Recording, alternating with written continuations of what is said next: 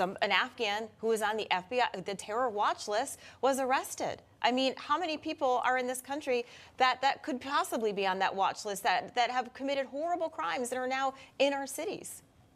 Every day, all day long, Allison. Look, the secretary, first of all, everything Chris said is spot on. The secretary, his indignance, I mean, it's just disgusting for me that he's actually claiming credit because you saw a 50% reduction from like 11,000 in a 24-hour period. I mean, we're still at 5,000 to 6,000 illegal aliens every single day. Our border in between the ports of entry are still wide open, as Chris said. I mean, we have drugs, criminals, and national security threats, Allison, you pointed out, pouring into our country every single day. And it's very important. We have to watch the ports of entry. Chris is 100% correct. That was my point as well. They've simply shifted a good portion of the crisis from in between the ports of entry to the ports of entry. Mark my words, the numbers of those encounters at our ports of entries have skyrocketed over the past 26 months by over 250%. They're simply shifting the crisis. They're taking illegal activity and they're legalizing the activity, I believe, in violation of law.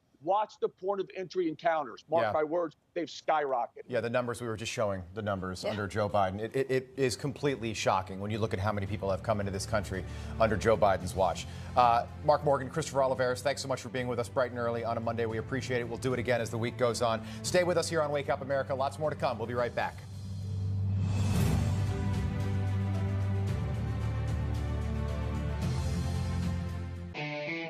By tax rebels, freedom fighters, gold seekers, believers, lovers, and true patriots. We're NEWSMAX, and we're their heirs, and so are you. NEWSMAX TV, real news for real people.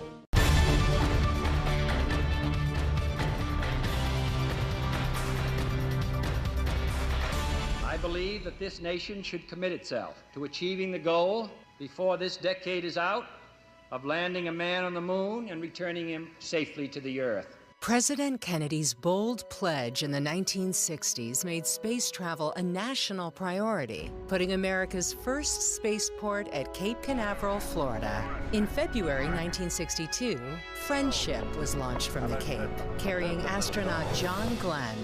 Shortly after the death of President Kennedy in 1963, President Lyndon Johnson signed an executive order naming the complex on Florida's Merritt Island the John F. Kennedy Space Center. Fulfilling Kennedy's pledge that America would put man on the moon, in 1969, NASA's Launch Complex 39 saw the launch of the rocket carrying Apollo 11, the tiny capsule piloted by Neil Armstrong, Buzz Aldrin, and Michael Collins.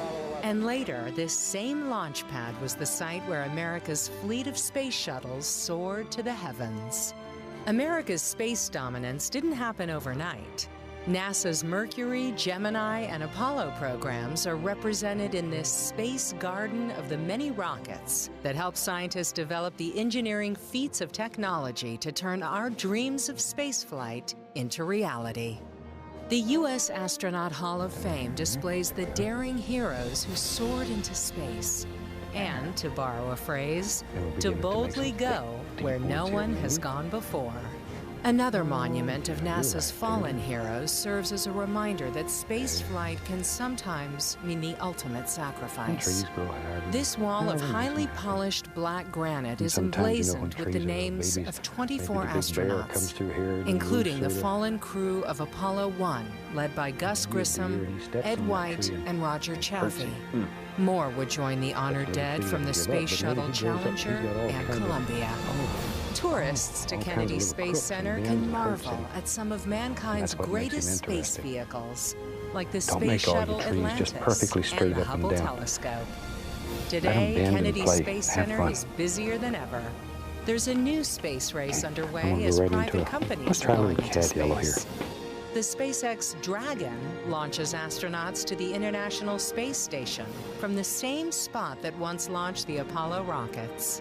America's first spaceport is a memorial to our greatest achievements, but it still remains a launching place to our most promising future in the stars. I'm Lucy Celia, and this is An American Place on NEWSMAX TV.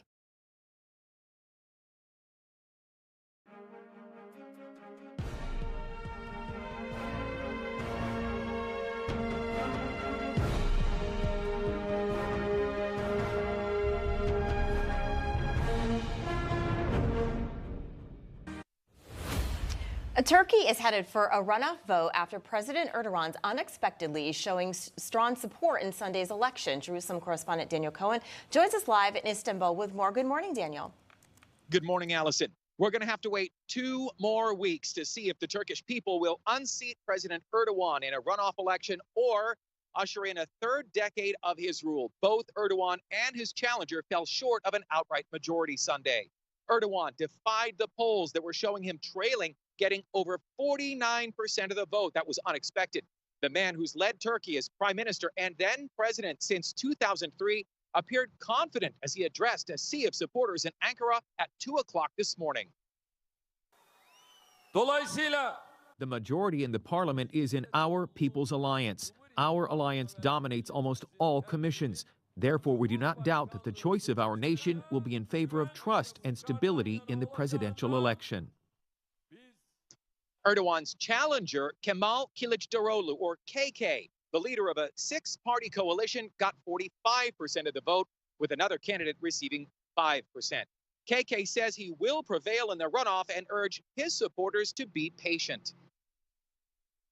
Bütün iftira ve hakaretlerine rağmen Despite all his smear campaigns and insults, Erdogan did not get the result he expected. Nobody should get excited about a fait accompli. We will definitely win this election in the second round. Everyone will see it. Turkey is the only Muslim majority member of NATO. The runoff, May 28th, will decide not only who leads, but whether Turkey will become more secular or authoritarian, how it will handle severe cost of living crises, and relations with Russia, the Middle East, and the West. Allison, back to you. All right, Daniel Cohen, thank you so much. Sure. It's now time for your NEWSMAX News Minute. Well, police are still searching for a suspect in a shooting in Yuma, Arizona that left 2 people dead and 5 others injured. Now, authorities say the shooting happened Saturday night at a gathering in a residential area, and the victims ranged in age from 15 to 20 years old. No word yet on what sparked that shooting. Meanwhile, a Maryland man stole a 5-ton military truck and led police on a highway chase just hours after being released from jail. Michael Stevens II was eventually taken into custody, charged with stealing the privately owned vehicle from a Bel Air home and crashing into multiple cars before taking off on foot. Stevens is behind bars without bond. And a Florida University professor breaks the record for the longest time living underwater. Joseph Dituri entered the world record book after 74 days living at Jules Undersea Lodge. Now, Dituri plans on staying 100 days at the bottom of the Key Largo Lagoon, studying how the human body functions in extreme conditions and teaching from 30 feet underwater. Now, those are just some of the stories we are following, but for breaking news, you can head to newsmax.com and keep it right here because another hour of Wake Up America starts right now.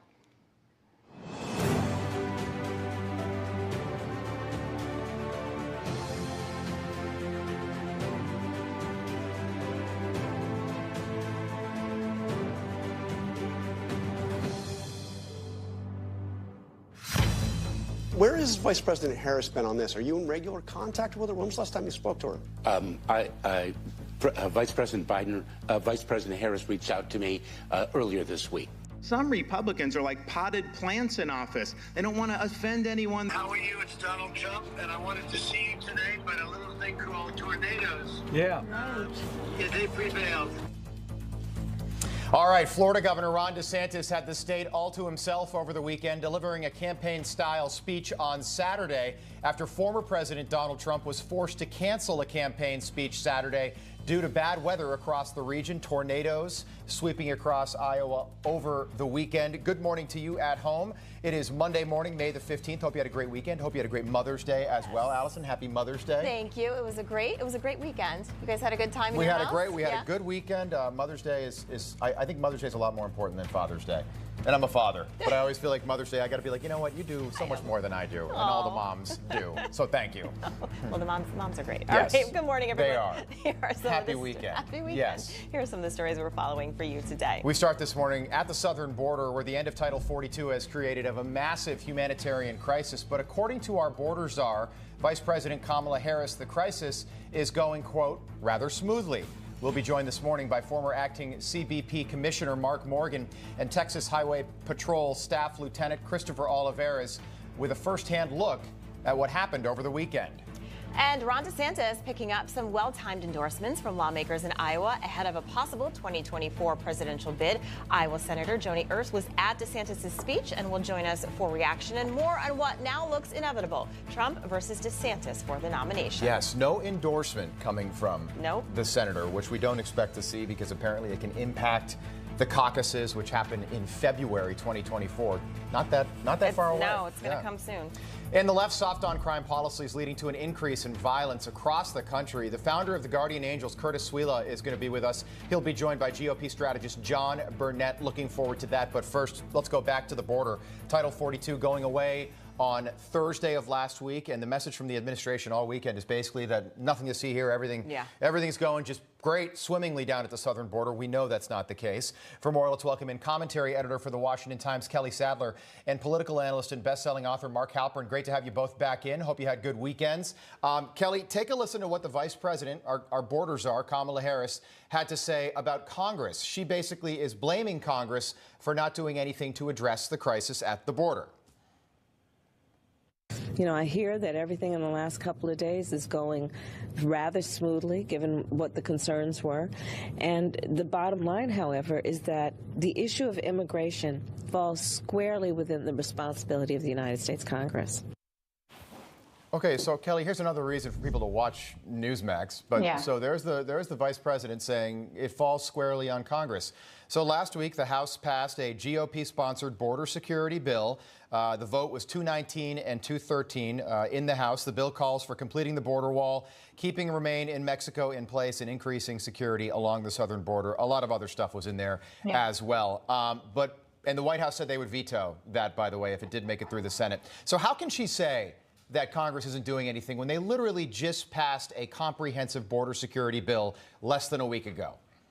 You know, there was a time several years ago before Donald Trump took this on as a campaign promise where immigration was a bipartisan issue, that everyone was for border security and enhanced border security and working together to try to basically make our immigration process slim it down and make it more accessible for people wanting to enter this country.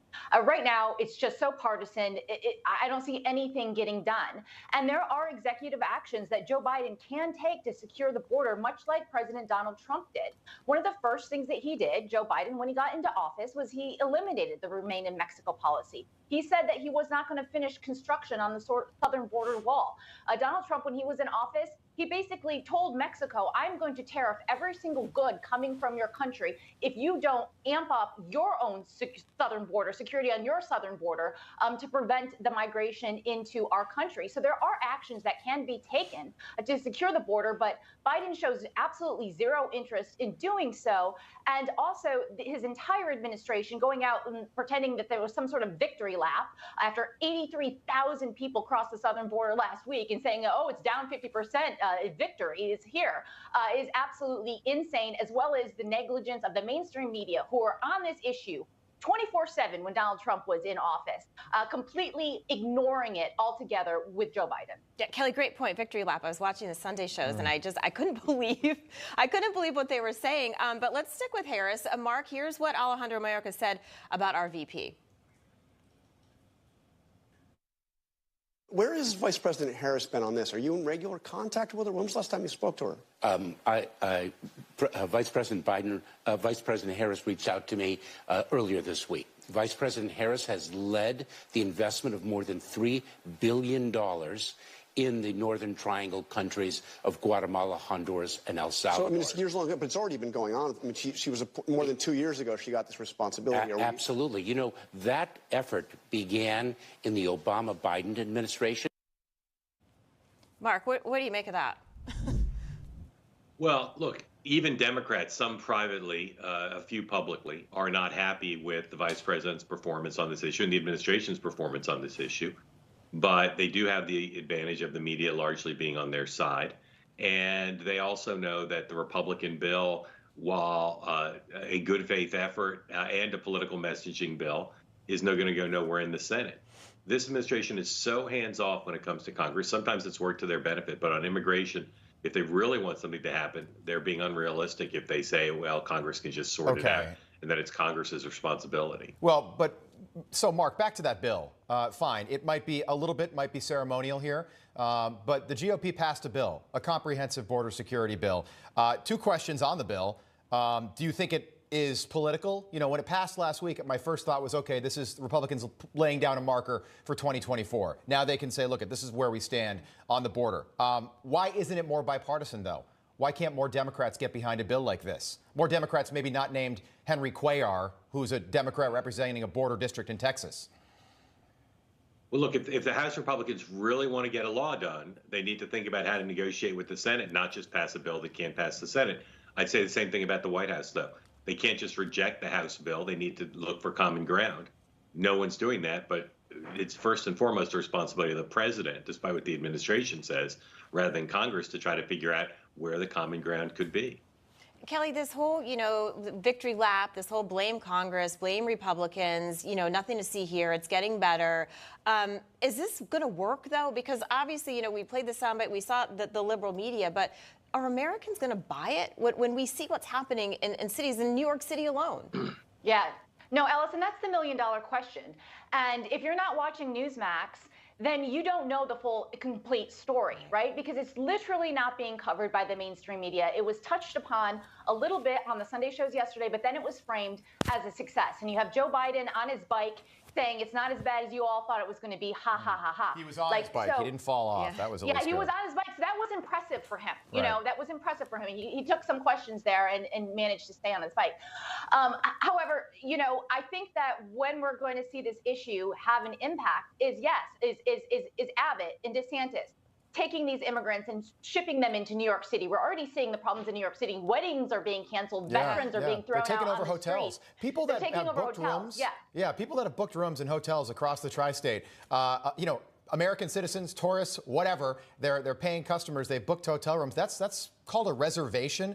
Apparently not. They're being booted. To your point, weddings are being called off. One hotel, one couple booked. They blocked. You do a wedding block for all your guests coming into town. 37 rooms. All 37 went to a bunch of migrants, okay? A bunch of people who broke the law the second they set foot on American sovereign soil. By the way, this was the statement the White House put out. They said they're going to veto that Republican bill if it ever makes it to the president's desk. They said, nope, this bill would, quote, make things worse, not better. And I'm thinking to myself, completing the holes in the wall, adding more border security, how does that make anything worse down at the southern border? It's a complete disaster, but the rest of the media is covering it like it's a little isolated bad weekend down there. Just not the case. I'll tell you what, Mark, Kelly, we'll pick this back up top of the hour. I want to get to the war in Ukraine right now. We're starting a new week, so I want to get an update to what's going on in Ukraine, particularly in the eastern part of the country. The war now in day number 446 as we start the week. Yeah, Ukrainian President Zelensky coming off a busy and productive weekend. All eyes now are on Chinese delegation making its way to Moscow and Kyiv to attempt peace negotiations. Joining us now for more, retired Air Force Brigadier General and NEWSMAX contributor Blaine Holt. On a Monday, General, good to see you. This Chinese delegation, apparently they're going to try to negotiate peace. Do you buy it? Well, I don't think they're really coming in mind with any negotiating skills. I think they're coming in mind with a plan that they're going to kind of explain to everybody why it's in their best interest to go the Chinese way.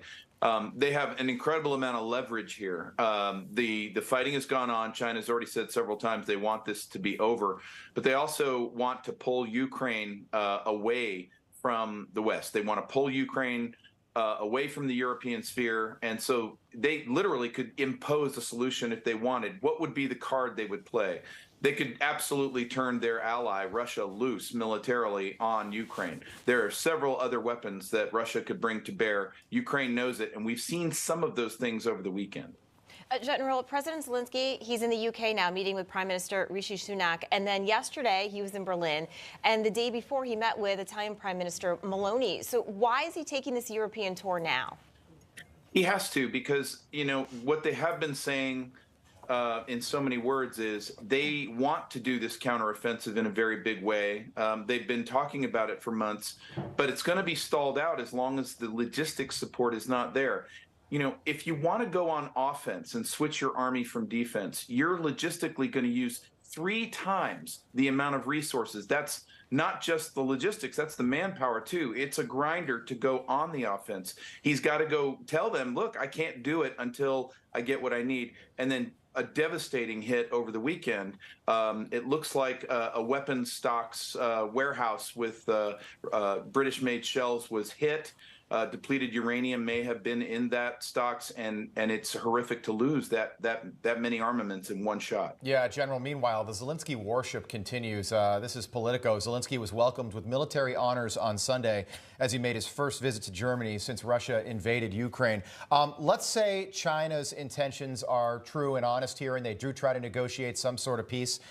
Basically, that gives Russia a victory because China wouldn't demand that Russia leave the Donbass or Crimea. How do you see this playing out if it does go in that direction?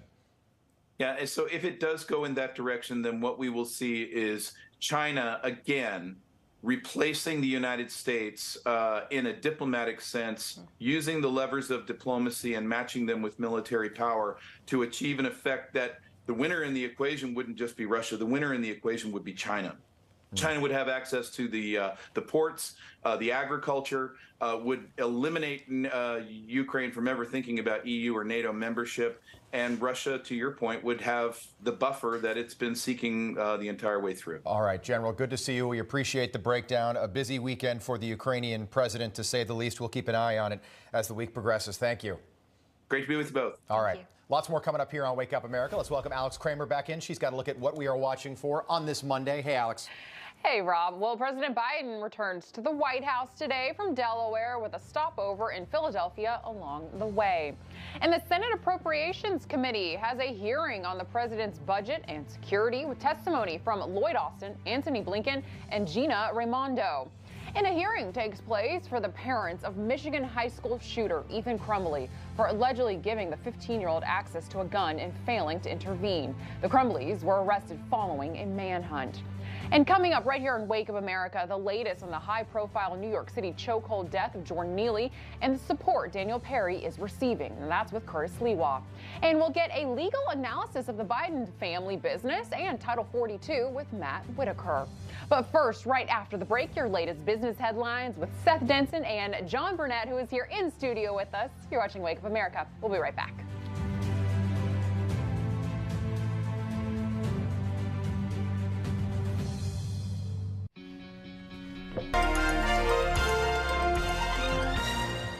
I'm going to tell you something. They're going to call you chicken if you don't swim. You are the world record holder. And the premier Olympic swimming event is the 100 freestyle.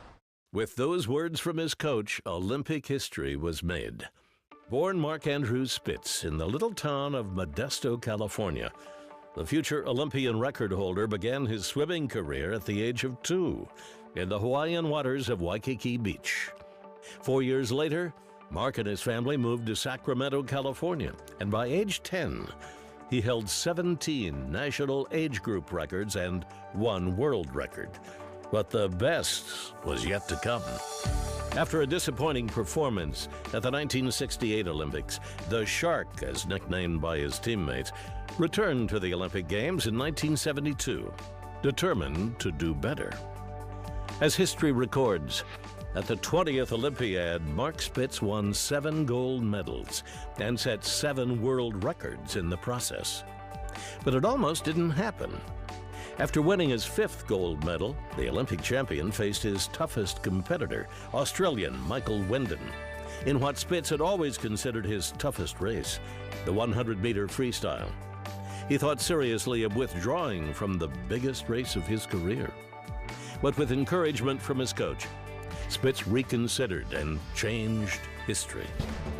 Spitz's achievement gave America a boost internationally as the nation suffered in global public opinion from its long war in Vietnam. And Spitz's victory in the sports arena was especially gratifying. As an American Jew, his victories cast a powerful shadow over the Palestinian Liberation Organization's Munich terrorism, when 11 Israeli athletes were held hostage and eventually murdered by the group belonging to the Black September organization. Despite the horrors and his own nail-biting competition, Mark Spitz always maintained his sense of humor. The night before competition was to begin, he was asked by a Russian reporter why he wore a mustache.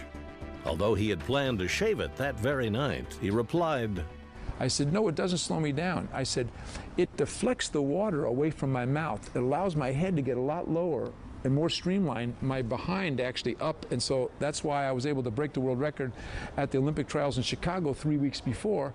The guy looked at me and hesitated, and then he translated as fast as he could into Russian. All male Russian swimmers the next year had a mustache.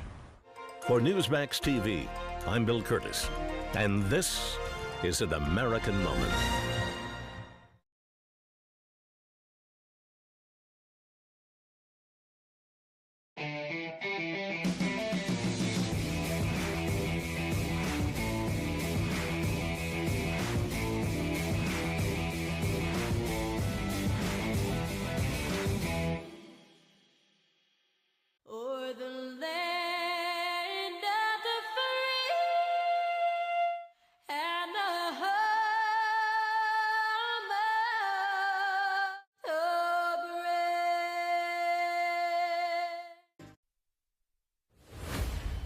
Welcome back to Wake Up America. I'm Alex Kramer. Well, Ukrainian President Volodymyr Zelensky is on the road rallying support from European allies ahead of a planned counteroffensive. NEWSMAX foreign correspondent Alex Salvi is live in Rome with the highlights. Good morning, Alex. Alex, good morning. President Volodymyr Zelensky believes that Ukraine can only be victorious with the help of European allies, and he's making sure that leaders all across the continent are on the same page, especially over these coming weeks. Zelensky kicking off his diplomatic mission abroad in Italy over the weekend, meeting with the country's president and prime minister. Italy's Giorgia Meloni pledging additional financial and military assistance to Ukraine, solidifying her support amid internal turmoil in her coalition. Now, colleagues such as Silvio Berlusconi and Matteo Salvini voicing criticisms of Western sanctions against Russia. But Meloni insists that peace is achieved through strength, and she fully intends to help Kyiv with that approach. Peace will arrive only if Russia will stop hostilities and the attacks on civilians. We want to reiterate our appeal to Moscow to stop the aggression and withdraw the troops from Ukrainian territory. We're in favor of a diplomatic solution of the conflict, and we're ready to provide any possible assistance to Kyiv when they will consider an opportunity to start a negotiation. Now, of course, Meloni isn't alone in actively trying to achieve a peaceful end to the war. Zelensky later meeting for 40 minutes at the Vatican with Pope Francis, a man who continues to try to be a mediator in this conflict. The two discussing matters of food security, prisoner exchanges, and the forced deportation of Ukrainian children. The pontiff last month announcing a secret mission to facilitate the safe return of these kids to their homes, an issue that the Holy See says was raised with the Ukrainian leader during his trip to Vatican City. Now, Zelensky's stop in Italy was just the beginning, later meeting with leaders in Germany and then France, and today stopping in the United Kingdom. This ahead of a planned counteroffensive against Russia, with Western leaders believing its success or lack thereof could be crucial leading up to potential negotiations with Moscow. Alex? All right, Alex Salvi, thank you so much for that report. It's now time to take a look at the latest business headlines. But with that, we're going to bring in a business and markets analyst and NEWSMAX contributor, Seth Denson, as well as here in studio with us is business and political commentator John Burnett. Good morning, gentlemen. Let's start with the markets. They finished the week down on Friday. This morning, futures are rallying ahead of the opening bell on hopes of progress with that debt ceiling. Okay, but let's talk about Twitter. So we first told you about the news that Elon Musk had actually found a replacement for himself at Twitter last week for that CEO position. And now we are hearing from her for the first time on the social media site. Seth, to you first. So what was Linda Yaccarino's message, and what does it reveal about the kind of leader that she might potentially be? Well, it's interesting. So she quoted a tweet from Elon and said how excited she was working to, quote, transform Twitter. So a lot of people are looking at it saying, what are we transforming? We kind of like what Elon's done with it and left it to be a free speech, platform. So it'll be interesting to see what she actually does. Elon's been very clear she will focus on the business side. Now, I spent over the weekend a little bit of time between Mother's Day things, looking at videos and interviews that she's done, even with Elon, talking about looking at ESG companies and advertisers. Now, it's interesting. Twitter has lost $750 million in advertiser funding. So I'm sure Elon's going to have her focus on that. But I wouldn't be too concerned. I don't think Elon's going to let too loose of the reins. It's going to keep Twitter a free speech platform. Yeah, I mean, let's hope so. And like you said, I don't think Elon is going to completely just let go. All right, let's talk about the debt ceiling. We're inching towards that deadline as President Biden is set to meet with congressional leaders tomorrow. John, to you now. So there will be fallout from this if the U.S. actually defaults. You've said continuously the U.S. is not going to default.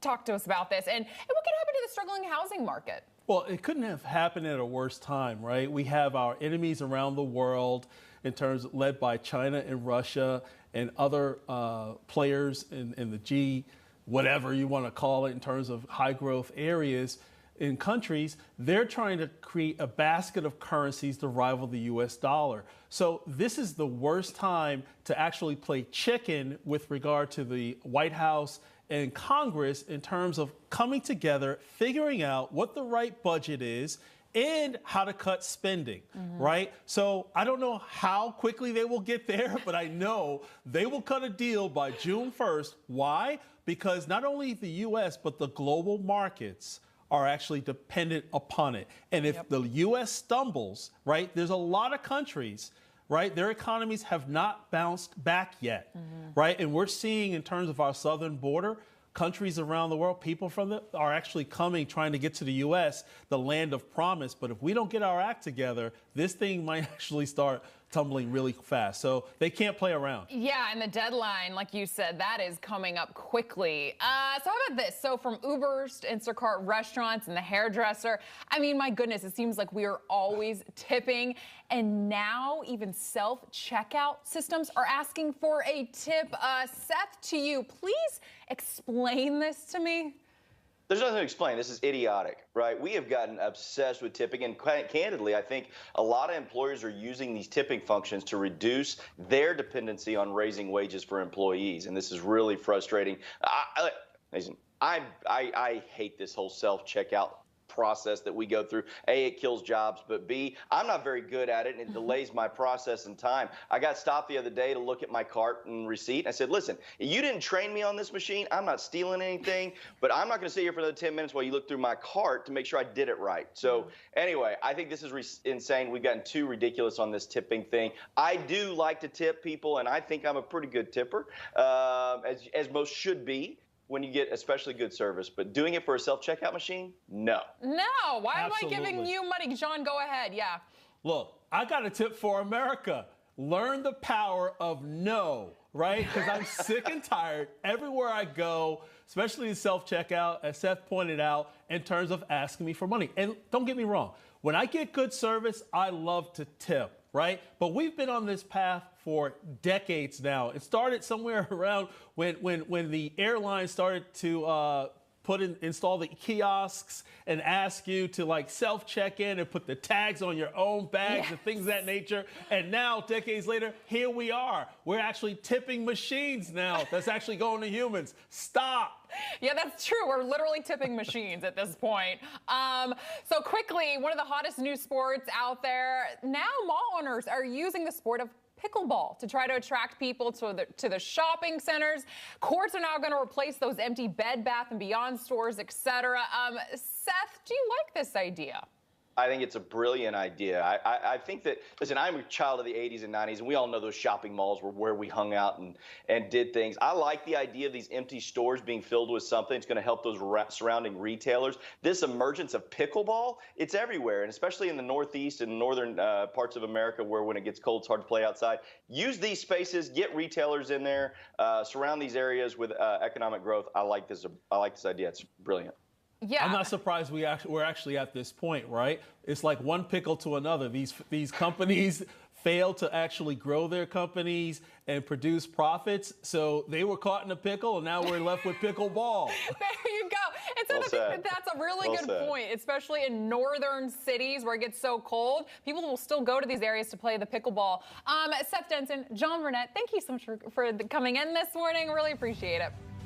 Thanks, all right, up next, the Biden administration insists things are under control at the southern border with Title 42 coming to an end. Well, we are speaking with one Arizona state rep who is personally impacted by it. Keep it here.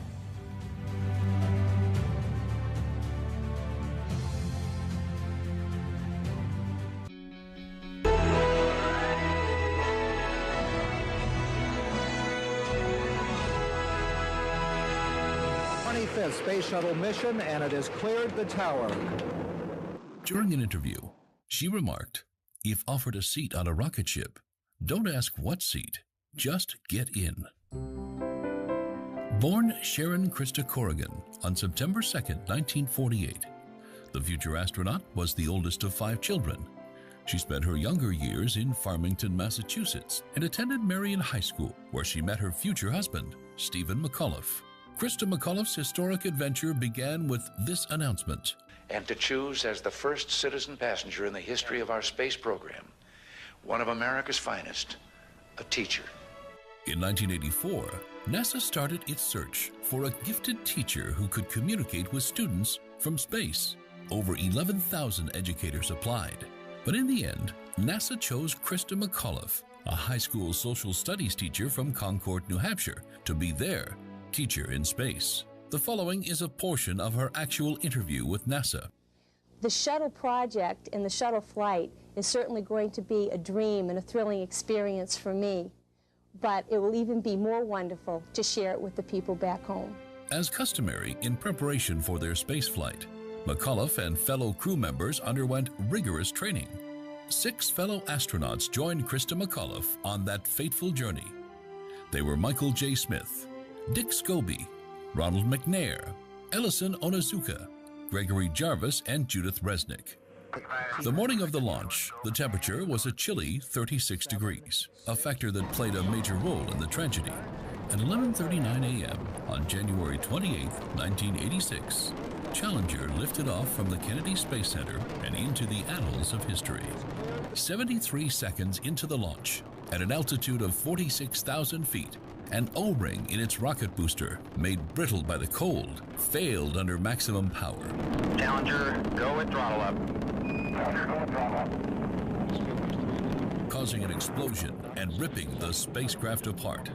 2 minutes and 45 seconds later, the main cabin of the space shuttle splashed into the Atlantic Ocean at a speed of 200 miles an hour.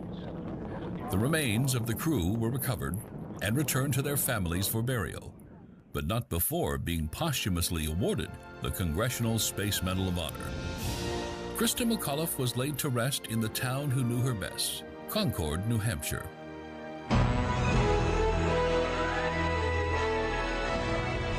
You're watching An American Life on NEWSMAX TV.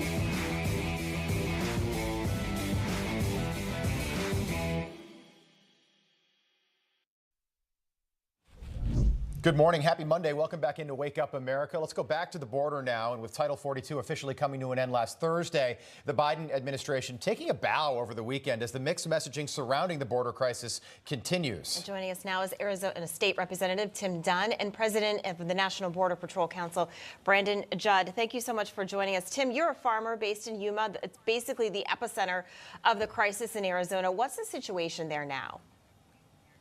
Thank you for having me this morning. Actually, the border is the cartels are in control of the border. Over the weekend, we kind of stabilized. The cartels know that they want the CBP to be the final stage, the Uber for their people to get into America. And so they slowed down the flow into the Yuma sector and into Arizona in general. And so they're the ones that are running the show, not the CBP. And I think that, it's a whole different situation in Arizona compared to Texas. And, we have our NGOs are at their capacity, but we are not releasing into the streets. We're able to control the flow, but that's because the cartels have kept them into Mexico because they're in control. Okay. Brandon, good to have you back, by the way. We appreciate you being with us. Take a listen to what the vice president had to say about what's going on at the southern border right now. I hear that everything in the last couple of days is going rather smoothly, given what the concerns were. And the bottom line, however, is that the issue of immigration falls squarely within the responsibility of the United States Congress. All right, Brandon, the last 7 days, 83,000 illegal crossings that we know about. We know at least one Afghan national on the terror watch list was apprehended. At one point, we were seeing 10,000 a day. That's a record. That's an all-time high. Do you agree with that assessment rather smoothly? No, absolutely not. But let's actually look at the evidence. All we have to do is look at what the numbers are and how we're able to handle those numbers. Jay Johnson himself said that we're not able to handle anything over 1,000 apprehensions per day. We're up to 6,000 apprehensions per day right now. And as far as Arizona goes, Arizona is anything but secure. That's where most of the gotaways are taking place. Arizona is a very big state. The Tucson sector leads the nation in gotaways. The Tucson sector is the second highest in apprehensions.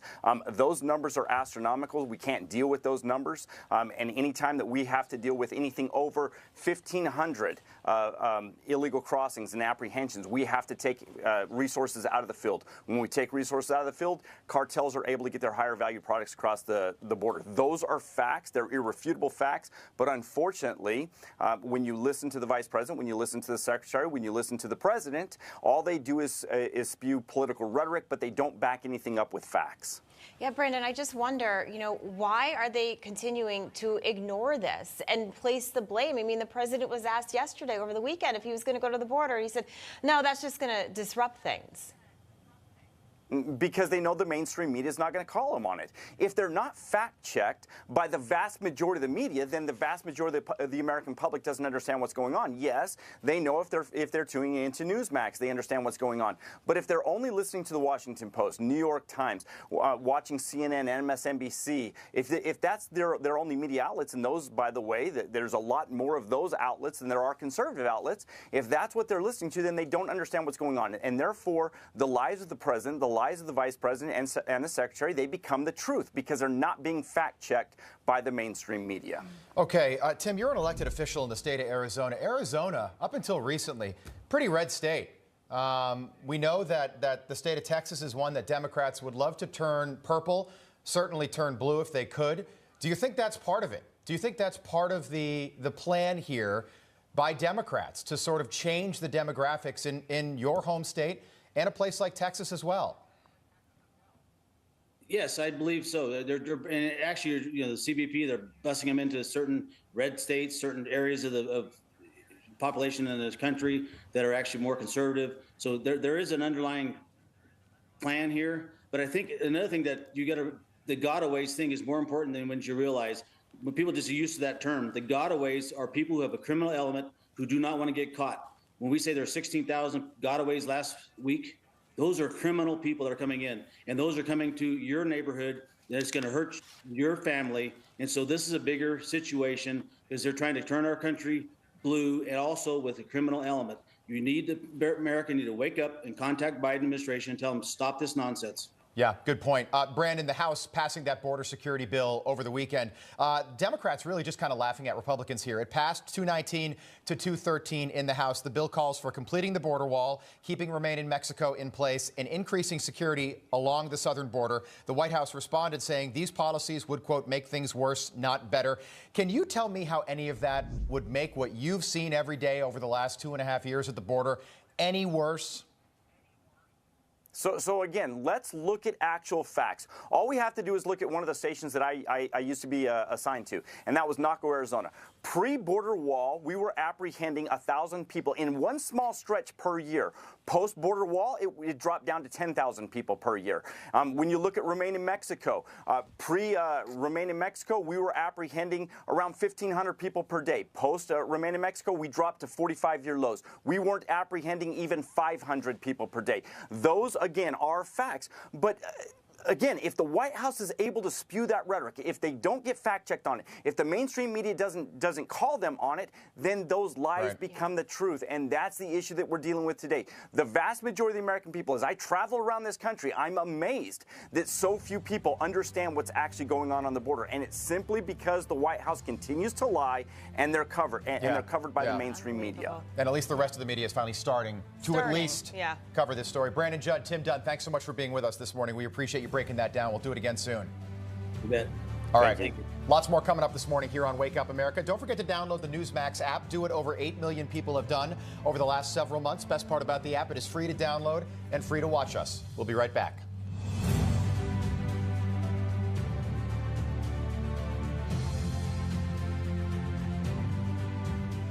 Look, the story's not...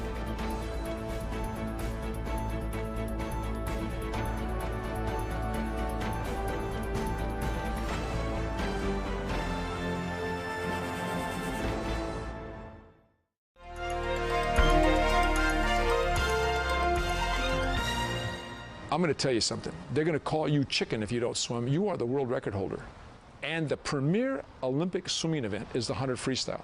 With those words from his coach, Olympic history was made.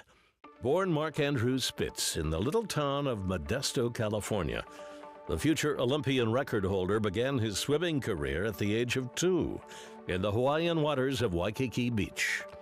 4 years later, Mark and his family moved to Sacramento, California, and by age 10, he held 17 national age group records and 1 world record. But the best was yet to come. After a disappointing performance at the 1968 Olympics, the Shark, as nicknamed by his teammates, returned to the Olympic Games in 1972, determined to do better. As history records, at the 20th Olympiad, Mark Spitz won 7 gold medals and set 7 world records in the process. But it almost didn't happen. After winning his 5th gold medal, the Olympic champion faced his toughest competitor, Australian Michael Wendon, in what Spitz had always considered his toughest race, the 100-meter freestyle. He thought seriously of withdrawing from the biggest race of his career. But with encouragement from his coach, Spitz reconsidered and changed history. Spitz's achievement gave America a boost internationally as the nation suffered in global public opinion from its long war in Vietnam. And Spitz's victory in the sports arena was especially gratifying. As an American Jew, his victories cast a powerful shadow over the Palestinian Liberation Organization's Munich terrorism, when 11 Israeli athletes were held hostage and eventually murdered by the group belonging to the Black September organization. Despite the horrors and his own nail-biting competition, Mark Spitz always maintained his sense of humor. The night before competition was to begin, he was asked by a Russian reporter why he wore a mustache. Although he had planned to shave it that very night, he replied, I said, no, it doesn't slow me down. I said, it deflects the water away from my mouth. It allows my head to get a lot lower and more streamlined, my behind actually up. And so that's why I was able to break the world record at the Olympic trials in Chicago 3 weeks before. The guy looked at me and hesitated, and then he translated as fast as he could into Russian. All male Russian swimmers the next year had a mustache. For NEWSMAX TV, I'm Bill Curtis, and this is an American Moment.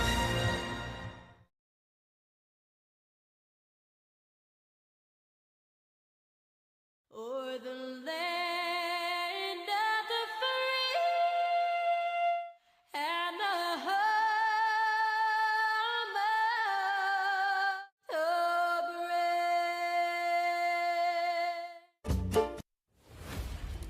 Good morning. Welcome back into Wake Up America. Our next guest writing an op-ed for NEWSMAX.com. The premise is simple. Basically, prevent that letter that 51 Intel experts signed just weeks before the 2020 election, claiming that the Hunter Biden laptop was Russian disinformation from ever happening again. We now know that the Hunter Biden laptop and its contents are most certainly real. Absolutely. Joining us now for more, senior fellow at the America First Policy Institute and NEWSMAX contributor, Fred Fleitz. Fred, great to see you. So your op-ed talks about the House report from last week showing that a 2020 letter signed by 51 intelligence officers on the Hunter Biden laptop. So talk to us about why this is so important for people to know.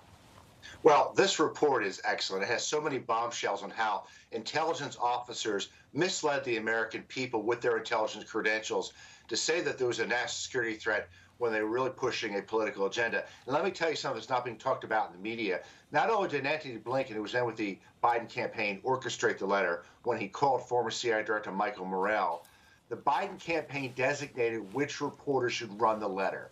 They designated Shane Harris with the Washington Post, a well-regarded national security reporter, but he refused to run it. Then they went to the Associated Press. Associated Press refused to run it. Then they went to Natasha Bertrand, who was with Politico. She's a pretty well-known liberal reporter who plays ball with the Democrats on national security. That's the only way they were able to get the letter out. Fred, Morale testified that Blinken, as you said, played a key role in basically getting everybody together to sign that document, the 51 signatures. Is that election interference, that act right there? I think it definitely was. A campaign asks an intelligence officer to put out something political. And what's also not well known is that Morell tried to say that this represented the consensus of intelligence officers who follow Russia. That's not true. Morell wrote the letter. Then he rounded up intelligence officers who work on Russia, and the majority of them refused to sign the letter because they didn't agree with it and they thought it was too political. So, Fred, what's next? Well, look, we have former intelligence officers holding high-level security clearances, making a lot of money with Beltway bandit firms who work with the Defense Department and intelligence agencies. In January 2025, if we have a new Republican president, every one of them should lose their security clearances, and we have to have new ethical standards for what current and former intelligence officers do so they don't meddle in American politics. Yeah, and Fred, just for everyone at home, I think a lot of people remember hearing about the letter, but basically the media in particular used this letter to keep this story as justification to keep this story. We didn't do this at NEWSMAX, by the way, but they used this letter to keep this story from the American people just prior to the 2020 election. And don't forget, 40,000 votes go the other way in a few key states. Donald Trump's in the Oval Office today. It impacted the election. It gave Joe Biden a talking point during his debate with Donald Trump, his one and only debate with Donald Trump. Why is this such a big problem moving forward? Look, this letter was used to censor a story that made the difference in a presidential election. And, an issue I have here is I want to know who in CIA management knew about this. How high did the clearance go? This letter had to be cleared by the CIA. There's a pre-publication clearance requirement for CIA requirements. Did the CIA director know that a letter that could affect the outcome of a presidential election? Did she know about it? Did she let it through? I'd like to know what Nina Haspel knew about this. Yeah, and now Antony Blinken's our Secretary of State. By the way, in that letter, this is a quote, Fred, it's also in your op-ed, the laptop has all the earmarks of a Russian disinformation operation. It's laughable now, a few years later. It's sad, but it is laughable. Fred Fleitz, we'll do it again soon. Thanks so much for being with us this morning. Good to be here. All right, lots more coming up on Wake Up America. Stay with us. We'll be right back.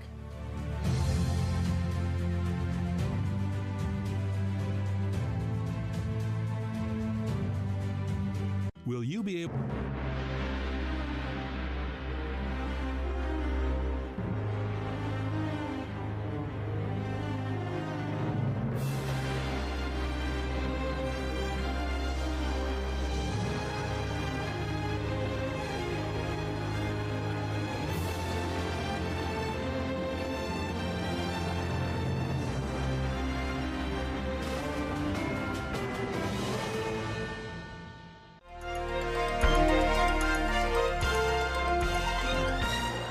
شما می‌بینید که الان مرکز فساد امریکا را جوان‌ها رفتن گرفتن و امریکایی هم که در اونجا بوده گرفتن و اون لانه فساد را به دست آوردن و امریکا هم هیچ غلطی نمی‌تونه بکنه. In January of 1979, the Shah of Iran fled to the U.S. after losing control of his country to Islamic radicals.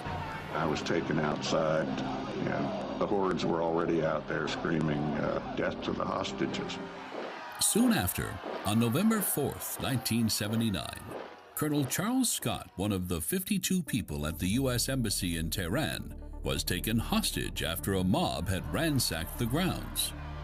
Throughout their captivity, embassy personnel were subjected to torture and harassment. I was beaten, I was hung by my wrists. At first, the Ayatollah Khomeini opposed the embassy seizure, but quickly changed his mind once he realized he could use the seizure to unite his country while declaring himself Iran's new leader. The hostages were taken in hopes of forcing the U.S. to return the Shah to stand trial.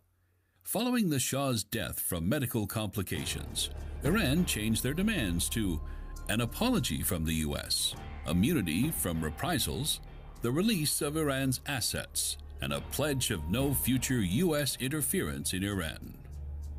5 months into the hostage crisis, President Carter ordered a rescue attempt using the Army's Delta Force.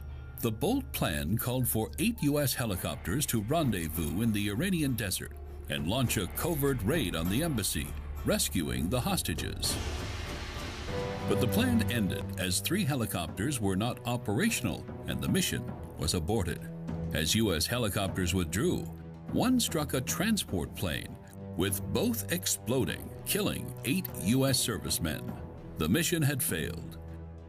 It was my decision to attempt the rescue operation. It was my decision to cancel it when problems developed in the placement of our rescue team for a future rescue operation. The responsibility is fully my own. And the chances of Jimmy Carter's re-election disappeared that fateful night. Ronald Reagan won the election that year, promising to finish the job against Iran. After 444 days of captivity, on January 20th, 1980, on the very day and very hour of his inauguration as America's 40th president, Iran released the American hostages. You're watching An American Moment on NEWSMAX TV. Welcome back to Wake Up America. Well, WNBA star Brittany Griner's 10-point return to the court was pretty average. But after spending 10 months in a Russian prison, her perspective has certainly changed. So for more on this and other sports controversies, let's bring in former Arkansas Senate candidate and former pro football player Jake Beckett. We also have former tennis pro and U.S. Davis Cup captain Patrick McEnroe, as well as sports commentator Doug Bell. Good morning to you, gentlemen. Good morning, Alex. Hey, Jake, Allison. Yeah, hey, good morning, guys. Jake, Griner, who was a non-participant in the national anthem prior to her arrest, now says that the national anthem hits different. Talk to us about what you think about that. Well, that is a heartwarming sentiment, but you'll have to forgive me if I'm not sold on Griner's newfound patriotism. She recently also said that she thinks that it should be illegal to disagree with her position on trans people participating in women's sports. So I'm not quite sold. Someone whose patriotism I'm not questioning, by the way, is American former Marine Paul Whelan, who, by the way, is still rotting in a Russian prison. He was left behind by the Biden administration. He was not made a part of the deal for Brittany Griner's exchange for a Russian arms dealer when he should have been. So I'm thinking about people like Paul Whelan who are still in prison today, who are 100% red-blooded American patriots. I'm not questioning them. Brittany Griner's statements, I'm not really interested in that much, to be honest. All right, Patrick, to you. So American Pride is obviously a massive part of the Davis Cup experience, which you know a lot about. What do you make of Brittany Griner's kind of about-face on this? Well, I think, as Jake said, I think it's nice to hear her speak about the national anthem in those terms. Of course, it is her right, or anyone's right, to not stand for the national anthem, whether you like that or not. But to me, what I'm going to be looking for is what kind of impact this has, her whole situation has, on the WNBA overall. Yeah, she's going to use her platform to promote people like Paul Whelan that Jake so rightly mentioned that are still in captivity overseas. So she's going to try to do some good in that respect. But I'm very interested to see if the attendance figures will change for the WNBA. Remember, an average NBA game averages 17,000 people to each game, regular season. For the WNBA, it's about 5,500. And that is really the reason why Brittany Griner and other female basketball players head overseas to places like Russia to make more money. So if the attendance starts to pick up, partly because of her notoriety at this point, that would certainly be a good thing for the WNBA and a great thing for women's sports overall. Yeah, good point.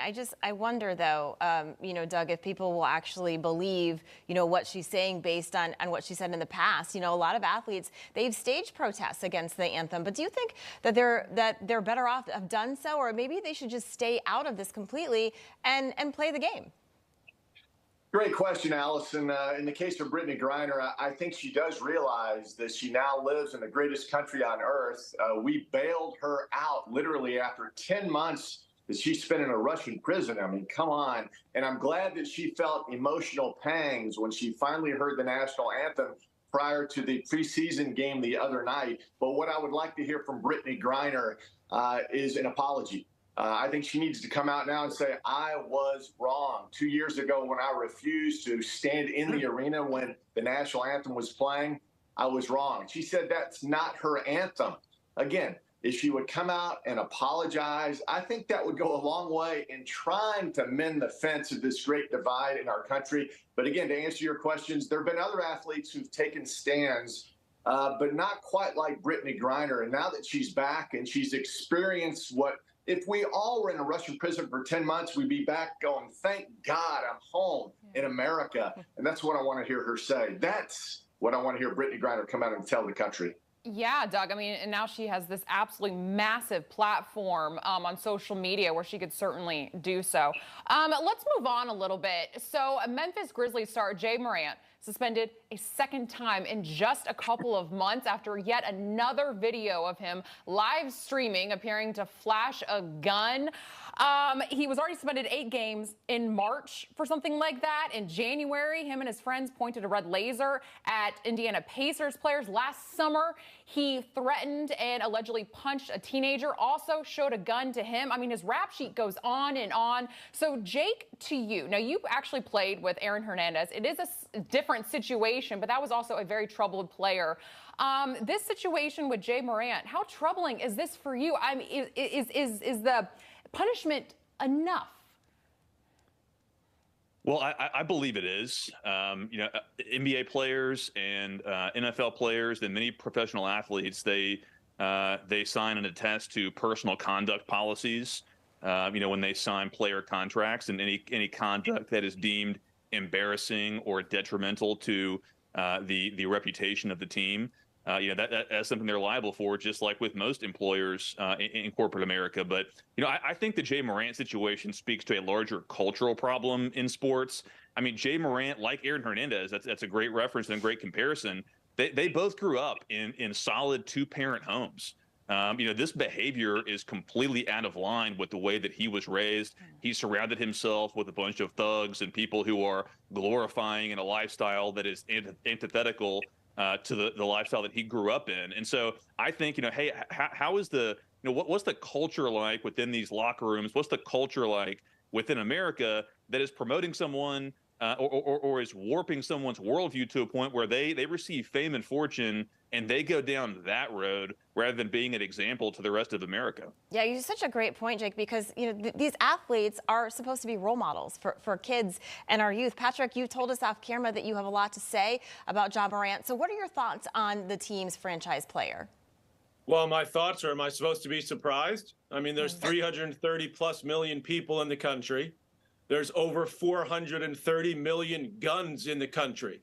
So you've got a young, very successful, very famous player in the NBA, and I'm supposed to be surprised that he's carrying a gun? Most of the population is carrying a gun. Now, you could certainly make the argument that the stupidity level is high on the charts, that he's brandishing a gun on an Instagram video for the second time, as Jake rightly noted, against the rules and regulations of the team and the league that he plays for. Now, the other argument, the other discussion that maybe we should all be having is, should employers in corporate America or in any parts of America, whether you're a salesman, whether you're a janitor, whether you're an NBA star, should they be able to tell you how to act when you're not on the job? Ja Morant was not working for the Memphis Grizzlies. His team was knocked out of the playoffs a couple of weeks ago. So theoretically, if you go by the letter of the law in this country, he should be able to do anything within his rights that's legal. Yeah. Patrick, Doug, Jake, great point. Appreciate it. Thanks for coming on. And coming up, the latest developments in the choking death of Jordan Neely that has left Americans afraid to defend themselves. You're watching Wake Up America, only on NEWSMAX.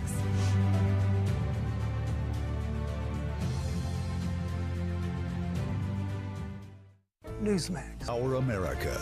We built it. Courage. Freedom. Millions go to NEWSMAX when they need to know. Start today on the free NEWSMAX app. NEWSMAX is real news for real people.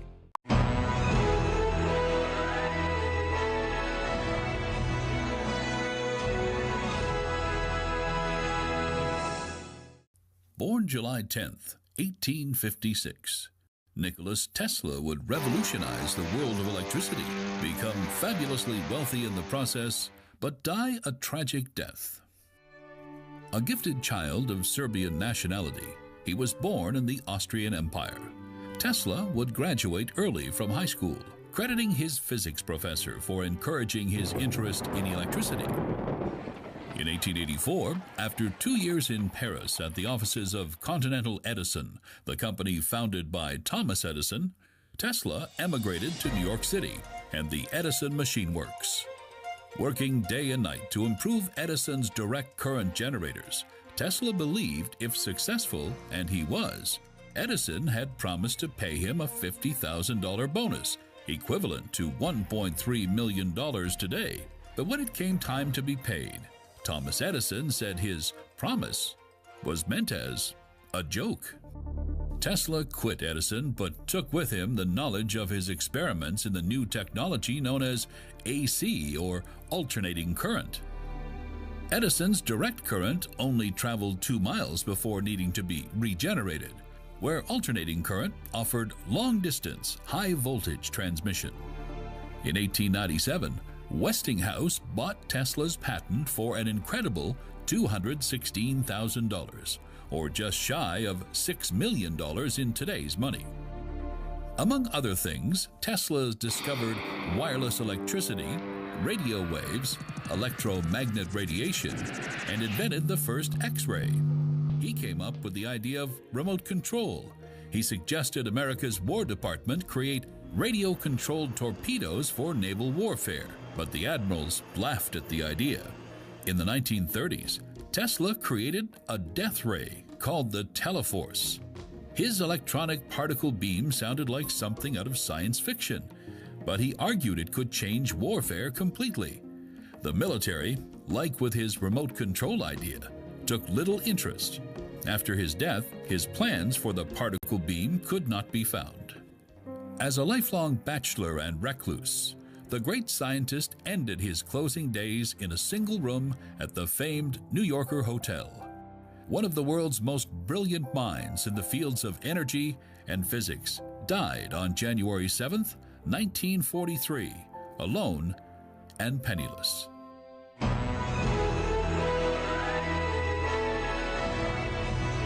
You're watching An American Life on NEWSMAX TV.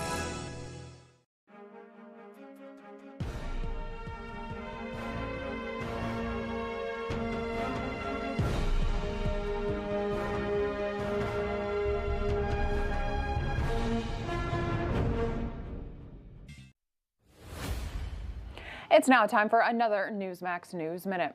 Well, Turkey's presidential election heads to a second round after President Recep Tayyip Erdogan fails to secure 50% of the votes.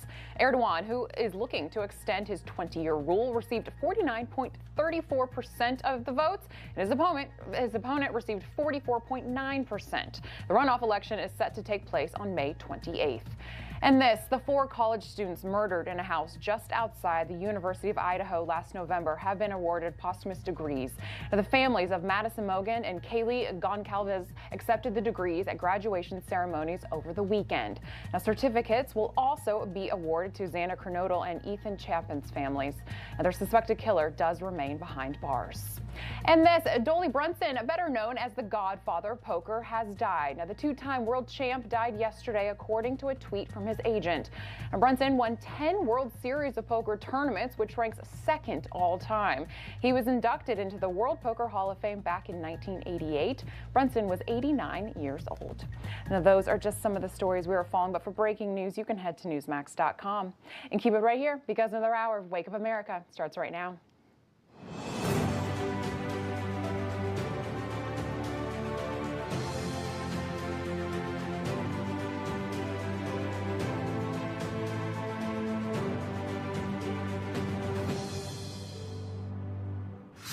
Where has Vice President Harris been on this? Are you in regular contact with her? When was the last time you spoke to her?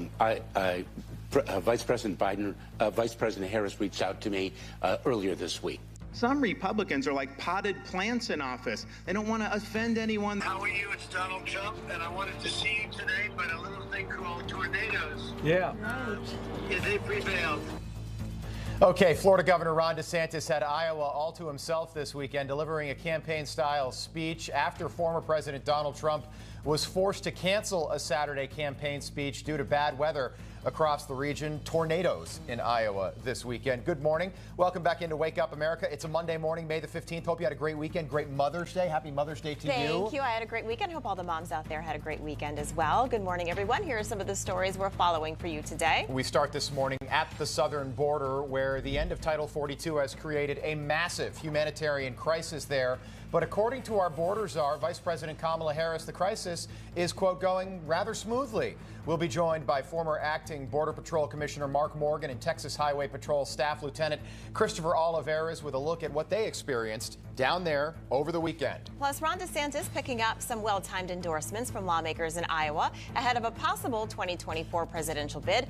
Iowa Senator Joni Ernst was at DeSantis' speech and will join us for more reaction. And now what looks maybe inevitable, Trump versus DeSantis for the nomination. Yeah, looking forward to that. Plus, the left's soft on crime policies leading to a massive increase in violence across the country. Founder of the Guardian Angels, Curtis Sweela, and GOP strategist John Burnett will join us in-house to discuss coming up this hour. But first, let's go back to Mr. DeSantis traveling to Iowa over the weekend.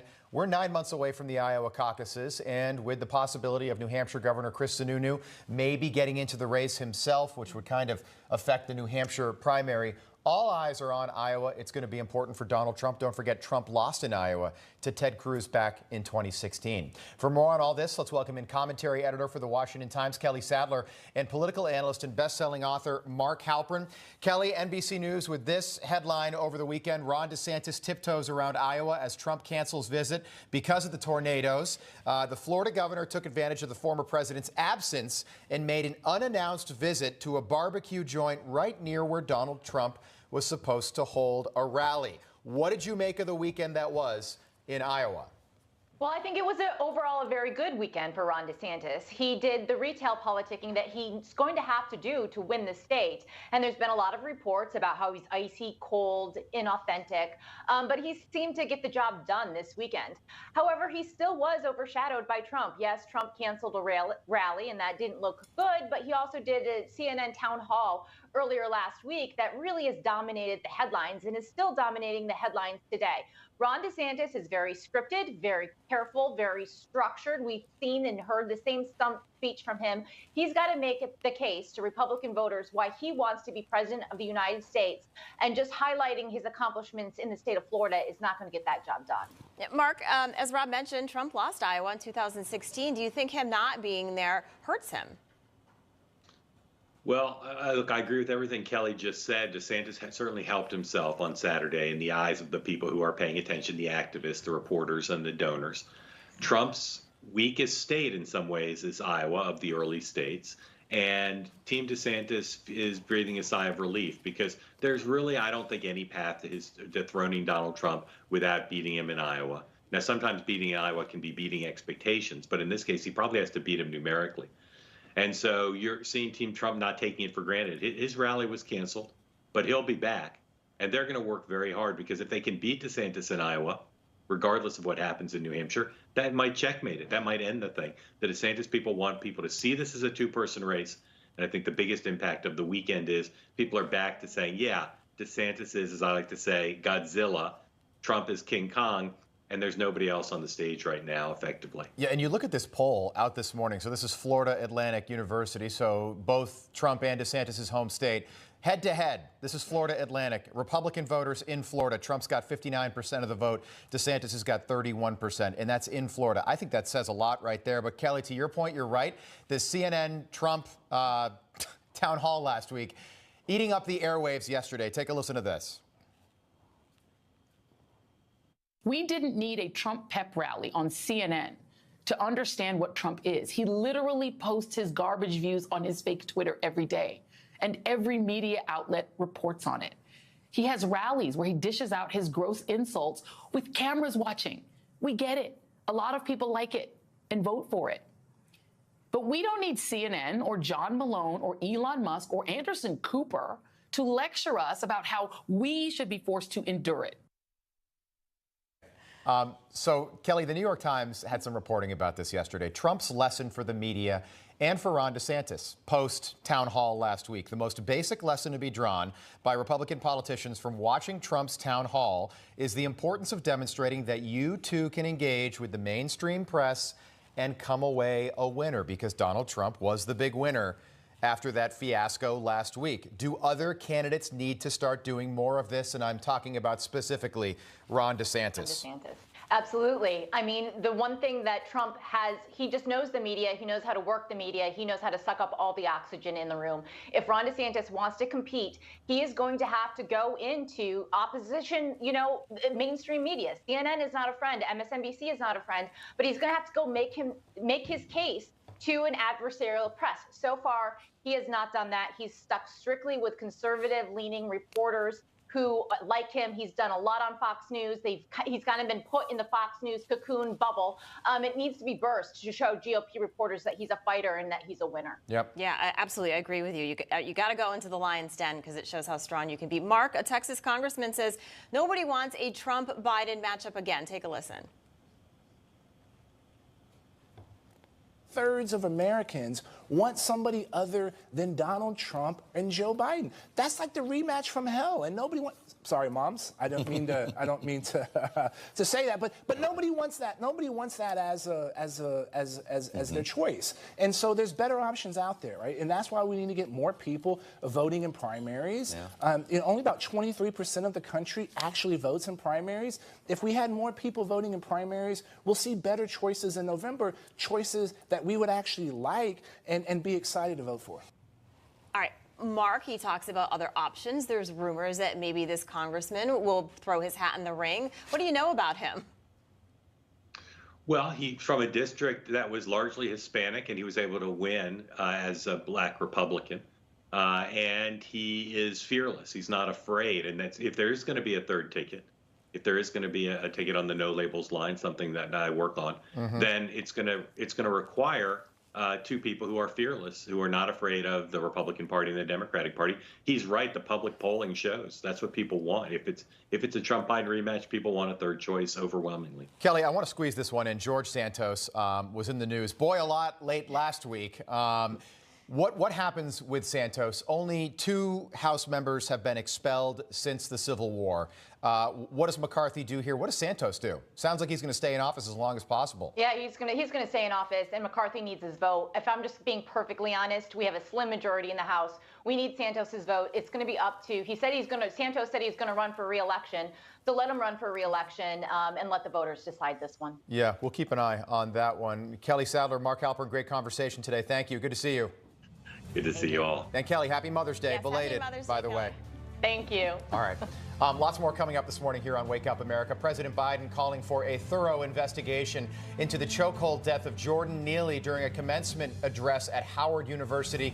We'll get into that after the break. Stay with us.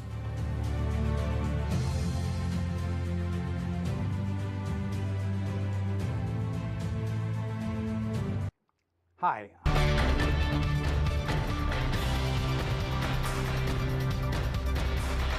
I believe that this nation should commit itself to achieving the goal before this decade is out of landing a man on the moon and returning him safely to the earth. President Kennedy's bold pledge in the 1960s made space travel a national priority, putting America's first spaceport at Cape Canaveral, Florida. In February 1962, Friendship was launched from the Cape, carrying astronaut John Glenn. Shortly after the death of President Kennedy in 1963, President Lyndon Johnson signed an executive order naming the complex on Florida's Merritt Island the John F. Kennedy Space Center. Fulfilling Kennedy's pledge that America would put man on the moon, in 1969, NASA's Launch Complex 39 saw the launch of the rocket-carrying Apollo 11, the tiny capsule piloted by Neil Armstrong, Buzz Aldrin, and Michael Collins. And later, this same launch pad was the site where America's fleet of space shuttles soared to the heavens. America's space dominance didn't happen overnight. NASA's Mercury, Gemini, and Apollo programs are represented in this space garden of the many rockets that help scientists develop the engineering feats of technology to turn our dreams of spaceflight into reality. The U.S. Astronaut Hall of Fame displays the daring heroes who soared into space and, to borrow a phrase, to boldly go where no one has gone before. Another monument of NASA's fallen heroes serves as a reminder that spaceflight can sometimes mean the ultimate sacrifice. This wall of highly polished black granite is emblazoned with the names of 24 astronauts, including the fallen crew of Apollo 1, led by Gus Grissom, Ed White, and Roger Chaffee. More would join the honored dead from the Space Shuttle Challenger and Columbia. Tourists to Kennedy Space Center can marvel at some of mankind's greatest space vehicles, like the Space Shuttle Atlantis and the Hubble Telescope. Today, Kennedy Space Center is busier than ever. There's a new space race underway as private companies are going into space. The SpaceX Dragon launches astronauts to the International Space Station from the same spot that once launched the Apollo rockets. America's first spaceport is a memorial to our greatest achievements, but it still remains a launching place to our most promising future in the stars. I'm Lucy Celia, and this is An American Place on NEWSMAX TV.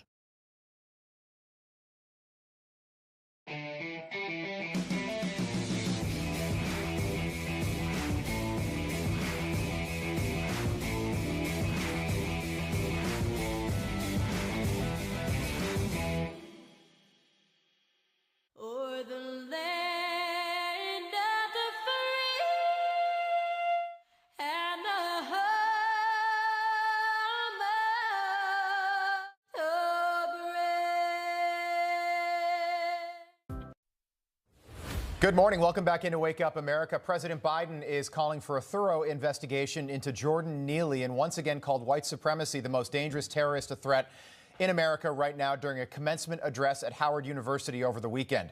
For more on this, let's welcome in NEWSMAX senior White House correspondent James Rosen. James, good morning.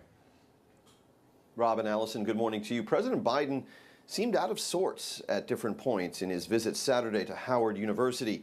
There he delivered a commencement address notable chiefly for his declaration that the white supremacy movement is the most dangerous terrorist threat to the homeland. But Mr. Biden, as you can see, fidgeted oddly during earlier remarks, then minutes later struggled and ultimately failed to deliver a proper greeting to the Prime Minister of Trinidad and Tobago. And it's truly special to join fellow honorees, Prime Minister Raleigh, Prime Minister, I didn't know you were so talented. I just thought you were a foreign policy, Latin American guy. We got to talk. I have been covering the presidency here in Washington for 25 years. I have studied and written extensively on earlier presidencies dating back to Kennedy. And I just have to say, not one example comes to mind of a president behaving in public so oddly as we saw President Biden behaving at Howard University. In the case of the gown and that fidgeting, it seemed almost as though he forgot he was seated in the front row of the stage and was being broadcast on television. And in terms of the losing struggle with the Trinidadian Prime Minister, it's one in a series of episodes where this president seems untethered from the moment for a protracted and painful period. Again, a phenomenon we never saw, say, even with Ronald Reagan as president. Guys in New York. It's a really good point, James, and you just have to ask yourself, how long is this going to go on before the Democrats, offer up a legitimate Gavin Newsom or some candidate to actually primary Joe Biden? We've got almost 20 months until Election Day 2024, and that was really awkward over the weekend. Yeah. Okay, for more on a story out of New York City that I'm sure you may have heard about by this point, I want to welcome in GOP strategist and NEWSMAX columnist John Burnett and former New York City mayoral candidate and the founder of the Guardian Angels way back in 1979, Curtis Sliwa, is with us this morning. Great to have you both on set. Good to see you. Yeah, great to be with you both. Curtis, you started the Guardian Angels back in 1979, basically to prevent things like this from happening. Talk to us more about that. Well, back then there were no cops on the subways at night because the city was in fiscal despair, almost to the point of bankruptcy.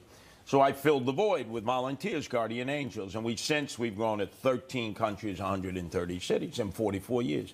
I got to tell you, patrolling the trains, I put people in chokeholds. I put people in headlocks, half Nelsons, full Nelsons, arm locks, leg locks. We don't have handcuffs like the police. So if you're a citizen and you're trying to restrain somebody, how else are you to do it So who do you give the benefit of the doubt to? A Marine who served our country honorably for 4 years and left as a sergeant and doesn't seem to have anyone who's surfaced to say anything negative about him?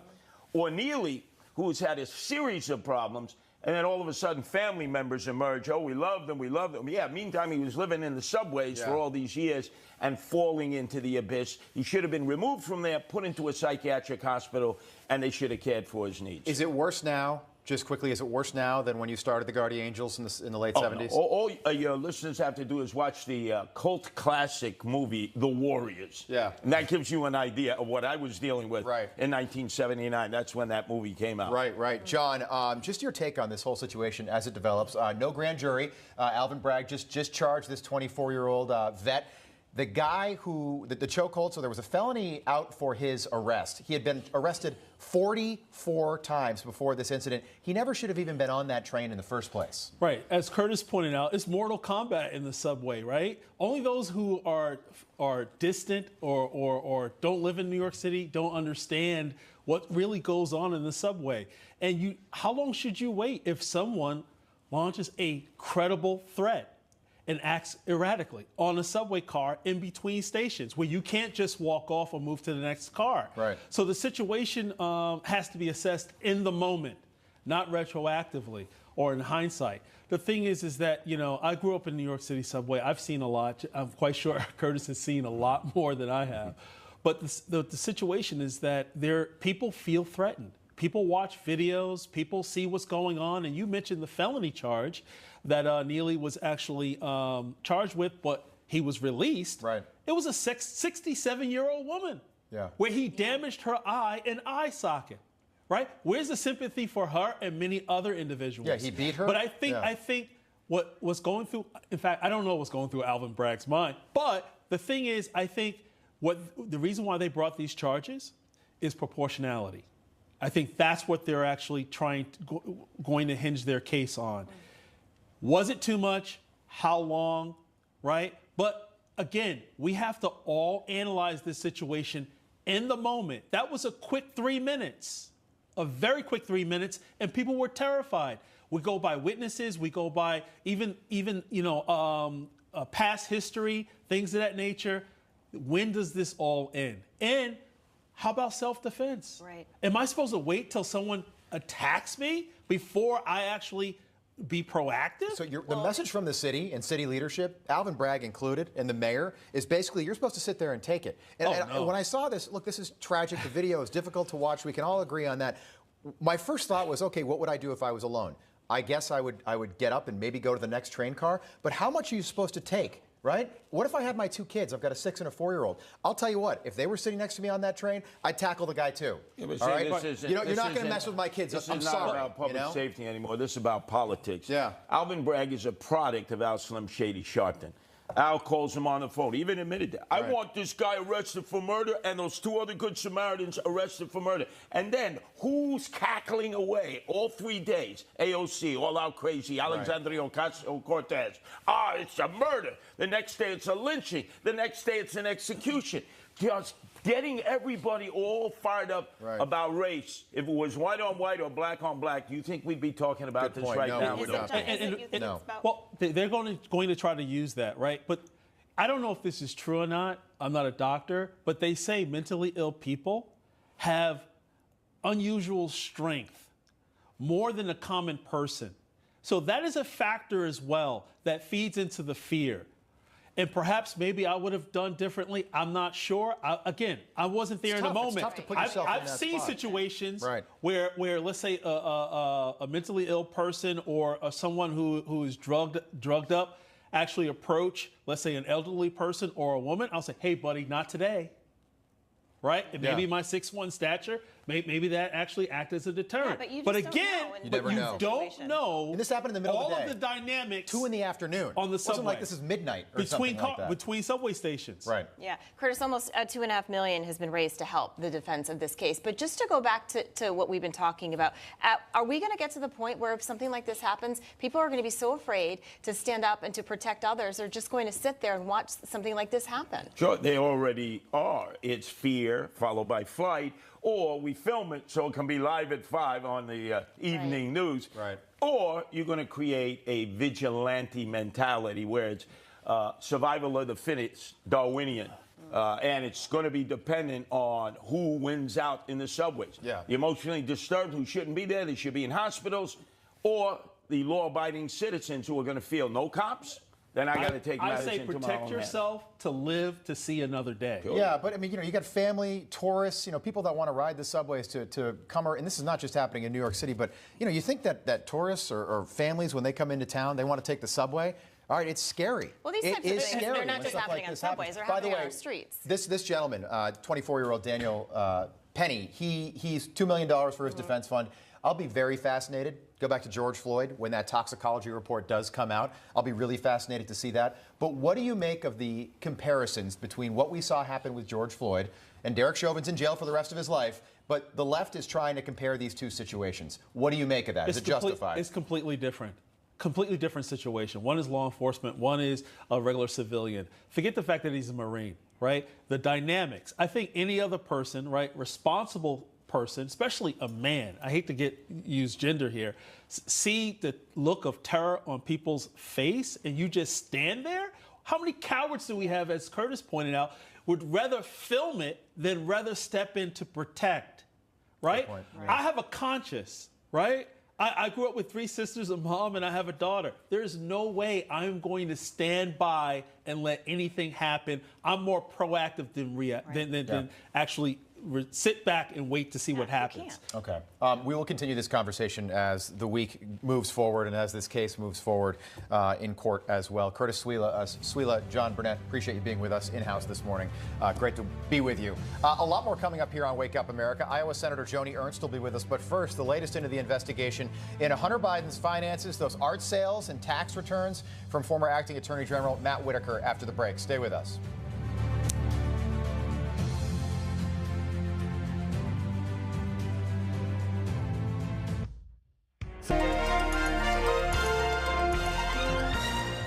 I'm going to tell you something. They're going to call you chicken if you don't swim. You are the world record holder.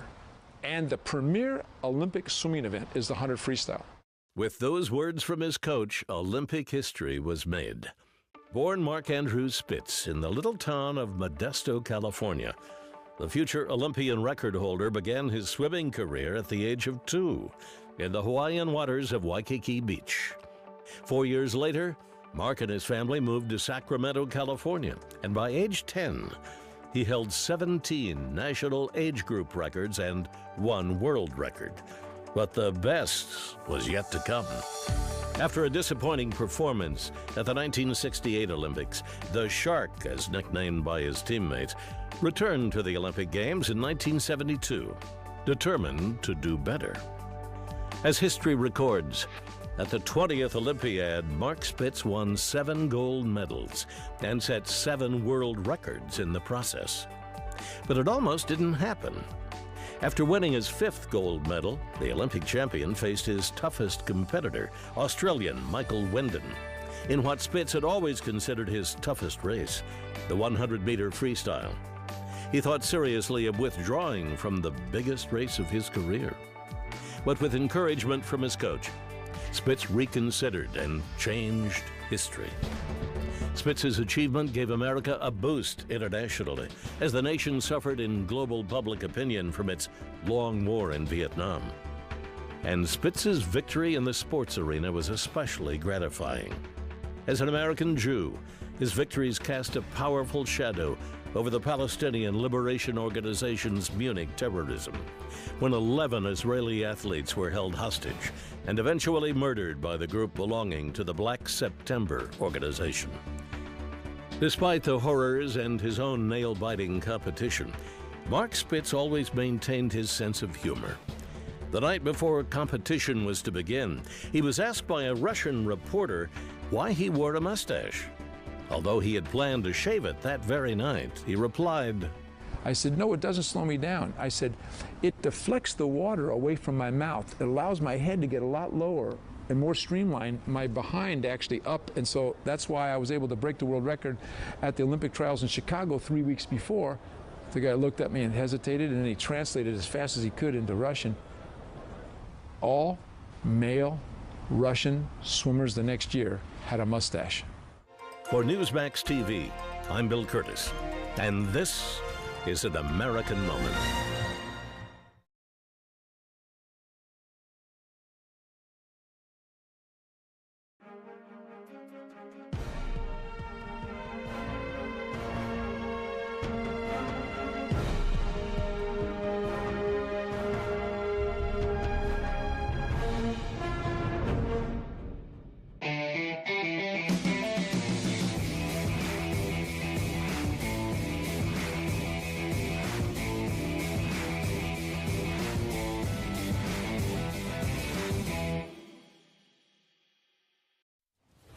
Welcome back into Wake Up America. The discovery deadline in the Hunter Biden paternity case in Arkansas is now come and gone. Hunter will now be required to provide more detailed answers about his finances, his art sales, and this all coming after his attorneys claimed that he was broke in court filings. Yeah, meanwhile, Title 42 has also expired. The GOP looking to mend the chaos. Joining us to talk more about the ramifications is former Acting Attorney General Matthew Whitaker.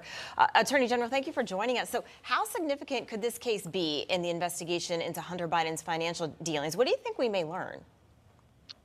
Well, I mean, obviously, first of all, it's good to be with you this morning. But second, this case is going to give us some real insight as to what Hunter's been up to recently. I think, we've seen from the House Oversight Committee the finances and the money moving, but some of that data is a little later. The question right now is, what's Hunter doing? How much money is he making being Joe Biden's son? And is he exploiting that like he was when Joe Biden was vice president? And so it's going to be very interesting. I think there's been estimates that Hunter Biden is worth millions, if not tens of millions of dollars. And it appears that he just doesn't want to give it to the mother of one of his children. How surprised are you that the rest of the family isn't jumping in here and saying, Hunter, look, you've got to pay your baby mama whatever she needs to support your 4-year-old daughter? Navy Roberts is her name.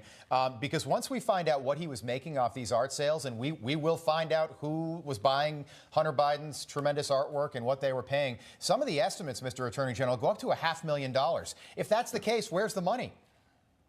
Yeah, well, I mean, obviously Hunter lives a fairly fabulous lifestyle. Not only does he jet set around the world with his father on Air Force One, but I think he also has a very nice house in California. Obviously there's been some time that he's rented a waterfront house from his own father in Delaware. And so, Hunter Biden clearly has been throwing around a lot of money. And the question is, did the music stop and did he run out of money, or is he just trying to not be a deadbeat dad, quite frankly, and not, take care of his own child? Right. Yeah, his attorneys say he had to sleep on a cot when he was traveling to Ireland. So we'll follow this. Also, I want to move on to Title 42, though. So there's a memo, sir, revealing the Border Patrol's catch and release program. Essentially, a federal judge said, no, these people have to be processed. They have to have a court date. But that's only in effect for 2 weeks. What happens next? I'm hearing that people are given court dates as late as 2026, 2027.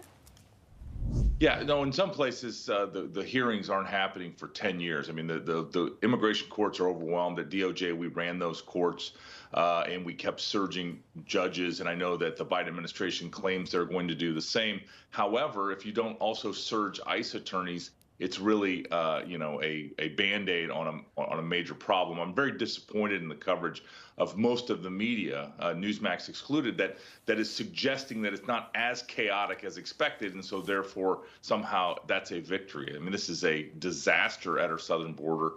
It's a complete policy failure. It's an intentional policy failure by the Biden administration. There were ways to stop this from ever happening, but the courts are not the way, and I mean the district courts that are issuing these temporary relief orders are not the place where we can stop, what's happening in Texas and Arizona and other places. Yeah, the House, though, they did pass a border security bill last week, 219, 213, the final vote. It wasn't bipartisan. Were you surprised? We've got about 15 seconds. Were you surprised that bill wasn't more bipartisan in the House? Yeah, I mean, Democrats have chosen this hill as one that they're going to die on. Unfortunately, it's harming the American people, and I hope that when the next election comes, that those that are being dramatically impacted by the chaos on our southern border in every state remember who brought this to them. Yeah. Matthew Whitaker, great to see you on this Monday. We appreciate you being with us. Our next guest is also from your home state of Iowa. Yes, please tell Joni hello for me. I will. If she's listening, I'm sure she'll be glad to hear from you. We'll pick this up again soon. Thank you. All right, thank you both. All right, from Iowa to Iowa State, where it was a big weekend for Florida Governor Ron DeSantis and former President Donald Trump, who didn't get to go to the state, but he still had an impact in Iowa this weekend. DeSantis, by the way, getting closer to officially getting into the 2024 race. For more, let's welcome back in Iowa Senator Joni Ernst. Senator, good morning. Good to see you. Good morning. It was great to see fellow Iowan and patriot Matthew Whitaker on. Iowans are representing today. Yes, we've got an all-Iowa segment here. We're glad to do it. Senator, you were with Ron DeSantis. I believe you spoke before the governor of Florida addressed Iowans on Saturday. Take us through how he was received in the state of Iowa. He has been very well received, just as all of our Republican candidates and potential candidates are being well received. We're so glad as Republicans that we are able to continue to hold the first in the nation caucus. Iowa Republicans are fired up in this election. They've seen the disasters of the Biden administration, and they're ready to make a change. Senator, Ron DeSantis and Donald Trump seem to be on a collision course right now. Now, there was weather in Iowa over the weekend. Trump had to cancel his trip because of tornadoes. DeSantis was there barnstorming across the state. He picked up something like 37 endorsements. Are you going to be endorsing a candidate before the caucuses next February? I will not be endorsing a candidate before the caucuses. That's one thing that Senator Chuck Grassley, Governor Kim Reynolds, and I remain very firm on. We want to welcome all of these incredible candidates into the state of Iowa, and then others will pick and choose who they want to follow through this process. And we saw a number of endorsements coming forward for Governor DeSantis, but there will be other endorsements for other candidates as well. So just follow next February. It's going to be exciting. Let's take a listen to some of what Ron DeSantis had to say while he was in Iowa on Saturday. I was here in March and someone kind of took note and they're like, man, look all the stuff Iowa's doing. Iowa's like the Florida of the Midwest, they said. But I just want to let you know, after watching all the good stuff you've done in Iowa, it may be that Florida's the Iowa of the Southeast. So, Senator, obviously DeSantis has got a tremendous record down there in Florida. He won by 20 points in the fall after beating Andrew Gilliam by like a fraction of a point in 2018. The knock on DeSantis right now, and who knows what this really means, but you've been there with him. I've met him once before myself. What's he like in a room? Because the knock on DeSantis is that he doesn't have that charisma, that spark that so many politicians, successful politicians, do have. Well, all you had to do was look around the room, and people were so excited to be able to host Governor DeSantis in Iowa. We're seeing many other candidates coming in as well, and we'll see many of them on June 3rd at my Roast and Ride in Des Moines, Iowa. So roastandride.com, and you can follow. We'll have a lot of those presidential candidates taking the stage there. And again, Iowans are fired up, whether it's Nikki Haley, whether it's Ron DeSantis, whether maybe Tim Scott. Right. We've got so many folks, Mike Pence. We're just excited to welcome all of them in, and they are firing up the crowds because we've seen the disasters in the Biden administration. People want to change, and this is Iowa's chance to really jump on board with a candidate and support them wholeheartedly in the Iowa caucuses. Senator, just about 20 seconds. COVID origins, we still don't have a definitive answer, but you are not letting this issue fall out of the news, are you? I will not let this go. And we saw the Biden administration last week continue to provide funding for EcoHealth Alliance, which was tied to the Wuhan lab in China doing coronavirus experiments. No more taxpayer dollars should be going to EcoHealth Alliance through NIH. It's got to stop if we wish to prevent a future pandemic. All right. Iowa Senator Joni Ernst with us on this Monday. So good to see you again. Thank you. Thank you, Rob. All right, lots more coming up here on Wake Up America this morning. We're going to go back to the southern border for the latest on the situation down there following the expiration of Title 42 last Thursday. Stay with us, more on that next.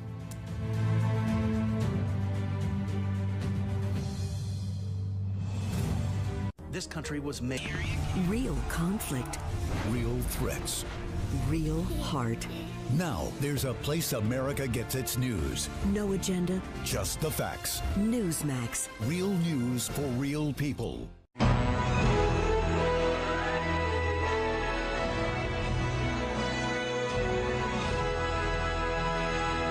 25th Space Shuttle mission, and it has cleared the tower. During an interview, she remarked, if offered a seat on a rocket ship, don't ask what seat, just get in. Born Sharon Krista Corrigan on September 2, 1948, the future astronaut was the oldest of 5 children. She spent her younger years in Farmington, Massachusetts, and attended Marion High School, where she met her future husband, Stephen McAuliffe. Krista McAuliffe's historic adventure began with this announcement. And to choose as the first citizen passenger in the history of our space program, one of America's finest, a teacher. In 1984, NASA started its search for a gifted teacher who could communicate with students from space. Over 11,000 educators applied. But in the end, NASA chose Krista McAuliffe, a high school social studies teacher from Concord, New Hampshire, to be their teacher in space. The following is a portion of her actual interview with NASA. The shuttle project and the shuttle flight is certainly going to be a dream and a thrilling experience for me, but it will even be more wonderful to share it with the people back home. As customary in preparation for their space flight, McAuliffe and fellow crew members underwent rigorous training. 6 fellow astronauts joined Krista McAuliffe on that fateful journey. They were Michael J. Smith, Dick Scobie, Ronald McNair, Ellison Onizuka, Gregory Jarvis, and Judith Resnick. The morning of the launch, the temperature was a chilly 36 degrees, a factor that played a major role in the tragedy. At 11:39 a.m. on January 28, 1986, Challenger lifted off from the Kennedy Space Center and into the annals of history. 73 seconds into the launch, at an altitude of 46,000 feet, an O-ring in its rocket booster, made brittle by the cold, failed under maximum power. Challenger, go with throttle up. Challenger, go with throttle up. Causing an explosion and ripping the spacecraft apart. 2 minutes and 45 seconds later, the main cabin of the space shuttle splashed into the Atlantic Ocean at a speed of 200 miles an hour. The remains of the crew were recovered and returned to their families for burial, but not before being posthumously awarded the Congressional Space Medal of Honor. Krista McAuliffe was laid to rest in the town who knew her best, Concord, New Hampshire.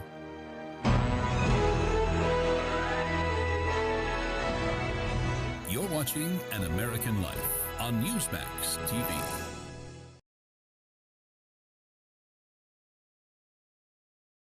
O'er the land of the free and the home of the brave. Welcome back to Wake Up America. I'm Alex Kramer. It's now time to get you caught up with some rapid reactions. Well, what was supposed to be a big GOP showdown in the state of Iowa this weekend turned into one candidate having to take a rain check. Florida Governor Ron DeSantis and former President Donald Trump both hosting events, but a tornado warning forcing Trump to postpone. Trump posting on his Truth Social saying, quote, "Stay tuned. We will reschedule soon. Be safe out there." But he made sure to take advantage of the situation, surprising 2 of his supporters. How are you? It's Donald Trump, and I wanted to see you today, but a little thing called tornadoes. Yeah. Yeah, they prevailed. But I just wanted to say hello to you, and I look forward to seeing you the next time. And very, very special people. You've been right from the beginning, and you've been with us, and you've been doing the Iowa caucuses for a long time. So I just wanted to say hello to you. Thank you for calling, sir.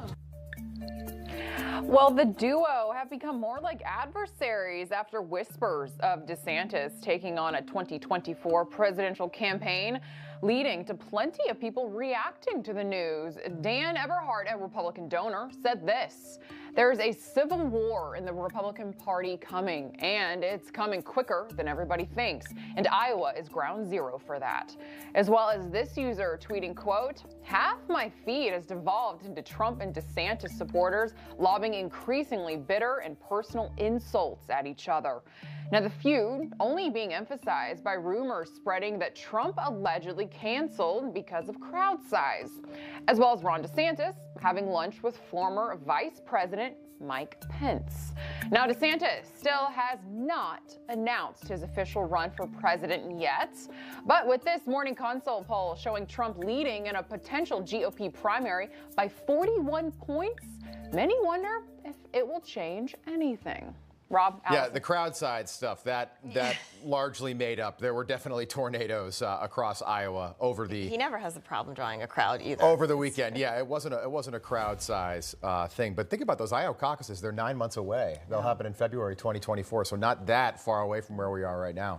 All right, back to the southern border right now and a firsthand look at how bad things have gotten there since Title 42 was rolled back on Thursday. And joining us now to discuss is former acting CBP commissioner and visiting fellow at the Heritage Foundation, Mark Morgan, and Staff Lieutenant for the Texas Highway Patrol South Texas region, Christopher Oliveras. Thank you so much for joining us, gentlemen. So, Mark, you spent the weekend at the border.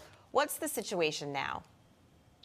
Let's make very clear, what's happening at our border is a complete catastrophe, and it has been for the past 26 months. What we saw in about a 72-hour period, Allison, was the highest numbers of apprehensions by Border Patrol we've seen in our lifetime. It averaged about 10,000 for that 72 hours. But then it started to level off. But I want to be very clear because the secretary over the weekend was out there unbelievably claiming credit like the border's okay. It's laughable.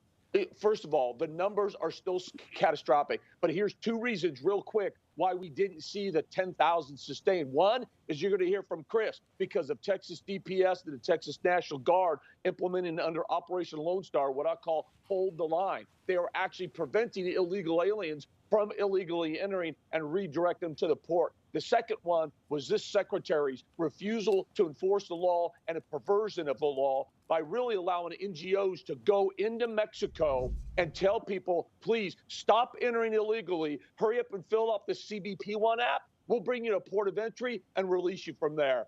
That's why. Yeah, Lieutenant, we hope you're able to get some sleep this weekend. We were covering this throughout the weekend here at NEWSMAX. Take a listen to what Secretary Alejandro Mayorkas said about the drop in migrant encounters since last Thursday at the border. In fact, over the past 2 days, the United States Border Patrol has seen an approximately 50% drop in the number of people encountered at our southern border as compared to the numbers earlier this week before Title 42 came to an end midnight on Thursday. So why is that? John, we have been preparing for this transition for months and months, and we've been executing on our plan accordingly. Lieutenant, take us through what you saw there. According to the CBP, in 7 days last week, ending on Sunday, 87,000 illegal crossings. That's how many we know about. That number does not include gotaways. Right. So, Rob, Allison, good morning. So first off, we know for a fact they have not been planning for months, because if you look at the past 2 years, you know, that's what led to this result where you saw a significant increase in encounters at the southwest border. Just for that week alone, leading up to Title 42, there were over 80,000 encounters just for that single week. That's enough to fill the Dallas Cowboys Stadium. So just to put that in perspective, how many people came across the border illegally during that week. One thing that we did do that we have not done before, we took a more aggressive posture with our troopers and National Guard by actually holding the line, as Mark mentioned, right at the river, placing concertina wire, razor wire to prevent illegal crossings. And I think that alone in itself prevented thousands during that week. So we're able to divert some of those large groups back to Mexico, where essentially they had to go to the port of entry. But make no mistake about it, this is all smoke and mirrors, and Mark has talked about it so many times. The administration is just trying to find other ways to avoid the negative optics. So, of course, they're using Title 8, which they've been using Title 8 for years, and all they're trying to do now is just allow illegal immigration to make it legal. So now they're just releasing people through the ports of entry. They're giving them court dates 2-3 years from now, which are never going to show up. And then you're going to have this backlog of people, millions of people, that are now going to have to see an asylum judge, which in most cases, they're not going to. So they're going to get released into the system. So it's just going to create a catastrophic problem, like Mark said. And of course, moving forward, we're not out of the clear yet. We still have a crisis at the border. We still have a crisis with fentanyl. Nothing has been cleared yet. So it remains to be seen what's going to happen, especially in the summer months where we do see an increase in activity as far as encounters, smuggling, drugs. So that remains to be seen. But I can tell you for a fact, just on experience, we're not out of the clear yet. We still have a crisis at the border. Yeah, there's reports that say people were given a court date for 2026, 2027. Mark, an Afghan who was on the FBI, the terror watch list, was arrested. I mean, how many people are in this country that could possibly be on that watch list that have committed horrible crimes that are now in our cities? Every day, all day long, Allison. Look, the secretary, first of all, everything Chris said is spot on. This secretary, his indignance, I mean, it's just disgusting for me that he's actually claiming credit because you saw a 50% reduction from like 11,000 in a 24-hour period. I mean, we're still at 5,000 to 6,000 illegal aliens every single day. Our border in between the ports of entry are still wide open, as Chris said. I mean, we have drugs, criminals, and national security threats, Allison, you pointed out, pouring into our country every single day. And it's very important. We have to watch the ports of entry. Chris is 100% correct. That was my point as well. They've simply shifted a good portion of the crisis from in between the ports of entry to the ports of entry. Mark my words, the numbers of those encounters at our ports of entries have skyrocketed over the past 26 months by over 250%. They're simply shifting the crisis. They're taking illegal activity and they're legalizing the activity, I believe, in violation of law. Watch the port of entry encounters. Mark my words, they've skyrocketed. Yeah, the numbers, we were just showing the numbers under Joe Biden. It is completely shocking when you look at how many people have come into this country under Joe Biden's watch. Mark Morgan, Christopher Oliveris, thanks so much for being with us bright and early on a Monday. We appreciate it. We'll do it again as the week goes on. Stay with us here on Wake Up America. Lots more to come. We'll be right back.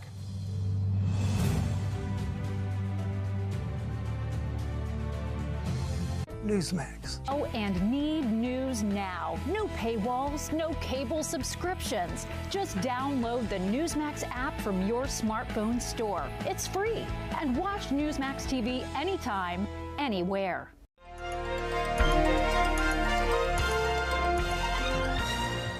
I'm going to tell you something. They're going to call you chicken if you don't swim. You are the world record holder. And the premier Olympic swimming event is the 100 freestyle. With those words from his coach, Olympic history was made. Born Mark Andrew Spitz in the little town of Modesto, California, the future Olympian record holder began his swimming career at the age of 2 in the Hawaiian waters of Waikiki Beach. 4 years later, Mark and his family moved to Sacramento, California, and by age 10, he held 17 national age group records and 1 world record. But the best was yet to come. After a disappointing performance at the 1968 Olympics, the Shark, as nicknamed by his teammates, returned to the Olympic Games in 1972, determined to do better. As history records, at the 20th Olympiad, Mark Spitz won 7 gold medals and set 7 world records in the process. But it almost didn't happen. After winning his 5th gold medal, the Olympic champion faced his toughest competitor, Australian Michael Wendon, in what Spitz had always considered his toughest race, the 100-meter freestyle. He thought seriously of withdrawing from the biggest race of his career. But with encouragement from his coach, Spitz reconsidered and changed history. Spitz's achievement gave America a boost internationally as the nation suffered in global public opinion from its long war in Vietnam. And Spitz's victory in the sports arena was especially gratifying. As an American Jew, his victories cast a powerful shadow over the Palestinian Liberation Organization's Munich terrorism, when 11 Israeli athletes were held hostage and eventually murdered by the group belonging to the Black September organization. Despite the horrors and his own nail-biting competition, Mark Spitz always maintained his sense of humor. The night before competition was to begin, he was asked by a Russian reporter why he wore a mustache. Although he had planned to shave it that very night, he replied, I said, no, it doesn't slow me down. I said, it deflects the water away from my mouth. It allows my head to get a lot lower and more streamlined, my behind actually up, and so that's why I was able to break the world record at the Olympic trials in Chicago 3 weeks before. The guy looked at me and hesitated, and then he translated as fast as he could into Russian. All male Russian swimmers the next year had a mustache. For NEWSMAX TV, I'm Bill Curtis, and this is an American Moment.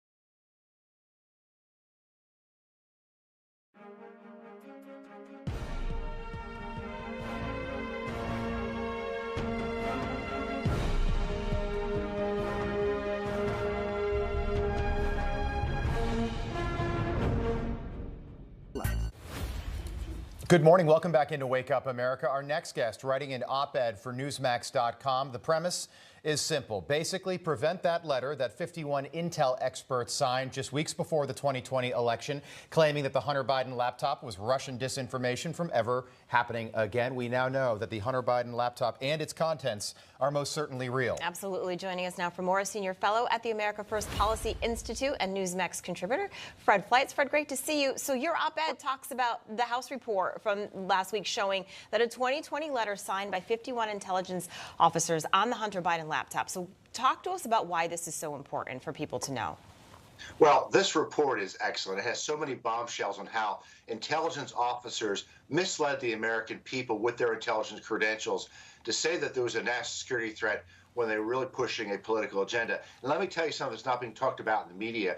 Not only did Antony Blinken, who was then with the Biden campaign, orchestrate the letter when he called former CIA Director Michael Morrell, the Biden campaign designated which reporter should run the letter. They designated Shane Harris with the Washington Post, a well-regarded national security reporter, but he refused to run it. Then they went to the Associated Press. The Associated Press refused to run it. Then they went to Natasha Bertrand, who was with Politico. She's a pretty well-known liberal reporter who plays ball with the Democrats on national security. That's the only way they were able to get the letter out. Fred, Morrell testified that Blinken, as you said, played a key role in basically getting everybody together to sign that document, the 51 signatures. Is that election interference, that act right there? I think it definitely was. A campaign asks an intelligence officer to put out something political. And what's also not well known is that Morrell tried to say that this represented the consensus of intelligence officers who follow Russia. That's not true. Morrell wrote the letter. Then he rounded up intelligence officers who work on Russia, and the majority of them refused to sign the letter because they didn't agree with it and they thought it was too political. So, Fred, what's next? Well, look, we have former intelligence officers holding high-level security clearances, making a lot of money with Beltway bandit firms who work at the Defense Department and intelligence agencies. In January 2025, if we have a new Republican president, every one of them should lose their security clearances, and we have to have new ethical standards for what current and former intelligence officers do so they don't meddle in American politics. Yeah, and Fred, just for everyone at home, I think a lot of people remember hearing about the letter, but basically the media in particular used this letter to keep this story as justification to keep this story. We didn't do this at NEWSMAX, by the way, but they used this letter to keep this story from the American people just prior to the 2020 election. And don't forget, 40,000 votes go the other way in a few key states. Donald Trump's in the Oval Office today. It impacted the election. It gave Joe Biden a talking point during his debate with Donald Trump, his one and only debate with Donald Trump. Why is this such a big problem moving forward? Look, this letter was used to censor a story that made the difference in a presidential election. And, an issue I have here is I want to know who in CIA management knew about this. How high did the clearance go? This letter had to be cleared by the CIA. There's a pre-publication clearance requirement for CIA requirements. Did the CIA director know that a letter that could affect the outcome of a presidential election? Did she know about it? Did she let it through? I'd like to know what Nina Haspel knew about this. Yeah, and now Antony Blinken's our Secretary of State. By the way, in that letter, this is a quote, Fred, it's also in your op-ed, the laptop has all the earmarks of a Russian disinformation operation. It's laughable now, a few years later. It's sad, but it is laughable. Fred Fleitz, we'll do it again soon. Thanks so much for being with us this morning. Good to be here. All right, lots more coming up on Wake Up America. Stay with us. We'll be right back.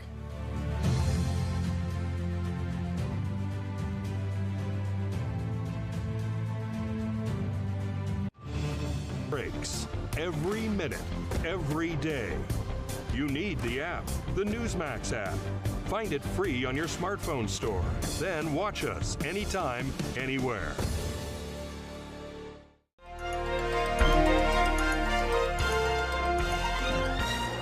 شما می‌بینید که الان مرکز فساد امریکا را جوان‌ها رفتن گرفتن و امریکایی هم که در اونجا بوده گرفتن و اون لانه فساد را به دست آوردن و امریکا هم هیچ غلطی نمی‌تونه بکنه. In January of 1979, the Shah of Iran fled to the U.S. after losing control of his country to Islamic radicals. I was taken outside, and the hordes were already out there screaming, death to the hostages. Soon after, on November 4th, 1979, Colonel Charles Scott, one of the 52 people at the U.S. Embassy in Tehran, was taken hostage after a mob had ransacked the grounds. Throughout their captivity, embassy personnel were subjected to torture and harassment. I was beaten. I was hung by my wrists. At first, the Ayatollah Khomeini opposed the embassy seizure, but quickly changed his mind once he realized he could use the seizure to unite his country while declaring himself Iran's new leader. The hostages were taken in hopes of forcing the U.S. to return the Shah to stand trial. Following the Shah's death from medical complications, Iran changed their demands to an apology from the U.S., immunity from reprisals, the release of Iran's assets, and a pledge of no future U.S. interference in Iran. 5 months into the hostage crisis, President Carter ordered a rescue attempt using the Army's Delta Force. The bold plan called for 8 U.S. helicopters to rendezvous in the Iranian desert and launch a covert raid on the embassy, rescuing the hostages. But the plan ended as 3 helicopters were not operational and the mission was aborted. As U.S. helicopters withdrew, one struck a transport plane, with both exploding, killing 8 U.S. servicemen. The mission had failed. It was my decision to attempt the rescue operation.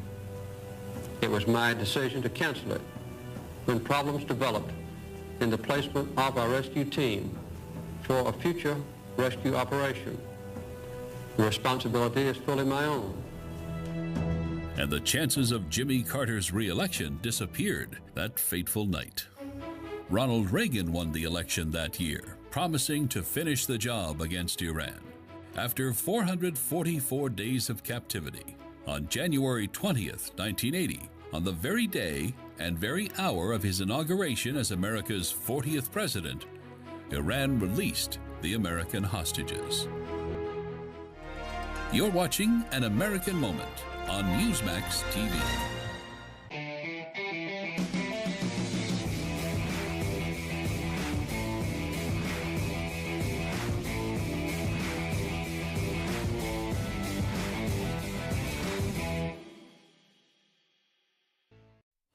Good morning. Welcome back into Wake Up America. National Report coming up at the top of the hour. Sean Kreisman, Emma Reckenberg have you covered. We will also be monitoring tomorrow on Wake Up. President Biden going to sit down with congressional leaders once again and try to hammer out a deal on the debt ceiling. Does it happen? They say progress is being made, so that's good. Yeah. Hopefully we'll is it? Well, progress is being made. Is it? Biden goes to Japan, I think, on Thursday, so they got to get something done here. Yeah. All right, that's our time on Wake Up America. Have a great Monday. We'll do it again tomorrow. National Report right now.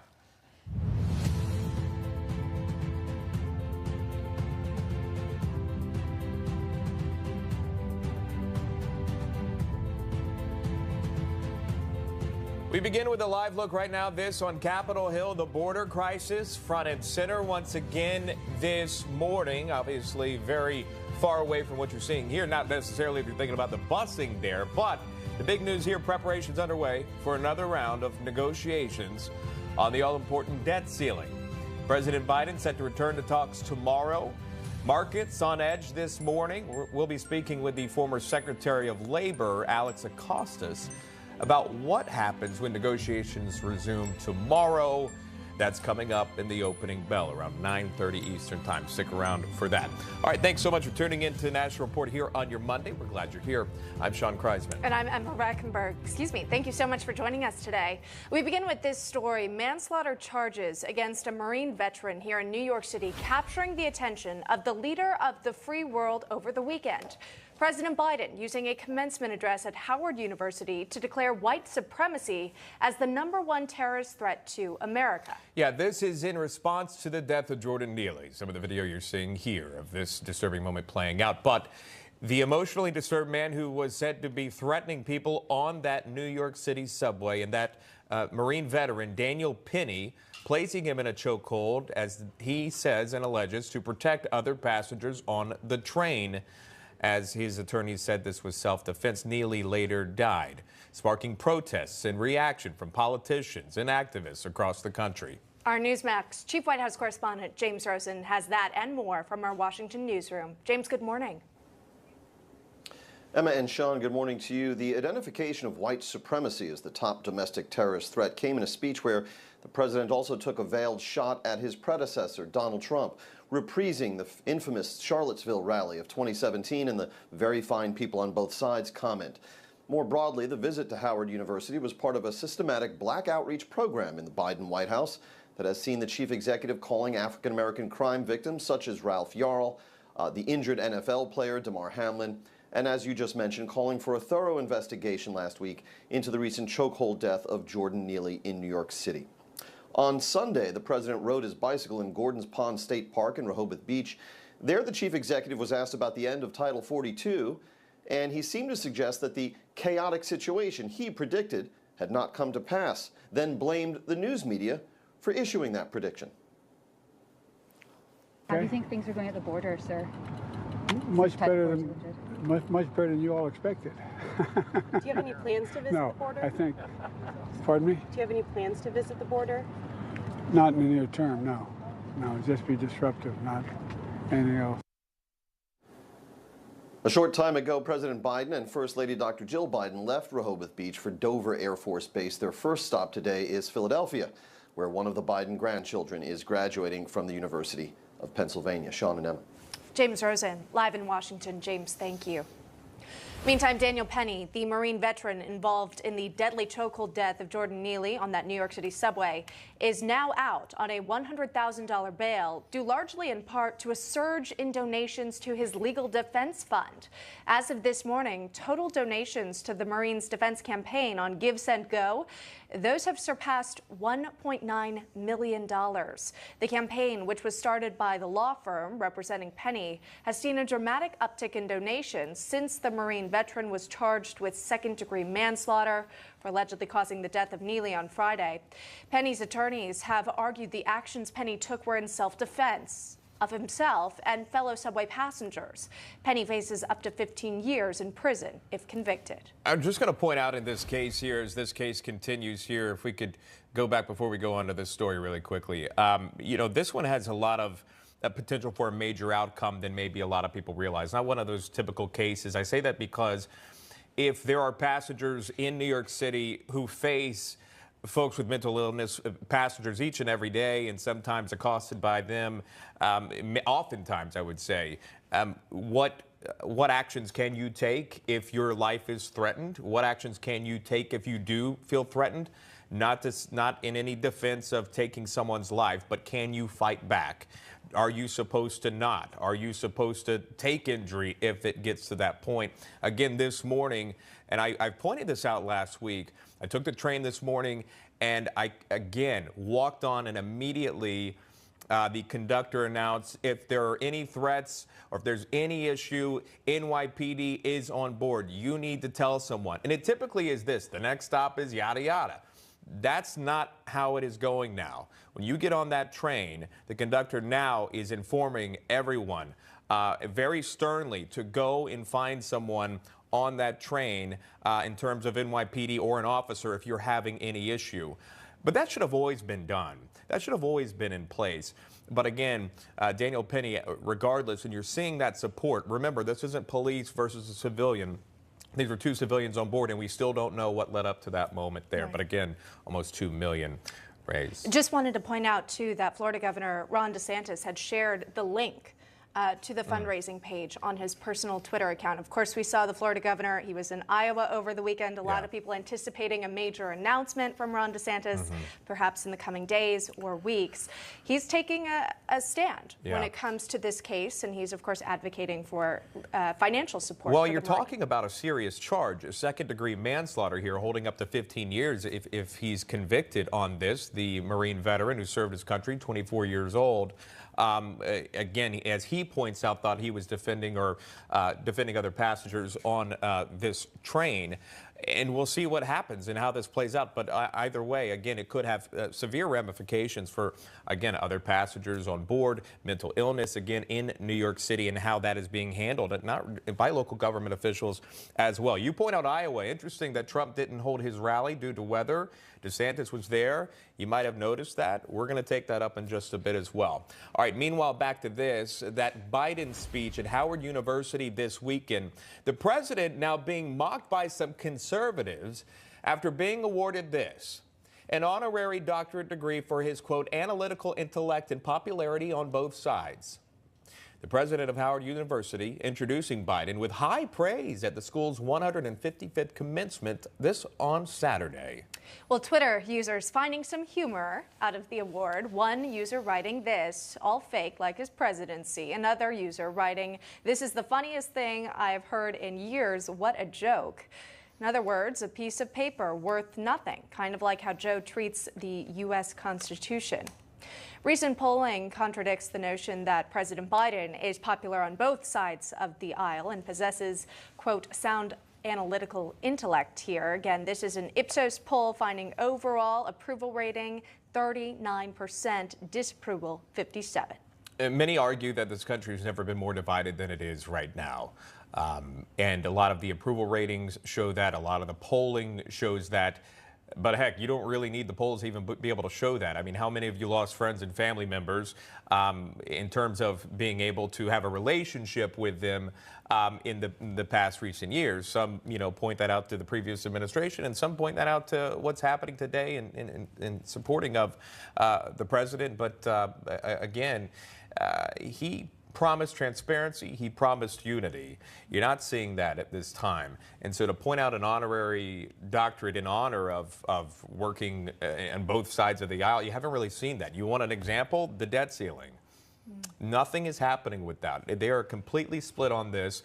One side is blaming the Republicans, and the other side's blaming the president, his administration. Now they're having the staffers work it out behind the scenes. Yeah, and it's got to get done because this really affects millions of Americans, and millions of Americans are watching this play out and saying, stop with the politics, get your job done.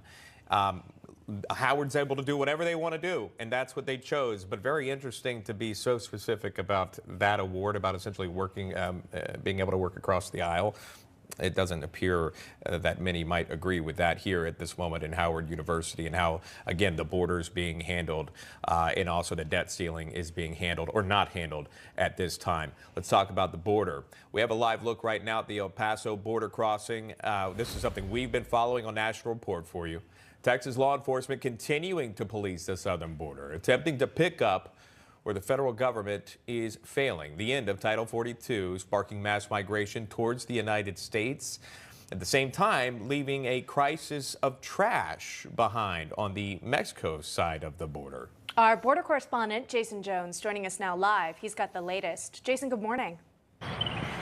Emma, Sean, good morning. It's good to be with you. You know, as the invasion was really at its critical point here in South Texas, we were there embedded with Governor Abbott's Operation Lone Star and the men and women of the Texas Department of Public Safety's Elite Aircraft Division. But afterward, I sat down with Assistant Chief Stacy Holland to talk about Texas's involvement and the length of it for so many years in this border fight. Take a listen to what he had to say. For folks that are not aware, you know, the Texas legislature is doing more than any other state. Why is that, and what don't they understand that Texas has been going through?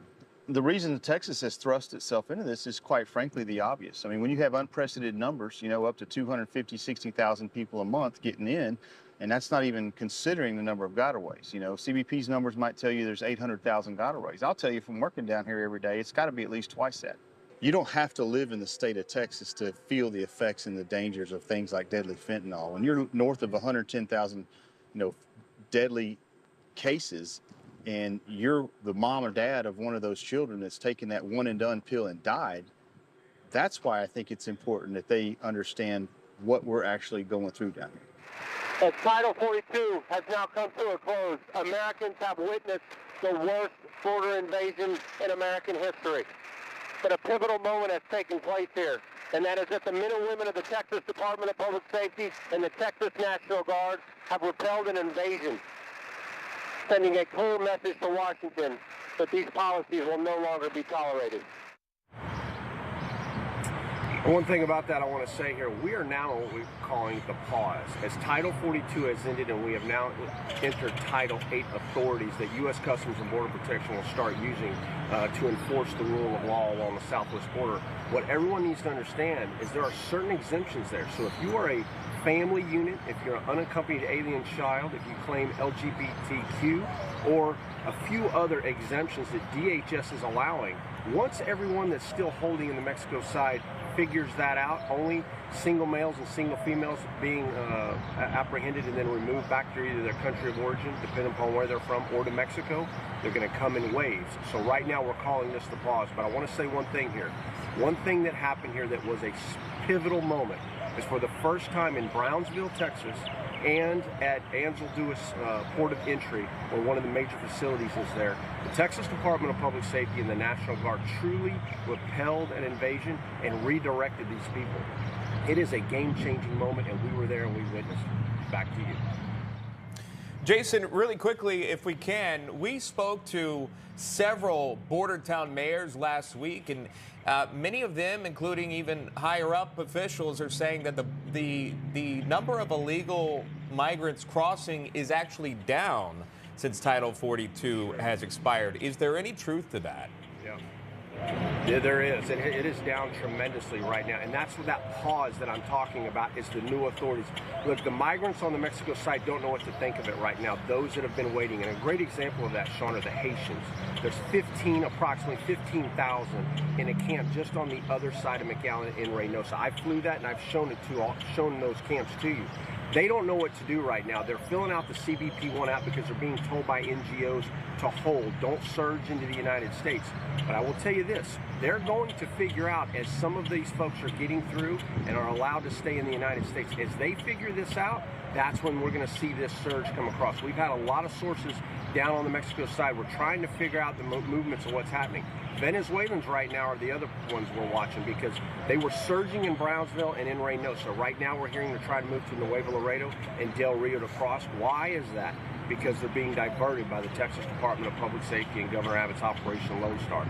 That's where we are right now. So when you're hearing that the numbers are down, that's absolutely true, and we're seeing that in the CBP data. All right, stay with NEWSMAX for continuing coverage on the border crisis. Jason, thank you very much for that update. Meantime, some more breaking news we're following on the immigration crisis. We're just learning that a man from Afghanistan who's on the FBI terror watch list was caught trying to illegally sneak across the border. He was arrested after crossing into the U.S. alongside a group of migrants from Central America. Yeah, this was all confirmed, by the way, by the San Diego County supervisor who oversees this specific border district. And he said in this statement, quote, "This should serve as a stark reminder to President Biden and the federal government on the critical need for maintaining a strong border." Again, so far, no word on the identity of the suspect or whether they were actually plotting an attack of any kind. But Border Patrol has reported seeing people from places like Syria, like Northern Africa, mixed in with migrants trying to illegally cross the border again. Someone from the terror watch list from Afghanistan was arrested at the border, and that's one that you know about.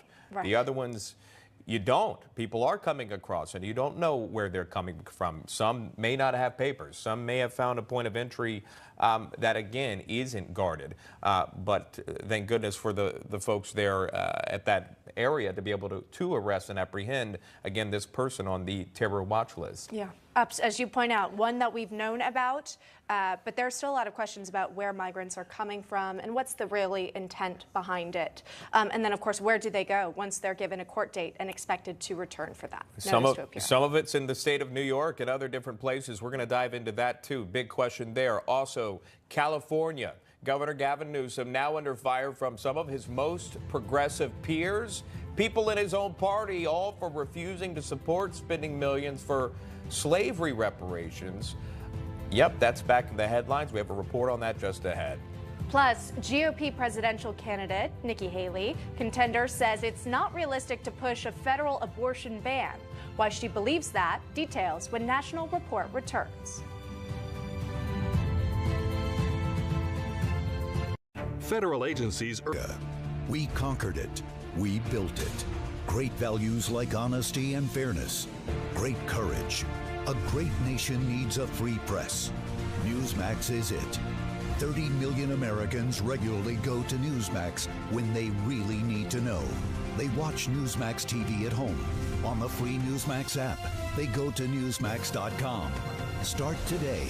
NEWSMAX is real news for real people.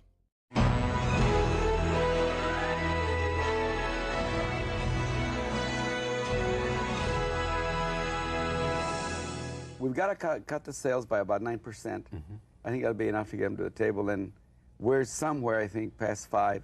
And the boycotts have a way of developing their own life. The oldest son of 4 siblings, Cesario Estrada Chavez, was born in Yuma, Arizona on March 31st, 1927.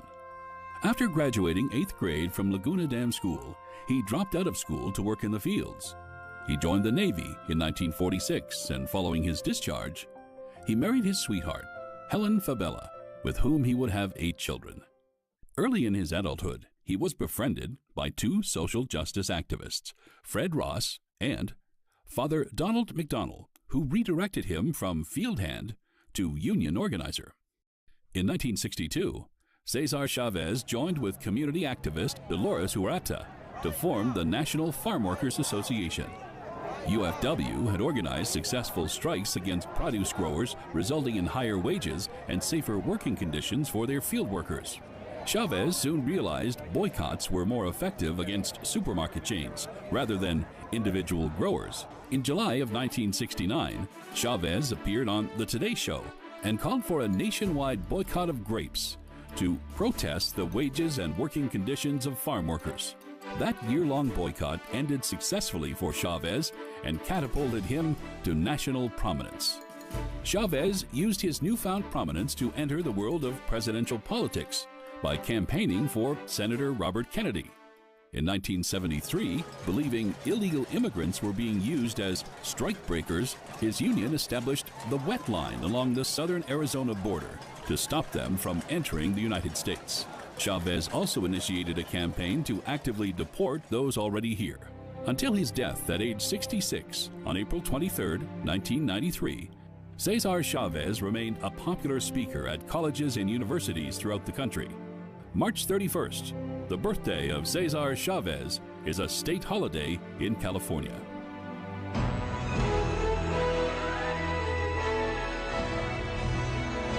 You're watching An American Life on NEWSMAX TV. Welcome back. GOP presidential contender Nikki Haley is declining to endorse a federal abortion ban, saying it would not be honest for a Republican to promise such an unrealistic prospect to the American people. Haley had this to say on Face the Nation. For a national standard, I think we have to tell the American people the truth. In order to do a national standard, you'd have to have a majority of the House, 60 Senate votes, and a president.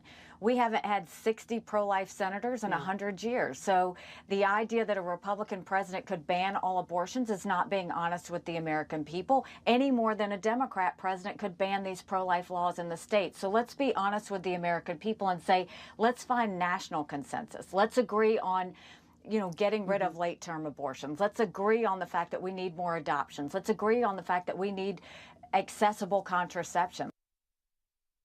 Last month, Nikki Haley called for a national consensus on abortion to, quote, save as many lives and help as many moms as possible. Nan Hayworth joins us live in the studio today. She's a former New York Congresswoman and board member on the Independent Women's Forum, also a doctor as well. Dr. Hayworth, good to see you. Thank you so much for coming on. We're friends. I'm going to call you Nan. Please do. Because you always tell me to. Please do. Nan, no, it's good to see you back here in to weigh in on this. I wanted to talk about, there are several different topics that you can pull from that soundbite alone. Absolutely. But can we go about it in the sense of the delivery from Nikki Haley? What do you make of that? How effective is that for her to just simply come out and say, look, whether you support it, whether you don't, it's not feasible to do because you're not going to have 60 pro-life senators. It hasn't happened in 100 years. So here's the truth of how politics works. Yeah. What do you make of that approach? I laud her for it, Emma and Sean. And I think we were together when she made the speech a couple of weeks ago, which I thought was a balanced approach and a sensible one. And especially, look, Nikki Haley is examining this from the perspective of a general election. And we know that the Dobbs decision, which I think every Republican agrees was the right constitutional decision, scholars agree as well, but it did create distinct challenges for us in swing districts, especially with single women, with suburban women, people whose votes we need if we're going to have a willing coalition in a general election. So I think Nikki Haley, by saying, look, realistically, and she's telling Republicans too, which I think is important, realistically, and she lays out why, and most Americans don't necessarily know the 60-vote standard in the Senate to vote most legislation in, including legislation of that sort. So she's educating them, she's setting expectations, and she's also reassuring folks who are concerned, and we know Democrats are running on this, that look, we will not be, if there's a Republican president like me, we will not be banning abortion from the federal level. She offers a unique voice, being the only female GOP candidate in the race right now. So it's an interesting perspective, and one, no doubt, that she will be asked to further comment on throughout the course of this race. It's not going away. Also wanted to get your thoughts on this, Nan. He still will not say if he's running for president. If he's not, he's doing a great impression of a presidential contender. That is Florida Governor Ron DeSantis. He was in Iowa this weekend, the all-important caucus state, a mandatory stop for any White House campaign. Let's just say he did his best to win over the crowd of potential voters who could eventually put him in the Oval Office. Let's watch. I was here in March and someone kind of took note and they're like, man, look all the stuff Iowa's doing. Iowa's like the Florida of the Midwest, they said.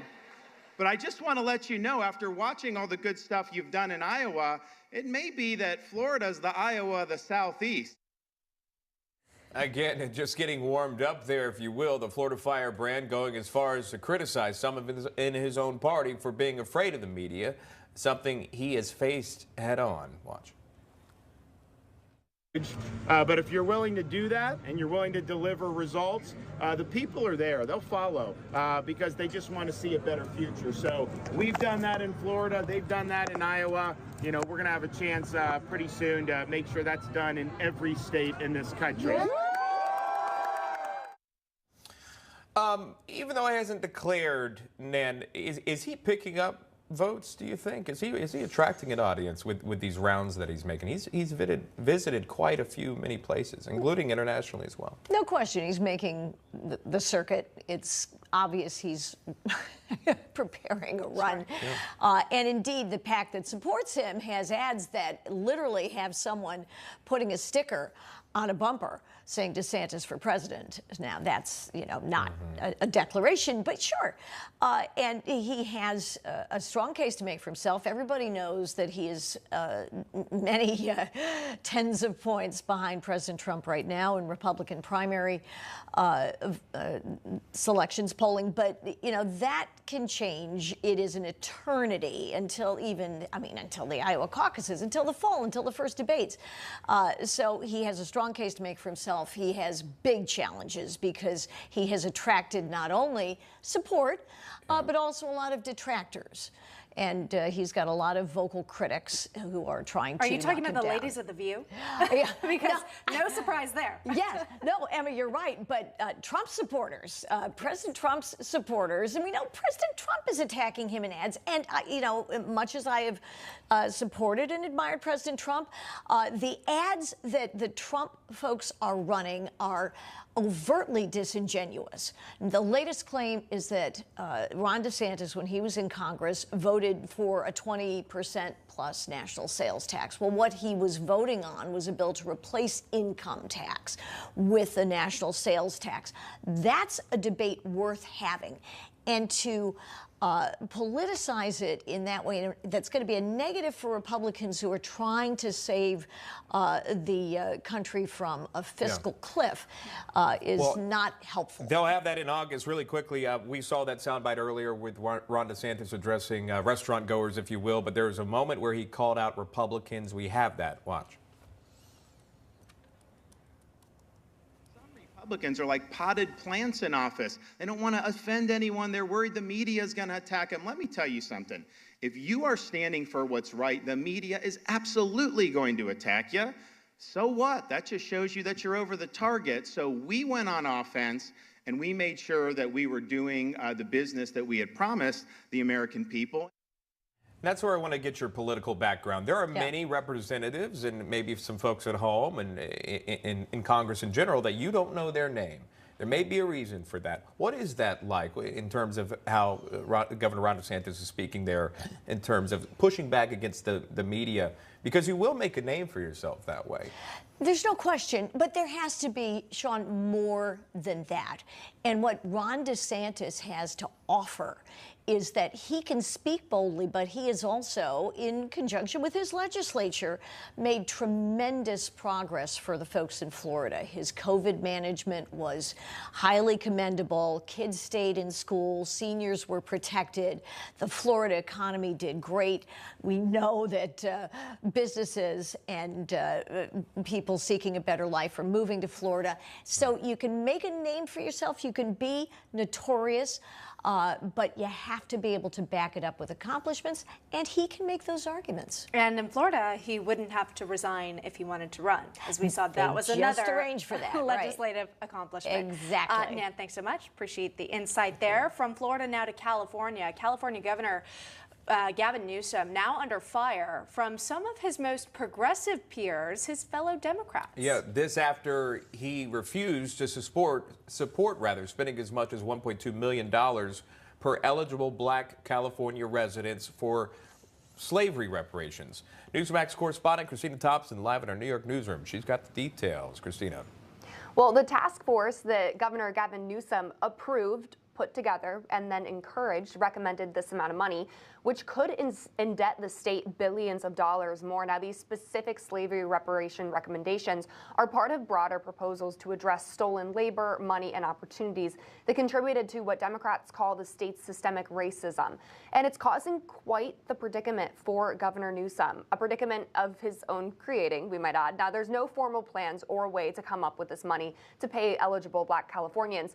And the financial state of California is way worse than I think any of us could have imagined. Newsom announcing Friday that his state is $32 billion in the hole, and with 50% of the money he gets being paid in taxes by just 1% of Californians, it's unlikely his wallet can come up with this cash anytime soon to not only pay these reparations, but his many other social programs and get his state out of debt in general. Plus, his blind eye to the recommendation poses quite the political threat to not only him, but his entire party as a whole. I think we all know it's one thing for a politician to verbally support an idea, to say they want something to happen, but it's an entirely different thing to financially make it happen. And Newsom just continues to refuse to pay these reparations, even though he was the mastermind behind coming up with the task force and pushing it through in the first place. Sean, Emma. All right, Christina Thompson in the newsroom with the latest on that from California and reparations, the possibility of that. Christina, thank you. Nan Hayworth back with us now. The task force is real. Yes. We've been covering this. We had a member of the task force here on National Report to get that side of the story.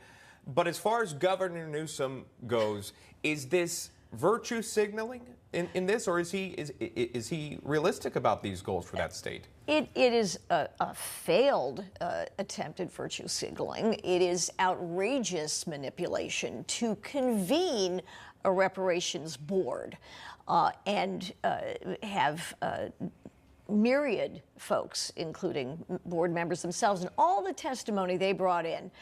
And they come up with a figure that is clearly unaffordable. And then in a further act of grotesque political malpractice, Governor Newsom tells them that, I know we've talked this thoroughly, but this isn't going to happen because we can't afford it. If Gavin Newsom cannot anticipate that the way he has mismanaged that state, with the vast industries they have tech, they have entertainment, they have defense, they've got incredible sovereign wealth, tourism, and yet there's still $32 billion in the hole. If Black Californians I think they will recognize perhaps that they are being treated literally as political pawns. It is grotesque, grotesquely insulting to them, to their intelligence, and as a matter of political malpractice. I think it's a deep wound that he's created for himself. So we had floated his name or heard his name sort of surrounding the 2024 Democratic presidential contenders here, and of course Joe Biden releasing that video with the DNC, it looks like that's pretty shored up. But when it comes to how this would play on a national field, the fact that Newsom says, you know what, actually that 1.2 million, that's too much, can't afford it, doesn't make sense.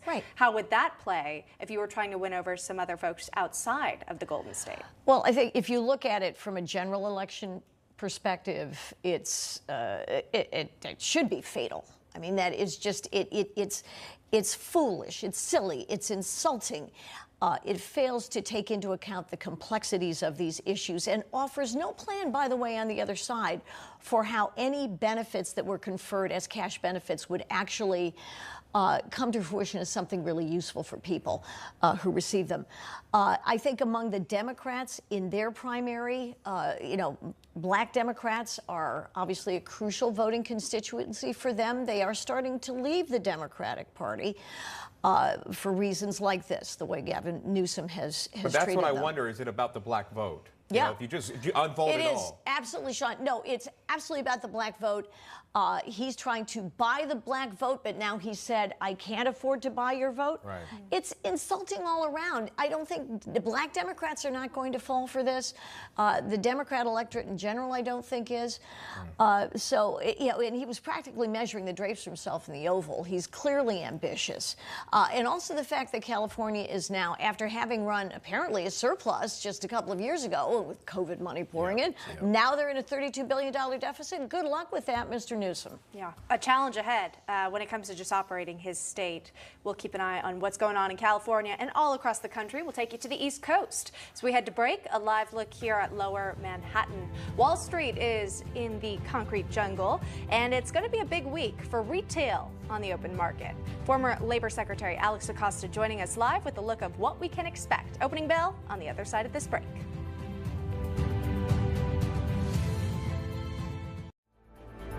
And need news now. No paywalls, no cable subscriptions. Just download the NEWSMAX app from your smartphone store. It's free. And watch NEWSMAX TV anytime, anywhere.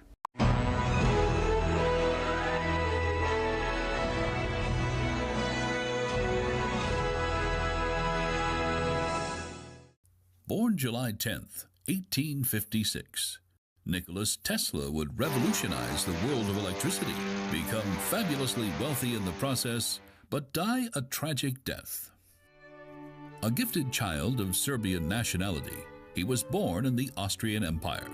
Tesla would graduate early from high school, crediting his physics professor for encouraging his interest in electricity. In 1884, after 2 years in Paris at the offices of Continental Edison, the company founded by Thomas Edison, Tesla emigrated to New York City and the Edison Machine Works. Working day and night to improve Edison's direct current generators, Tesla believed if successful, and he was, Edison had promised to pay him a $50,000 bonus, equivalent to $1.3 million today. But when it came time to be paid, Thomas Edison said his promise was meant as a joke. Tesla quit Edison, but took with him the knowledge of his experiments in the new technology known as AC, or alternating current. Edison's direct current only traveled 2 miles before needing to be regenerated, where alternating current offered long-distance, high-voltage transmission. In 1897, Westinghouse bought Tesla's patent for an incredible $216,000, or just shy of $6 million in today's money. Among other things, Tesla discovered wireless electricity, radio waves, electromagnet radiation, and invented the first X-ray. He came up with the idea of remote control. He suggested America's War Department create radio-controlled torpedoes for naval warfare, but the admirals laughed at the idea. In the 1930s, Tesla created a death ray called the Teleforce. His electronic particle beam sounded like something out of science fiction, but he argued it could change warfare completely. The military, like with his remote control idea, took little interest. After his death, his plans for the particle beam could not be found. As a lifelong bachelor and recluse, the great scientist ended his closing days in a single room at the famed New Yorker Hotel. One of the world's most brilliant minds in the fields of energy and physics died on January 7th, 1943, alone and penniless.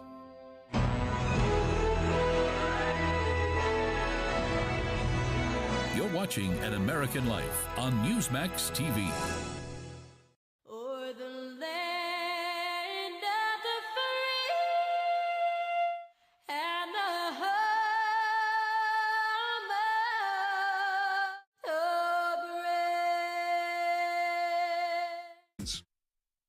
Wall Street Opening Bell is brought to you by GetRefunds.com. See if your business qualifies for an ERC refund today.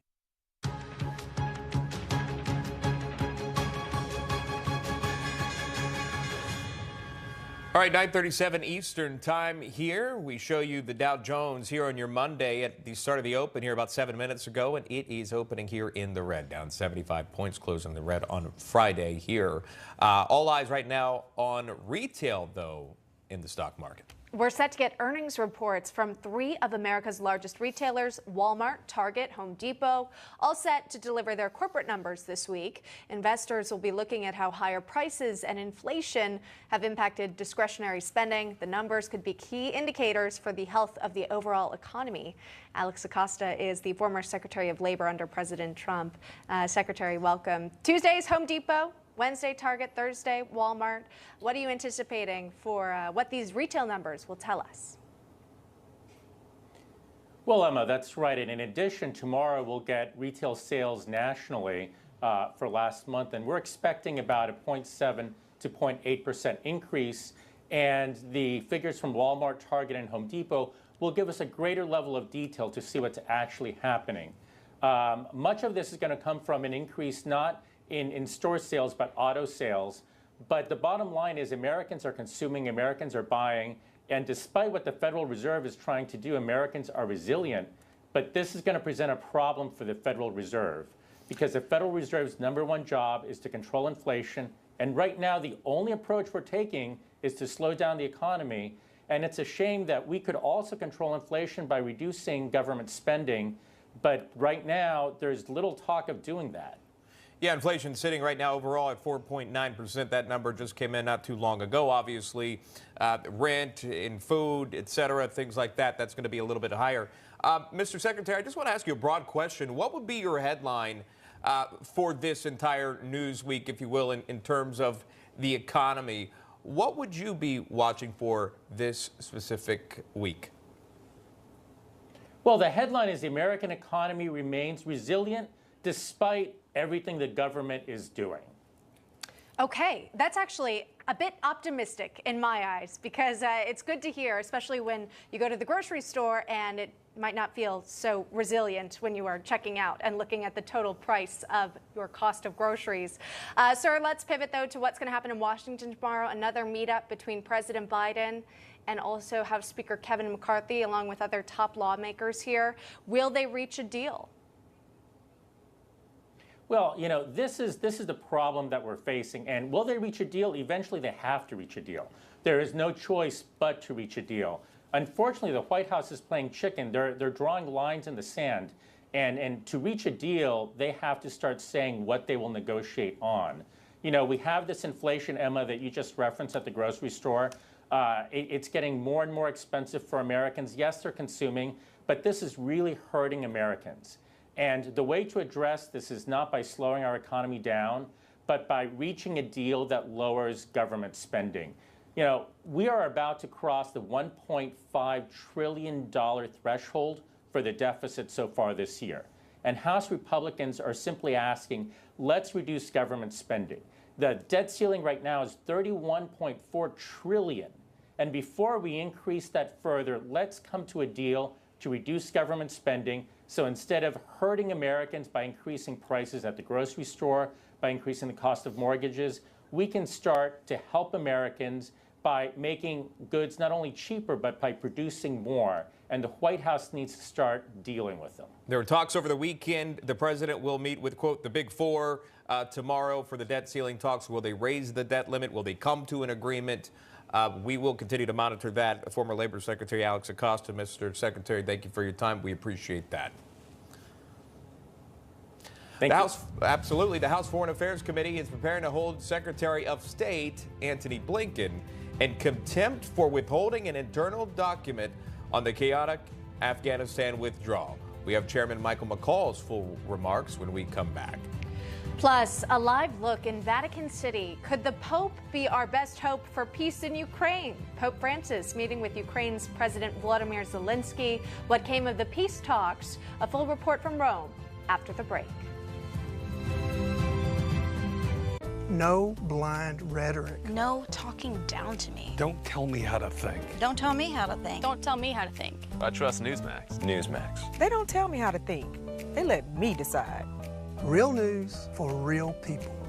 Attention! An important message for anyone exposed to asbestos on the job and was later diagnosed with mesothelioma or lung cancer. You may be entitled to significant compensation, even if you smoked. Asbestos is widely used in commercial applications and can be found in work environments and job sites, such as factories, refineries, shipyards, steel mills, power plants, and much more. Many of these industries knew the risks and did little or nothing to protect employees. Victims of asbestos exposure could find the financial and emotional toll to be just as unbearable as the physical pain. Fight back. If you or someone you love worked in any of these industries listed on your screen and was later diagnosed with lung cancer or mesothelioma, call the Victims Justice Group now, even if you smoked. Victims and their families could receive compensation from over $30 billion in funds put aside for victims and their families. If you or a loved one were exposed to asbestos and were later diagnosed with lung cancer or mesothelioma, call the number on your screen right now.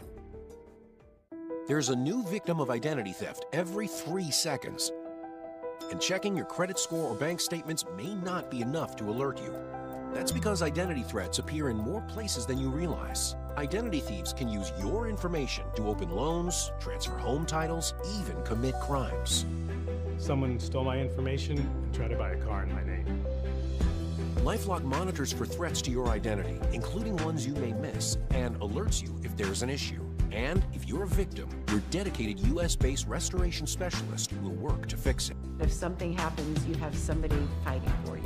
All plans backed by LifeLock's $1 Million Protection Package, including reimbursement for stolen funds. I know LifeLock has me covered. LifeLock, identity theft protection starts here.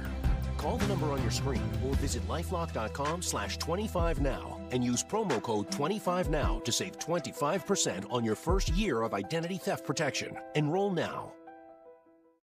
Every so often, a voice speaks the truth over a sea of malarkey. I think it's ridiculous to send $100 billion to the Ukraine when we're going broke. If Washington cuts the budget just 2% a year, problem solved. Perry Johnson's genius helped save the American automobile industry. Now it's our turn. His simple truths will bring America back. I'm Perry Johnson, and I approve this message. If I had to replace my engine, the bill would have been over $4 grand. But my Endurance Auto Protection Plan covered it all. A broken AC unit costs over $1,800, a transmission over $3,000, and an engine over $4,000. Breakdowns used to mean paying thousands out of pocket, until now. Go to EnduranceWarranty.com or call Endurance today and stop paying for expensive auto repairs. Call 877-204-1486 or visit EnduranceWarranty.com for a free quote. Eliminating your timeshare contract can feel impossible, but it doesn't have to be. At Lone Star Transfer, we've helped thousands of happy clients stop all liability of a timeshare contract. Turn to the trusted experts at Lone Star Transfer. Call today for a free, no-obligation consultation. Are you going to hold Blinken in contempt? Well, you know, it's not my choice. It's his. I mean, we have a legitimate subpoena. There's no executive privilege. A dissenting cable of 23 employees out of the embassy before Afghanistan fell, stating why they dissented to the administration's policy, is very relevant to congressional oversight. I am prepared to move forward to contempt proceedings, but I take it very seriously, Jonathan. I mean, this would be the first time a Secretary of State's ever been held in contempt by Congress, and it's criminal contempt, so I don't take it lightly. Criminal contempt there. We'll explain. House Foreign Affairs Committee Chairman Michael McCaul on Sunday signaling for the first time that his committee will attempt to hold Secretary of State Antony Blinken in contempt of Congress for refusing to turn over a document or a cable relating to the U.S.'s 2021 withdrawal from Afghanistan. So in March, the Foreign Affairs Committee subpoenaed the State Department for an internal dissent document. It was written by staffers in Kabul, warning that Kabul would fall after the Biden administration's planned deadline of August 31st, 2021. It hasn't been turned over. McCaul claims the State Department has engaged in a series of delay tactics by only issuing a filtered summary of the document, not the document itself. He's indicated his committee will move to hold Blinken in contempt if the document continues to be withheld. It's unique to see, again, this step being taken when you're asking. I go back to this administration promising transparency, right? Mm-hmm. And now you can't get a hold of this. Again, you're hearing from people in Kabul who would have known what was actually happening on the ground leading up to the disastrous withdrawal.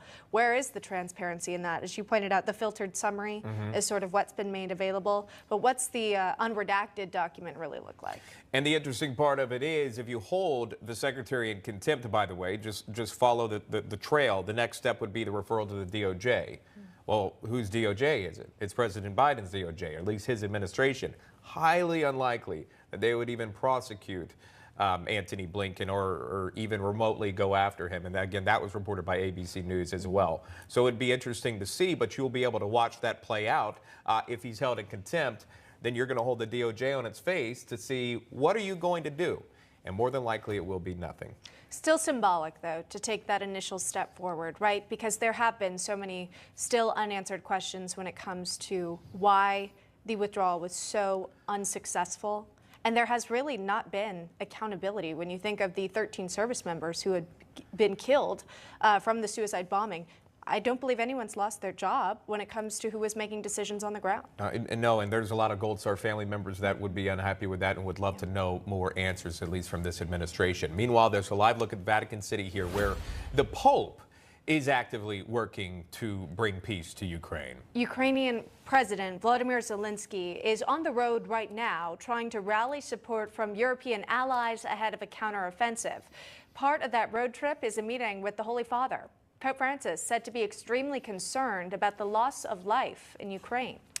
For foreign correspondent Alex Salvi is at the Vatican. He has the highlights. Alex.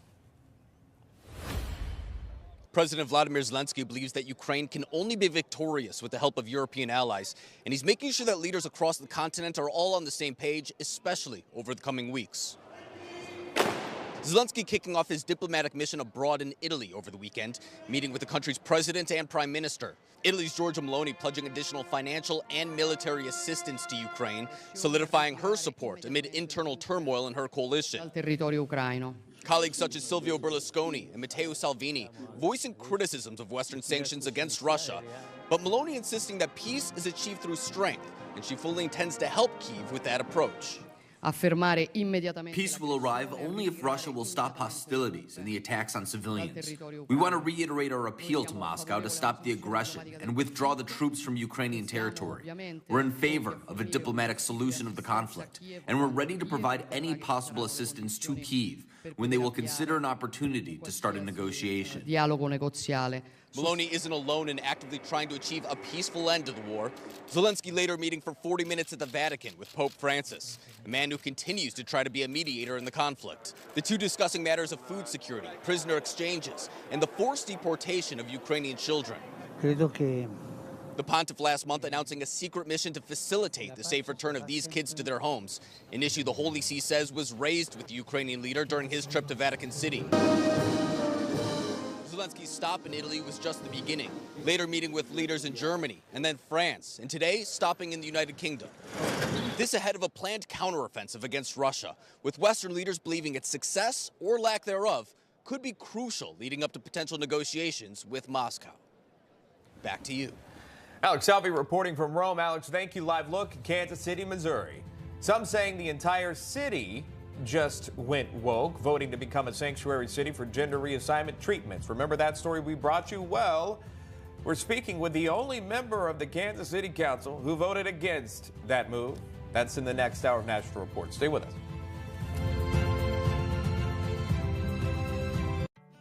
I'm Dr. Paul Gooch. Truth is freedom. Is NEWSMAX. It's real news for real people.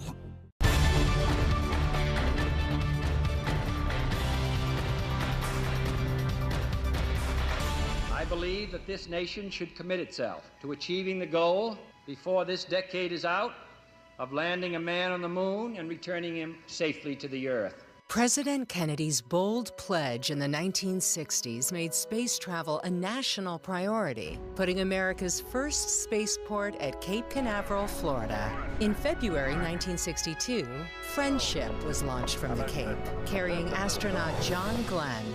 Shortly after the death of President Kennedy in 1963, President Lyndon Johnson signed an executive order naming the complex on Florida's Merritt Island the John F. Kennedy Space Center. Fulfilling Kennedy's pledge that America would put man on the moon, in 1969, NASA's Launch Complex 39 saw the launch of the rocket carrying Apollo 11, the tiny capsule piloted by Neil Armstrong, Buzz Aldrin, and Michael Collins. And later, this same launch pad was the site where America's fleet of space shuttles soared to the heavens. America's space dominance didn't happen overnight. NASA's Mercury, Gemini, and Apollo programs are represented in this space garden of the many rockets that help scientists develop the engineering feats of technology to turn our dreams of spaceflight into reality. The U.S. Astronaut Hall of Fame displays the daring heroes who soared into space, and, to borrow a phrase, to boldly go where no one has gone before. Another monument of NASA's fallen heroes serves as a reminder that spaceflight can sometimes mean the ultimate sacrifice. This wall of highly polished black granite is emblazoned with the names of 24 astronauts, including the fallen crew of Apollo 1, led by Gus Grissom, Ed White, and Roger Chaffee. More would join the honored dead from the Space Shuttle Challenger and Columbia. Tourists to Kennedy Space Center can marvel at some of mankind's greatest space vehicles, like the Space Shuttle Atlantis and the Hubble Telescope. Today, Kennedy Space Center is busier than ever. There's a new space race underway as private companies are going into space. The SpaceX Dragon launches astronauts to the International Space Station from the same spot that once launched the Apollo rockets. America's first spaceport is a memorial to our greatest achievements, but it still remains a launching place to our most promising future in the stars. I'm Lucy Celia, and this is An American Place on NEWSMAX TV.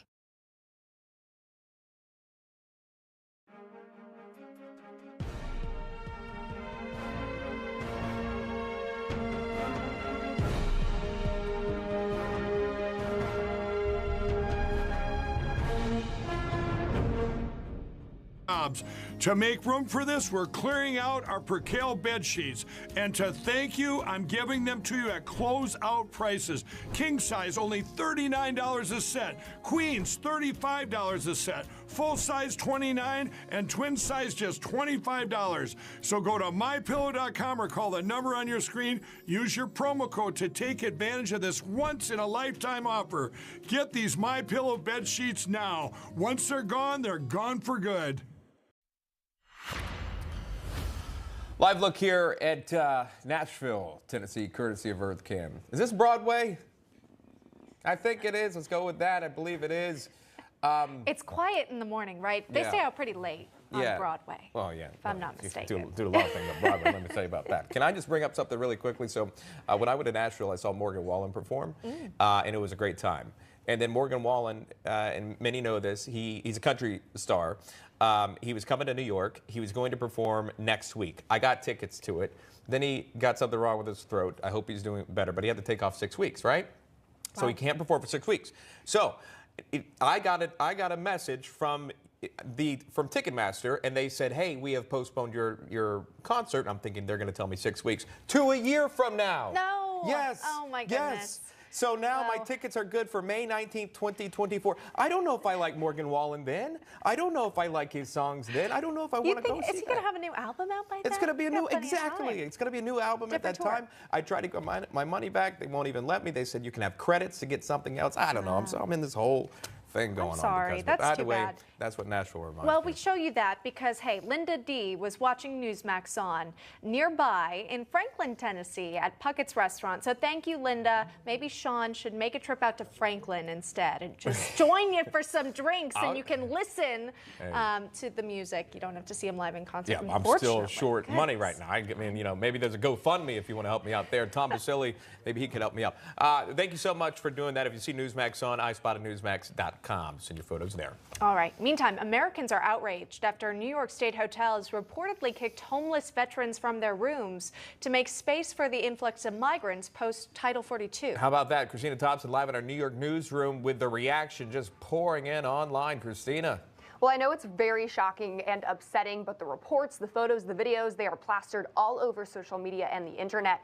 Biden's border policies forcing homeless veterans who fought for our country and our freedoms out of their extended stay. Now, the news even reaching Donald Trump Jr.'s ears and former Secretary of State Mike Pompeo, who tweeted, "What could be more backwards than putting illegal immigrants ahead of American veterans? An insult to American sovereignty." Another person tweeting out, "Unacceptable. Nearly 24 struggling homeless vets have been booted from New York hotels so illegal immigrants can have space." What? And this person highlighting homeless vets kicked out of hotels in favor of Biden's border policies. Another Twitter user writing, "This is about as ruthless, cold-blooded, and incredibly heinous as anything Biden and Democrats have ever done, kicking American veterans out of their lodging to make way for illegal immigrants. What country is this?" Now, these veterans were waiting in line to receive permanent housing. We don't know where they were transported to, how they're doing, what their plans are, what the state plans have to house them. But we do know that this mass influx of migrants crossing the border is causing a lot of strain on not only New York hotels, but hotels all across the country as they struggle to find just places to keep them. Sean, Emma? A reminder, I mean, these veterans who are homeless, which is already a tragedy, have served our country, and they're being denied housing so that those that are coming across, some illegally, some legally, going through the process, but then they're kicked out. That just cannot sit well with people hearing that. No. I'm sorry, it just can't. Not at all. Not at all. And just to point out, too, you know, when you're talking about deterring people from crossing illegally into the country, when you say, hey, we'll get you a hotel stay, You'll make sure your meals are taken care of. In some cases, it's been reported people are given cell phones. Right. It's not really a disincentive to follow the laws if you'll be rewarded with a warm bed and everything's taken care of. Well, Emma, what you just said there was a line that I said where these veterans had been waiting in line. They were in line during the process to get permanent housing. Yeah. They did everything right. They did what the government told them to do. And even though they went about it in the correct way, someone who, didn't wait in line, who just rushed across the border, who came in here, is jumping ahead of them in the process. And I think that also is making people incredibly upset. There's got to be two ways to handle that. I'm sure that there could be benefits for both. I'm not sure why this is not working out for homeless vets, but for migrants, why can't it work out for both? There's got to be something to do there. Christina Thompson joining us live with The Trend. We'll check back in with you in just a bit. Christina, thank you. A new hour of National Report starts right now.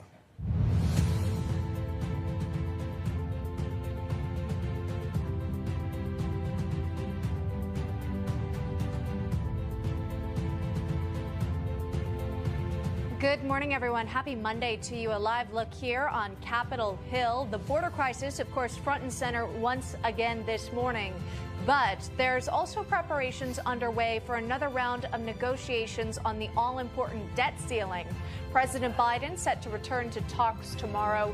We will be covering the very latest for you right here on our show. Welcome to a brand new hour of National Report. I'm Emma Reckenberg. And I'm Sean Kreisman. We're pleased that you're joining us here for the second hour here. We'll start with the breaking news, something we have continued to follow here. There's a frantic search for a killer on the loose in Yuma, Arizona. Here's what we know. 2 people are dead, 5 others are injured after a gunman opening fire late Saturday evening. Right now, we know no suspects are in custody. Investigators are working to identify a suspect.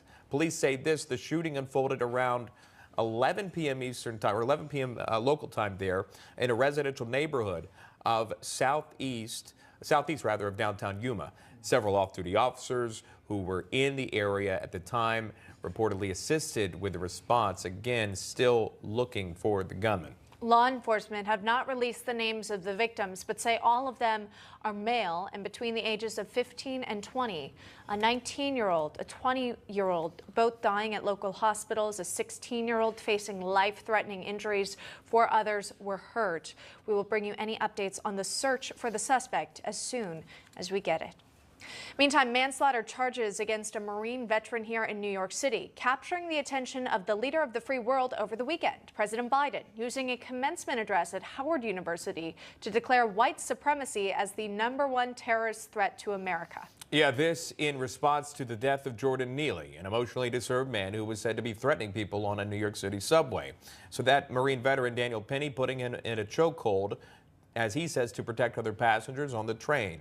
Neely later died, and that's sparking protests and reaction from politicians and activists across the country. Our NEWSMAX Chief White House correspondent James Rosen has more on that story from our Washington newsroom. James, good morning. Emma and Sean, good morning. There is no direct connection between the president's call for an investigation in the Neely case and his remarks at Howard University. However, we can say that the Biden White House maintains what is probably the most systematic black outreach program of any modern White House. Thus, the president's appearance at Howard University, which followed that call last week for an investigation into the death of Jordan Neely.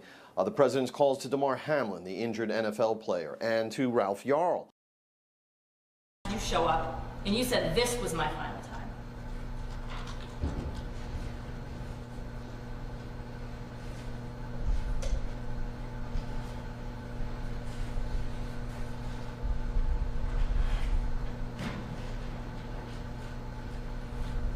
What was the question? Sure. You never mentioned to Captain Sunderland that you were here on the 20th. No, I did not. In fact, you specifically omitted it during your interviews.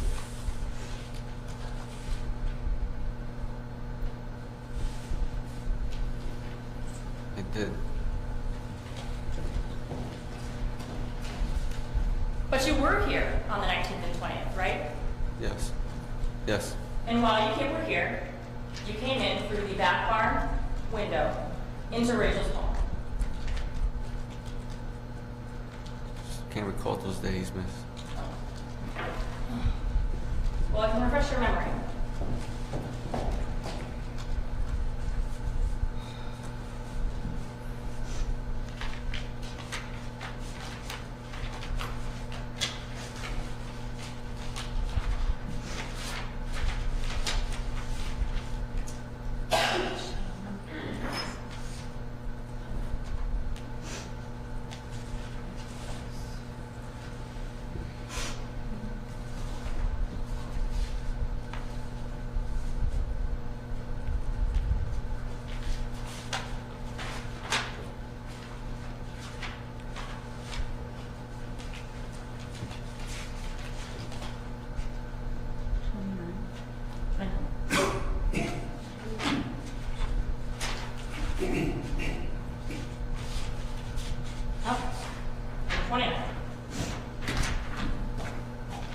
This is a poem you took, sorry, a picture you took of a poem in Rachel's back barn, right?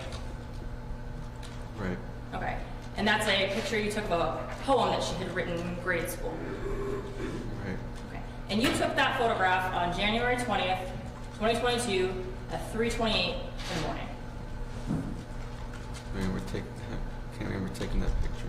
You can't remember taking that picture, but you remember something significant like breaking in, right? No, can't remember that much from those days. And you can't remember that much from the days.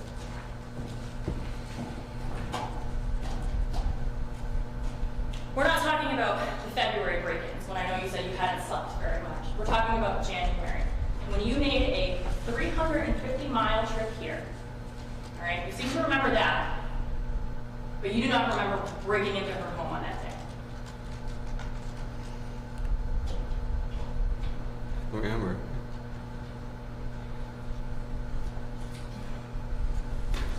Do you have any reason to believe you didn't break into her home in January?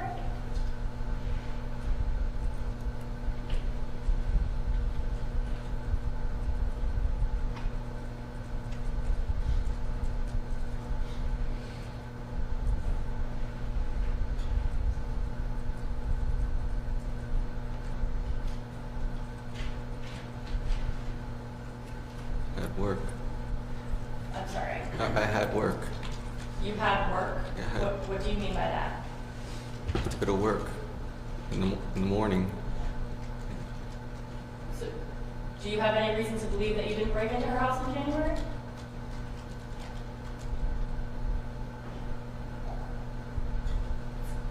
No, miss. I'm sorry, I missed that. No, miss. No, okay. And in fact, we saw the video together of you sticking your arm in with your phone to see if you could open that window, right? Right. And that was in an attempt to get into her home.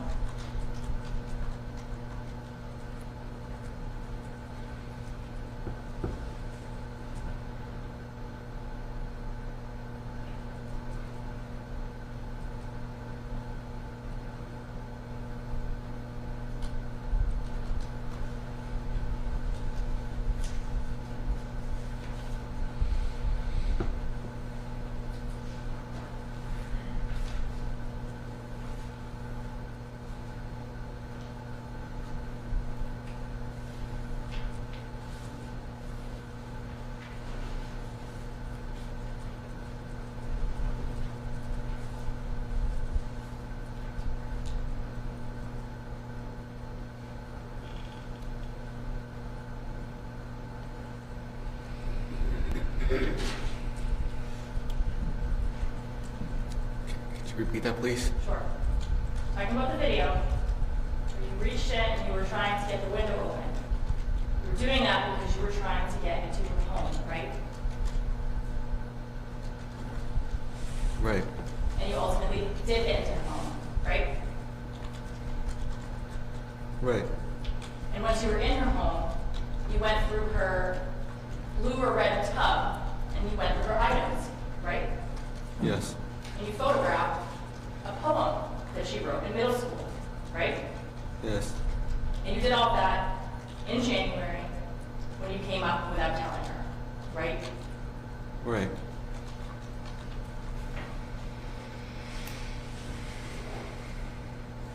And are you also saying that you did that January break-in because you thought it was something that she wanted?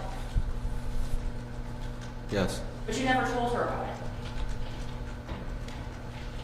Yes. All right, let's move into the February break-ins. When you broke in on February 7th, it was still dark out, right? Yes. Okay, so Rachel, her mom, Weston, they were all still sleeping. Yes. And I think you said that you broke in that time by coming in through the window.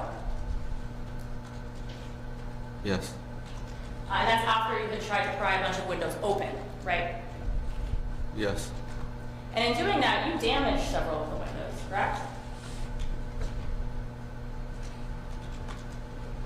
No, just Just the marks. Right, I mean, now gouges in her wood, so you damaged the windows.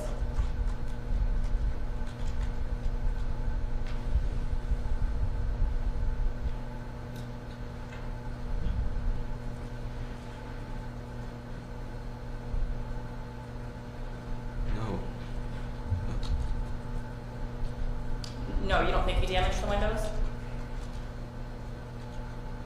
No. Hey, well, what about the window that was broken in the back bar and you damaged that, didn't you? Yes. Right, and you did that because you thought it was something that she'd want, for you to damage her mother's home. Yes. And so you break in the early morning hours, and you're there for what, for a couple of hours before you steal her keys? Is that fair to say?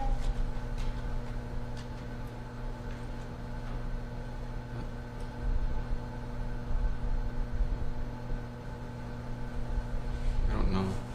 Okay, well, you'd agree with me that that you're getting there around like 4 in the morning, right?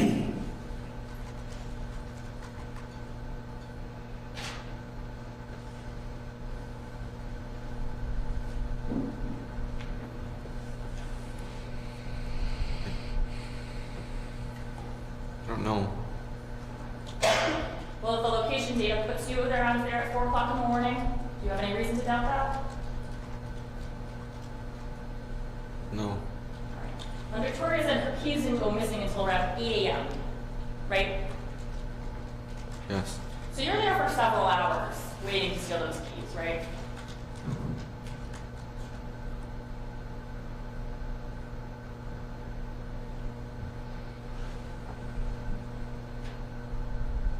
Yes. And are you hiding in the attic at that point, or are you in the back room area?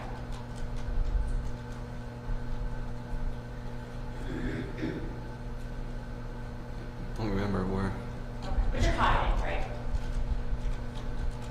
Yes. And that's so no one sees you. Yes. Because you think this is something that she wants. Yes. So her mother comes, that she moved her car and put the keys on like the counter or the couch area, and then you come out and take them. Is that right? Yes. And that's after she like goes upstairs or goes into the other room? Don't remember. Okay. Well, she's still there when you take the keys, right?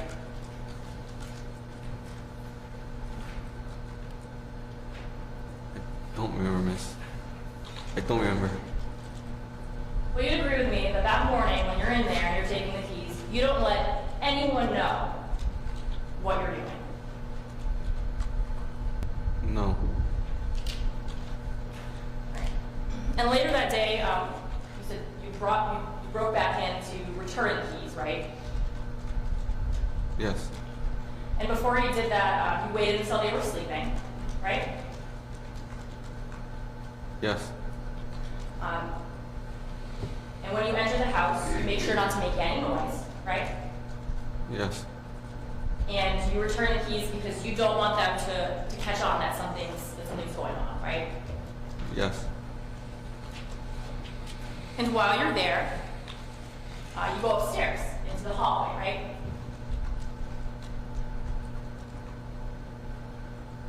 Yes. And you take Rachel's underwear out of the hallway storage area. Yes.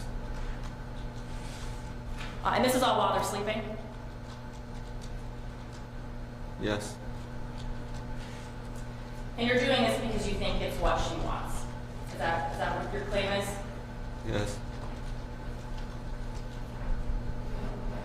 And you'd agree with me that at no point did that second, or during that second entry, when you're returning the keys and you're stealing the underwear and photographs, you never tell anyone that you're there, right? Yes. In fact, you're doing things to make sure that they don't catch you there, right? Yes. Like coming in at night, right? Yes. Like tiptoeing around the house, right? Yes. And returning keys so they don't notice anything's going wrong, right? Yes. And the next day, the 8th, this is like after you're coming back with McDonald's, come back, but this time it's daytime, right? Yes. But you make sure that there's no one home before you go in on that occasion, correct? Yes. You know what Rachel and her mom tried at that point, right? Yes. And you make sure that there's no cars in the driveway when you go back into that house, right? Yes. And at that time, you have some food with you, right? Yes. And you have some drinks too, right? Yes. And you store those in the attic at that point for later. Yes. And that's because you know you're coming back, right? No,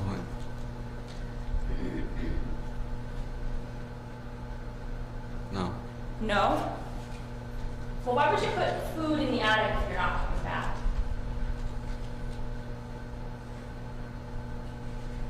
I don't know why. Did you agree that it would be much easier just to take the food with you?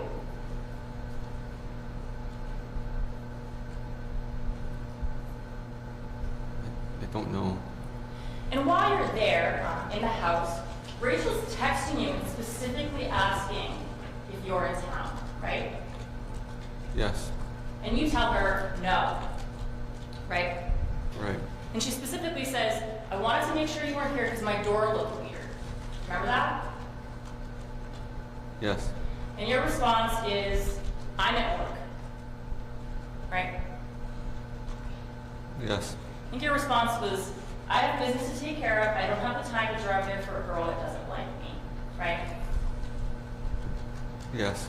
So she asks you a couple times if you're there, and you deny it each time. Yes. And you'd agree with me that if this was something you were doing in order to make her happy, you had to tell her at some point, right? Yes.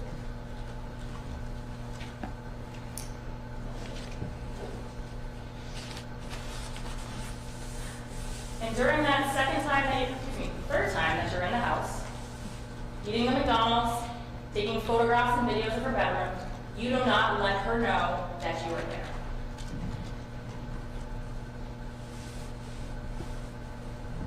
Yes.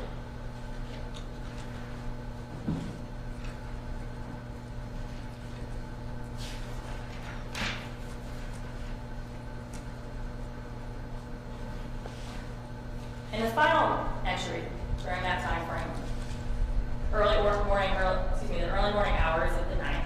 Again, you wait until everyone's sleeping to come in, right? Yes. And you'd agree with me that you even texted and called her to make sure she wouldn't wake up if you came in, right? Yes. You even call her from a blocked number to do that.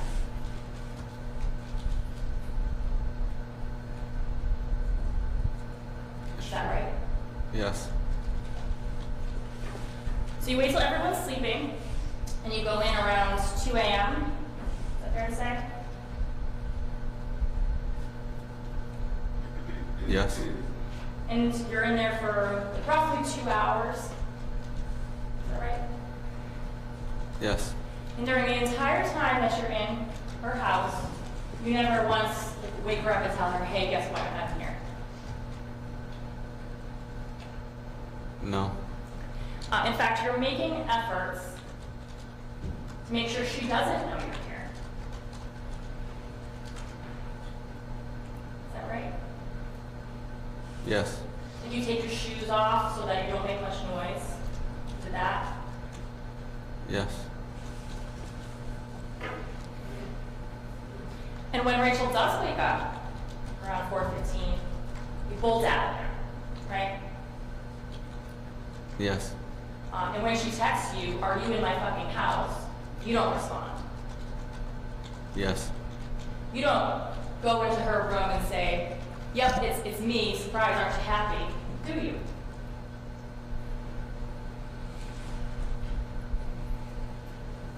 Yes. Instead, you go into the attic, right? Yes. You go out onto the roof in your socks, right? Yes. You even cut a hole in the screen so you can get out there. Yes. So isn't it true that you really didn't actually believe that she wanted you there? No, I did believe she wanted me there. But I just don't know what she wanted from me. Well, if you're doing something very drastic, like breaking into her mother's home, right? Yes. Wouldn't you want to be sure?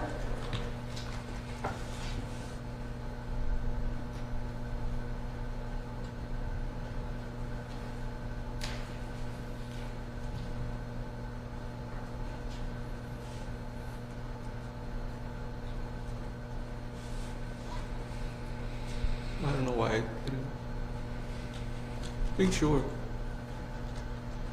I'm sorry, I thought you said I didn't know why. I don't know why I didn't make sure. You don't know why you didn't make sure. Because you didn't think this is something that she actually wanted, did you? Overruled, but I still believed it, but I believed she wanted me to do it. Would it be more fair to say, Marisa, that you weren't thinking at all? Wasn't thinking, I just thought that maybe if she would be happy.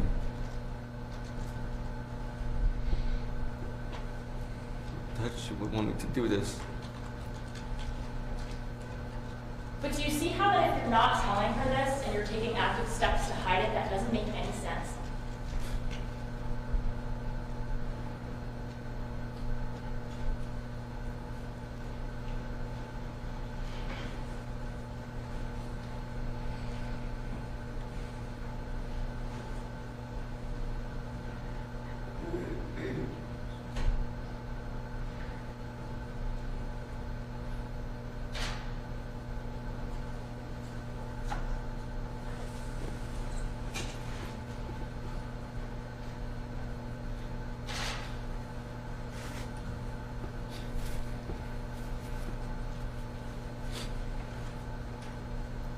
Could you repeat that, please? Sure. No. You're saying, I thought she would be happy, I thought she'd like this. But do you see how, when you're trying to hide everything you're doing from her, and you're telling her that's not how that excuse doesn't really make any sense?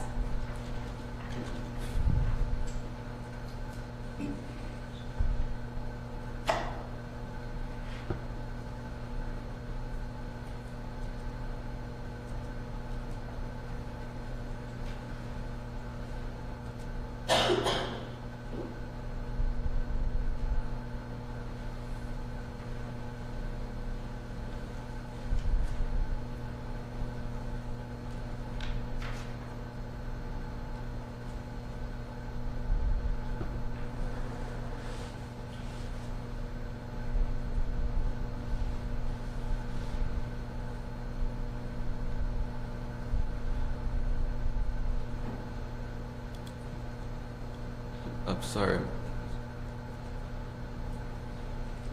I'm really sorry. Can we repeat that again, please? I can put it maybe a different way. If what you're doing is supposed to make her happy, she would have to know about it, right? Right. But you made all these efforts to make sure she didn't find out about it, right? Right. So do you see how that doesn't make any sense?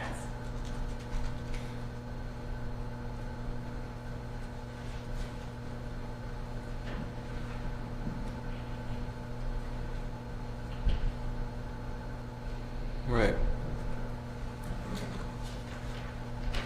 All right, I want to switch gears now, and I want to talk about the times leading up to breaking into this house, okay? It'd be fair to say that every time that you came to see Rachel, you didn't warn her first, right? Right. These were all like unannounced visits, correct? Correct. And I'm going to read some dates, and you tell me if you think they're correct, okay? So you came up on, January 6th, the 7th, first time? Correct. And then again on January 11th?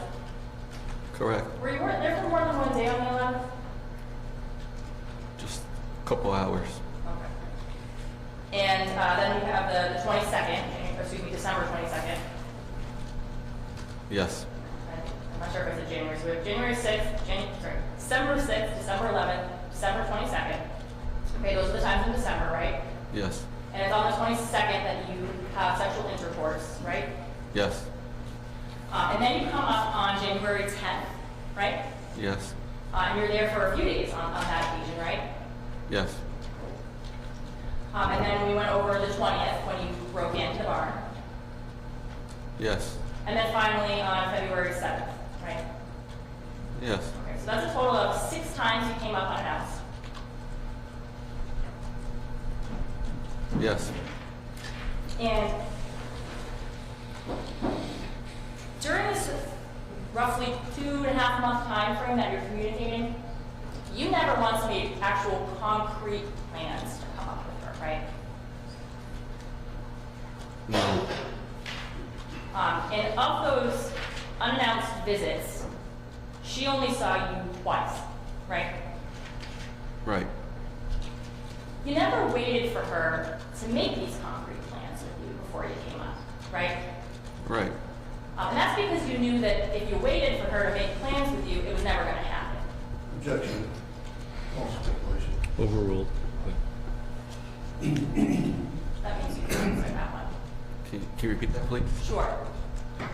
The reason that you would come up unannounced rather than wait for her to make plans is because you knew that was never going to happen, right? No. She would tell me to want to see me. Right.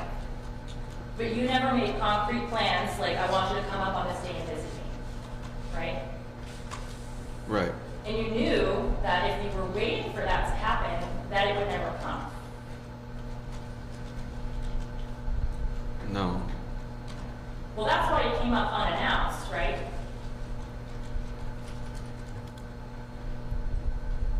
Yes. You testified that you thought that Rachel was manipulative. Yes. Don't you think that's a little manipulative, Mauricio?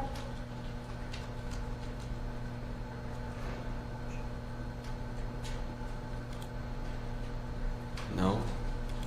You don't think that coming up unannounced, rather than waiting for someone to make plans with you, maybe makes them feel like they have to?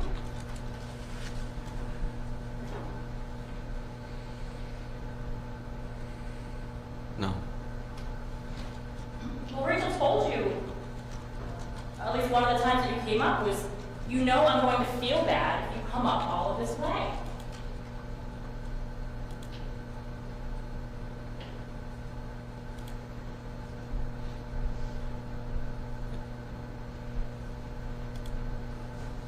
I don't remember that.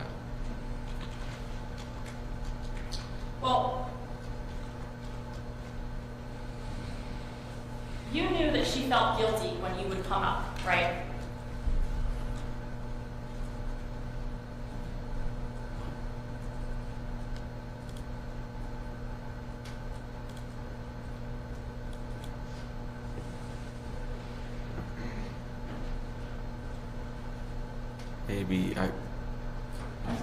Maybe, I don't know.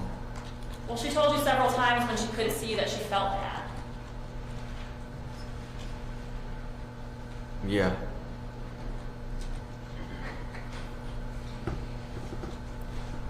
And you'd agree with me that every time that she showed up unannounced, other than the times that she agreed to see you, she was not happy that you did that. Yes. And in fact, each time you came up unannounced, she told you not to do that again. Yes.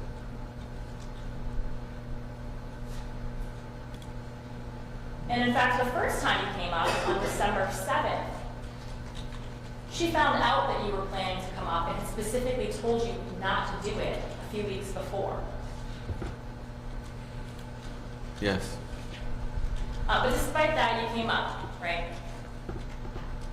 Yes. And she couldn't see you, and she told you that she felt bad about that. Yes. And so you left her $500 on her windshield on that occasion, right? Yes. And then after you left, she was sort of nice about it to you, right? Yes. She continued to talk to you, right? Right. But she also said you can never do that again, just show up, right? Right. She even said that you scared her. Right. She even said, promise me that you'll wait until we have plans before you come here, right? Right. And then, in your continuing conversations, she would tell you at times, please don't show up here, right? Right.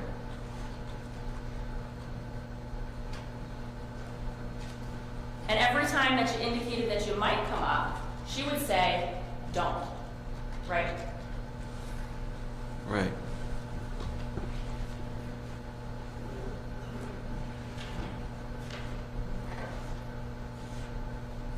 So on Friday, you were asked if you thought that you were in a relationship with Rachel.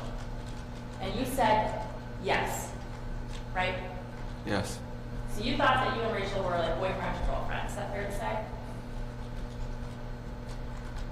Yes, like something working on it.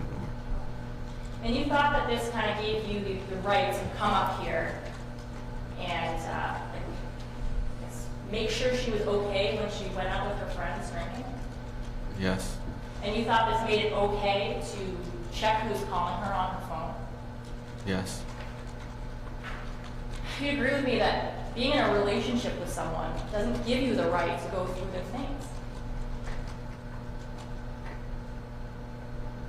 Yes. Being in a relationship with someone doesn't give you the right, I guess, to monitor, to stop them, does it? Yes.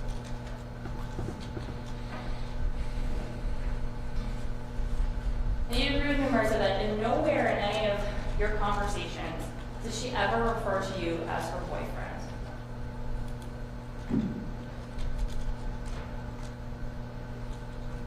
Yes.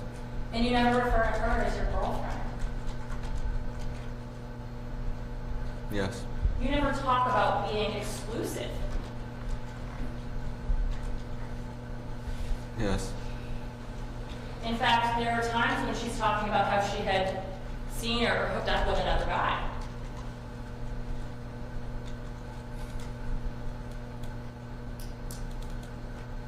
I can't recall that. Well, in the 2.5 months that you guys are speaking, you never met any of her friends, did you? No. You never met her parents or her brother? No. You saw her son on FaceTime, but she didn't let you see him in person, right? Yes. And we already talked about how you never actually made concrete plans to hang out, right? Yes. And in the 3 months that you were speaking, you only spent about a total of 2 hours face to face, right? Yes. And that was the 22nd when you had sexual intercourse, and then February 8th in your truck, right? Yes. So a total of 2 hours roughly together.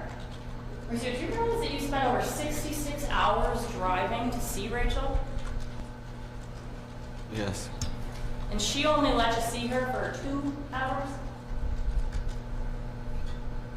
Yes. And you sent her gifts and money, right? Yes. Expensive gifts, like hundreds of dollars this fireplace and TV were, is that right? Yes. She never sent you any gifts. She was planning to. She never drove out to Pennsylvania to see you. No, she never did. You got her some items for Christmas? Yes. She didn't get you anything for Christmas, right? No. She wouldn't even make plans to see you. No. And she had actually blocked you on multiple apps. Snapchat, Instagram. Yes. Marcia, isn't it true that you wanted to be in a relationship, but you weren't actually in one?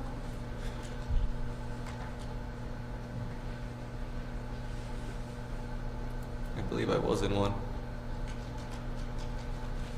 You believe that even though over the course of 3 months, she only let you see her for 2 hours, you were in a relationship?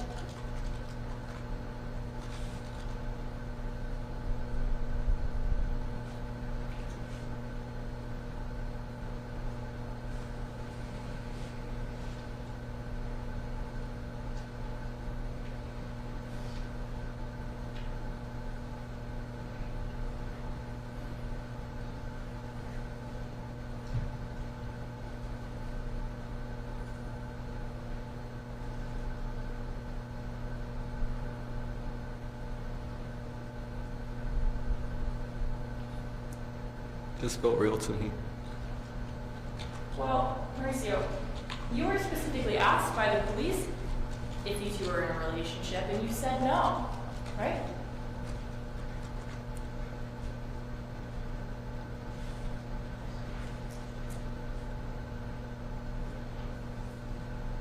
And it was... I can't remember what I told them. Well, Officer LaFayette specifically asked, are you two in a relationship? And you told her, at this point, I don't know, it's always just a complicated thing. Right? Right. And Matt Burrell, who spoke to you later that day, said you guys never really had a relationship, you just talked. And your response to that was, I know.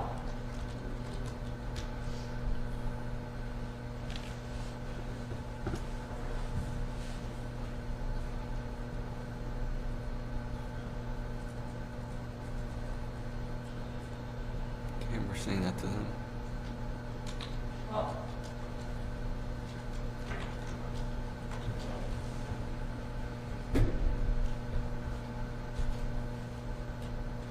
on Friday, put a lot of blame on Rachel for how you felt during that period, right?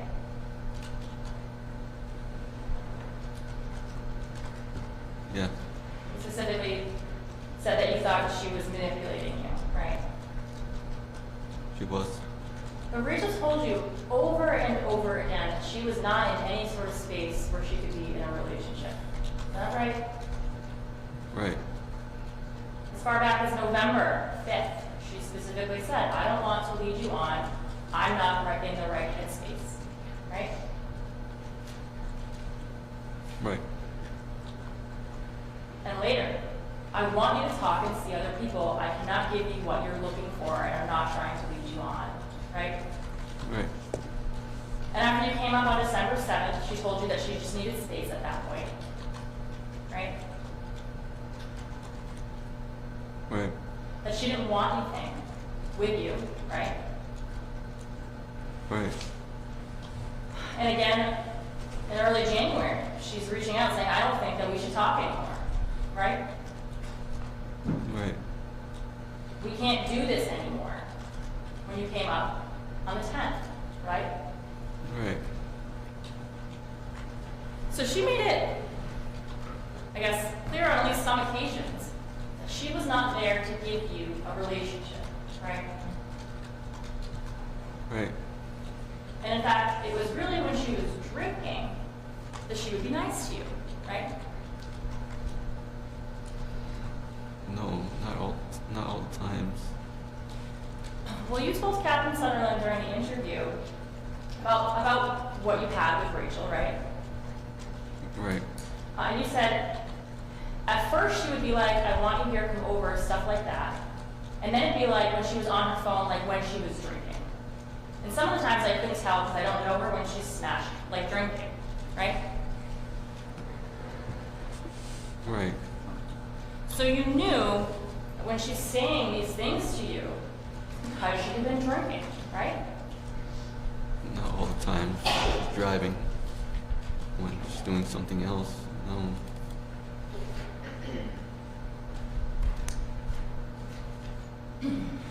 I want to talk about when you came up on January 10th, okay? Yes. So January 20th, you broke into her barn. I'm talking about January 10th when you were here, I think, for like a couple of days, right? Yes. So you drove up on January 10th and you were hoping to see her on that day, right? Yes. And you didn't tell her you were coming. I didn't. And when you got here and told her that you were here, she was pretty ecstatic.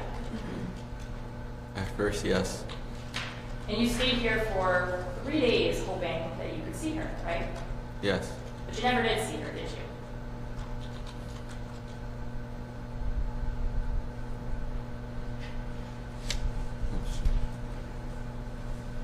We were planning to, but at the end, no.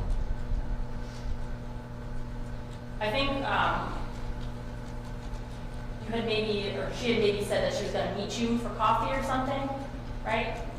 Yes. And then something came up and she couldn't, right? Yes.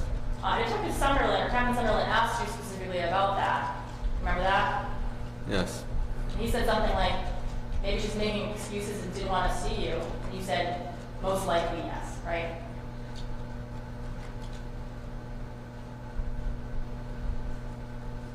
Yes. And after you came up for that period of time, she tries to kind of end things, right? Maybe. She says things like, do not ever speak to me again, and you literally cause me anxiety when you do this.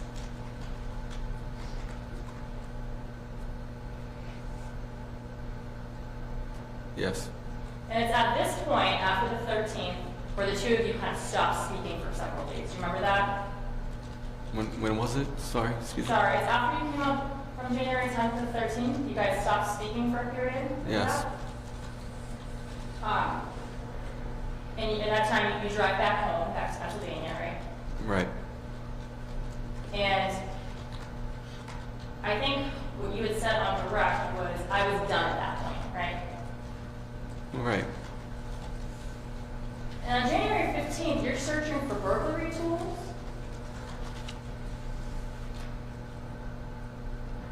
Can't recall when that happened. Do you have any reason to doubt that you were searching for burglary tools on January 15th? Can't remember when. But you were searching for burglary tools at some point in January. It was. Because you were planning to break into her house, right? Right. And even though you two weren't speaking at that point. We started speaking again. What's that? We started speaking again. Well, you started speaking again around January 19th. Do you remember that?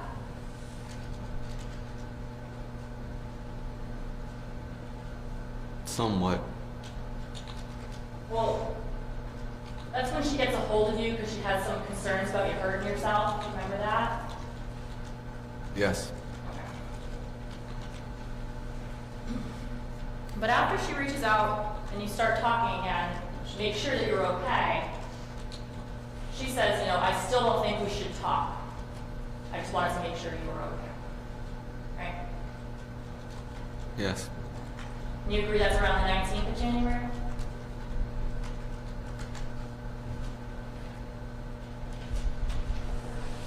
Don't know.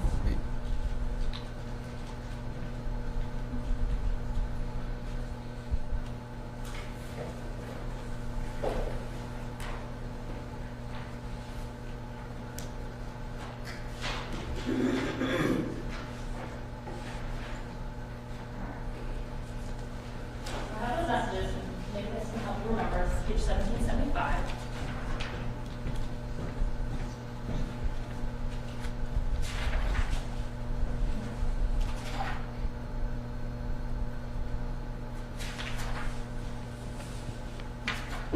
So I agree on January 19th. She's saying, I have to block, okay, I have to block you now, right? Yes. And you're telling her, can you make me a promise, right? And she says, what is it? And you say, and if and when you find a man for you, please make him treat you with respect. Don't ever let anyone tell you that you ain't shit, and don't take shit from anyone, and find someone who loves you, and you love him back, and be happy, okay? And that's on January 19th, right? Just, she says thank you. You too. And you say, I'm glad we got to talk today. I hope we can talk later again in the future. And she says, okay, goodbye. That's on January 19th, right? Right. She says, take care of yourself. You say, goodbye, Rachel, I'll still love you. Please take care. And then that's the end of the messages on January 19th at around 5:30, 17:34, right? Right. The next one isn't until late on the 20th, right? When she asks if you're okay. Right. And in between those two text messages, you came up and broke into her house, right? Can't recall. Can't recall. Well, you agree with me that those messages reflect that you weren't actually together at that point. We weren't. And if you did break in on January 20th, it certainly wasn't with any permission from her, right? Right.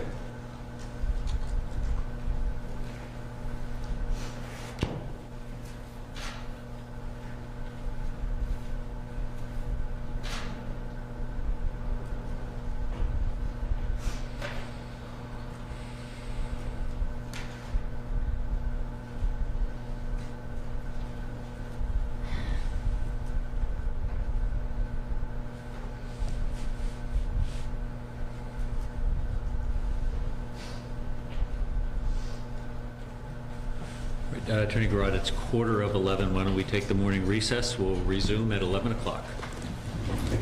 All rise.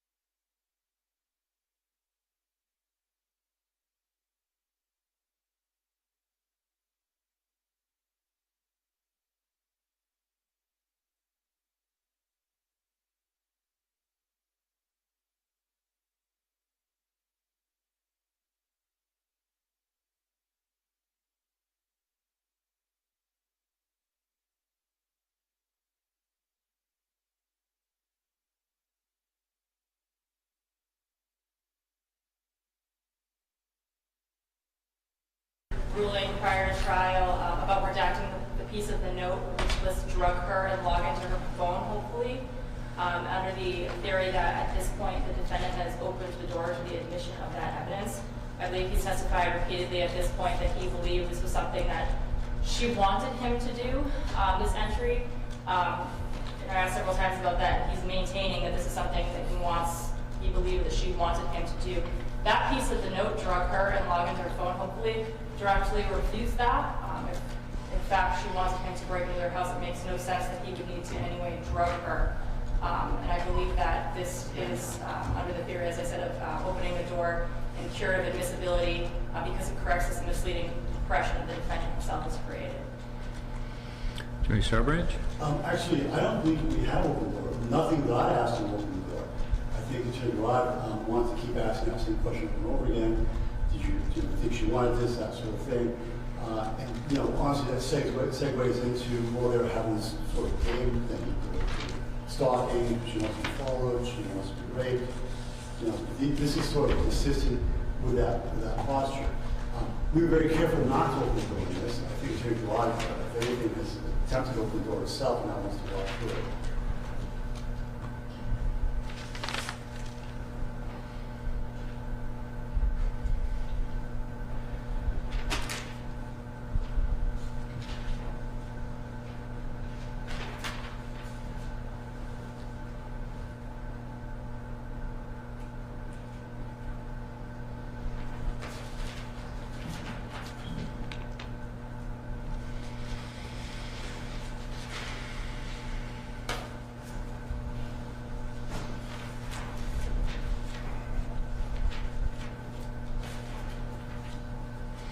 I believe in my prior ruling excluding that evidence, I said that if the defense was that she had actually consented to the entry, then it might be admissible. Here, the defense has not gone quite that far. He keeps insisting that that was his impression that she would want this, but not that she actually consented to it. So I don't think it's met the predicate under my ruling to reconsider. And also, even if it does, I still think it's so highly prejudicial that it outweighs any probative value, especially given all the other evidence that refutes either actual consent or what he believed to be consent. So the motion is denied. I didn't bring in the jury. Thank you.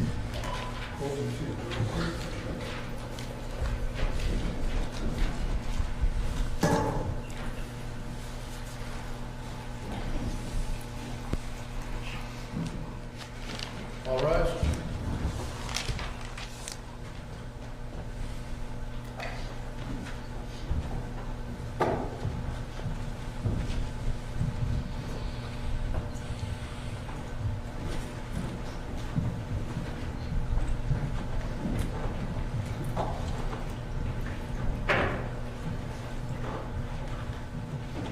May be seated.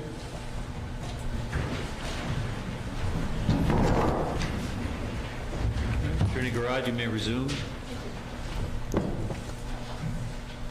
when we left off, we were talking about January 20th and how you two had stopped speaking for a time, right? Yes. But then towards the end of January, you were sort of re-engaging back with each other, is that right? We were. But then you stopped again around February 1st, is that right? Yes. And you stopped speaking for about a week, fair to say? Yes. And in fact, we saw during Captain Sunderland's testimony those messages that show that gap between February 1st and February 8th where you aren't sending each other anything, right? Yes.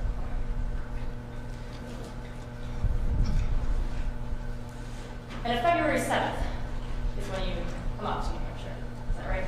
That is correct. And you don't tell, I guess, during this break in the two of you speaking, you're the first person that kind of, I guess, breaks that, right? Yes, it was. A better way to phrase that is you're the first person that reaches back out, right? Yes, because it was mostly her reaching out to me most of the times, so I decided to reach out for her this time. Okay. And that's on February 8th, around a little after midnight. Is that right?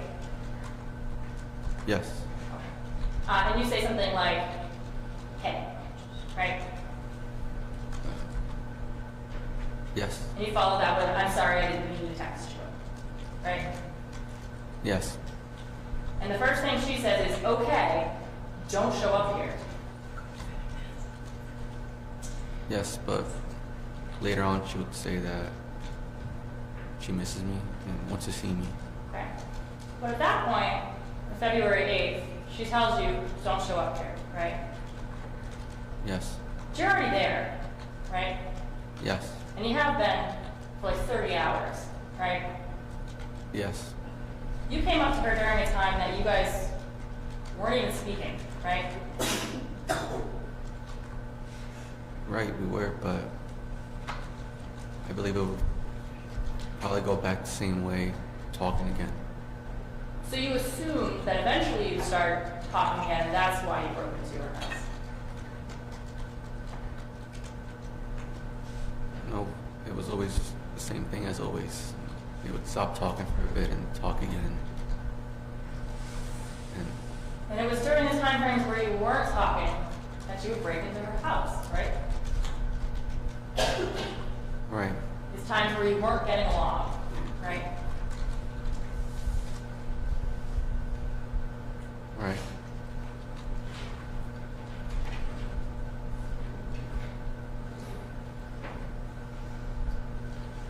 When you drove up on February 6th into the 7th, you were driving like all night, is that right? Yes. And you had planned to break in as soon as you were getting there, right?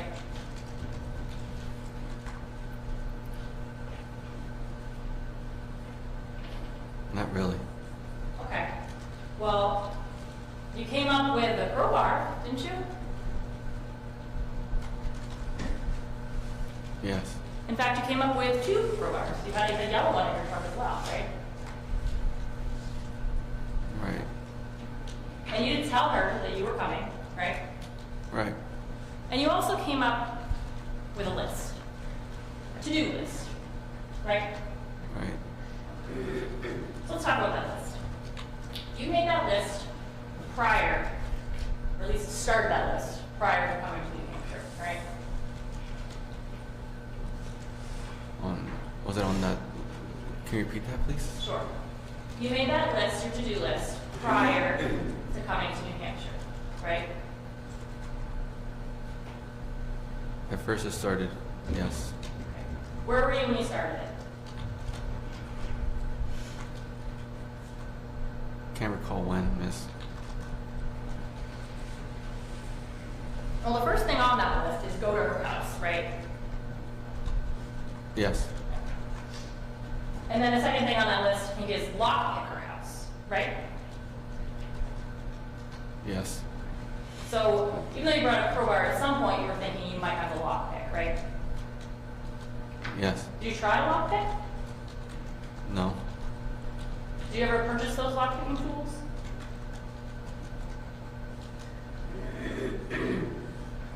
Can't remember if I did or not. Well, I mean, personally, lockpicking tools is a pretty significant thing. Do you remember doing that?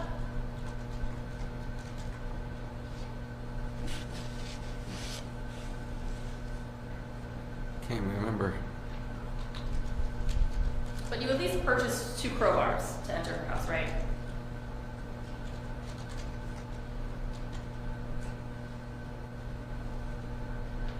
No.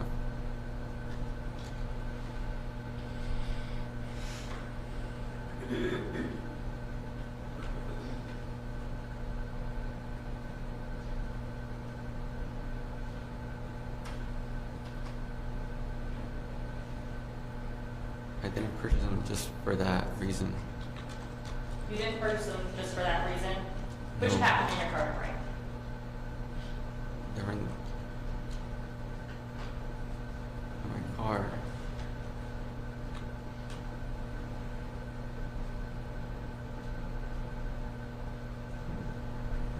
They were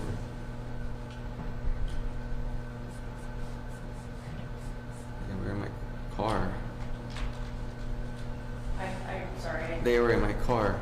They were in your car, okay. But you're bringing them up with you to use them to break into Rachel's house, right?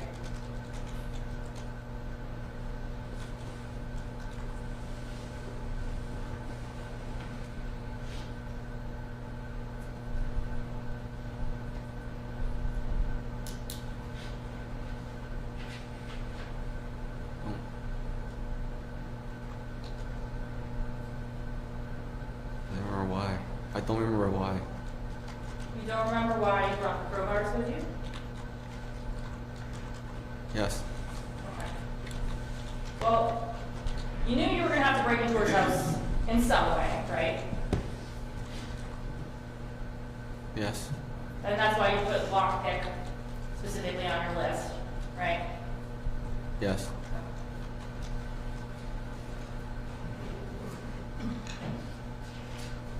And also on that list, you have put a tracker on her car, right?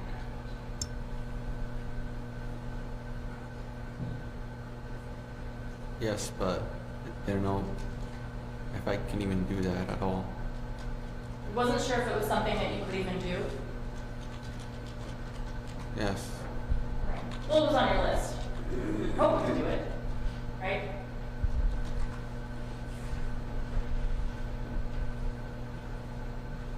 Can you repeat that, please? Sure. If it was on your list, it was something that you were hoping to do, right? To track the car.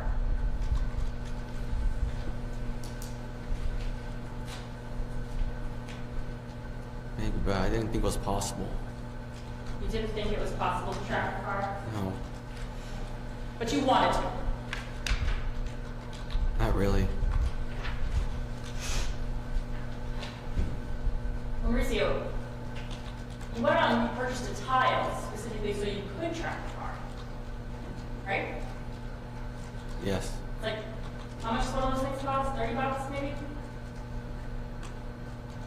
I don't know how much they cost. You went all the way to the Greenland Target from Summerboard.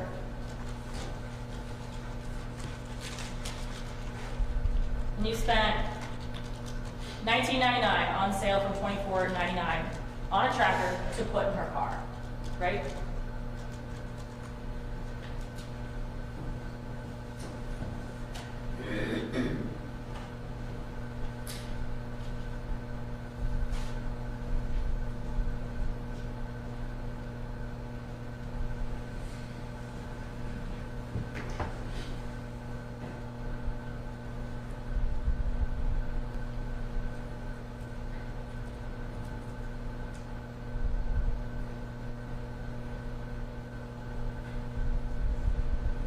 Well, I thought it was something to do with stalking that you wanted me to do. So you did want to track her. Something that, with the stalking thing that she would want me to do. You think that she wanted you to do that? Well, yes, because she would want me to stalk her. Well, you purchased blue masking tape along with that tile, right? Yes. And you concealed that tile so that she wouldn't know what it was if you found it, right?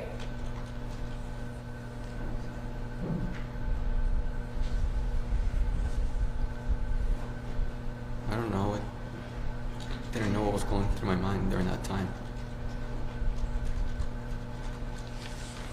You wanted to track her because you wanted to know exactly where she was going and when, right? Right, because she wanted me to be her stalker.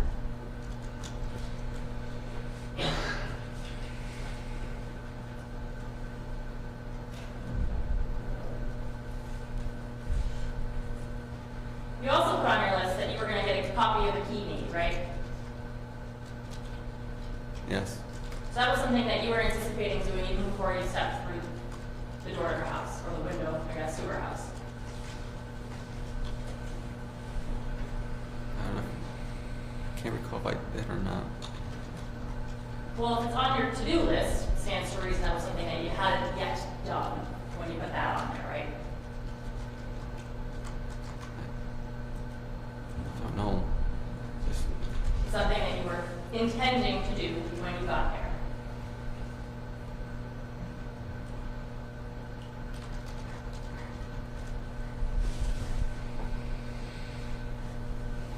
intending to. You said you were intending to?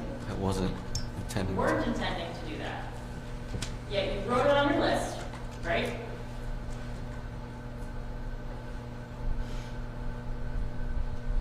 I did, but just didn't imagine this would happen. I didn't imagine it would be like that. You put it on your list. You went and you hid in her house for 3 hours until you had the opportunity to take it, right?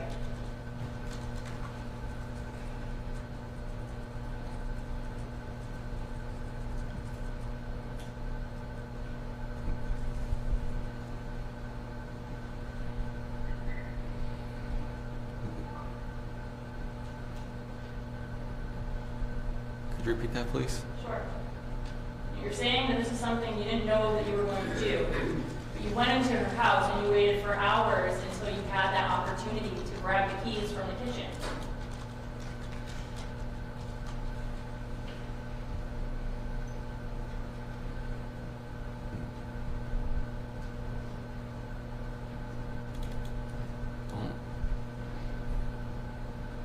Don't remember, miss. Well, you just testified to it like an hour ago.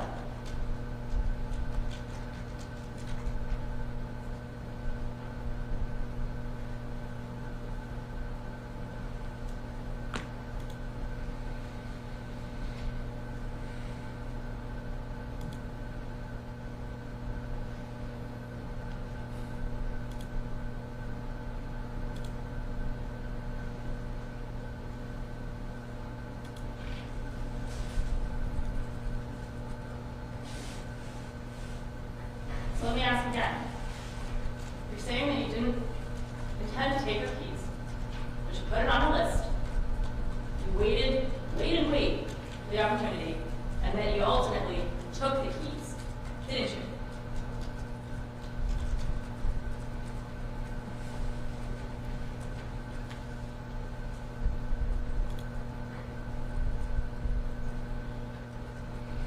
Did.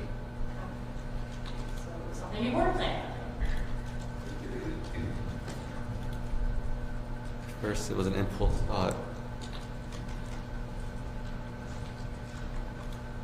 I I'm not didn't. trying to argue with you, Mauricio, but it's on your to-do list. So how can it possibly be an impulse thought?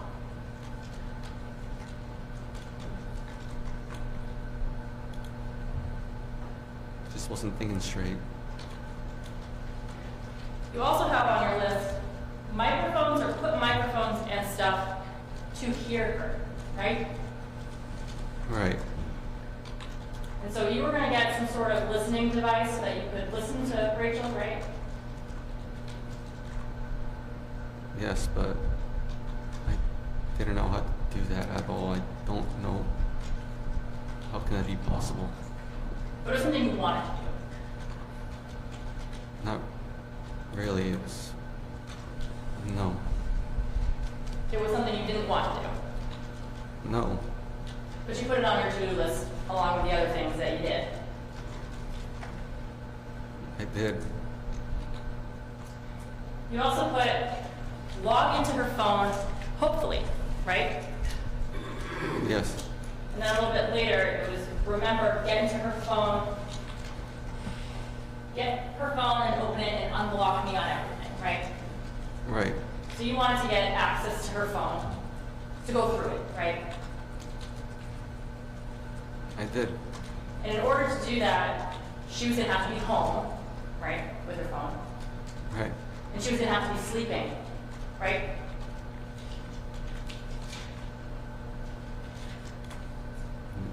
No. No. Well, you couldn't go through her phone if she was awake and there, right?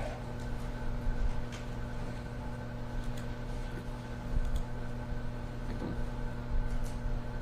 don't know. But getting into her phone, that was something that was pretty important to you, right? Right. Because you wanted to know who she was talking to, right? Who else besides you? Right. And how are you planning to get into her phone?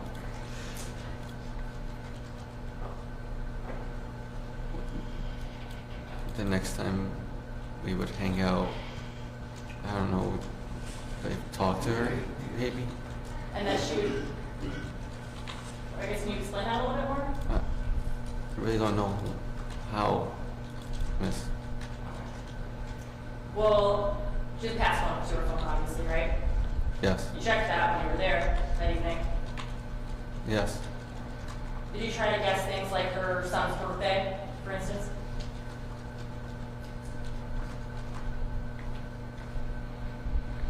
Yes. How many passcodes did you try?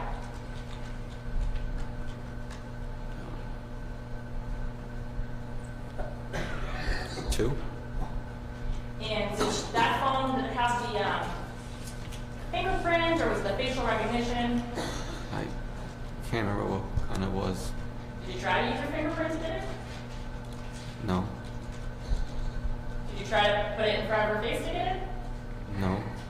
Just some passcodes that you were unsuccessful with. Yes. But you did look at her phone and note who had been calling her, right? Someone was calling her.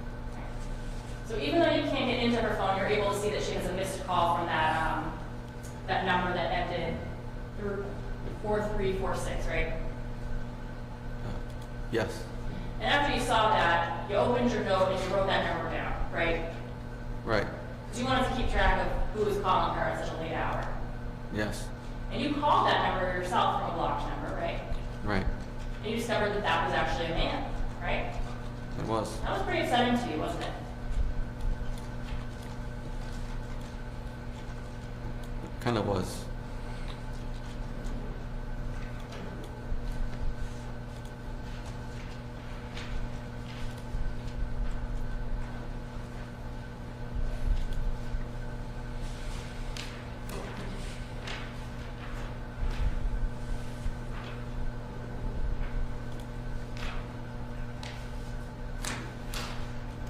Now, at the point that, well, let me back up. So we talked about the list, the things that you were trying to do with the list.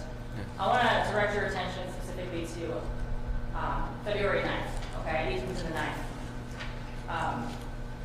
You had met Rachel out of your truck late that evening, right?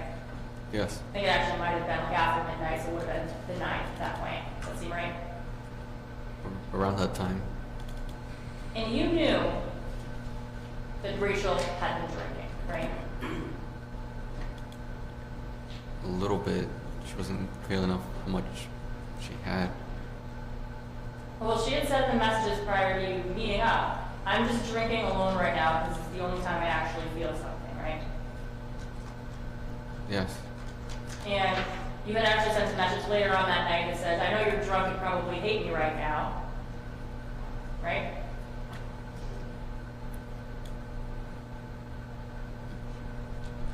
Was it after? Can you repeat that? Sure. I think you had texted her later that evening when you guys were having like the argument, and you said something like, I know you're probably drunk and hate me right now.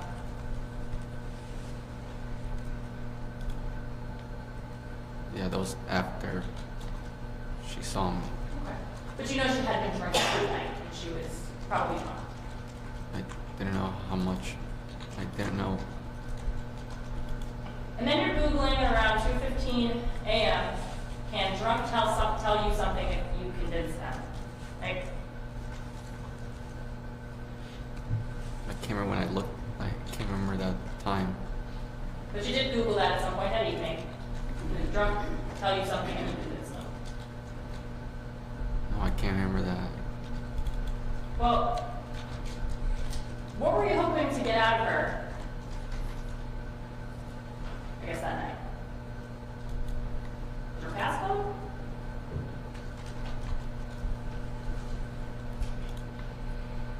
No,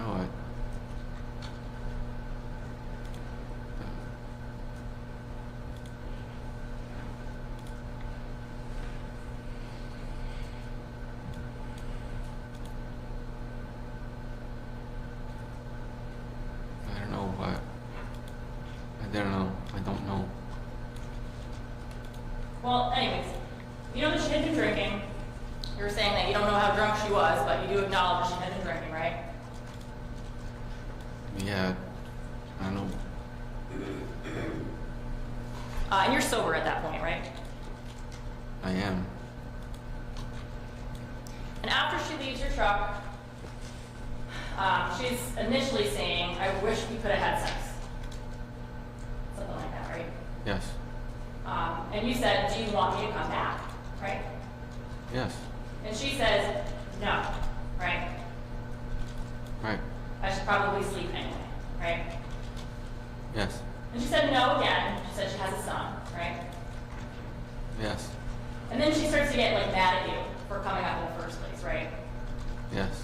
She says, in particular, she's mad because you can't just come to her mom's house, right? Yes. And she says, it's not one of my just stupid apartments. Like, this is my mom's house. You can't come here, right? Right. And you say, I know, I fucked up, right? Yes. And she ends it by saying, I'm gonna block you. Don't ever come here again, right? Right. And then you decide to break into her house, right?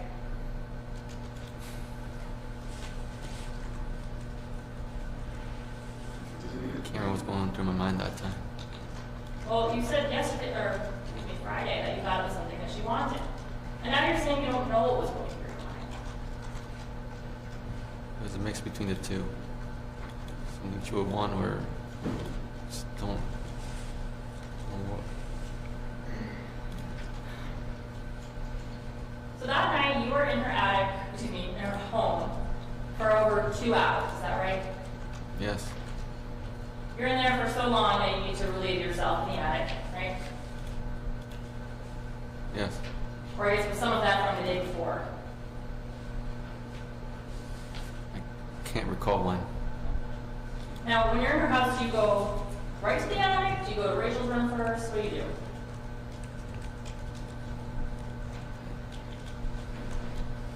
I don't know. Well, at some point you're in the attic. Do you agree with that?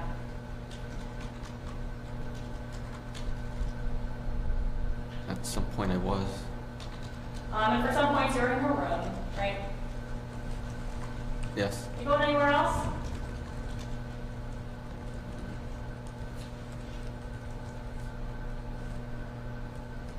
Can't remember. And while you're in the house, you're like on your phone, right? I was. I think phones show that you were like using Snapchat, Instagram, things like that. Maybe. You were listening to music. Possibly. You had your earbuds were found there, right? Yes. So you were using those to listen to music? Possibly. But at some point you go into her room, right? Right. You pick up her phone, right? Right. And her phone is like right next to her, right?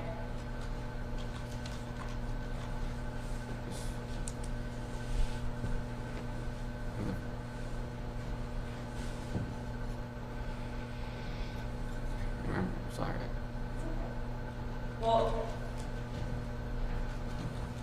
fair to say it was close to her.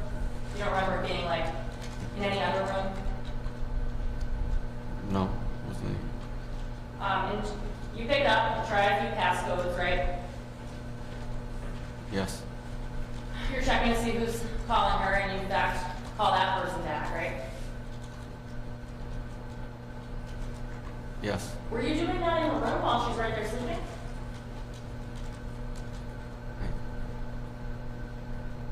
Don't remember where. At some point you take a picture of her license. It's on the floor, right? Yes. Why do you do that?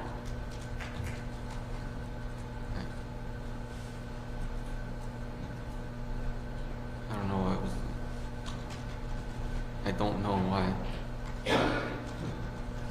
You also take a picture of the home screen of her phone. Why do you do that?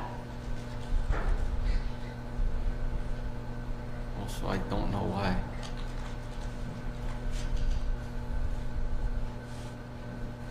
And you also lifted up the covers of her bed, lifted up her bathrobe, and you looked at her vagina, right?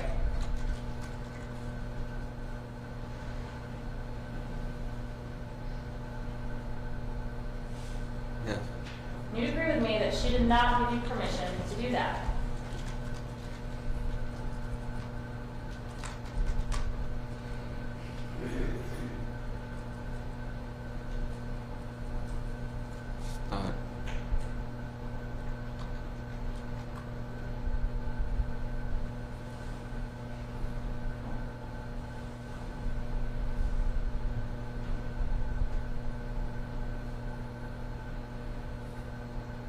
Could you repeat that, please? Sure. When you lifted up the covers or bathrobe and you looked at her vagina, you did not have permission to do that, did you?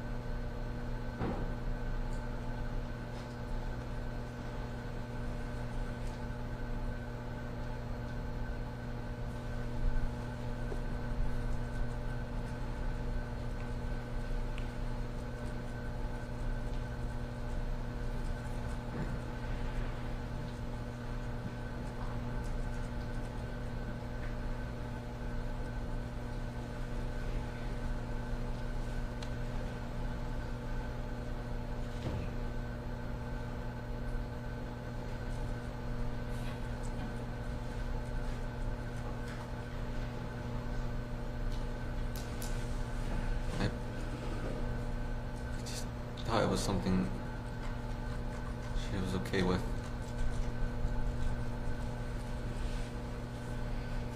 And when you lifted the covers, lifted her robe, and put your phone in between her legs, zoom in and take a video of her vagina, you did not have permission to do that either, did you?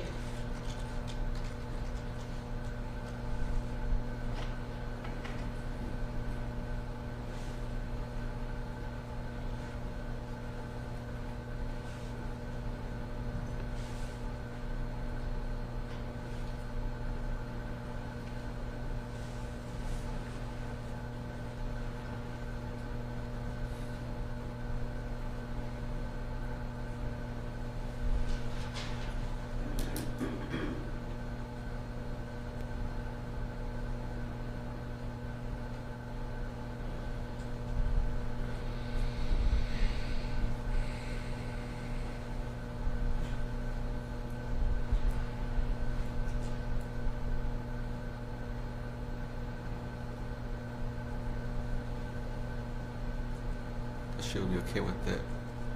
You thought she would be okay with it? Yes. Okay. So, your testimony and your claim is that you looked at and videotaped her vagina because you thought she'd be okay with it. You're comfortable saying that right now? I don't know what else to say. I'm sorry? I don't know what else to say about that. Oh. Well, you were specifically asked in interviews why you did that, right? Right. And to Captain Sunderland, you said, I don't know what's wrong with me, right? That is right, but I hadn't been sleeping for hours. I'm scared. I was alone. I was cold and hungry. I was confused.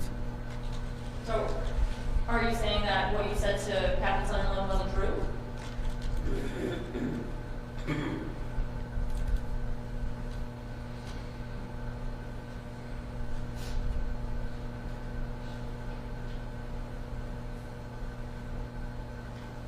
At first it wasn't. It wasn't true. At first it wasn't true. Sorry, just... First I did lie to him. I'm sorry. At first I did lie to him. Okay. Well, that barrel asked you why you looked at her vagina as well, and you told him, I just wanted to see it one more time, right?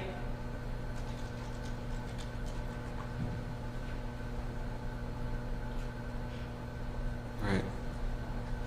Nothing about thinking it was something that she would have wanted, right? I didn't know what to say to them. I'm sorry? I didn't know what to say to them at all.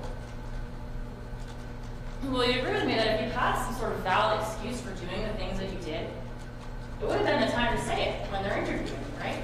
I'm going to object, John. You have no. Yes.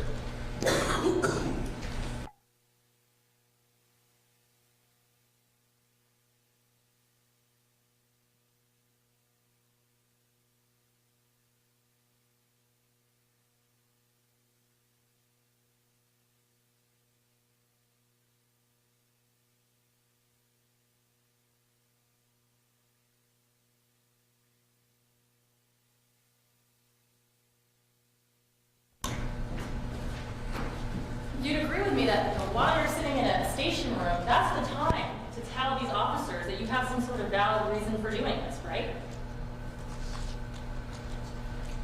At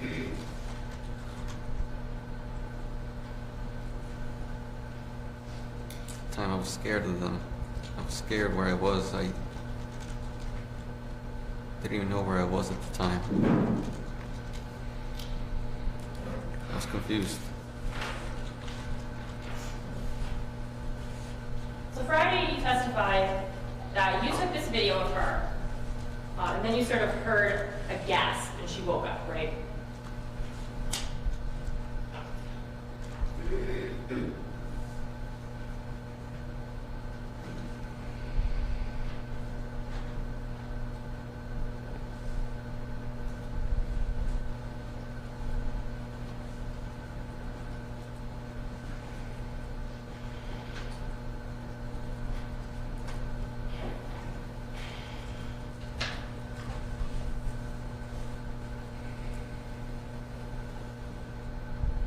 Sorry, can you repeat that again? Yep.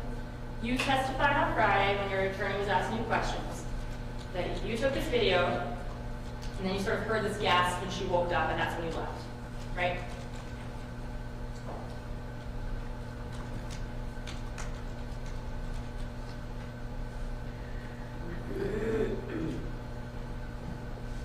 I'm sorry, I was just Friday. I'm sorry.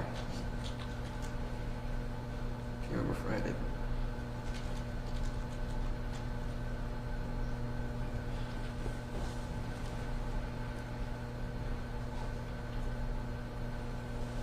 Well, if you can't remember Friday, is that what happened?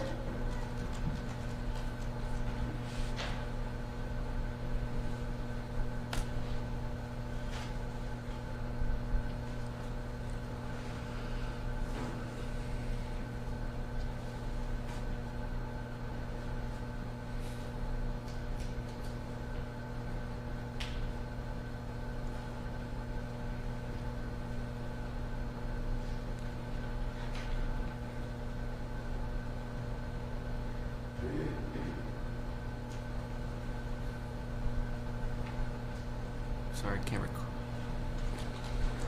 Can't recall. Sorry.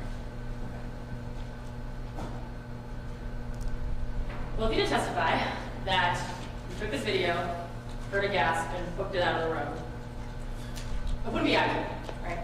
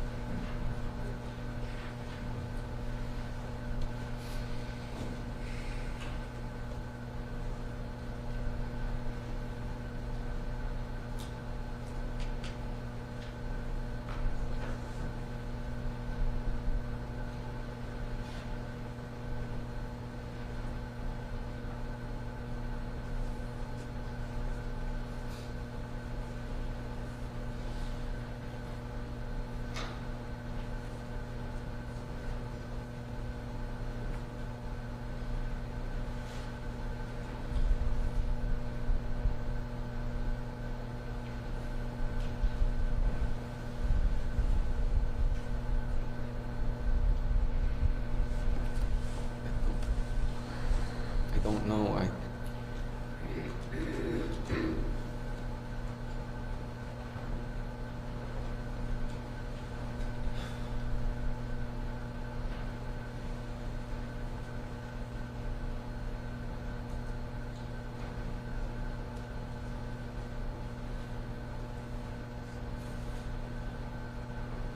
Could you repeat that, please? You testified on Friday that you videoed her vagina, heard her wake up, and left. That would not be accurate, right?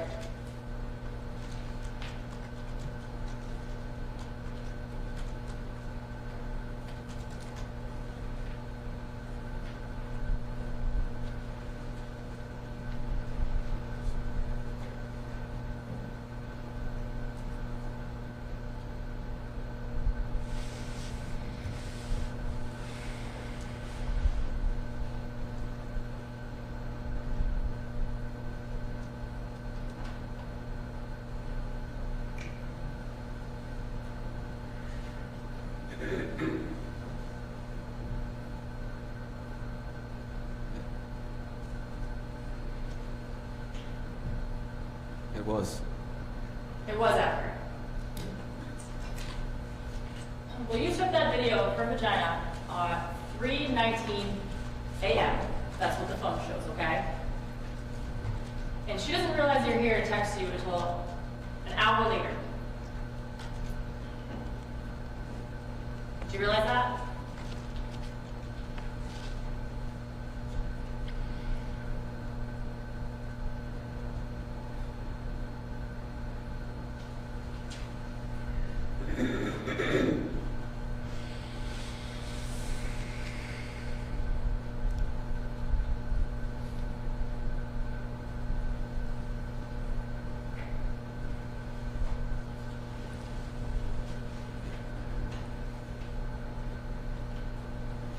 Can't recall. Okay. Well, my question for you is during the hour period, when you're filming and looking at her vagina, she realizes you're here and leave. What are you doing?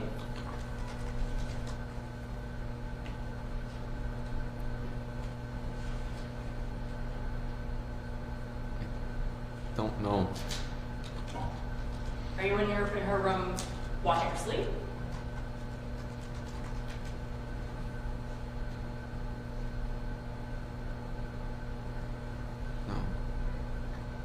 No. Sitting there masturbating? What are you doing?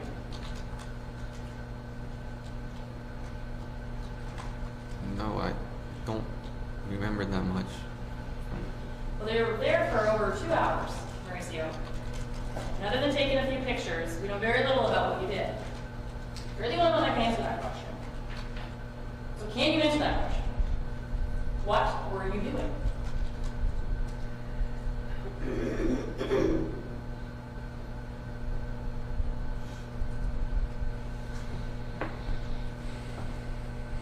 Don't remember. Don't remember, or you don't want to answer that question? I don't remember.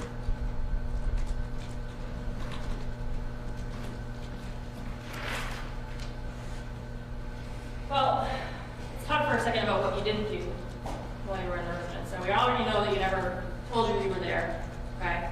But you also never took the TV back, did you? No. You never took your fireplace back, right? I tried. You tried? What happened when you tried? It's too heavy. Well, it's right next to the porch door. It's not like you had to carry it down any stairs, did you?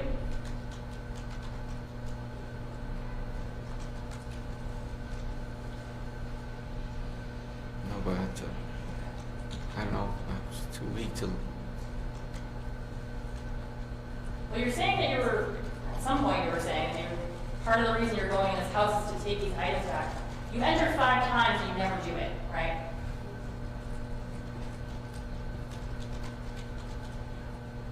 Right. You never intended to take those items back, did you, right? I did. Well, I did intend to take those back. Well, on the morning of the 8th, you had the house to yourself. You could have very easily taken that TV out of there and you didn't do it, did you?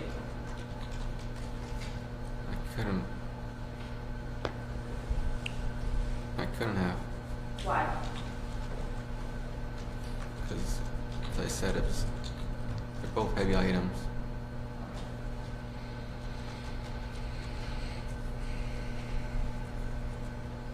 reason you didn't take those items back is because you knew that if you did, she would have known you were in her house, right?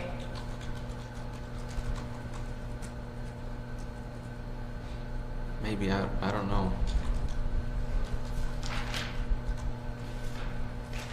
And the same with the belt and hat. Your purpose when you were entering that home, it was not to get your belt or your hat back, right? It was.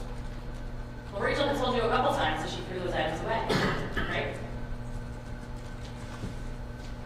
She did, but she also said that they might be in her house somewhere. Okay. Well, there's nowhere in the messages that it says that, so. It was mostly through FaceTime we were talking about it. That was on FaceTime that she told you that. Yes. Even though you told Officer Burrill, she told you that they had gotten lost.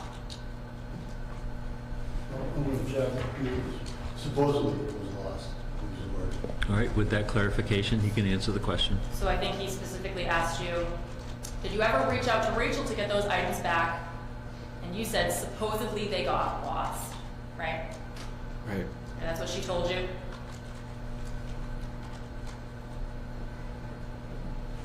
Now, isn't it true that none of these entries had anything to do with getting any of your items back? They were. Well, so you're trying to get it both ways because you're saying that you entered to get your items back, but then you're also saying it was because of something she wanted you to do. Do you understand the confusion here?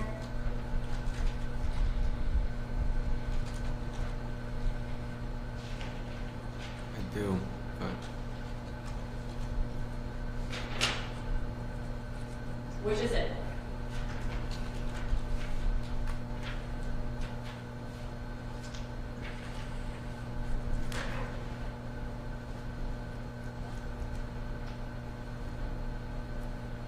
both of them. I want to move on to something that you said on Interact. You said that at some point when Rachel was texting with you, she told you that she wanted you to rape her, right? Yeah. Can you check? I believe the text message said that, and I believe Rachel Lewis acknowledged that. What? She said that to him. That's what she, yeah, that's the question. Okay, I thought you said. No, that's the question. Thank you. Right? Yes. It was your claim to this jury on Friday that that really freaked you out, right? At first it did, but I thought it was one of her games that she like. That was one of her games. I'm sorry. I thought it was one of her games. You thought it was one of her games. So you didn't think she was serious, right?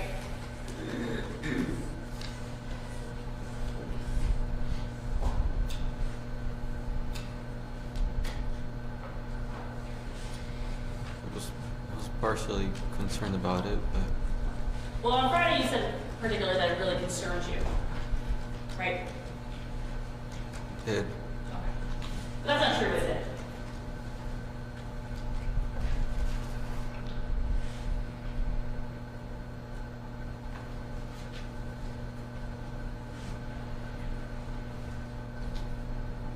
It is true. I was concerned. Well, she's saying that rape me in the middle of this sexual banter that you two were having, right?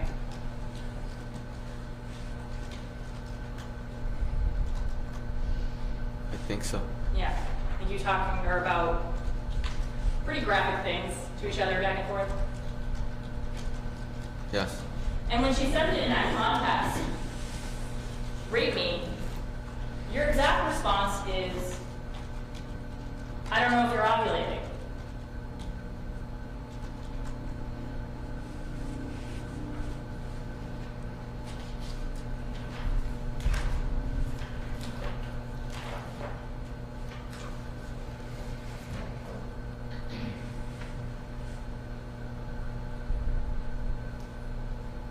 Do you need to see it?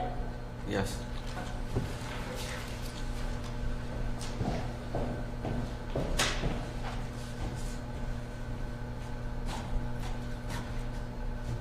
you're talking back and forth, and excuse it, graphic nature, but you're talking about each other coming. And then she says, rape me. And then she says, I don't care, you say, excuse me, I don't care if you're ovulating, or I don't know if you're ovulating. And when? And then you loved it. Yes, because if I didn't respond like that, she would get mad at me. Okay. And then you go on to jokingly talking about knocking her up and trapping her, right? May I see those messages, please?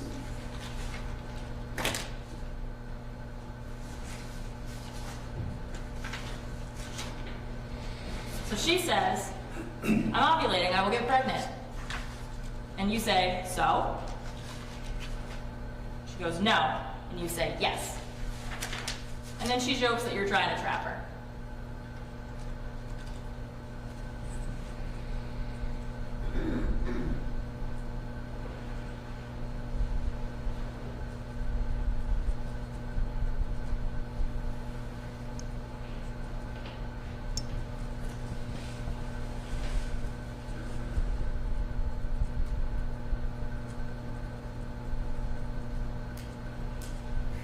What did she say after that? So you're trying to trap me, smiley face, and you said, oh my God, I'll wear a condom. And she says, ew, no. And then you said, then how? And then she says a little pregnant emoji, and you said, LOL, I mean, fuck it.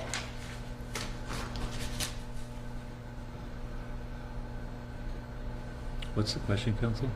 So my question was to him, this didn't actually concern you, right? You knew she was joking. I was partially concerned, but I had to play along with her. If I didn't, she would get mad at me and block me. This kind of exchange that I just showed you is pretty typical of the sexual ways that you would banter back and forth, right? Right. And you knew when she would say things like rape me, she wasn't serious, right?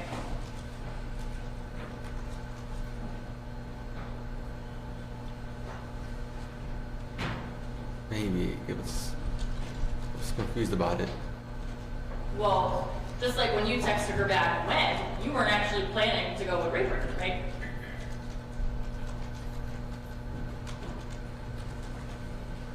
Oh, what?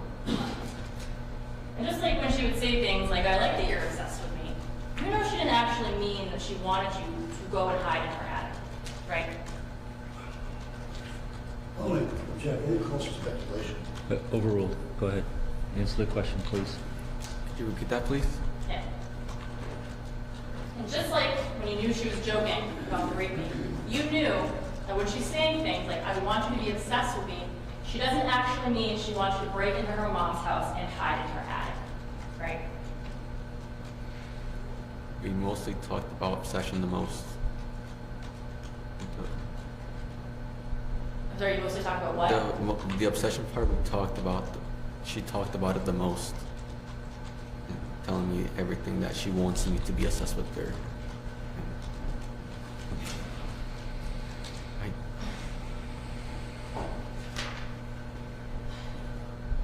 I want to talk,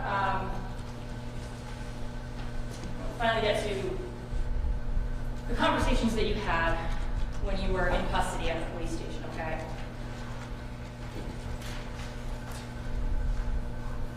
When the police came, you told them that you were just there initially to get your fire nice and TV back. And that wasn't true, right? It was true. But that's not the whole reason you were here, right? Right.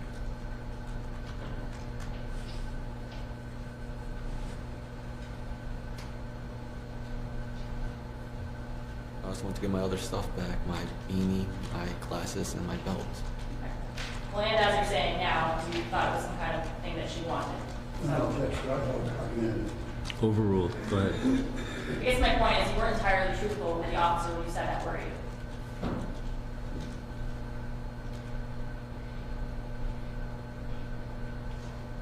At first I wasn't. And you also told the police that you had gotten there at 11 p.m. the night before, and that wasn't true, right?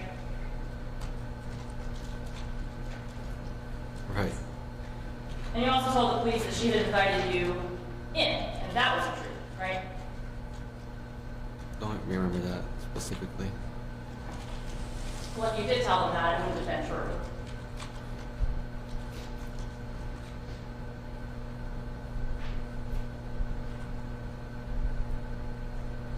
Could you repeat that, please? If you did tell the police that she had asked you to come over, come into her home, that wouldn't have been true.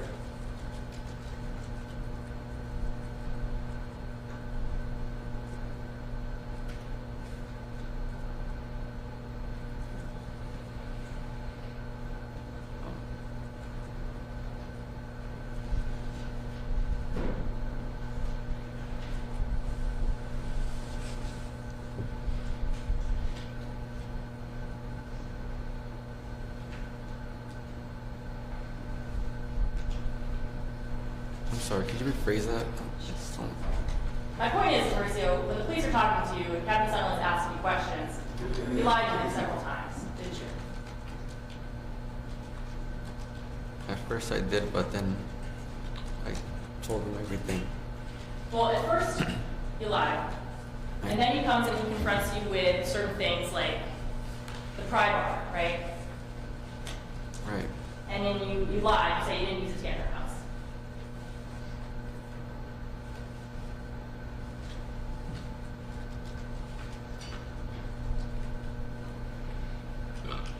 Sorry.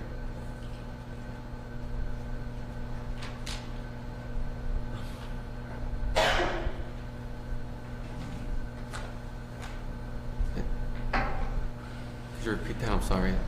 Yeah. So Detective Sunderland asked you some questions, right? You lied to him several times, right? Yes. You lied about coming at 11, right? You just said that 2 minutes ago. You lied about coming at 11, Yes. right?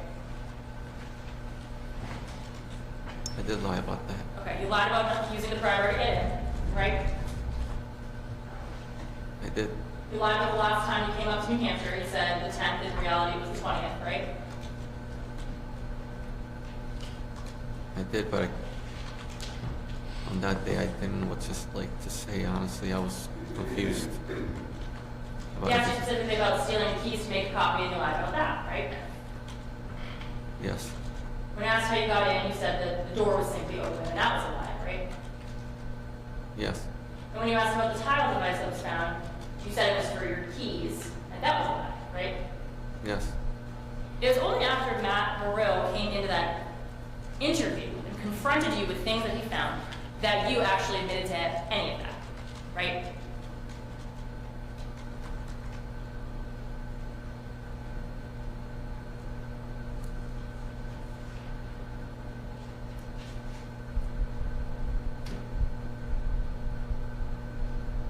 Could you repeat that? Sorry. It is only after Matt Moreau comes into that interview with Captain Sunderland and specifically confronts you with things that he's found that you admit to any of that, right? Yes. And even then, you still deny stealing and copying her keys, right? Yes.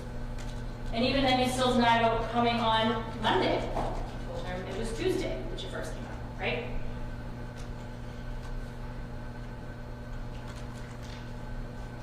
Yes, but I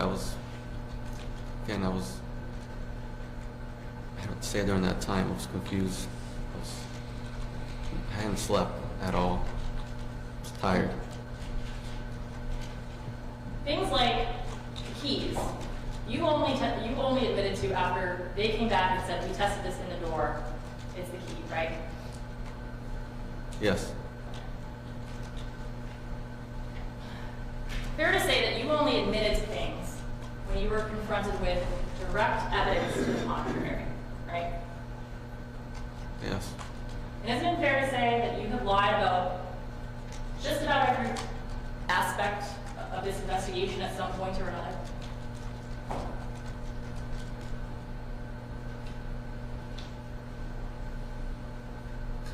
First I did, but I told him everything. feel it was the right thing to do. Well, you still didn't tell him about the January 20th burglary, so you really didn't tell him about everything, did you? I told you I can't remember that much from those days. I can't remember that much from those days.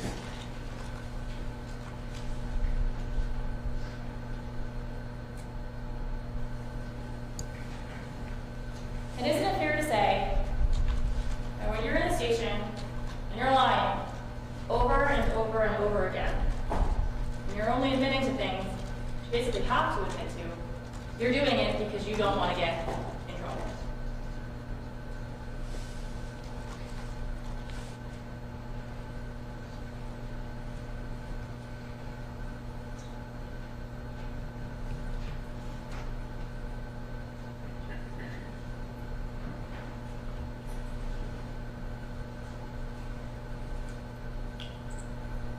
Yes. Mauricio, I don't have any further questions for you. Thank you. Any redirect? Yes, sir. How you doing, Mauricio? Scared? Yeah, you okay? Kind of. You want some water? I'm okay.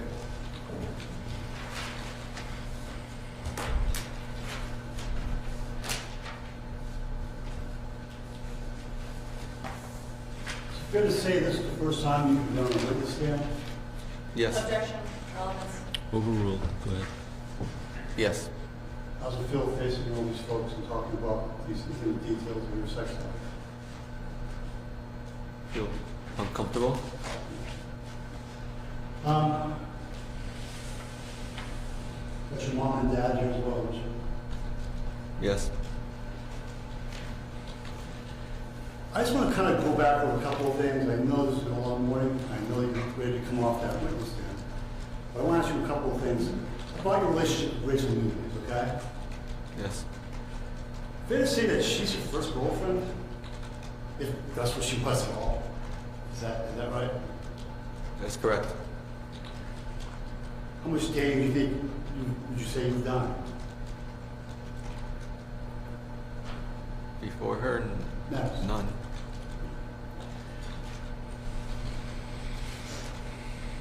You were pretty happy to be in a relationship with Rachel, weren't you? Yes. And she would tell you from time to time, we're in a relationship, right? Objection. Leading. Yes, I'll try. All right. What, if anything, did Rachel say to you about the nature of your relationship with her? Was it always the same thing? Would you move around? Tell us what she was telling you about your relationship.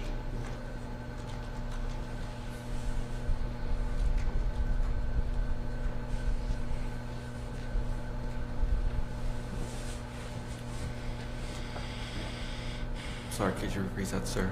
I'm sorry.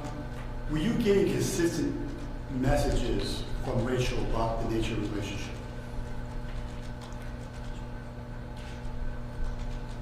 Mostly. It was... Tell us.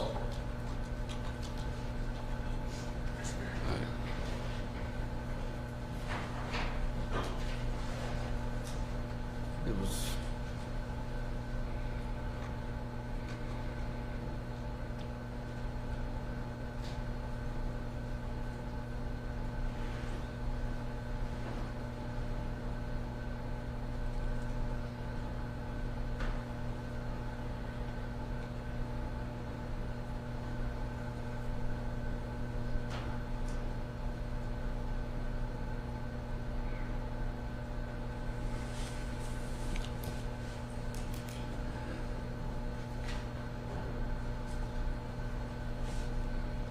Sorry. It hurts. Can you repeat that again, sir? I'm sorry. I'm not sure I can. I'm sorry. I'm so sorry. I know you are, I know. What I'm trying to get to, for the jury's benefit, is tell us what kind of messages you were getting from Rachel Nunez about your relationship, about what it really was. Did it change? Did it stay the same? What kinds of things would she tell you? It would change to I love you, to sometimes don't talk to me, and back again, back and forth. I want to see you, I miss you. And sometimes it would just be going on. I felt really happy talking to her.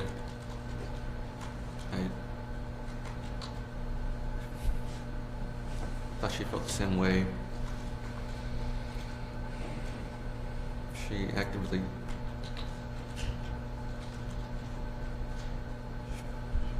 she's pretty nice and she's pretty funny when I talked to her. And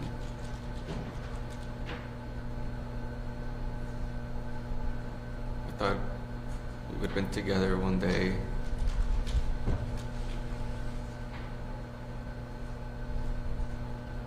But it was always going back and forth. Going from nice to toxic. But I always saw it as nice.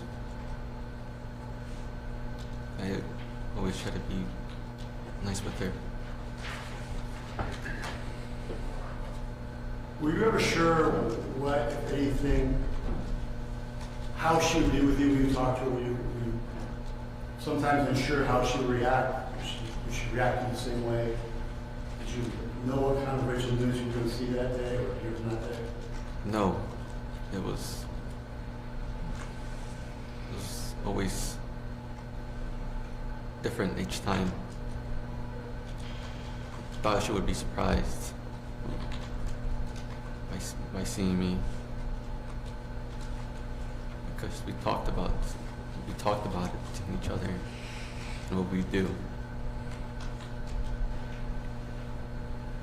When you say you talked about,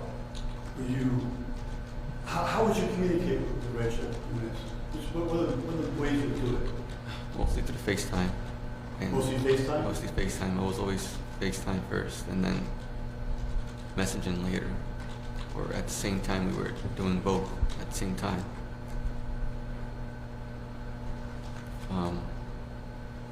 Sometimes on Snapchat, after I gave her my Snapchat,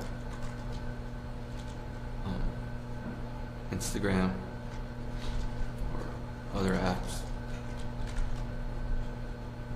And when I would block her, she would text me on a different phone number. Well, let's talk about that for a second. You block her sometimes, is that right? Yes. And why would you do that? Because I was getting just frustrated with the banter. And so I just wanted some time alone as well. And if I didn't respond to her, she would have one of her friends text me, or herself on a different phone, or a different username overall. So you're saying she would find a way to get a hold of you even when you were blocking her? Yes. You were talking a little bit to Attorney Garage about the, I think you called it the rape game? Is that what you called it? Yes. And you also talked a little bit about the stalking game. You were talking about that to Attorney Garage as well? Yes. You indicated at one point in this discussion that you thought it was one of her games. What did you mean by that? I took it as with the stalking game when she talked about me raping her. That was one of her games as well. And if I didn't respond positive to that, she would be angry with me. She would curse me out or block me. Now, when you play the stalking game, because none of us are quite familiar with that, when you play the stalking game, would you let her know, hey, listen, I'm going to come up and stalk you today? Or was there another way that you had to do that? Objection. Oh, overruled. Go ahead. Would you announce that you were going to come up and stalk her, or was it important that be a surprise? If you know? It was a surprise. Why's that? Because stalking is when someone doesn't know when you're there, and you're just observing them. And I believe that's what she would have wanted me to do, not to tell her. That would defeat the purpose of the game, right? If she knows you're coming, right? Yes.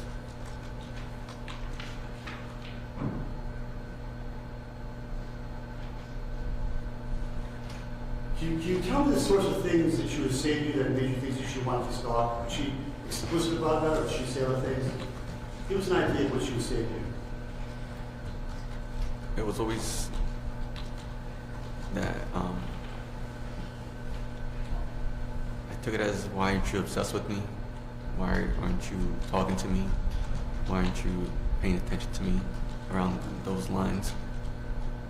And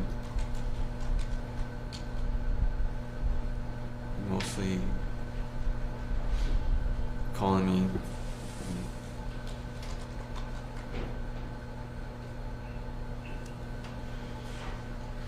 and asking me, telling me that I want to stalk her.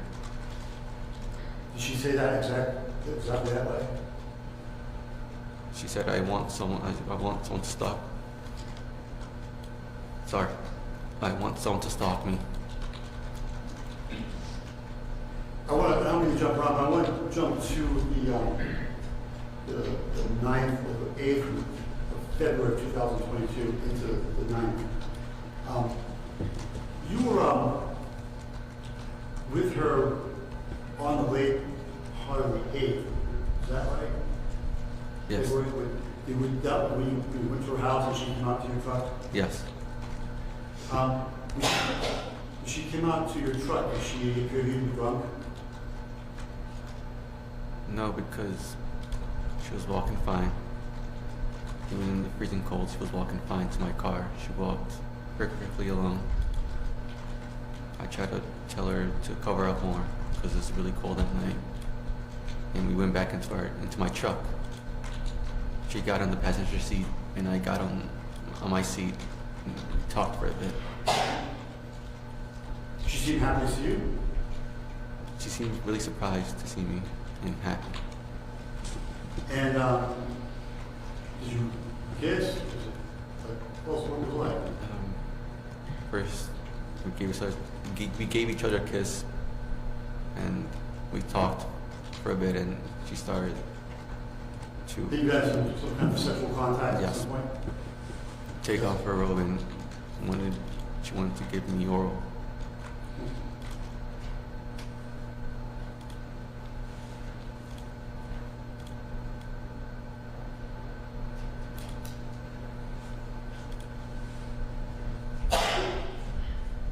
On the times, now it sounds like you were up roughly a total of 6 times. Is that roughly it? Yes.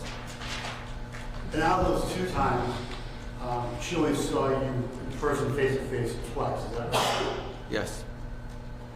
And I guess it was one of those times she actually waved at you from the window. Was that? You remember that time? Yes. Which time was that, if you remember?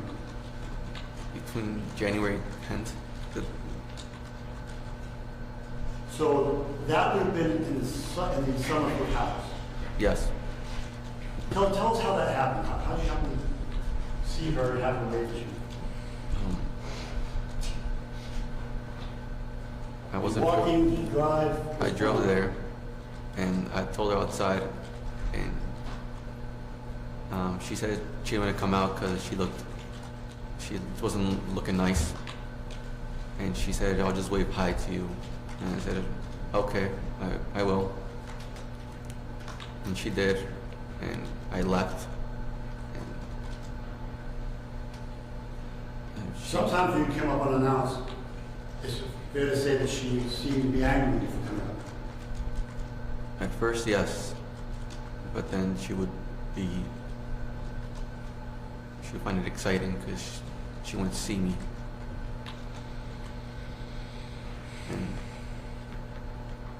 And after I left, she would ask me she would tell me that she misses me and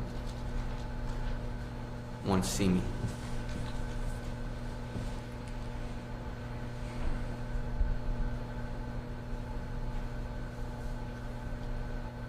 Did this relationship seem real to you?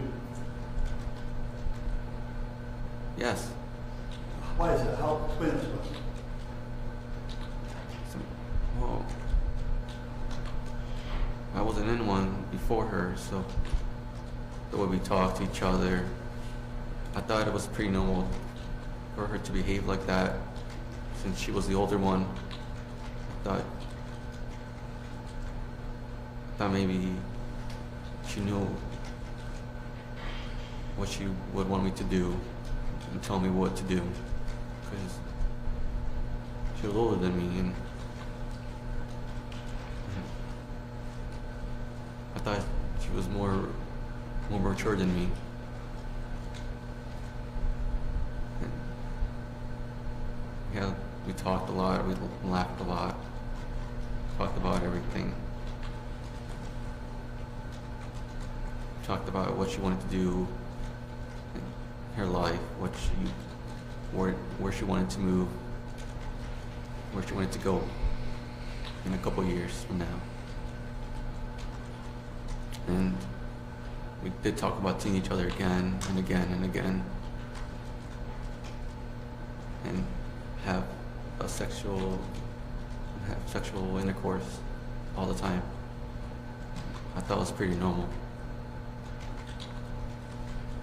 Sometimes, let me ask this, Trigger, I was asking you, how you never actually had a plan, you never plans for you to show up. Is that true around Christmas time? Were there loose plans? Was that a complete surprise to her? What was going on? It was a complete surprise. And that was at that point you're still in Dover. She's in Dover. Yes. And how does she respond when you got there? Again, she was surprised at first and told me to wait. And I did wait for an hour and a half. And she invited me up to her apartment. And we talked for a bit, and then that was our first time having sexual intercourse. She asked me to leave, and I did. That was around 4 in the morning. And I left. Did she indicate to you whether or not she enjoyed having sex with you? Yes. What did she say about that? We talked about it mostly on FaceTime a couple days later. I had asked her how was she after. She said it was really nice, that she liked it, and she wished to do it again at some point. And that made you happy? Yeah, it did. You were waiting to hear that, weren't you? Yes. I felt really happy. When you found yourself facing the police officers, I want to talk about that. Attorney Dorado wants to talk about whether or not you're forthcoming with the police right away. It appears that you weren't forthcoming with the police right away. Is that fair? At first I wasn't. I lied. I lied at first. At that point, how was your mental state at that point when you're meeting with the first officer?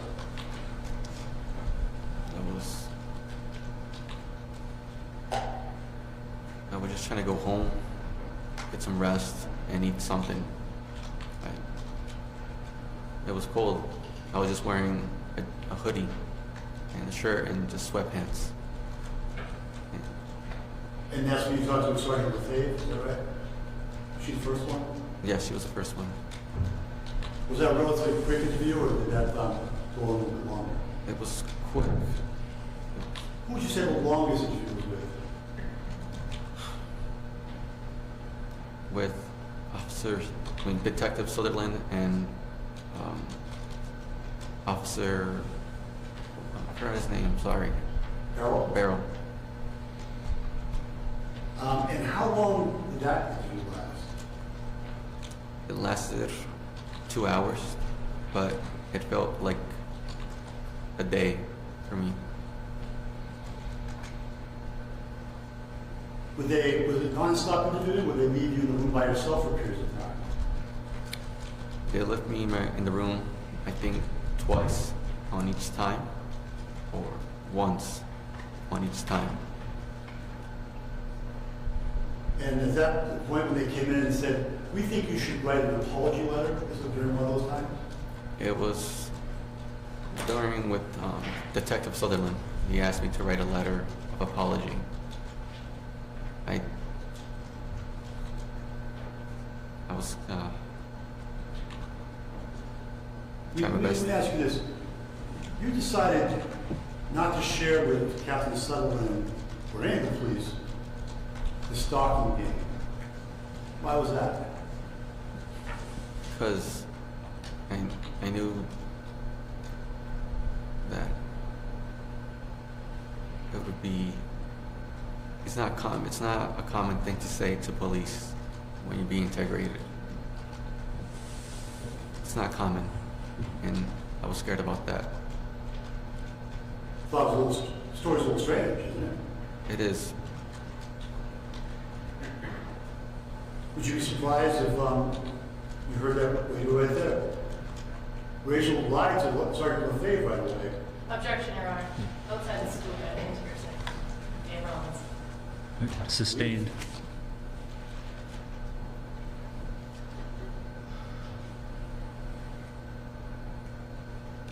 Madam Warner? Yes.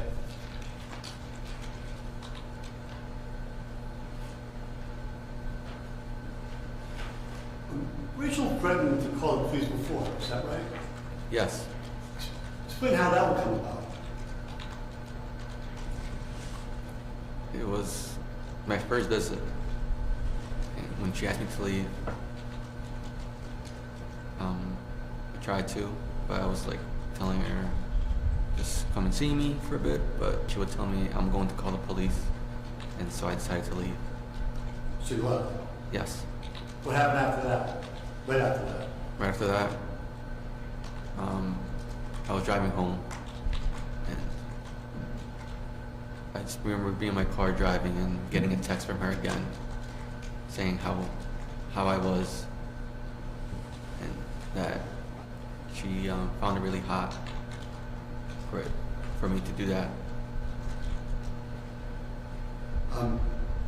Did she tell you you coming up unannounced was really hot? Was it that day or was it the next day, if you remember? The next day. Did she say anything about, when you're driving away back to Pennsylvania, did she say anything about whether you should continue to drive home or whether she wanted to come back? What did she say about that?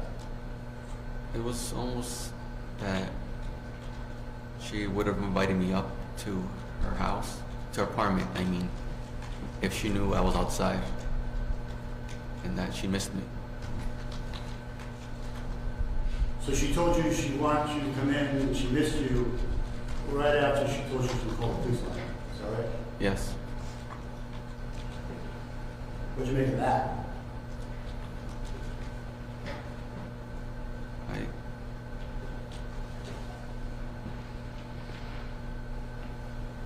I was scared, of course, I was scared, so that's why I left. What I'm asking you is, what did you make of, I understand that you were scared because the police might be called, that's why you left. Yeah. But then she, as I understand her testimony, she also said, well, now now I would like to see you, I wish you were here, I miss you. What'd you make of that? She just told you she was going to call the police on you. What'd you make of her call you, or texting you saying, I wish you were here? I was just confused by her, how she acted. I didn't know what to take from it. If she was serious or not, but mostly I thought she was serious about her seeing me again. But I think at the time I believe she lied about calling the police to make me go away. And I thought she regretted saying that to me.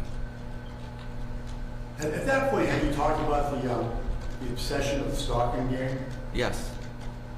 Roughly when did that start talking? When did you start talking to her, or she started talking to you about this obsession game, the stalking game, that kind of stuff? During end of October and mostly through November. So right away. Right? You started texting with her in October, right? Yes. As I understand you, you also started to talk to her right away on FaceTime. FaceTime, that kind of thing, by the way. Yes. So, the message that you got about wanting you to be obsessed with her happened in October, is that what you're saying? Yes.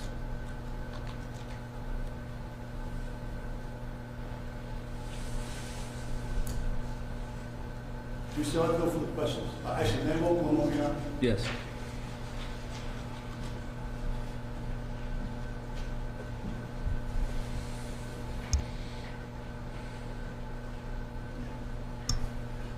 Thank you, Rachel. Attorney, go on and ask more questions. Any final recross?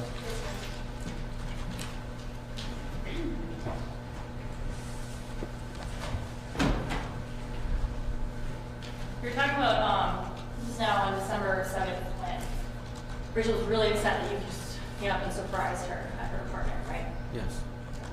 And then you said that you had driven away and you were about halfway home and she says something like, I guess changes her tune a bit, right?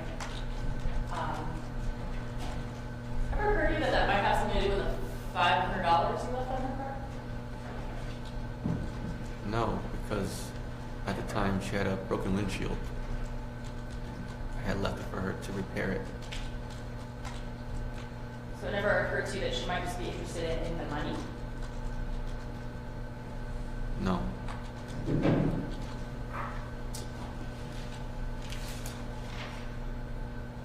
Going back to this interview you had, you seem to be almost a little critical that the police interviewed you for so long. Is that right?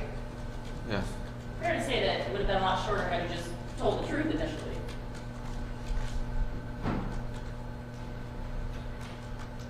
I just didn't know how to get around it, saying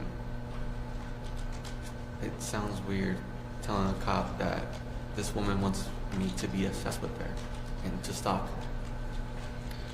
And during that interview where you're talking on camera, you're also doing the kind of thing that you've been doing this morning, where you're taking a really long time to give an answer, right? Right. And that's because you're thinking of what you should say. No, because I'm processing what you're asking me. I want to give my best answer for you and the right answer. And fair to say that the interview would have been a lot shorter had you not done that as well.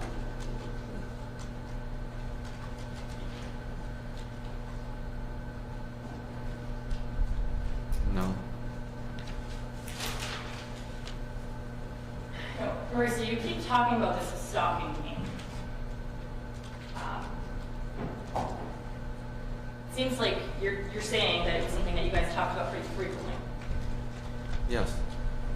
You'd agree with me that in nowhere, in any of the messages that you ever sent each other, do you ever refer to the stalking you?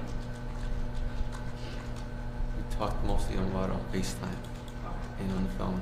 So it just happens to be that this excuse you have for all the wild things that you did is not in writing.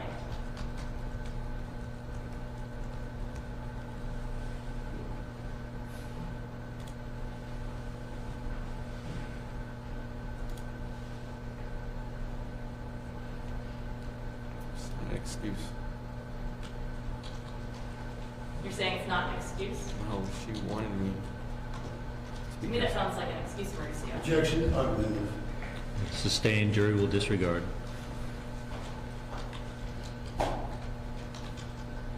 Would you say it's pretty convenient that nowhere in these messages is there anything about stalking?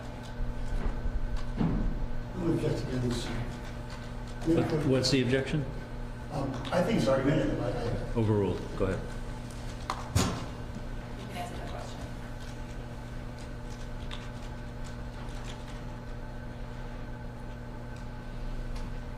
She wanted me to be her stalker. I'm sorry, I didn't hear you. She wanted me to be her stalker. She wanted you to be her stalker, and yet nowhere in any of these messages does she ever say that.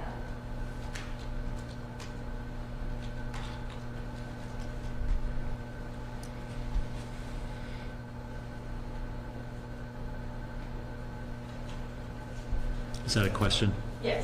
What is the question? The question is, but there's nowhere in these messages that she ever says that she wants you to be her stalker, is there? There's not, but told me multiple times he wanted me to be. I don't have any further questions. All right, thank you. Sir, you may step down. You can return to your table. Attorney Starbranch, will the defense be calling any further witnesses? No, Your Honor. And will there be any rebuttal witnesses? No. All right, so ladies and gentlemen, that means the evidence in the case has concluded. It's 12:30. We'll take 1 hour for lunch, and then we'll have closing arguments at 1:30, which will be followed by my final instructions, and then you'll have the case for deliberation.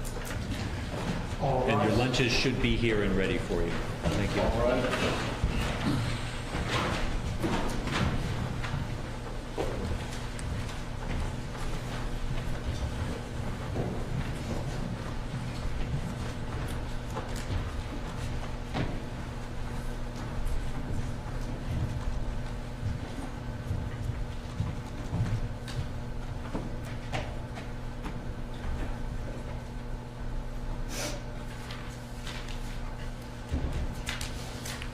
All right, before we recess for lunch, anything further?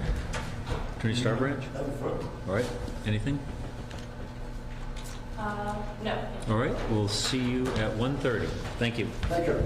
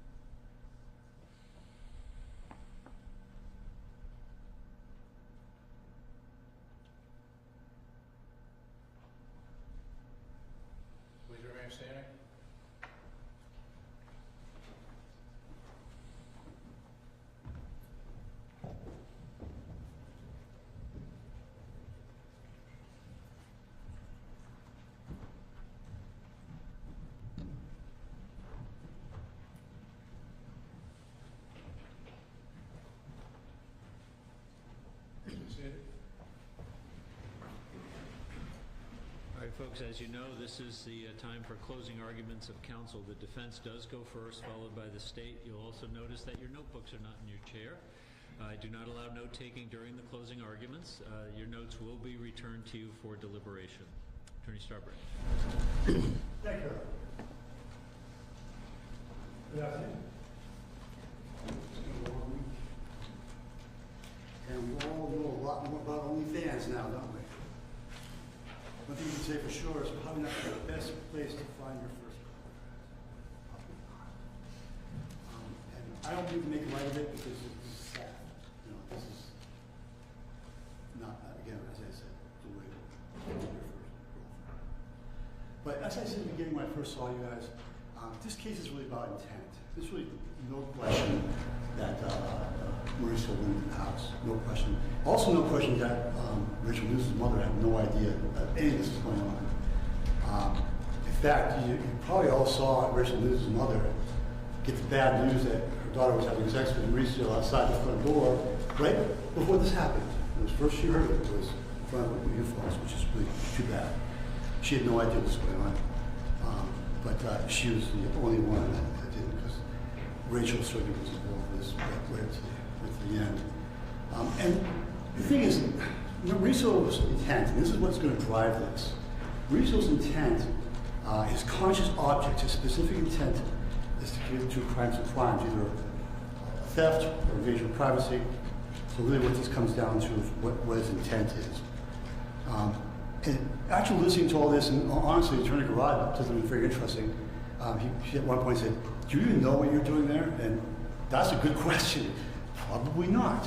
And that's the gist of this case. You know, this isn't a burglary that's going to commit the crime of theft. This is not your traditional economic burglary. And you know that because of the way he behaves when he gets in there. You know, the possibilities of what his intent might be. We'll see. It could be retrieving his fireplace or his TV set. It could be retrieving his glasses, his belt, his beanie. It could be these graham crackers. Probably not. The most likely reason he's in there, it's almost like he's moved in there. I mean, think about this. He's got it set up in the attic. You know, he's got food, got a place to go to the bathroom. He's even made himself a key. Now, doesn't have to darn this thing. Who's her burglar? Goes in, makes himself a key, comes and goes throughout the day 5 times.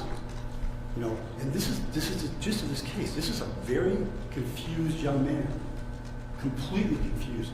And you know, you can see him as he's testifying. He's not really. I don't want to be unkind. Doesn't appear to be the most intelligent man, but he's young. Hard to say really, because of his age, it's hard to tell what's going on. He's young, he's inexperienced, he's insecure. And when you think about the way he talks about himself, you know, he starts out when he talks to one of us, it's hard to say where, who. Well, you know, I'm online with OnlyFans. I mean, it's this woman because I don't really get out much. I'm not very good looking, I'm not very interesting. No one really wants to be with me. He found someone who wanted to be with him, but what he didn't know was that it wasn't really his girlfriend. What he didn't know is he was a customer. You know, this is the thing that eluded him. This is why there's a tragedy here. He didn't really get that he was a customer. He thinks he's in love. Well, and she tells him.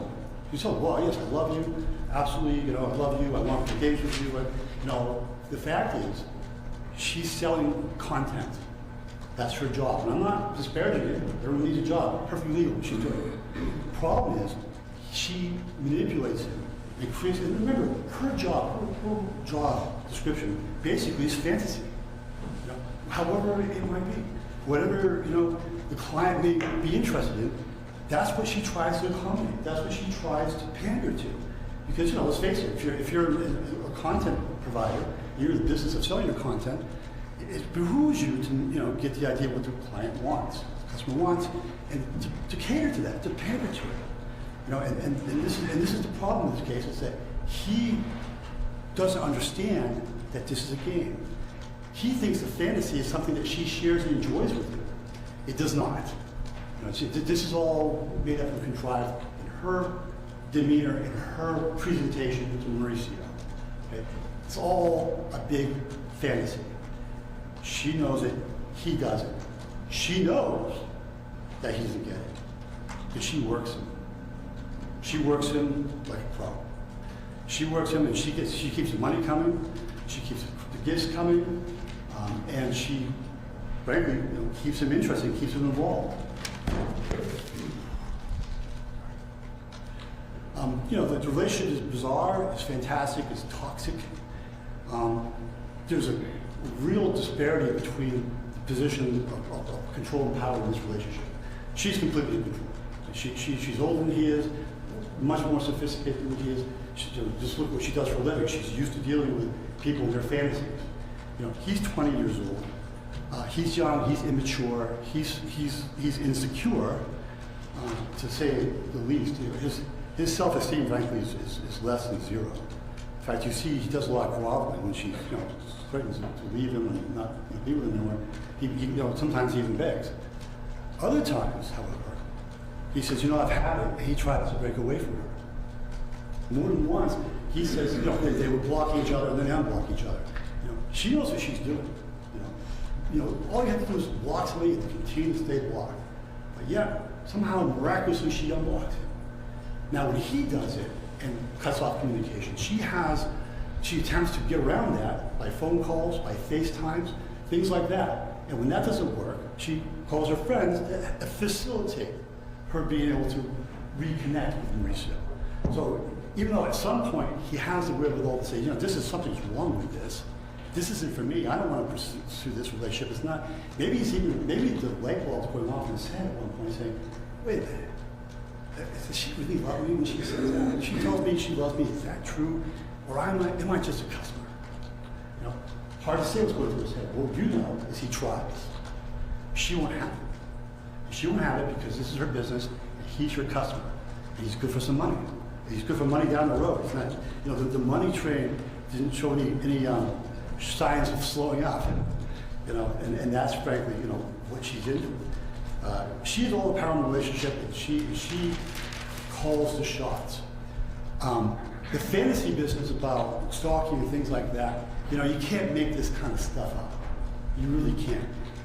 Had there be if it was just Mauricio up there saying, well, yeah, she wanted me to stalk her, you'd wonder, well, you got to be out of your mind. Who wants to be stalked?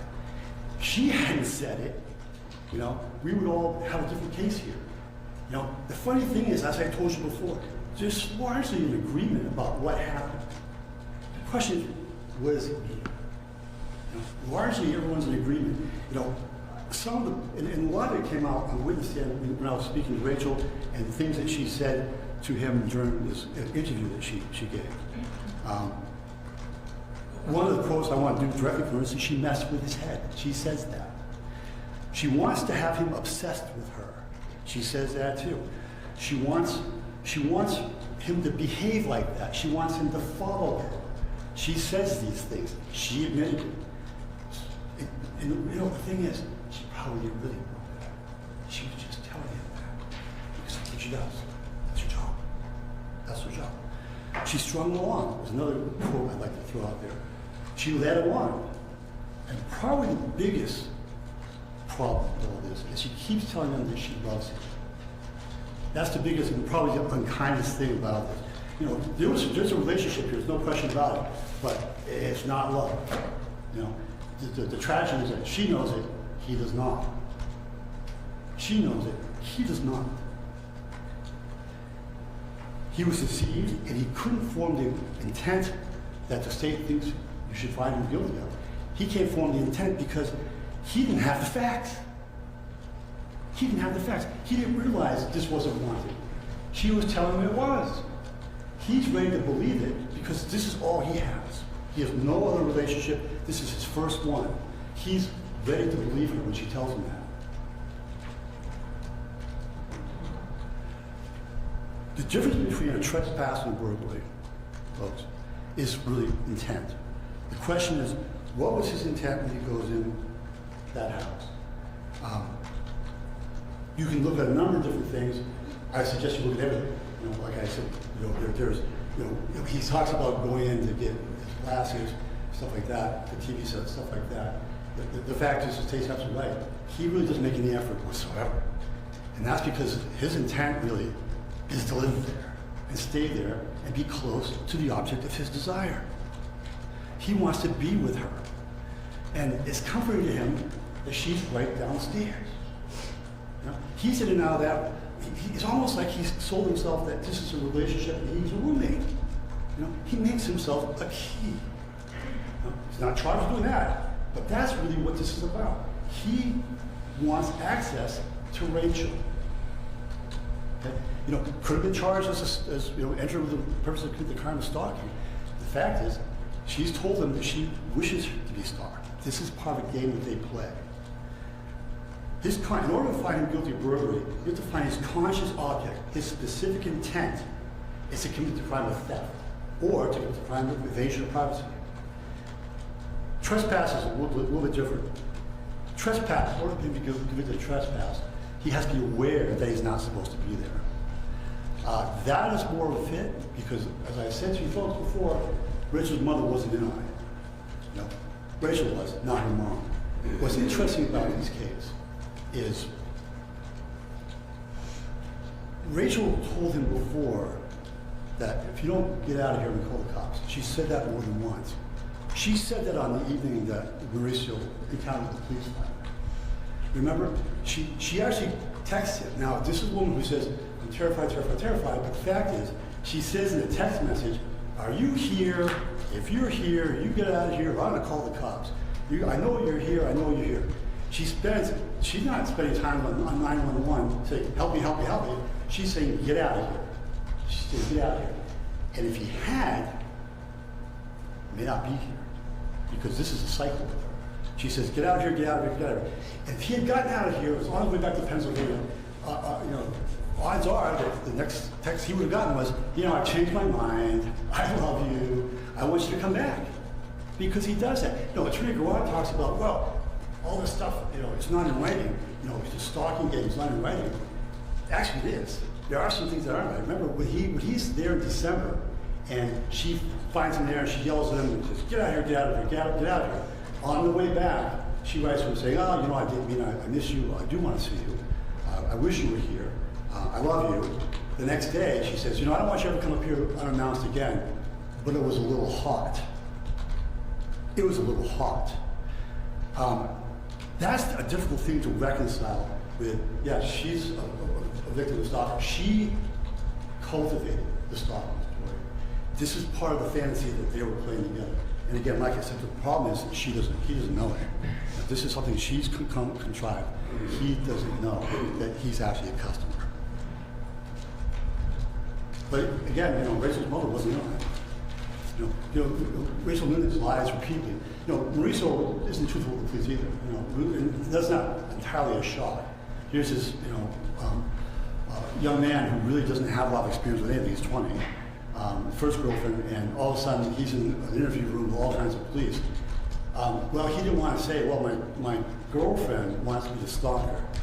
What a shock, you know, that he didn't want to tell the police that. Some things were absolutely true. He had stuff there. Well, that could be it. I could be there to get my stuff. The last thing he wants to do is tell these big guys that yeah, well, you know, I'm meeting my girlfriend on OnlyFans, and I'm engaged in this weird stuff. Now, that didn't come up when he was talking to him, even though that's what it's about. It's not about TV sets.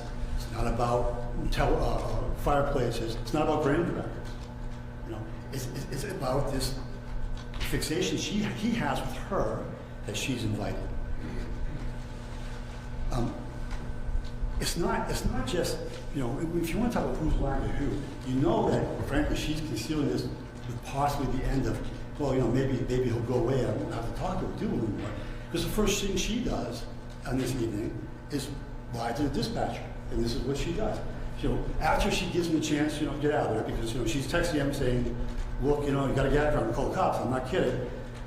Then, and only then, she goes into her mother's room and says, you know, I think I saw somebody. Now, she knows who it is. She's talking to him. She saw him. She knows who it is. She didn't tell Mom that. She said, well, I think I saw somebody. You know, it might be a problem. So, you know, Mom listens and says, well, that might be a raccoon. So Rachel decides she's the one going to call the police. By the way, we listened to the 911 tape. She's not scared even slightly. And what she doesn't say to the 911 operator, I know who it is, I know what he's doing, I know where he lives, I know his name. None of that. She says, yeah, I think he might be upstairs, it might be over here. You know, she knows full well it's not me. The next thing she does is lie to Sergeant LaFave. Very next thing, Sergeant LaFave is there. One of the protocols, as you heard from Sergeant LaFave, one of the protocols is, well, we have to screen out a domestic violence potential. I asked her if there was a physical relationship because that would make a domestic violence issue. That's her job. That's what Sergeant LaFave is supposed to do. And what does Rachel Newman say? Physical relationship? Nope. That didn't happen. Flat lie. Flat out lie.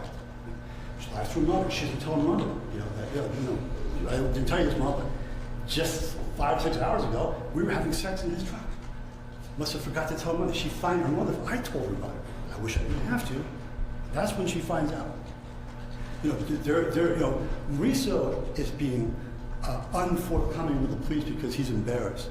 She's she's flat out lying to everybody to conceal the level of her involvement with him. To conceal it.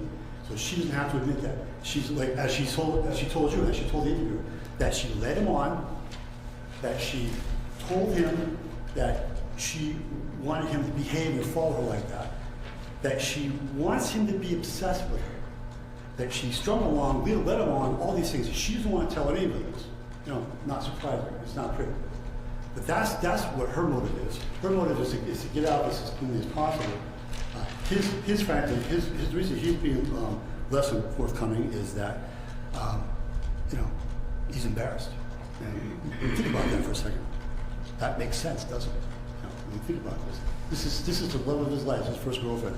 And he's going to tell these police officers that, yeah, we've been on OnlyFans, and we have sex once, twice now, and that's nothing that he's actually to tell them. And he has reason to be there beyond the stalking game, beyond the game itself. I think the line of the trial was when Attorney Garrod was cross-examining Mauricio. She was trying, and the interesting thing about the direct cross is it was exactly the same. He takes a long time. He's sort of plodding, sort of pedantic, takes his time, loses his train of thought, starts crying. He was the same way with Attorney Garrod that he was with me. That's how he is. That's what he does. So when this is going on, Attorney Garrod is trying to get him to say, well, what were you doing in there? And we were going, was it the fireplace? Was it the graham crackers? Was it the TV set? And at one point she says, and this is perfect, she says, you weren't thinking at all, were you? That's for sure. And he says, yes, not thinking at all. Not even a little bit. He is moving in there. And one of the other telling points in this trial was when he says, well, I got some stuff, and then I went up to my room. And you may remember, because it was a kind of shock. I asked him, did you say your room? It's an odd thing to say, but not when you think about it. Not when you think about it. He was looking at his room. In his confused, sad, sex-addled mind, he believes that she's his girlfriend and he wants to be close to her. That's his purpose. That's his conscious object, is to go back up to his room until it all blows over and he can be with Rachel again. That's what he meant. That was his object. Ladies and gentlemen, I appreciate your attention. Has been a lot of fun listening about the OnlyFans stuff, but I appreciate you've done that. Thank you. Thank you. Attorney Garrod.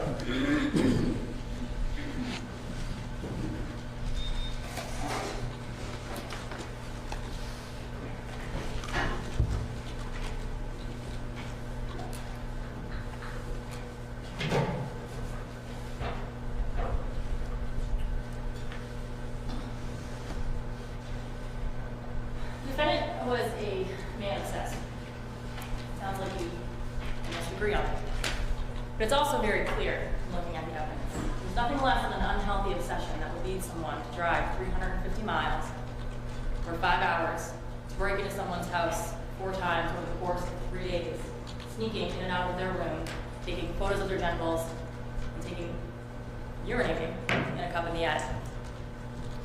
And while the defendant can try to say that he thought in his mind that he and Rachel were together to give some sort of excuse, it was very clear, and it was very clear to him that that wasn't the case, that these feelings, whatever they were almost entirely one-sided.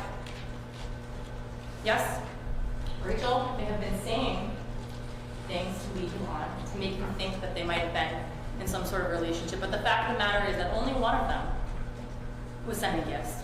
Only one of them was leaving. Only one of them was driving to see the other one. The defendant didn't think that they were in a relationship. And he said as much to two different police officers who specifically asked him. He said, well, it was always this really kind of complicated, on again, off again thing. The defendant had a compulsion to be with Rachel Nunez. The extremes that he went to, like breaking in, stealing her underwear, prying open her windows, were not done because it was something that he thought that she wanted. They were done because he had to feed his obsession with her and satisfy this compulsion to be around her and to be around her things, to know more about her, because he wasn't going to let something like her own free will stop him from being in her life. And we know that these break-ins weren't some sort of game, stalking game that he keeps referring to. And we know that because in the hundreds of pages of text messages, it is never once referred to or mentioned. These break-ins were about the defendant trying to regain control over something that he could not control, that was out of his control. And that becomes clear when you consider what is going on in this relationship at the times that he's breaking into the house. On both January 20th and February 7th, the defendant broke into Rachel's home at a time when she had broken off contact with him. So let's look at those. We want to take that first break in January 20th, which I asked about. Remember, at that point he had come up to see Rachel 4 different times. He had come up on the 6th, 7th for an unannounced visit, and he was turned away without any sort of face-to-face. He came up on December 12th, another unannounced visit, this time because he was concerned that she was going out to drink with her friends. Once again, he's turned away with no sort of face-to-face. On December 22nd, he comes up. They spend an hour and a half together and had sex. And then finally, on January 10th through the 13th, he comes up unannounced, and for 3 days, he makes efforts to try to see Rachel and get him to meet with her. And he leaves without getting any sort of face-to-face. And what do you have there? Well, we went through those text messages with the defendant. This fighting, this we need to be done. This is too much for me. I want this to be over. And you have a break in them speaking, where she says, I'm blocking you now. And after he's turned away, after trying for 3 days to have any sort of contact with her, what is he doing 2 days after that while they're not talking? He's looking up burglary tools.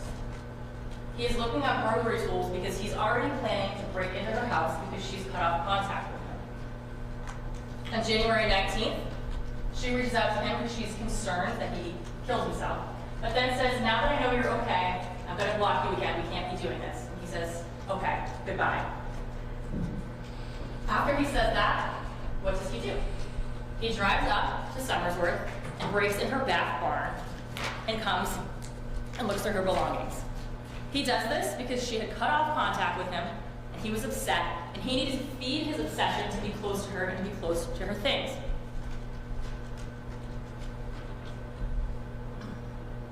And this is sort of reflected in the nature of that burglary. Because he doesn't go in the house on that occasion and start stealing her underwear or things like that, which he does later on. But he rifles through her childhood memories. And he does this in an effort to feel closer to her. Very odd thing to do, right? What guy cares about poetry that a girl wrote when she was in 6th grade? Well, somebody that's clearly very obsessed with her that needs to get whatever he can. And that's what he's doing on that occasion. Going through her childhood memories because he is so desperate to be with her, he will take literally anything he could get. And then you have the time frame leading up to the burglaries in February. Again, what is happening at that time? They're not speaking. The defendant even told you from February 1st to the 8th, they had stopped all sort of contact with you. He comes up on February 7th. On February 7th, he's breaking in at 3 or 4 a.m. and again, of course, in the evening. The first contact they have in 7 days is after he reaches out to her and says, hey, sorry, I didn't mean to text you. To which she immediately responds with requests to FaceTime her because she's worried that he's there. Again, in the context of this break-in, they are not together, they are not speaking, and he's upset about that, and he needs to do what he needs to do in order to feel closer to Rachel. And he comes equipped with a plan. Literally a list of ways that he can feel close to her, to be in her life, to know what she's doing, because again, if she's not going to tell him of his own free will, he's going to do it without and take things without her knowledge. Put a tracker on her car, put microphones and stuff to hear her. He wants to know exactly what she's doing, where she's going, and who she's talking to.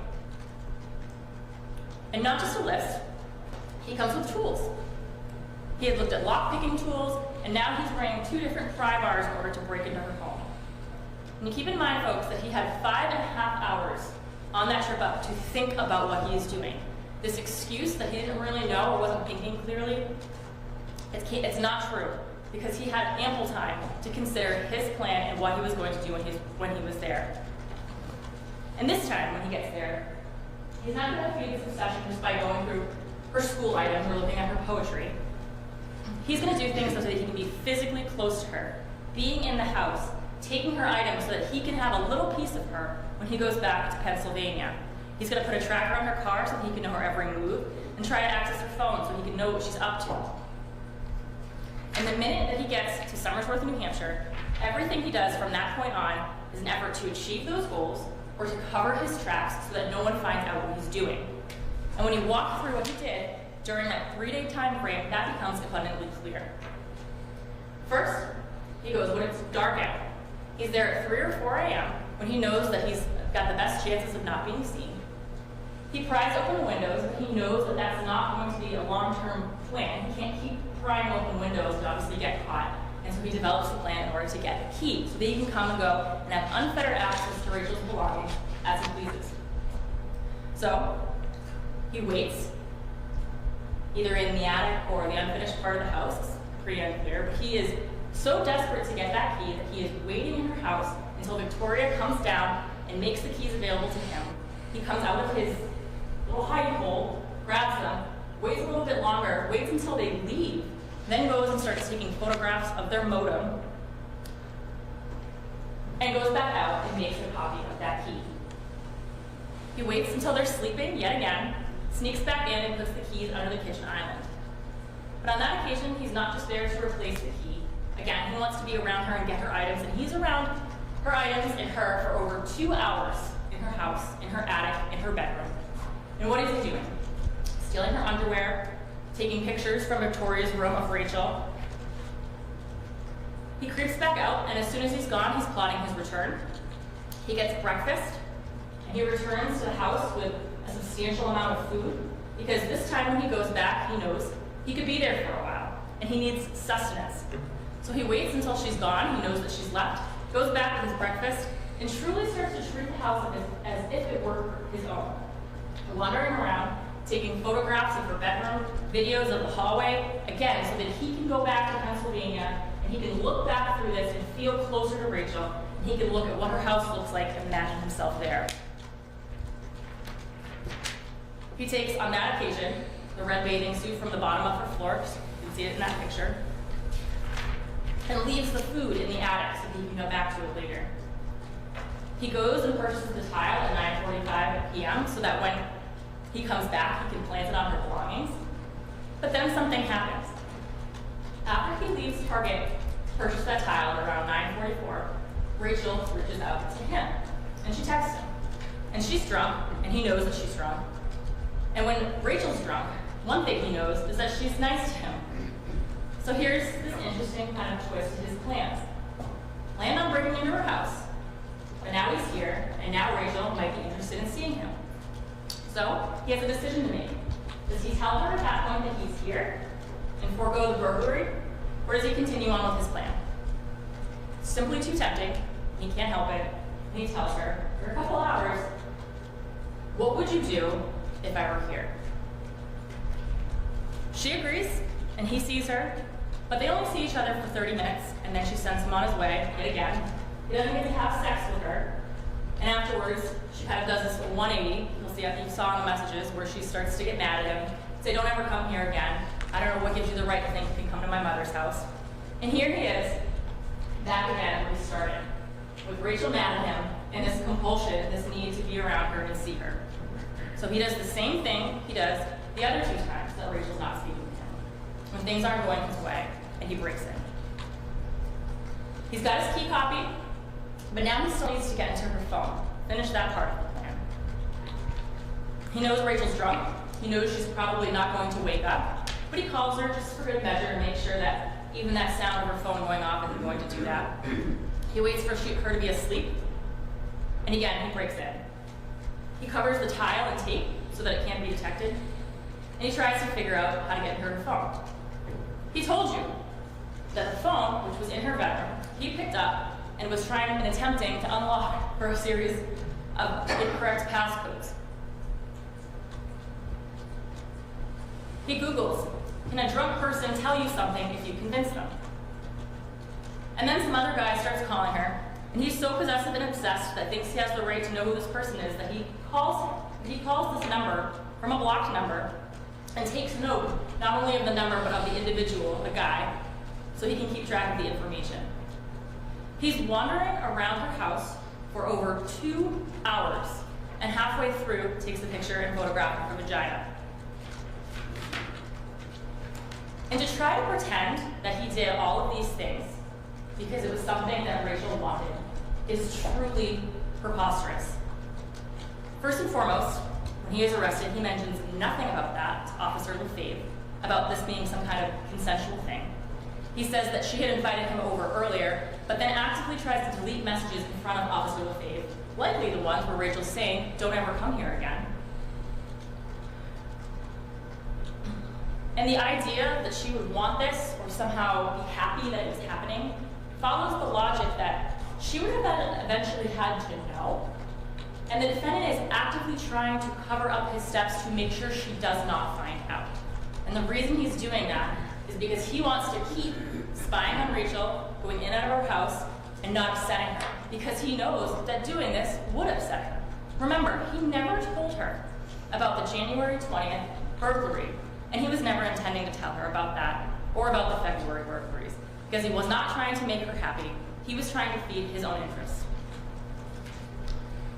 Keep in mind, when she's actively asking him in January 8th, "Hey, I just want to make sure you're not here because my door looks weird, and I wanted to make sure you didn't break in or something," he doesn't say, "Oh, I'm sorry, I thought you liked that," or, "Well, doesn't that make you happy?" He actively lies and tries to pretend like he's in Pennsylvania saying things like, "I'm at work." And when he doesn't finally tell her that he is in town on February 8th, he never says anything of having arrived the day before. In fact, he says, "Don't be mad, but what would you do if I were here right now?"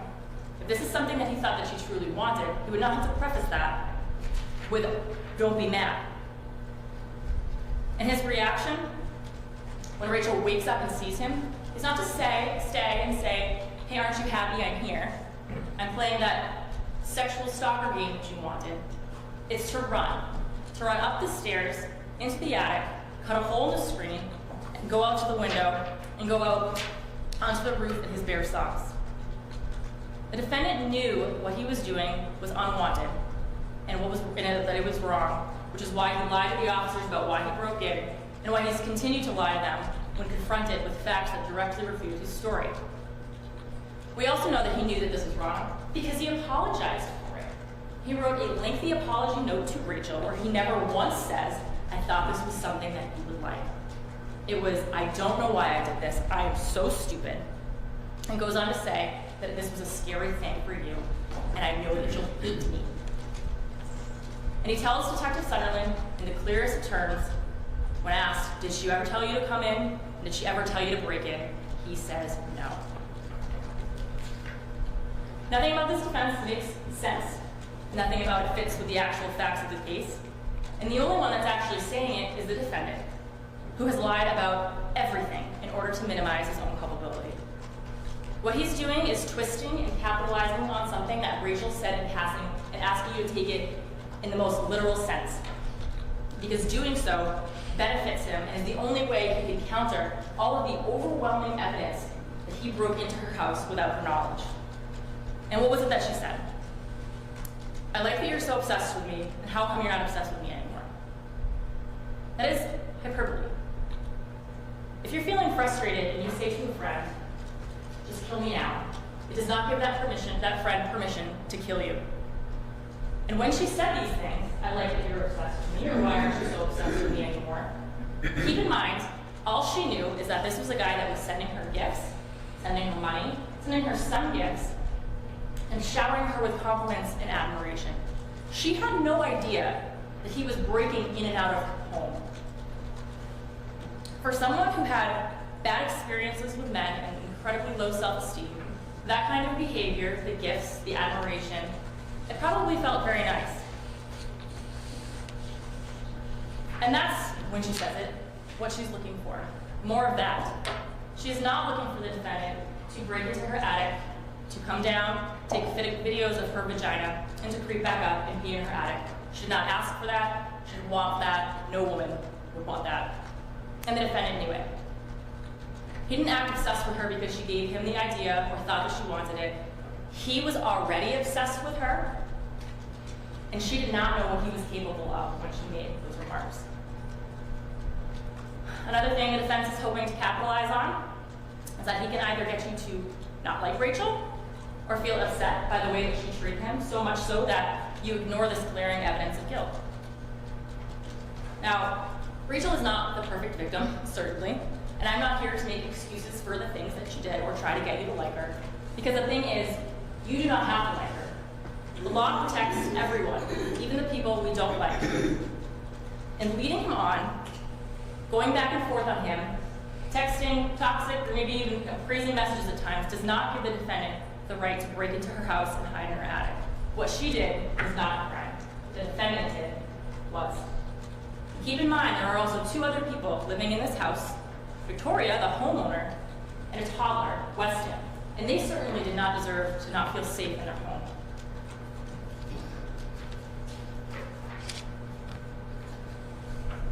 Now, I want to talk for a minute about the charges in this case. The defendant is charged with criminal trespass for breaking in on January 20th, which we know because he takes again that photo of the poem at 3 a.m. And he also has a video of him attempting to get through the window. And the only way he could have taken a photo of that poem is to be physically present in the barn at that time. Now, that break-in is distinguishable from the others in February in that we have no evidence that once he was in that house, he was committing any sort of crime. And that's the difference between criminal trespass and burglary. Now, the rest of the charges, the ones from February, those are all burglaries. And it's a lot of in and out, in and out, in and out. And I want to kind of clarify that with you guys because I know the dates and the times can be a little bit confusing. So burglary, as the judge will read to you, is entering unlawfully or remaining unlawfully in a home with the purpose to commit a crime. The crime in these charges alleges either violation of privacy or theft. You do not have to be unanimous on which of those crimes he intended to commit. Only that at some point he develops the intent to commit one. We also do not have to prove that the crimes were ultimately completed. Now, theft is a little self-explanatory, but violation of privacy you might not be as familiar with, and there are a few different legal variations of that, so I'm just going to go through a few of them. And the judge will also do this. But violation of privacy can be using a device to photograph or record or transmit images or sounds in a private place without consent. It can also be using a device to photograph or record a person's private body parts under their clothing without their consent. Or it can be for the purpose of arousing or gratifying sexual desire, viewing another person without their knowledge and consent. So, for the initial entry, on February 7th, that's when he goes in initially to steal keys. So for that burglary, he has either the intent to steal keys, but he's also photographing a modem. So that would be a violation of privacy for that initial entry, which of course we know he confesses to and is found on his phone. For the evening burglary, that is when he comes back, re-enters, takes the key, returns the key, and at that point taking underwear from the hallway. So that's a theft.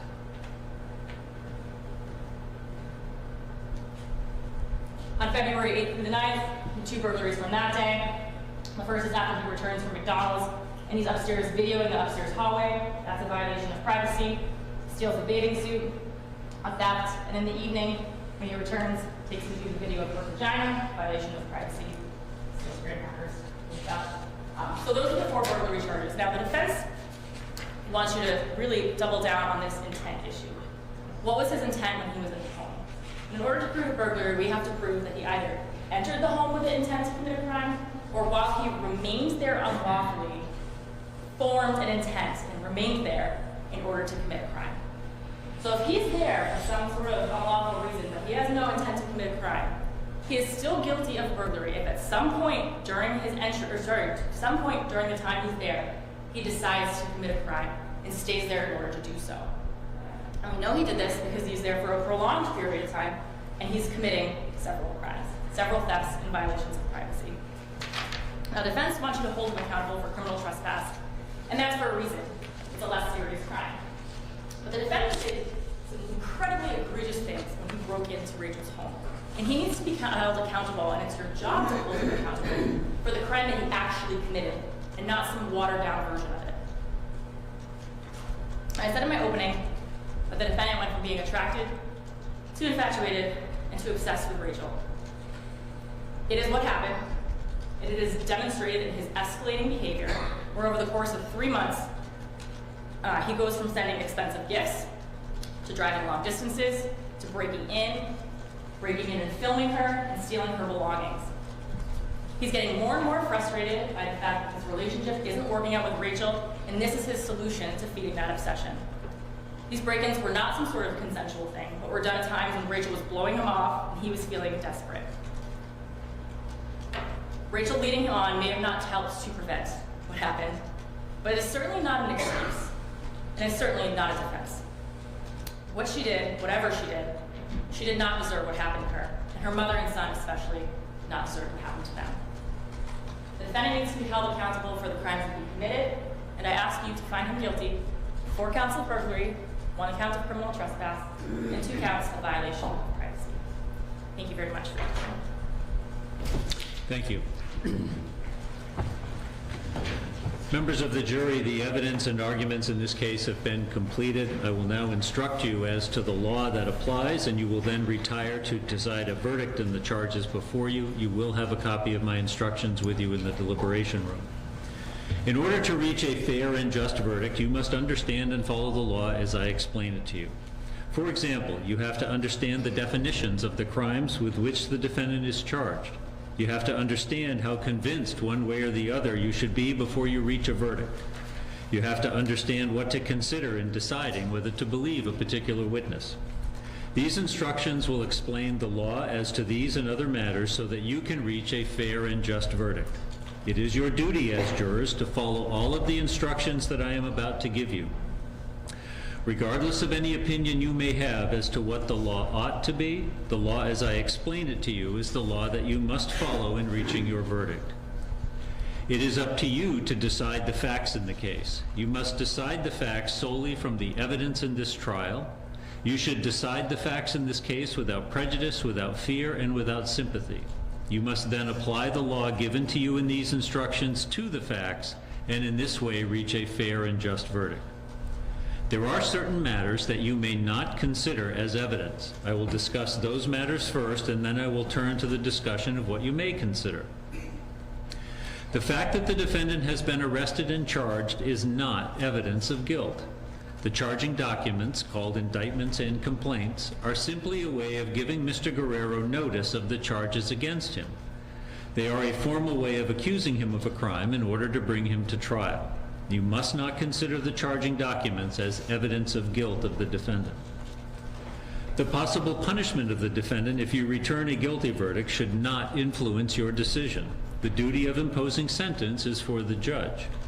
You should consider the evidence presented and base your verdict only on the evidence without considering the issue of punishment. You will recall that from time to time during the trial, I struck from the record certain testimony, and I instructed you to disregard such testimony. You are instructed not to consider in any way any evidence stricken from the record in your deliberations of this case or in reaching a decision. You have heard the lawyers discuss the facts and the law in their arguments to you. These arguments are not evidence. Their purpose is to help you understand the evidence and the law. If the lawyers have stated the law differently from the law as I explain it to you in these instructions, then you must follow these instructions and ignore the statements of the lawyers. If the lawyers have stated the evidence differently from how you recall it, then you should follow your own memory of what the evidence was. During the trial, the lawyers made objections. The lawyers are supposed to object when they believe that certain evidence is not admissible. If I sustained an objection or excluded any evidence, you must not guess as to what the answer or evidence would have been. If I overruled an objection, you must not give any special weight to such evidence as a result of my ruling. If you believe that I have expressed or suggested an opinion as to the facts in my rulings or how you should decide the case, I have not done so, and you should ignore any such opinion that you believe I may have suggested. It is up to you alone to decide the facts in the case. Having addressed what you cannot consider in deciding this case, I will now turn to what you should consider. In short, you should consider only the legally admissible evidence, which in this case consists of the testimony under oath of the witnesses during both direct and cross-examination, and the exhibits which have been admitted into evidence. In reviewing the evidence, the length of the trial, the number of witnesses, or quantity of evidence are not important considerations. Rather, it is the quality of the evidence that is important. There are two types of evidence, direct and circumstantial. Direct evidence is direct proof of a fact, such as the testimony of a witness based upon personal knowledge, that is, what the witness actually saw, heard, or otherwise directly experienced. Circumstantial evidence is indirect evidence, which tends to prove a disputed fact by proof of other facts. So let me give you a brief example to demonstrate the difference between direct and circumstantial evidence. Hypothetically, this courtroom has windows to the outside. You look out and see that it is raining. That would be direct evidence that it was in fact raining. You could see it. Now assume that the courtroom has no windows, but as you are sitting here, someone walks in wearing a raincoat and carrying an umbrella, and both are dripping wet. Since you cannot see outside, you have no direct evidence that it was raining.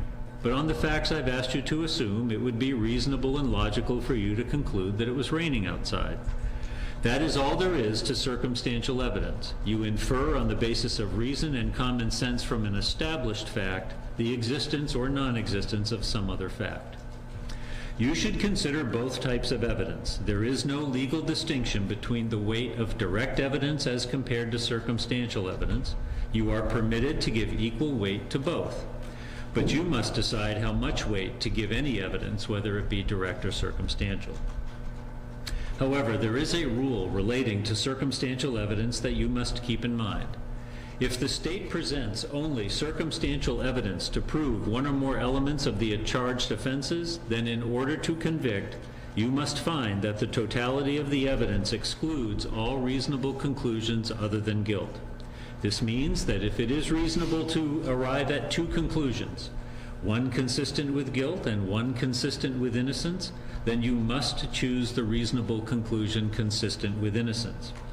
In determining whether all reasonable conclusions other than guilt have been excluded, you should not consider any item of circumstantial evidence in isolation. Rather, you should consider each item of circumstantial evidence in the context of all of the other evidence. This circumstantial evidence rule does not apply to direct evidence. If there is a conflict between witnesses who offer direct evidence concerning certain facts, you should decide which witness to believe, if either of them. For example, suppose there are two eyewitnesses to a crime, and one testifies that the defendant committed the crime and the other testifies that the defendant did not commit the crime. This presents a situation where there is a conflict in the direct evidence. In this situation, you, the jury, should decide which witness to believe, if either of them, and whether, based upon all the evidence, the state has proven the defendant's guilt beyond a reasonable doubt. In summary, you should consider all the evidence in this case and decide whether the state has proven the defendant guilty beyond a reasonable doubt. In deciding whether the state has proven the charges against Mr. Guerrero beyond a reasonable doubt, you must decide the credibility of the witnesses. That is, it is up to you to decide who and what to believe. You as jurors are the sole judges of the credibility of a witness and the weight their testimony deserves. If there is any conflict between what a witness says and other evidence, then you must decide what the facts are. Simply because a witness has taken an oath to tell you the truth does not mean that you have to accept his or her testimony as true. You should carefully scrutinize all of the testimony given on both direct and cross-examination, the circumstances under which a witness has testified, and every matter in evidence which tends to show whether a witness is worthy of belief. For example, you may consider the following factors. a witness's motive not to tell the truth, the consistency or inconsistency of the witness's testimony, the accuracy of the witness's memory, the witness's intelligence and his or her state of mind, the witness's appearance, attitude, and behavior on the witness stand, the witness's opportunity and ability to observe the matters as to which he or she has testified, whether the witness impresses you as having an accurate recollection of these matters, any relation a witness may bear to any party or side of the case, the manner in which a witness might be affected by your verdict, the extent to which, if at all, a witness is either supported or contradicted by other evidence in the case, and any bias, friendship, or animosity a witness may have for or against other people in the case. If you believe that part of a witness's testimony is false, you may choose to distrust other parts also, but you are not required to do so. Inconsistencies and contradictions within a witness's testimony or between witnesses do not necessarily mean that you should disbelieve the witness. It is possible for honest people to witness the same event and see or hear things differently. You should evaluate inconsistencies and contradictions and determine whether they are important or unimportant. You need not believe any witness even though the testimony is uncontradicted, nor are you required to accept testimony as true simply because some or even all of the witnesses agree with each other. You should consider these factors in evaluating the credibility of any witness, including a law enforcement officer. In evaluating the credibility of a law enforcement officer, you should use the same test that you applied to the testimony of other witnesses. In no event should you give the testimony of a law enforcement officer any more credibility or less credibility simply because that witness is a law enforcement officer. After making your own evaluation of credibility, you should give the testimony of a witness such credibility as you think it deserves. You may accept all of what a witness has said, you may reject all of what a witness has said, or you can accept some and reject some of what a witness has said. In determining the credibility to be given to the testimony of a witness, you should use your common sense, your good judgment, and your life experience. The rules of evidence ordinarily do not permit a witness to testify as to his or her opinions or conclusions about issues in a case. An exception to this rule exists for expert witnesses. An expert witness is someone who, by virtue of education, training, or experience, may have become knowledgeable in a particular technical, scientific, or specialized field. If such knowledge or experience may be of assistance to you in understanding some of the evidence or in determining a fact, an expert witness in that field may state an opinion as to the relevant matters in which he or she is an expert. You should evaluate the testimony of an expert witness just as you would consider other evidence in the case.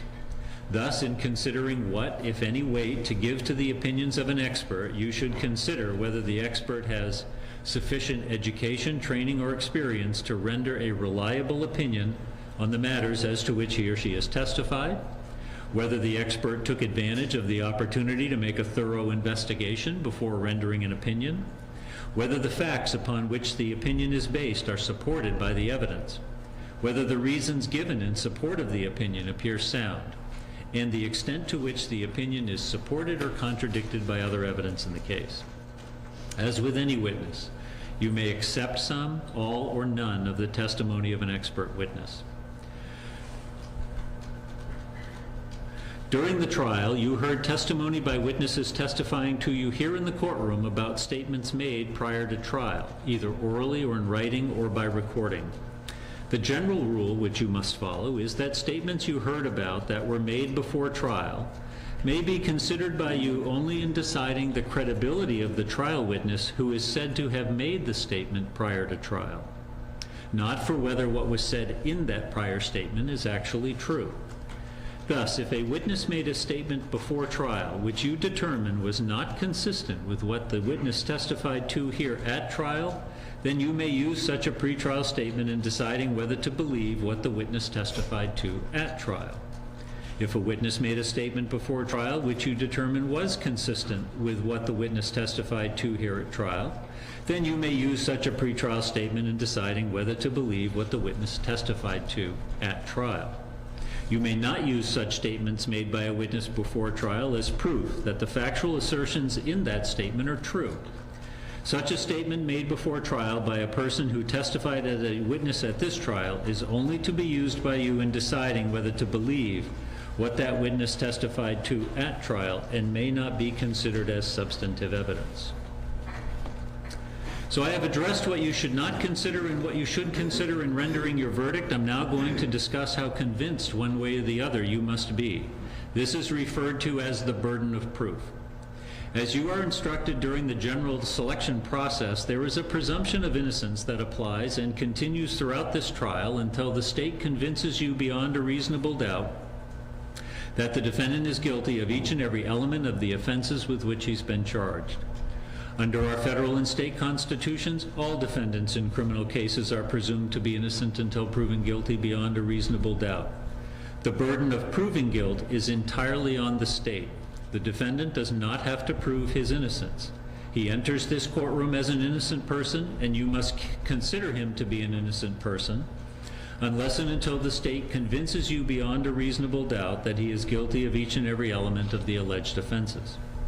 If, after all the evidence and arguments, you have a reasonable doubt as to the defendants having committed any one or more of the elements of the offenses charged, then you must find him not guilty. A reasonable doubt is just what the words would ordinarily imply. The use of the word reasonable means simply that the doubt must be reasonable rather than unreasonable. It must be a doubt based on reason. It is not a frivolous or fanciful doubt, nor is it one that can easily be explained away. Rather, it is such a doubt based on reason as remains after consideration of all the evidence the state has offered against it. The test you must use is this. If you have a reasonable doubt as to whether the state has proved any one or more of the elements of the crimes charged, you must find the defendant not guilty. However, if you find that the state has proved all of the elements of the offenses charged beyond a reasonable doubt, you should find the defendant guilty. I will turn next to a discussion of the definition of the crimes with which the defendant is charged. A crime is any breaking of a law for which the law provides punishment. All crimes have at least two parts, an intent and an act. In deciding whether a person is guilty of a crime, it is absolutely necessary for you to know both what the person's actions were and what his intentions were. The word intent refers to what a person mentally believes his physical acts will accomplish. The word acts refers to a physical deed. Unless a person both intended and acted to do something criminal, then that person has not committed a crime. In this case, there are several charges for you to deliberate. Your duty is to deliberate only on the charges as I am about to describe them to you. You may notice that not all the charges originally read to you are the same. You are not to speculate about why. Instead, you are to deliberate only the charges as I describe them to you. Each of the charges against the defendant constitutes a separate offense. You must consider each charge separately and determine whether the state has proven the defendant's guilt beyond a reasonable doubt on each. The fact that you may find the defendant guilty or not guilty on one charge should not influence your verdict with respect to the other charge or charges. In other words, you should evaluate each charge individually.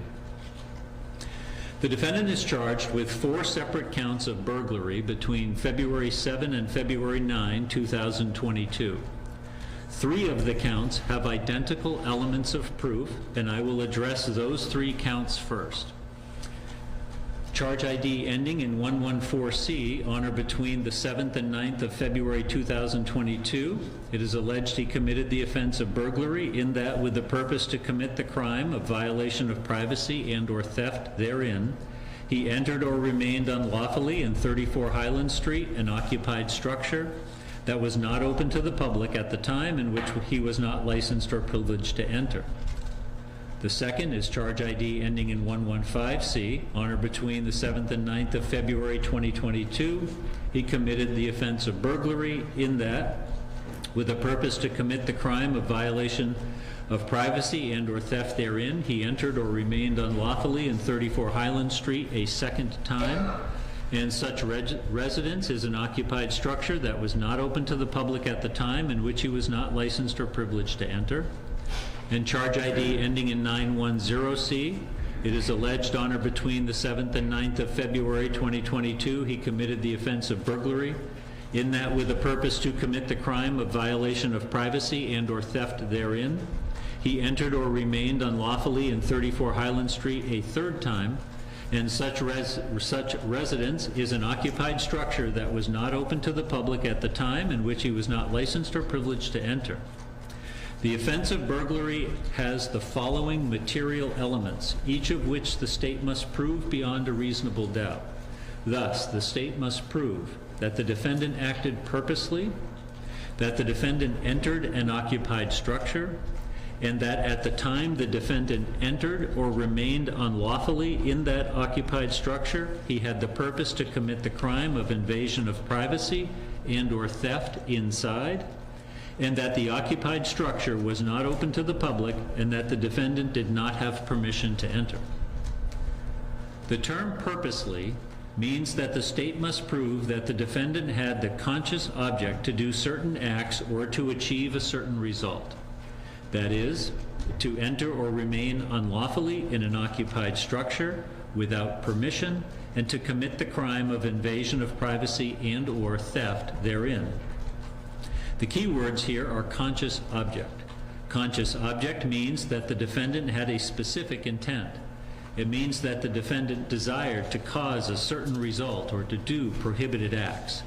It is not enough for the state to prove that the defendant knew or was aware of what he was doing, nor is it enough for the state to prove that the defendant created a risk of injury or harm.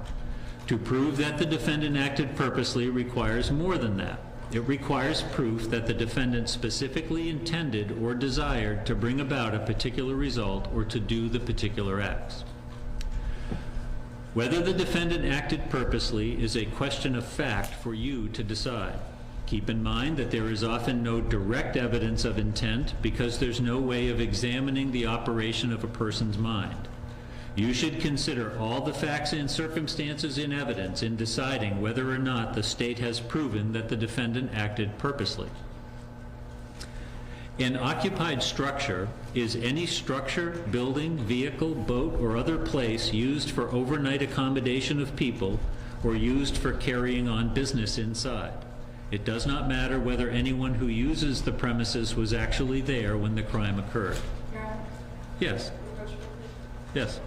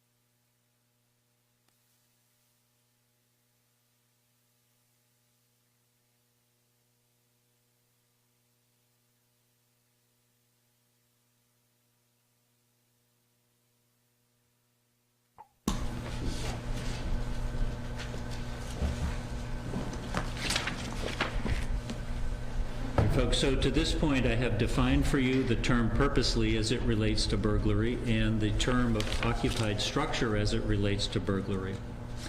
As I indicated, one of the elements is that the state must prove beyond a reasonable doubt that the defendant entered or remained unlawfully in the occupied structure with the purpose to commit a crime therein. And in this case, it is alleged that he committed either or violation of privacy or theft. So I'll now define for you the crime of violation of privacy. The crime of violation of privacy is defined as committing any of the following acts unlawfully and without the consent of the person entitled to privacy.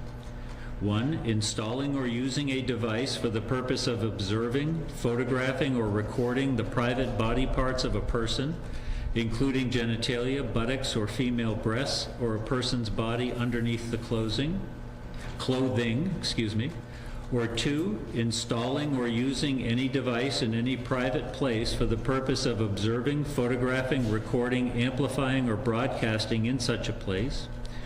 And a private place is defined as an area where one may reasonably expect to be free from surveillance, including the interior of a dwelling or other area where private body parts may be exposed.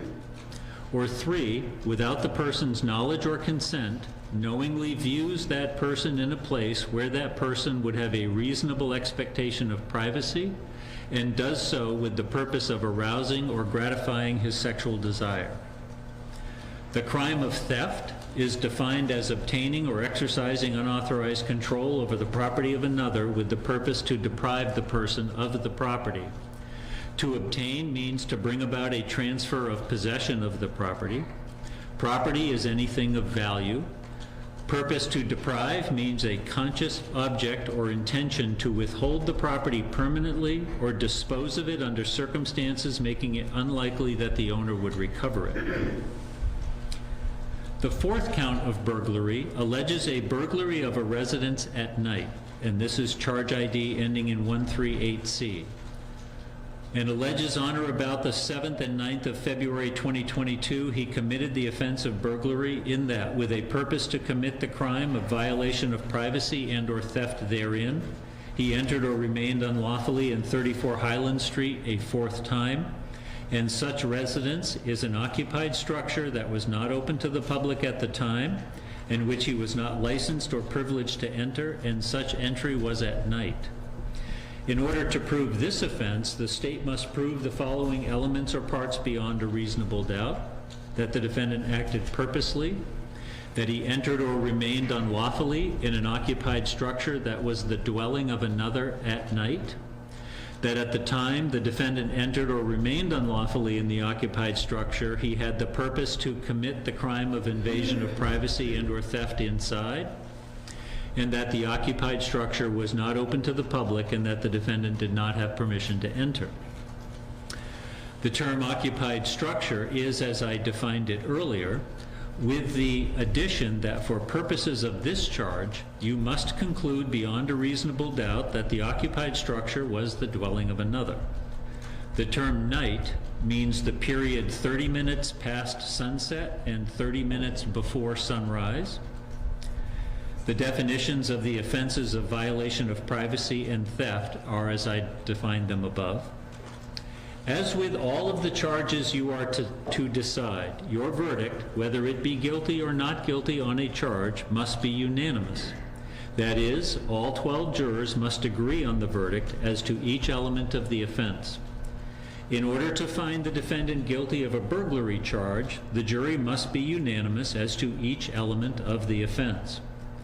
With respect to the element of the intent to commit a crime at the time the defendant entered or remained unlawfully in the occupied structure, you must be unanimous that he intended to commit one of the 2 offenses alleged in the indictment, violation of privacy or theft. You do not need to be unanimous on which one. That is, by way of example, some jurors may conclude that he intended to commit invasion of privacy. Others may conclude he intended to commit theft. So long as all 12 jurors agree that he intended to commit an offense as set forth in the indictment at the time he entered or remained in the occupied structure, That is sufficient to find that the state has proved this element of the offense. If the jury unanimously agrees that the state has not proved beyond a reasonable doubt that the defendant intended to commit an offense when he entered or remained unlawfully in the occupied structure, then you must find him not guilty. If you decide that the defendant is not guilty of the crimes of burglary as set forth above, then you should go on to consider and decide whether he is guilty of a similar but less serious crime. That is, if you unanimously agree that the defendant is not guilty of burglary, then you should go on to consider the lesser offense. If you find unanimously and beyond a reasonable doubt that the defendant is guilty of burglary, your deliberations end on the burglary charges and you need not consider the lesser offenses. A similar but less serious crime is different from a more serious crime in one of two ways. Either it requires a less serious physical act or requires a less serious mental state. In this case, if you find that the defendant is not guilty of burglary, then you should consider whether he is guilty of criminal trespass on each of the charges. In this case, criminal trespass is defined as knowingly entering or remaining in an occupied structure when he was not licensed or privileged to do so. Knowingly means that the state must prove that the defendant was aware that his acts would cause a prohibited result, that is, that he knew that he was entering or remaining in an occupied structure when he did not have permission to do so. The state does not have to prove that he specifically intended or desired that result. What the state must prove is that the defendant was aware or knew that his conduct would cause the result. You will have a verdict form to complete, and the lesser charges will be set forth on the verdict form. Now, the defendant is charged with a separate offense of criminal trespass on or between the first and last days of January 2022 as follows, charge ID ending in 940C. In that, he entered 34 Highland Street, an occupied structure that was not open to the public at the time in which he was not licensed or privileged to enter. As I stated a moment ago, the offense of criminal trespass has several elements or parts, each of which the state must prove beyond a reasonable doubt. Thus, for this separate charge, the state must prove that the defendant knowingly entered an occupied structure which was not open to the public in which he was not licensed or privileged to enter. That mental state of knowingly is as I defined it just a moment ago. The next offense is invasion of privacy. The defendant is charged with 2 counts of invasion of privacy on or between February 8 and February 9, 2022. Charge ID ending in 047C alleges in that the defendant did, for the purpose of arousing or gratifying sexual desire, knowingly viewed RN without her consent or knowledge in her bedroom, a place where she would have a reasonable expectation of privacy. This offense has several elements or parts, each of which the state must prove beyond a reasonable doubt. Thus, the state must prove that the defendant knowingly viewed another person without that person's knowledge or consent, that the act occurred in a place where the person would have a reasonable expectation of privacy, and the defendant's purpose was for arousing or gratifying his sexual desire. The term knowingly is as I defined it earlier in these instructions. The second count is charge ID ending in 048C, in that the defendant did unlawfully and without the consent of RN, a person entitled to privacy therein, used a device for the purpose of recording images of her private body parts. This offense has several elements or parts, each of which the state must prove beyond a reasonable doubt. Thus, the state must prove that the defendant used a device for the purpose of recording or photographing images of the person's private body parts, that the person did not consent to the recording or photographing, and that the recording or photographing took place in an area where the person is entitled to privacy. The term private body parts means genitalia, buttocks, or female breasts, or a person's body underneath that person's clothing. Ladies and gentlemen, the principles of law given to you in these instructions are intended to guide you in reaching a fair and just verdict in this case, which is important to both the state and to Mr. Guerrero. You should decide the facts of this case without passion, without sympathy, and without prejudice, but with honesty and understanding. You should be conscientious of a just result in this case, as that is your highest duty as officers of the court.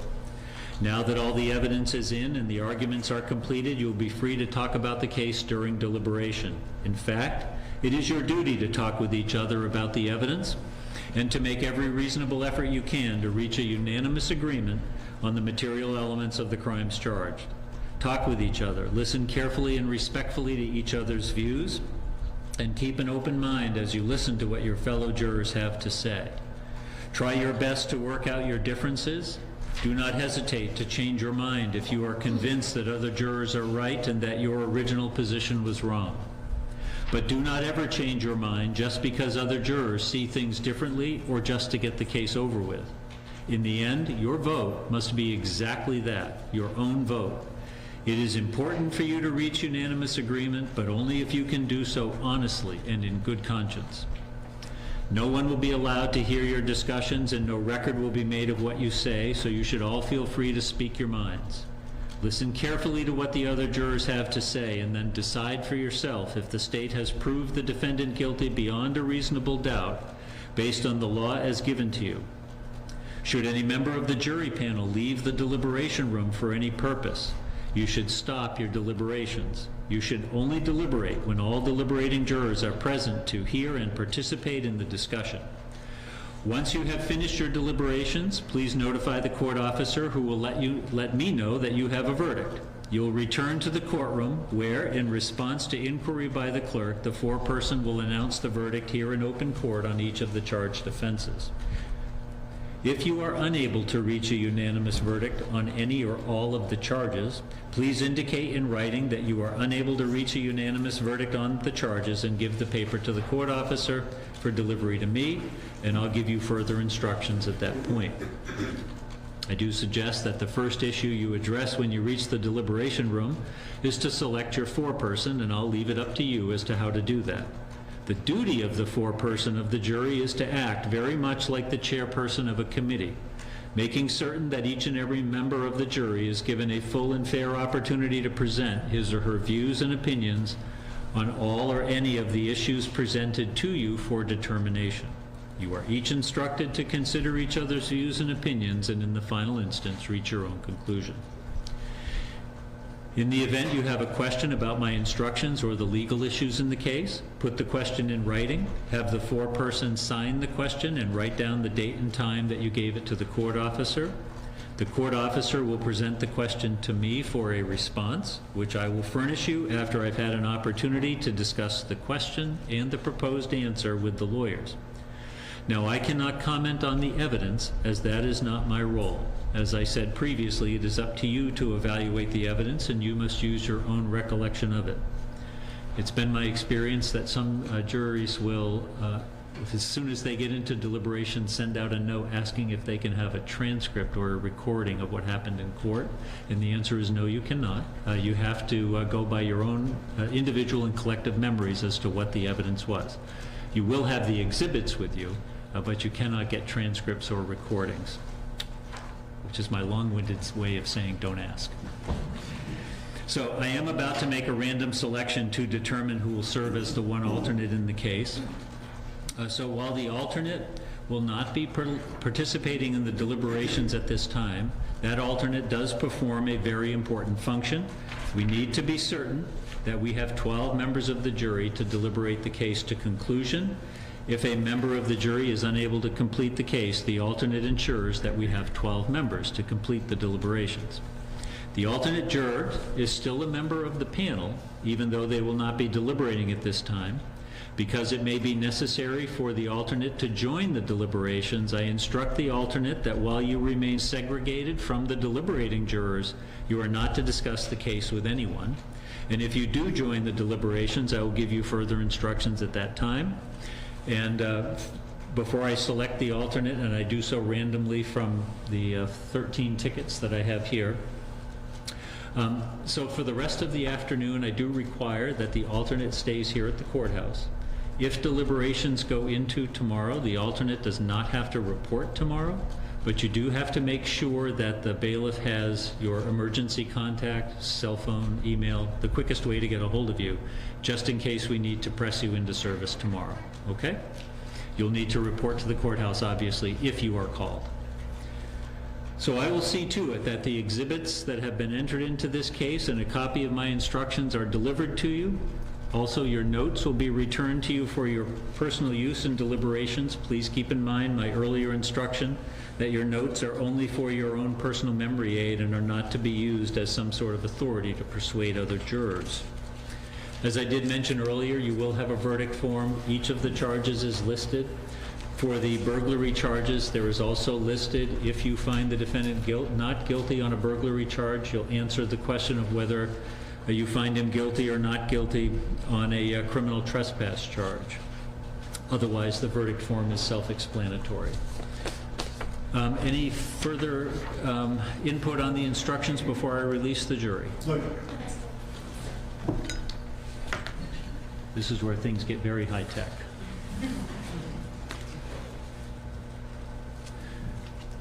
So I drew the alternate juror of number 13.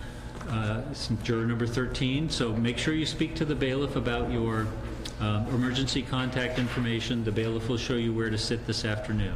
All right, and thank you. All right, folks, you now are free to deliberate the case, and good luck. All right.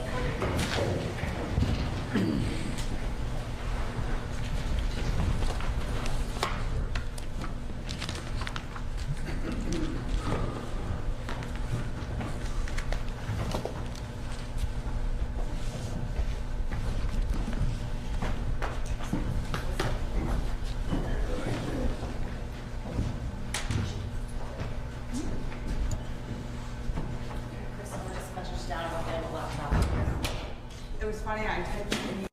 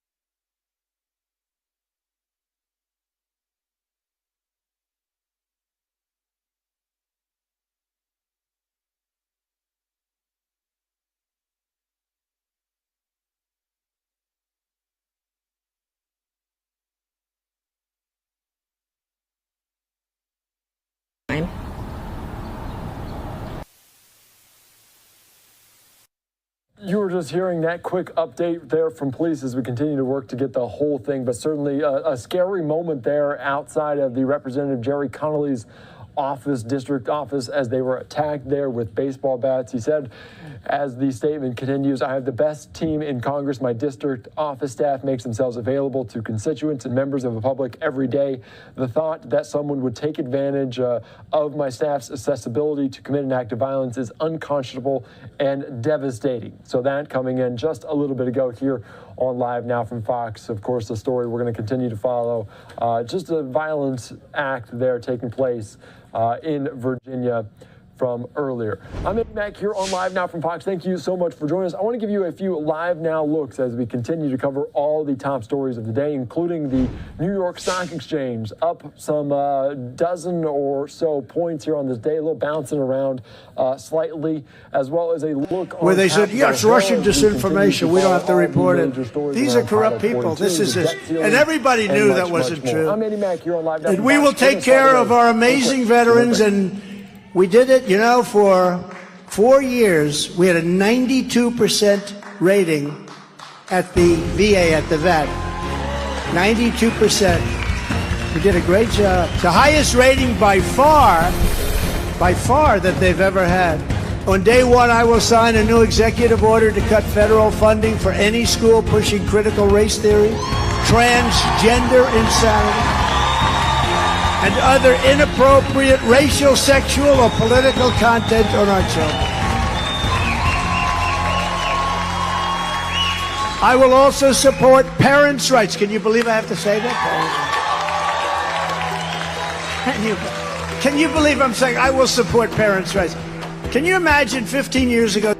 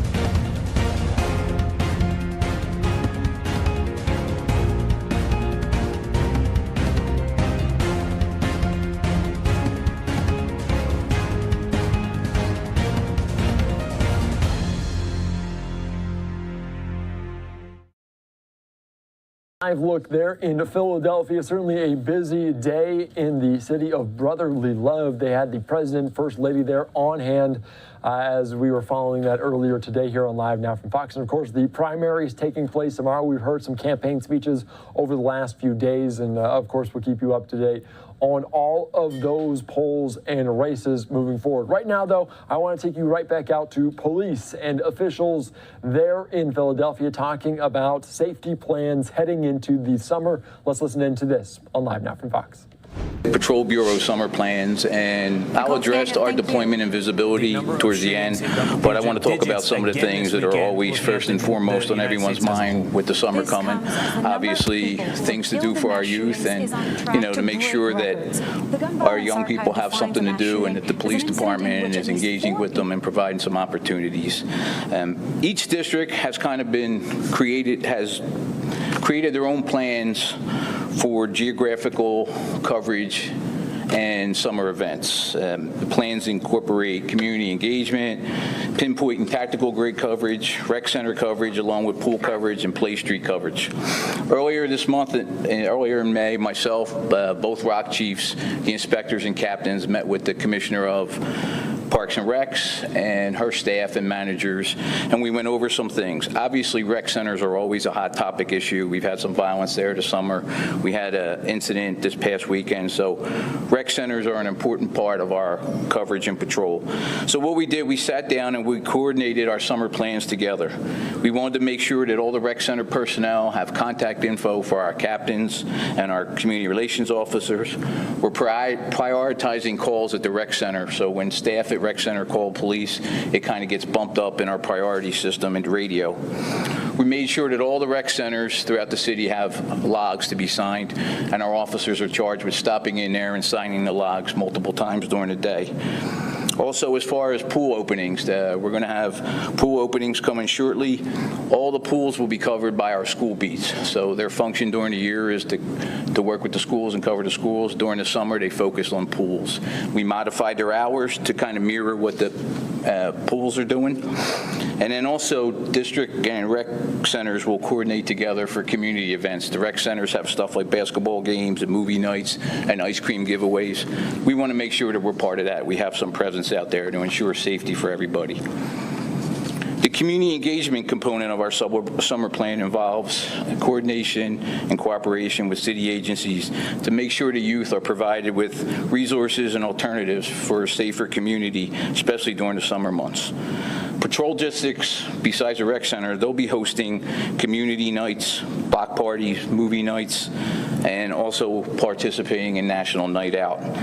But each captain's kind of been tasked with specifically coming up with tailoring events for their rec centers and districts to get more of the community and the youth involved. Some of the things are skill camps for kids, guest speakers, and mentoring programs. There's some of the things that we've done that were very much well received in the past.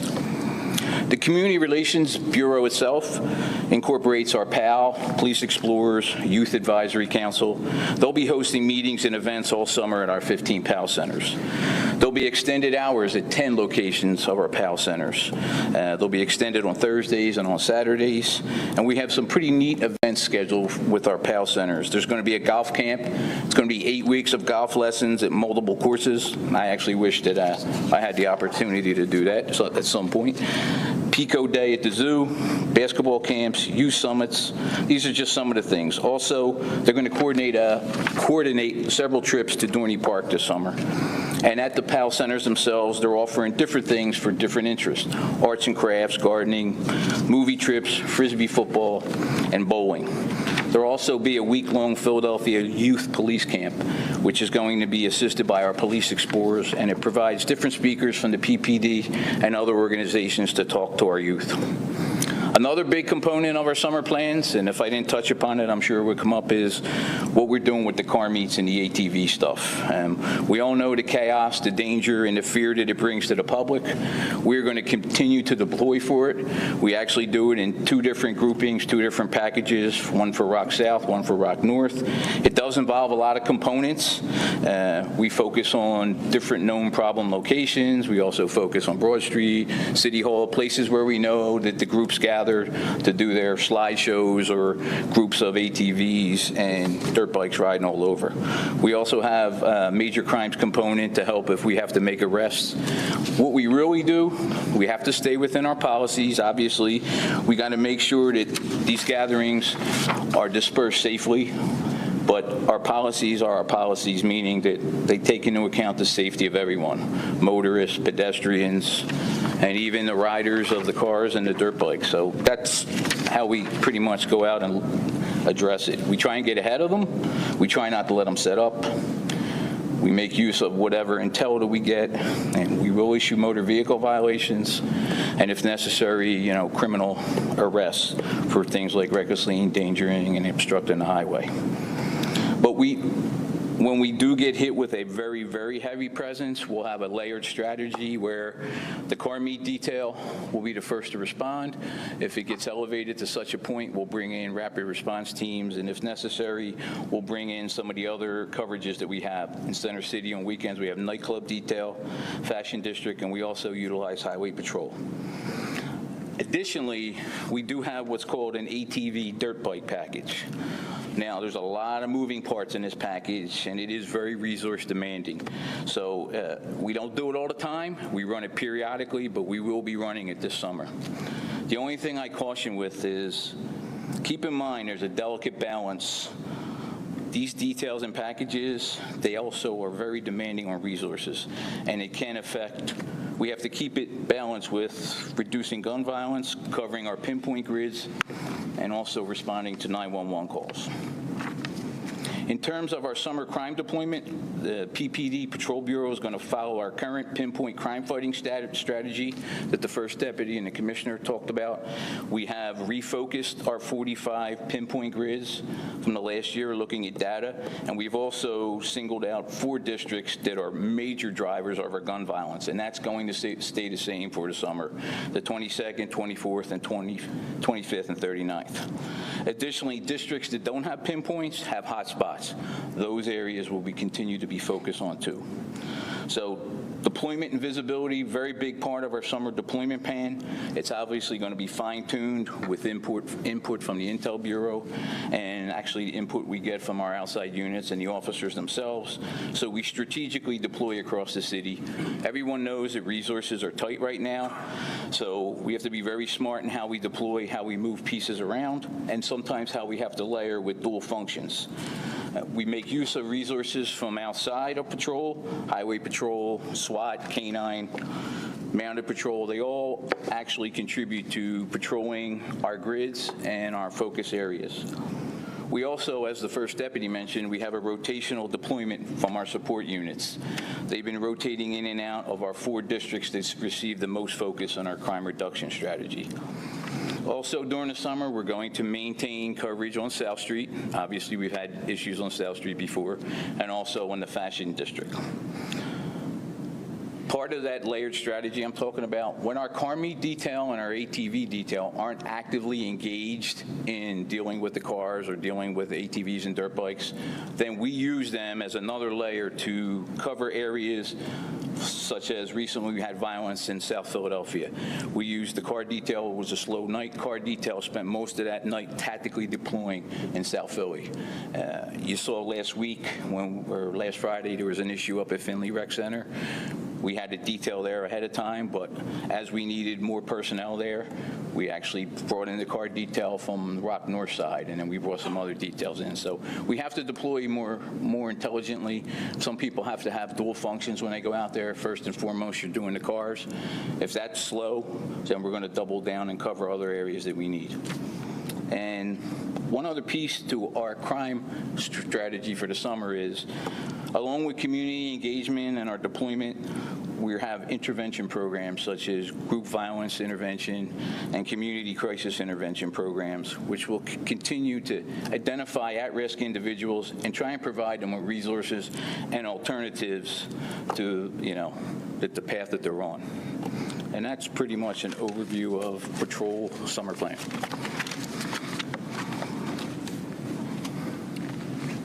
Thank you, Commissioners. And we're now going to take a few minutes for your questions. Actually, I'm going to start right over there with Ms. Connors. I think this is for DC Kelly. It's on the summer patrols.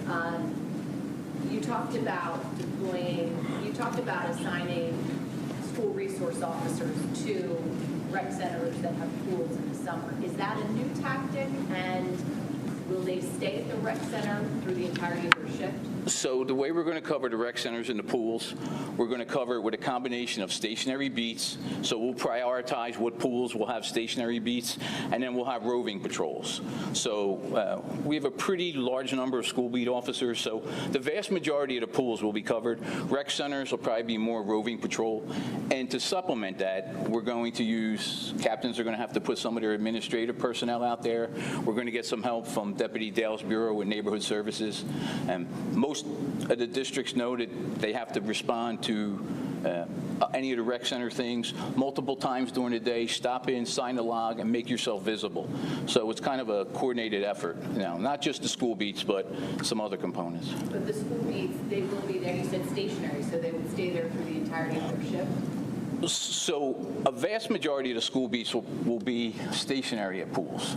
We cannot cover every pool. We don't have enough resources to cover every pool. So we prioritize them, but every pool will get a lot of visible rotating coverage if they don't have a steady unit there. Because we don't have enough, there's not enough resources to cover every rec center and pool all the time. And then back to the first thing I asked, is that a new tactic to have the school beat officers? No, we've used it in the past. We just kind of refined it this year. We always take a look at it, look at any violence that's been around that pool or rec center in the past, and then we retool it. Maybe a pool that wasn't an issue in the past over the last year has some issues, so we try and prioritize it.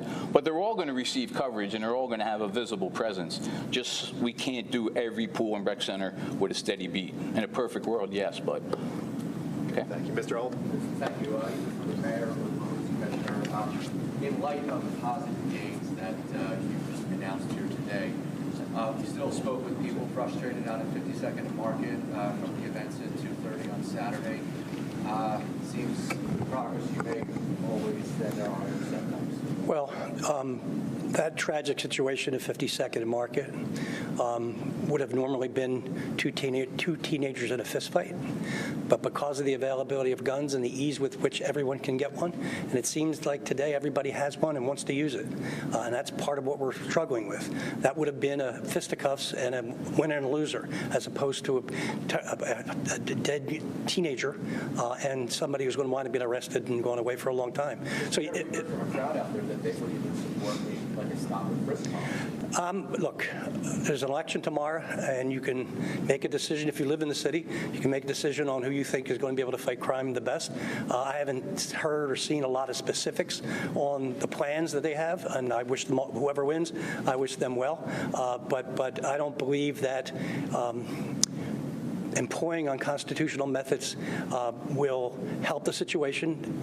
History has shown that when stop and frisk, so to speak, was in full bloom, they weren't taking more guns off the street. All they were doing was angering a lot of people of color who felt put upon, being stopped for apparently no reason in their mind. So I think that our officers are out there valiantly working hard, men and women who put themselves in harm's way, are taking more guns off the street than ever.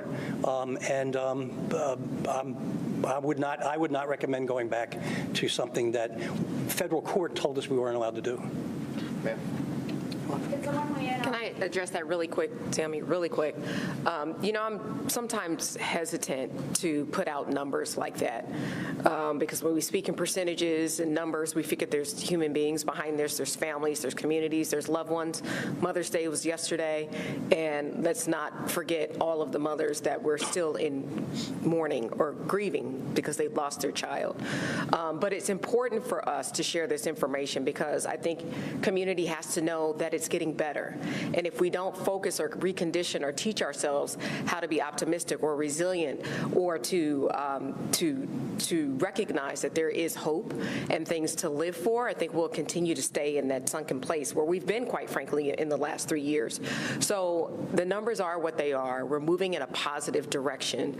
It's important to talk about why things are getting better and why there's hope, but by no means does this negate the emotions that are being felt.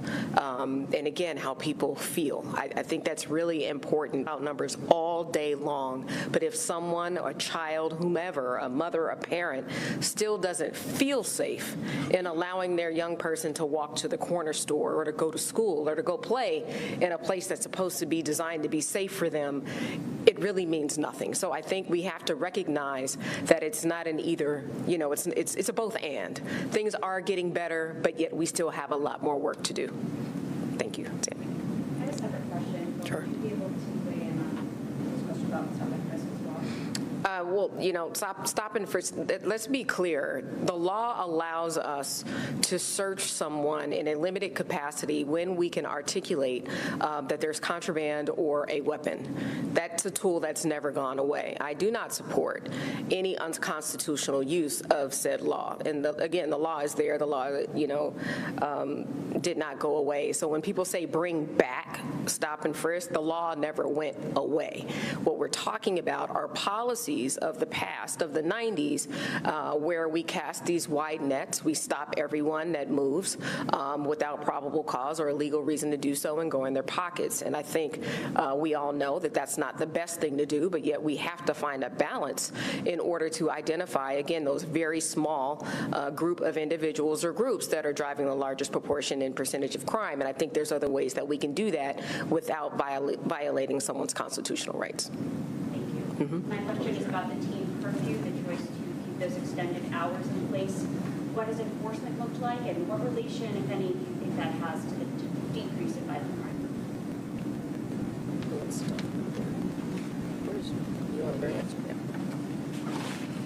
So, if you could give it to me again, because I was behind the wall, couldn't really hear everything you said. Curfews is your main piece? Yeah, the decision to extend, keep those extended curfews in place. Why the decision? What has enforcement looked like? And what, if any, relation do you think that has to the trends you're seeing?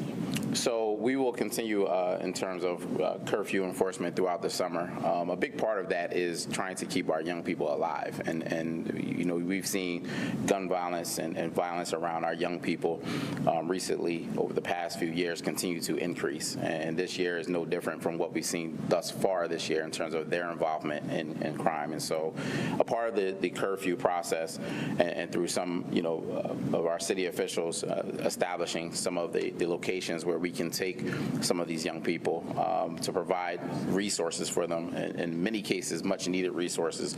We will continue our efforts to assist in that way and to be able to transport.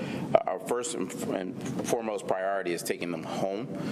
If there is no place to take them, or either home is not an option, we can't locate an adult, then we will take them to the curfews locations and allow those resources to be available for them. So yes, we have seen in terms of our curfews have continued, and we will continue that through the summer months in an effort to try to provide an additional way to keep some of our young people, one, from not being involved in some criminal activity, but two, to keep them alive, to be quite blunt about it. I have a question about specifically about the Fashion District, what protection enforcement will look like there in terms of police and then mall security.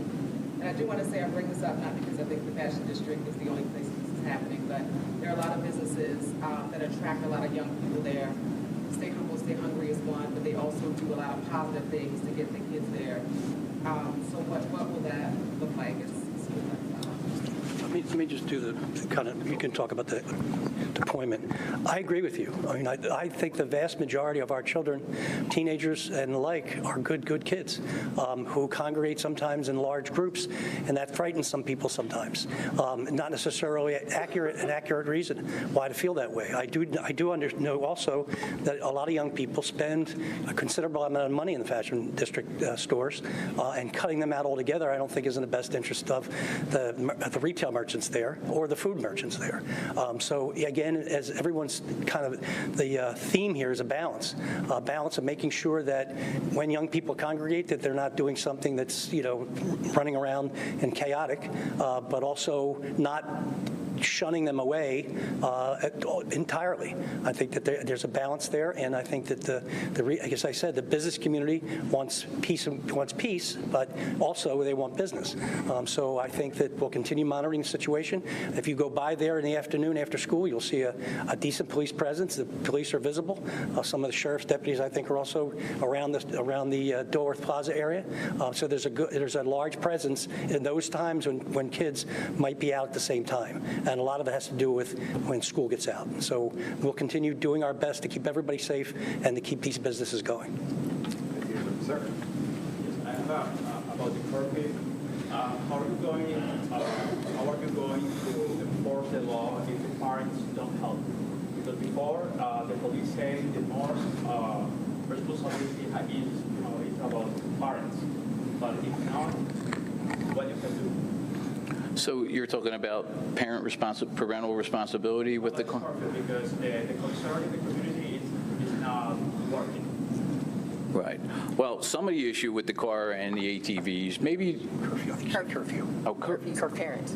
Oh, curfews with the parents. Well, as the first deputy said, I'm sorry, I thought you said car, my mistake. with the curfews, you know, we have put emphasis on enforcing curfews. We've seen somewhat of an increase. We do take home to the parents first. Obviously, we would like to see more responsibility and accountability from the parents. If we don't take them home and we take them to a resource center, there's some opportunities there for different resources, but they also contact their parents. But of course, we would like to see more parental involvement in it. I mean, parental involvement can address a lot of problems in the world we have today. But just Russia, hold on here.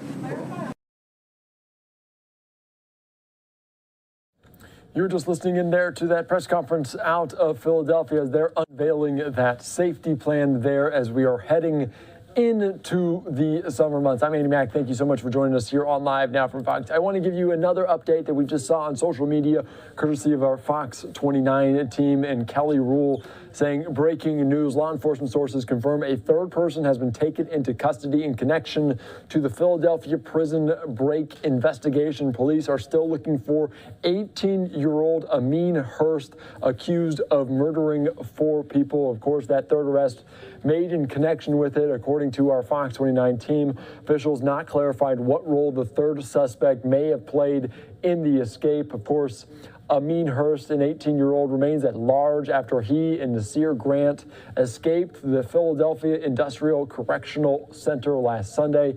The pair managed to escape the facility around 8:30 in the evening on Sunday, and their absence was unnoticed until Monday afternoon. Grant, though, was taken back into custody on Thursday night when he was arrested during a traffic stop. So now a new development there in Philadelphia as a third person has been taken into custody in connection with that break out of a prison. Another live look we're keeping an eye on out of Washington, or the DMV, Virginia area, as a representative of Jerry Connolly.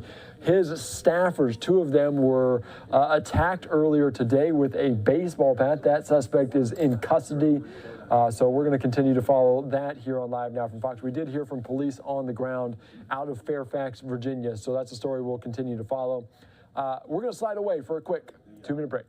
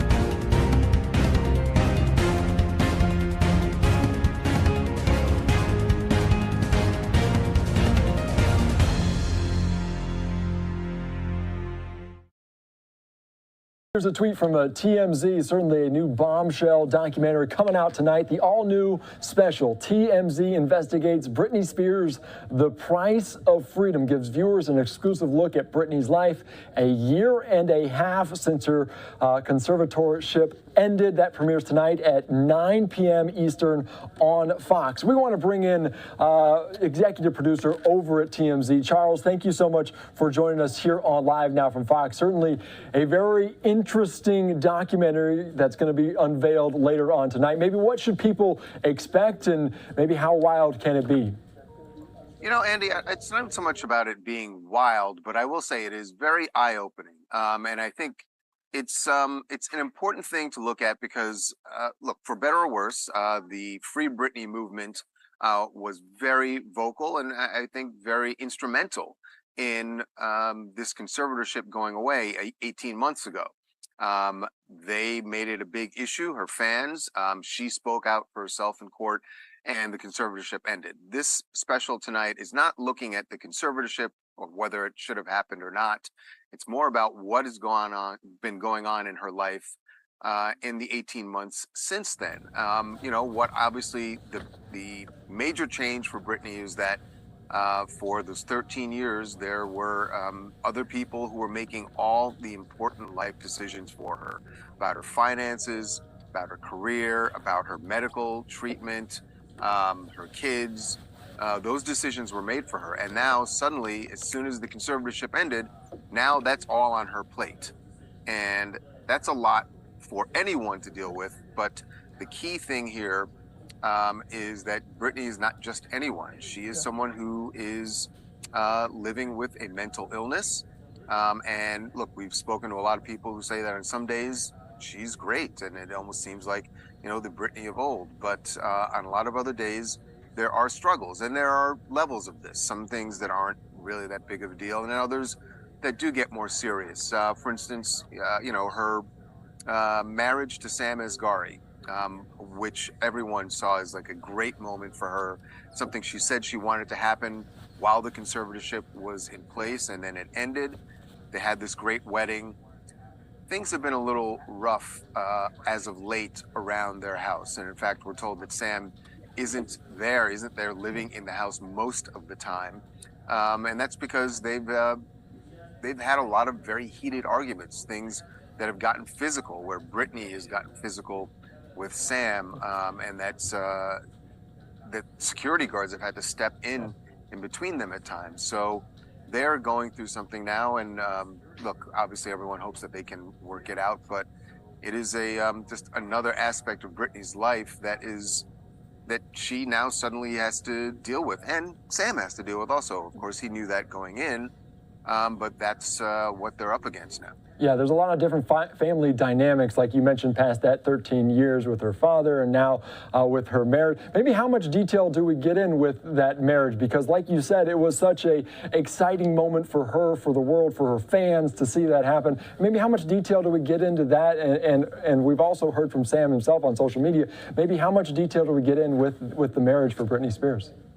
I won't say it's not, you know, this is not by any sense, you know, an in-depth look at their marriage. It's more about just Britney Spears and her day-to-day life, and obviously her marriage is part of that. I will say this about Sam Asghari. You remember there were reports a few last couple months ago where Britney Spears, people around her they tried to stage an intervention for her.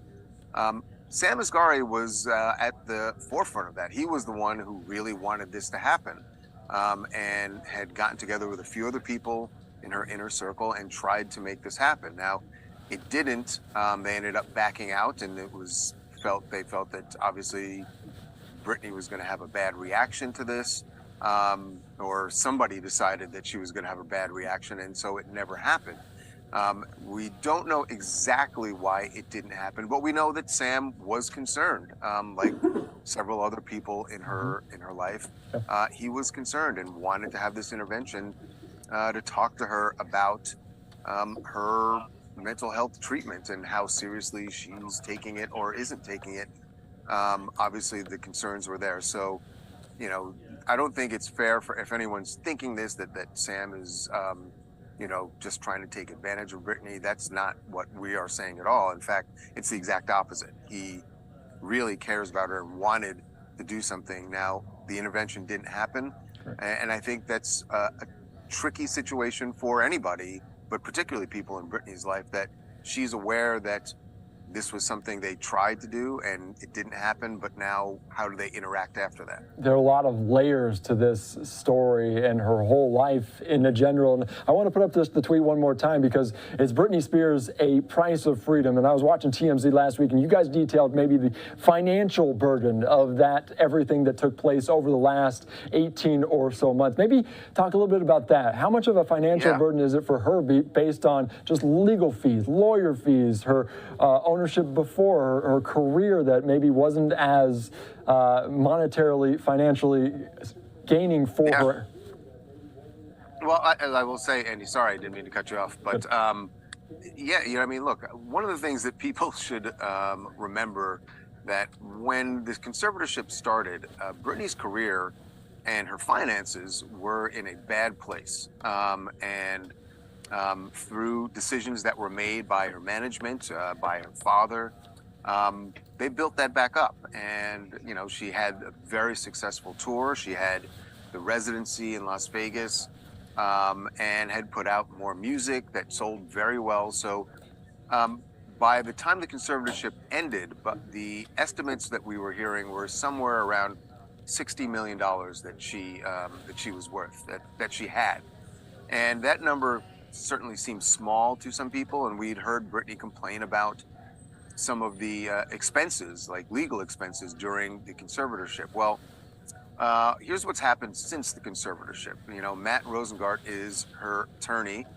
Was very visible during the, you know, those last few months of the conservatorship. So he certainly was by her side and helped to get this conservatorship shut down. But it has not been cheap. I will say, you know, what we found out, the number that she's been paying to not just Matt Rosengart, but to his law firm, $4.2 million is what has been paid since the end of the conservatorship. Now, that's a large number, right? I mean, no one's going to argue that $4 million is not a big number. But I will say, look, I don't understand exactly what legal fees, how they get set, and what they are. But Matt Rosengart has been doing a lot of work for her. And I don't know how that number compares with other attorneys, perhaps, but I do know that that number certainly was eye-opening, not only to me and a lot of people who cover Britney, but we know that people in her on her management team saw the number and were like, wait a second, how much did we pay? So there are concerns there. Yeah, I imagine so. And like you detailed, some $4 million over 18, 17 months, that is certainly a large number just for all the services, but also the fact that she is out of that with her father as well. Of course, by the way, Andy, I should add this, that we also, we don't know the exact number, but what we've been told by multiple sources, that $60 million number, her net worth when the conservatorship ended, it is significantly lower now.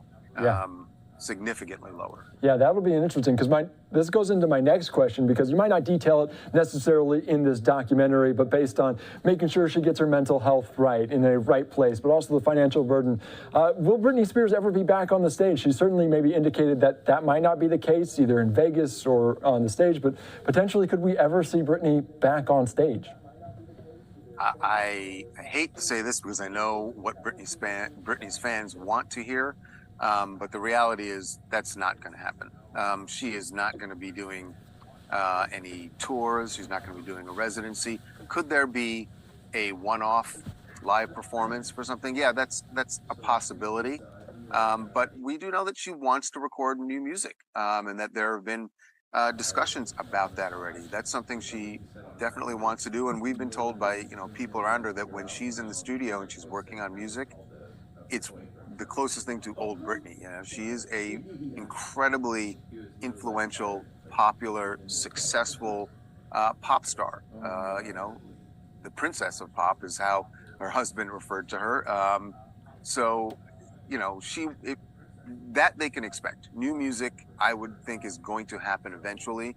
Obviously, she's got to make, you know, the right decisions about producers she's working with, and already did with the song she had with Elton John, which was a huge hit. So it can happen, and I think will happen. But live performances, those are going to be few and far between at most, if at all. Definitely. So having to make strides because we're only less than 2 years out of this conservatorship as well. Charles over at TMZ, thank you so much. And I'm sure everyone's going to be tuning in tonight at that Price of Freedom, the TMZ Investigates documentary. We appreciate your time as always here on Live Now. All right. Thanks, Andy. All right. Thank you so much as we continue on covering these major headlines. I'm Andy Mack. Thank you so much for joining us. We want to continue on. I want to put up this tweet one more time from TMZ just to showcase what's coming up a little later on tonight as the all-new TMZ Investigates Britney Spears. The Price of Freedom gives viewers an exclusive look at Britney's life a year and a half after her conservatorship ended. That premieres tonight at 9 p.m. Eastern on Fox. I'm Andy Mack. We're going to slide away for a quick 2-minute break.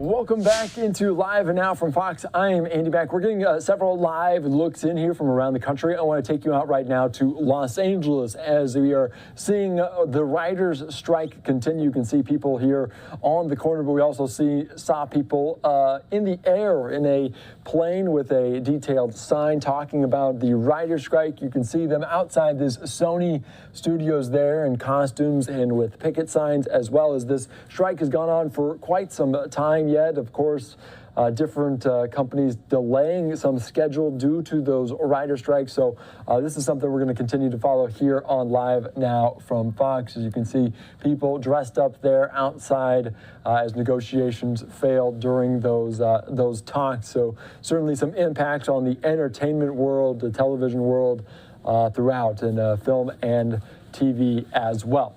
So we'll keep you updated on that and hopefully have a live report coming up in just a little bit on all of those new details as soon as they happen. But you can see some people potentially a Ghostbusters costume as well as Mickey Mouse and different things there as well. They might pan out and show you the plane with a shot of a sign up above, just this one impacting a lot of different people, a lot of different shows, a lot of different sets around the country and around the world. So certainly something we're going to continue to follow here on Live Now from Fox. We want to also take you down to the border, a story we're following since last week. Thursday into Friday, as the certainly no major surge at the southern border following the end of Title 42, but some lawmakers and folks on the ground say the situation is still getting worse. Fox News correspondent Matt Finn has more from El Paso, Texas.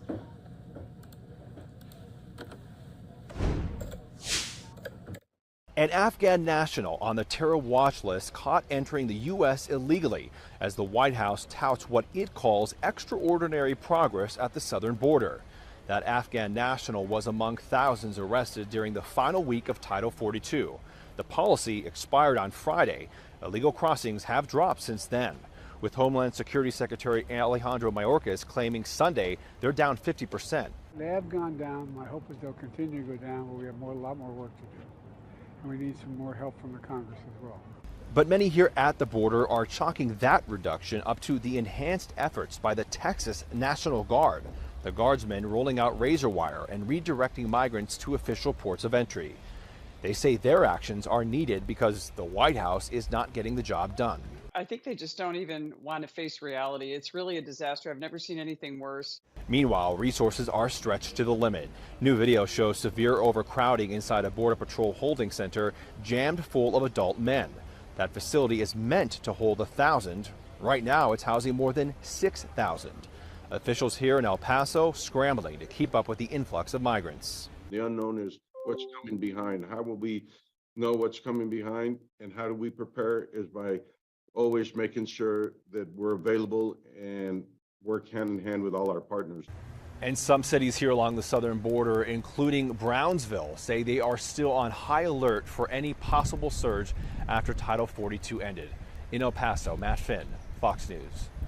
Thank you so much for that latest report, something we're going to continue to watch at the U.S.-Mexico border. Let me turn down my own computer up here as we continue to cover all of the top headlines. As with no possible debt limit deadline now just about 2 weeks away, President Biden is set to meet with congressional leaders this week to diffuse that looming crisis. Both sides say they're trying to avoid a first ever national default, but as Doug Luzader reports from Washington this morning, a deal remains elusive. Well, there have been meetings behind the scenes over the weekend, but we're not there yet, and the president wants this wrapped up as soon as possible. Mr. President, when is the debt meeting with the leaders? In about 10 minutes. A joke from President Biden as he biked near his beach house this weekend, but behind the levity, serious warnings from White House officials as the U.S. has reached its borrowing limit. Defaulting on our debt isn't only about financial markets, it's about paying our Social Security recipients, it's about paying our troops. It's about paying the men and women who are working the border today. Congressional leaders from both parties did meet with the president last week, with Biden pushing for Congress to raise the nation's $31.4 trillion borrowing limit without conditions. Republicans, though, were trying to rein in spending so we don't have to keep raising the limit so frequently. The solution is not just massive borrowing and massive spending. That's no solution. That's putting your head in the sand, and that's actually going to lead us to a much greater crisis down the road. The markets may start to get jittery as we near a deadline that the Treasury Department acknowledges is uncertain, but this could all come to a head as early as June 1st. I remain optimistic because I'm a congenital optimist, but I really think there's a desire on their part as well as ours to reach agreement. I think we'll be able to do it. But this is going to get tight. Even if this meeting happens at the White House tomorrow, the president is hoping to leave the very next day for the G7 meeting in Japan, a trip he may have to cancel if this isn't resolved. In Washington, Doug Luzader, Fox News. Thank you so much.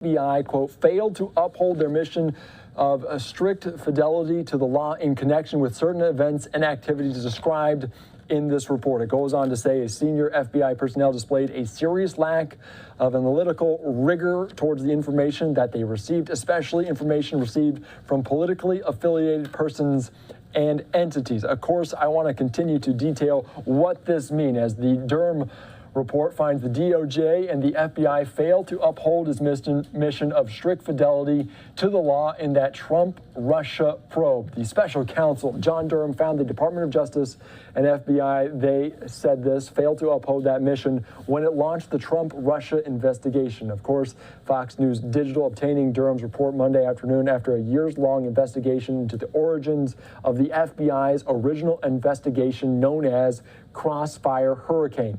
That investigation looked into whether the Trump campaign coordinated with Russia to influence the 2016 presidential election. Durham was set to release this report on Monday afternoon as it spans more than 300 pages. Durham added that his investigation also revealed that senior FBI personnel displayed a serious lack of analytical rigor towards the information that they received, especially information received from politically affiliated persons and entities. This information, in part, triggered and sustained Crossfire Hurricane and contributed to the subsequent need for special counsel Mueller's investigation. This, according to the report. It continues, in particular, there was significant reliance on investigative information there. Durham said it was a continued need for the FBI and the department to recognize that the lack of analytical rigor, apparent confirmation bias, and an over-willingness to rely on information from individuals connected to political opponents caused investigators to fail to adequately consider alternative hypotheses and to act without appropriate objectivity or restraint in pursuing allegations of collusion or conspiracy between the U.S. political campaign and a foreign power. So certainly some big news there coming out of the Durham report today here that we're following on live now from Fox is certainly a major development there as the Durham report finds the DOJ and FBI failed to uphold that mission of strict fidelity to the law in that Trump-Russia probe. I'm Andy Mack here on Live Now from Fox. We're going to slide away for a quick 2-minute break.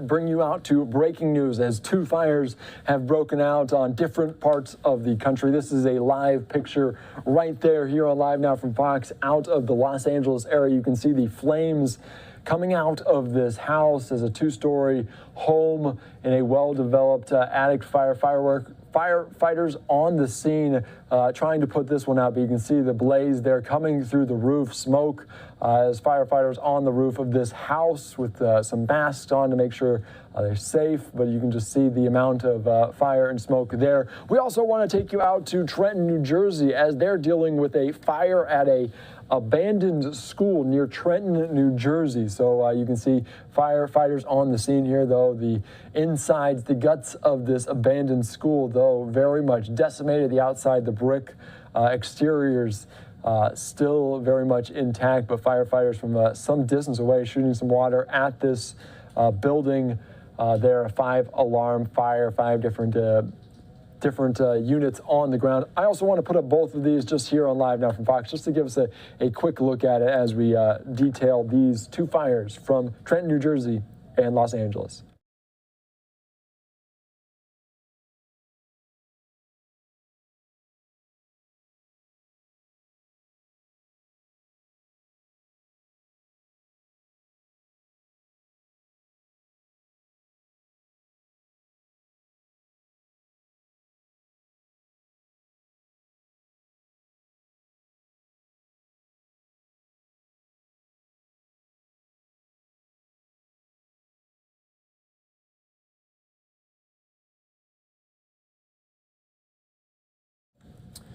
So that was the fire there in Trenton, New Jersey. Here's the 2 pictures side by side as 2 different units on different coasts.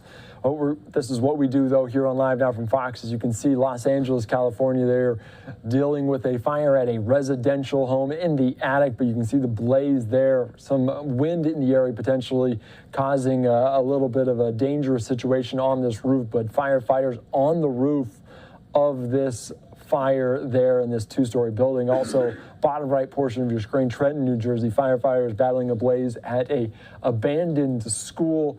I don't know a ton of details on either of these fires, but these are certainly impressive pictures coming out of the California and also New Jersey area. You can just see the amount of fire and smoke from both of these here on Live Now from Fox as we continue to watch them develop and these firefighters battle these major fires in multiple locations. We're going to continue on here on Live Now from Fox and take you out to a couple live pictures. We'll keep both of these shots up as we go, but we want to take you out to the Senate floor as we heard from Mitch McConnell and Chuck Schumer. So let's listen in first to Mitch McConnell here from just a little bit ago on Live Now from Fox. 62. Peace Officers Memorial Day has called our nation to pay special tribute to heroic men and women in our communities who've made the ultimate sacrifice to keep us safe. Throughout Police Week, peace officers and families from around the country mourned loved ones and find shared strength. Today, we remind the families and comrades of these fallen heroes that a grateful nation has their backs. As always, I'm honored to welcome the Kentuckians who traveled to Washington for this week's events. My staff continue to work closely with Kentucky law enforcement and to listen to their concerns. Like many in my home state, I'm thinking especially of the Kentuckians we lost in the line of duty this past year. Officer Logan Medlock of the London Police Department, who was fatally struck by a drunk driver while patrolling on duty. Sheriff's Chief Deputy Joseph Cash of Callaway County Sheriff's Department, who was shot and killed while interviewing a suspect. Captain Ralph Frazier and Officer Jacob Chaffins of the Prestonsburg Police Department, and Deputy William Petrie of the Floyd County Sheriff's Department, who were shot and killed in an ambush while attempting to serve a warrant. And the 7 other Kentuckians whose names are being enshrined today on the National Law Enforcement Memorial. James Quitlow, Travis Hurley, Oliver Little, Gregory Means, Mark Pike, David Raggi, and Dixon Allen Sasser. I also want to pay special tribute to Officer Nicholas Wilt, who was shot in the head while responding to last month's bank shooting in downtown Louisville. Officer Wilt was just 11 days out of the academy, but he never shied away from his duty, even in the face of imminent danger. Today, Officer Wilt has continued to show signs of improvement, and the city of Louisville stands behind him on his road to recovery. As we honor officers in Kentucky and across the country who've been injured or killed in the line of duty, I know my colleagues join me in thanking the peace officers who continue to run toward danger to keep us safe. And Mr. President, Police Week is an important and solemn occasion every year. America's peace officers deserve our respect and recognition every single day. But in recent years, Peace Officers Memorial Day has taken on an especially urgent significance. In 2021, President Biden's first year in office, the number of law enforcement officials feloniously killed in the line of duty reached its highest level in 20 years. Just last year, 331 officers were shot on the job. 62 of them were killed. That's a 32% increase from just 2 years earlier. Brave men and women in blue swear to uphold law and order, to run toward danger, even to give their lives to protect their communities. But as a radical soft on crime movement has taken hold of elected Democrats at every level of government, peace officers have been forced to bear an even heavier burden. Brave police officers have faced down an historic wave of violent crime from the front lines. Even as defund the police radicalism forced them to do it with fewer resources and thinner ranks. They've continued to risk their lives to enforce our laws, even as soft on crime liberal prosecutors do everything they can to avoid holding criminals accountable. So this week, we honor men and women whose tough job is only getting tougher on Washington Democrats' watch. But thanks to the leadership of Senator Cornyn and Senator Cassidy, Senate Republicans are ready to take action to protect law enforcement officers in the line of duty. Our colleagues from Texas and Louisiana have introduced legislation to raise the stakes for criminals who resort to violence against police. Their bill would deliver new federal mandatory sentencing for killing a police officer, higher consequences for assault, and new separate penalties for fleeing such crimes across state lines. So as our nation observes Police Week, I'm proud to co-sponsor our colleagues' work and to continue to back the blue.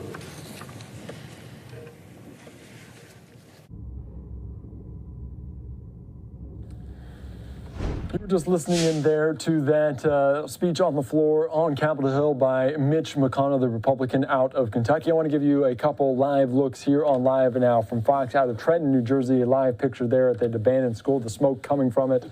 As you can see, some of the guts of it already burned to the ground. The exterior, the brick exterior, still standing very much in place. And as you can see, also the helicopter in Los Angeles moving away from that scene.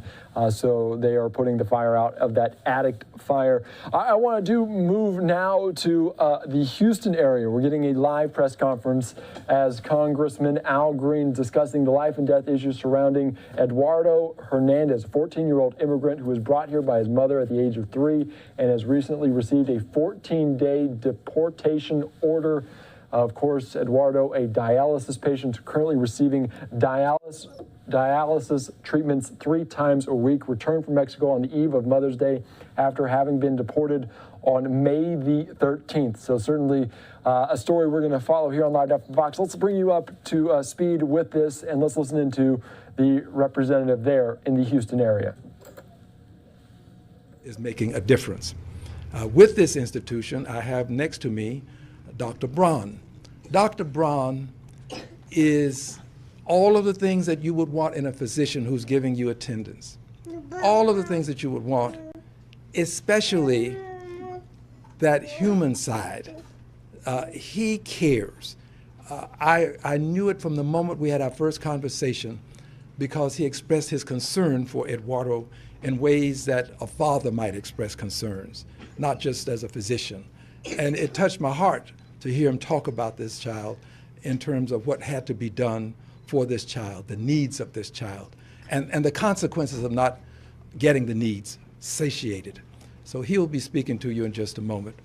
I also would like to mention the Customs and Border Patrol agents. They do a job.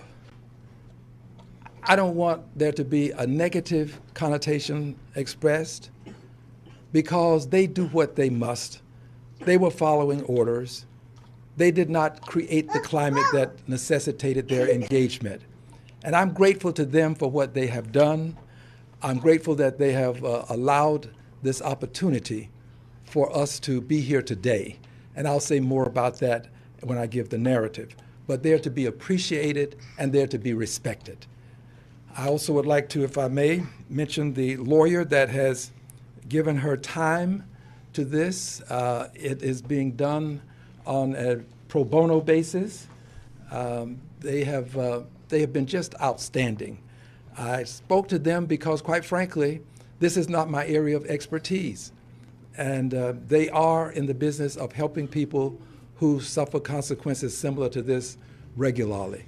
So Attorney Nimi Salim, her first name I probably didn't handle appropriately, but she also has here today Attorney Karina Jimenez, and she will be giving comments in just a few moments. Finally, I have to thank the executive branch of the government because, as you know, when these things occur, if you know me, I try to get in touch with as many people as possible. Most of what we have to deal with here today is an executive function, and so we've been in contact with the executive branch of the government. And my staff. My staff started working on this on Friday, and my staff worked on this Friday, starting Friday morning, all day Friday, and then on Saturday. I especially want to thank the staffer who went with me as we went to bring Ms. Hernandez and her son, Eduardo, back to Texas, back to Houston. I want to thank Ruben. Ruben is just a wonderful person to have on your team. He drove there and drove back. We did it together, but Ruben did the driving. I was but a passenger as he drove, and this was late into the night. We did not return until around 2:30 a.m. in the morning to Texas Children's Hospital, at which time the nephrology team was there, and they greeted us, and they immediately had an opportunity to visit with Eduardo. Now, the narrative, if I may. But wait, I have to do this. There are other persons here from Texas Children's Hospital. I was hoping that we would get just one person. They've asked that I not name them. They are worker bees, but we have a total of 4 people here today. And it's important to note that this hospital has extended the hand of friendship They have been readily available. We have made calls late into the evening to get information when needed, and they've always responded. There will never be enough thank yous for Texas Children's Hospital for what they have done in many other circumstances, and I thank them especially for what they've done with this circumstance. Friends, we received a call from Texas Children's Hospital on Friday of last week. And when we received this call, we were immediately pressed into action because I was informed at that time that a mother and her child had been deported to Mexico, and that this mother had a child with her who was in need of some immediate attention. The child would need dialysis. Well, having had some experience with this with a friend of mine, I knew that this was something that necessitated immediate attention. We started the work of trying to get them back into the country. But it's important for you to know that they came to this country many years ago when Eduardo was about 3 years of age. He is now 14 years of age. And in this country, she has traversed from this state to Florida. She spent some time to Florida. One of her babies was born in Florida. These are all her children. She has a total of 2, 4, 5, 6 children. And I won't name all of them, but I think it's important to let you know that we have Emily, Naomi, Jeremy, Ariel, and Skylight as children, and they are all here with us, saving Eduardo. Eduardo is over at the hospital. We, understanding the exigency that we were dealing with, and understanding that the mother came here and she went to Florida, came back to Texas, spent the rest of her time in Texas. She's not committed. You're just listening in there to Representative Al Green as he is discussing the life and death issue surrounding Eduardo Hernandez, a 14-year-old immigrant who was brought here by his mother at the age of 3 and received recently a 14-day deportation order. Eduardo, a dialysis patient who is currently receiving dialysis treatments 3 times per week, returned from Mexico on the eve of Mother's Day after being deported on the 13th. He's been allowed to return to continue receiving life-saving treatment at Texas Children's Hospital, where he is a patient. So that's a story, certainly a feel-good story, as he is now returned from Mexico to receive those dialysis treatments. I'm Andy Mack here on Live Now from Fox. We want to shift gears to a story now out of Detroit, as we believe now, according to our Fox 2 team, the man wanted for kidnapping and murder of a Detroit Medical Center nurse outside on Saturday and killed her has been taken into custody. Of course, this according to our Fox 2 team there on the ground. We're hearing an update from our Fox 2 team there in Detroit as they give any details on this potential arrest, this potential suspect in custody. Let's listen into this here on Live Now from Fox.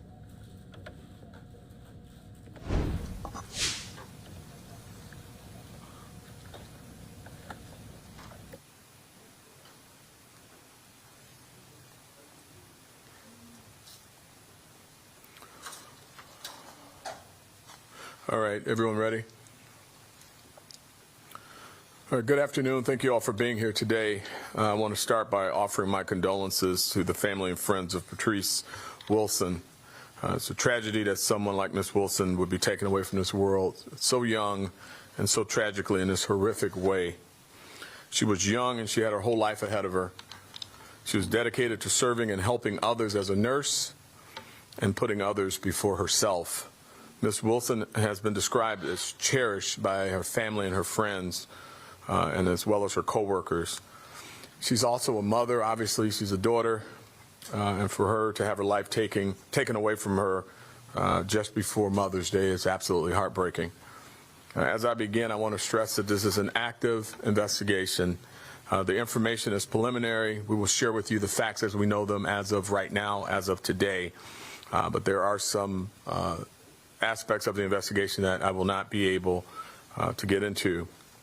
Again, I know the public has many questions, and I cannot get into all of the details I cannot jeopardize this investigation. As I indicated, it is an active investigation. Here are the facts as we know them thus far. On Saturday, May 13th, at approximately 7:40 a.m., in the 4200 block of St. Antoine, Ms. Wilson was kidnapped by a suspect identified as Jameer Miller. The suspect was wearing a wig, described as a blonde or red wig, trying to disguise his identity. Once notified, the Detroit Police Department acted immediately. The initial call came into the Wayne State University Police Department. We were notified due to the nature of the call of a kidnapping. We deployed our assets with the goal of finding our suspect and Ms. Wilson before the situation ended in the most worst possible outcome. A number of units participated in looking for our victim, as well as looking for our suspect as we identified who he was.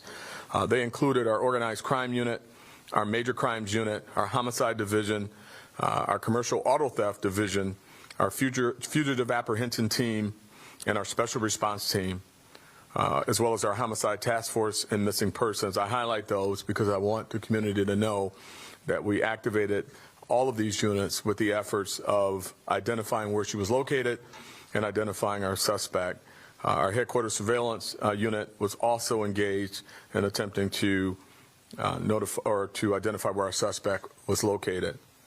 I also want to thank the Michigan State Police and the Wayne State Police Department, as well as the Inkster Police Department. This is a very complex case, and as you can hear, it touched a number of different communities, and consequently, we had those respective agencies involved in attempting to identify where she was. A number of search warrants were executed in Inkster, Detroit. We also had the support of the Novi Police Department. Unfortunately, yesterday at approximately 2:15, or strike that. Let me go back and pick up one last part. After several search warrants were executed, the suspect, feeling the pressure of this investigation, due to all of the search warrants, all of the activities by those agencies that I just identified, the suspect negotiated his surrender via his lawyer, and he was taken into custody at the DDC at 2:15 p.m. On yesterday, and that's the Detroit Detention Center. Again, this investigation is ongoing. We are currently finalizing our investigators' report to submit to the Wayne County Prosecutor's Office for their review and hopefully their charges. I've said this before, and I cannot stress it enough. Domestic violence continues to be a problem in our community. We have resources. We have domestic violence victim assistance units in our agency, and they can be reached at 313-883-1660. Again, that's 313-883-1660, and they are available 24 hours a day, 7 days a week. It crosses all demographics. Domestic violence is something that continues to plague not only our city, but this country. We have seen a number of tragic events around this state this weekend. Even in most recently, a few days ago, where the health director, I believe, in Oakland County lost her life in a murder-suicide. So again, if you need those resources are here for you. With that, I will take any questions.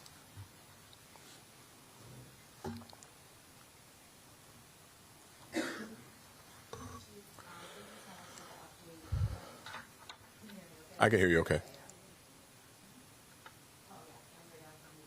Yes, ma'am. You had mentioned, the domestic violence is a persistent issue. Do you know the relationship between the suspect and the victim? Yeah, they were in a previous dating relationship, and it is my understanding they had recently broken up.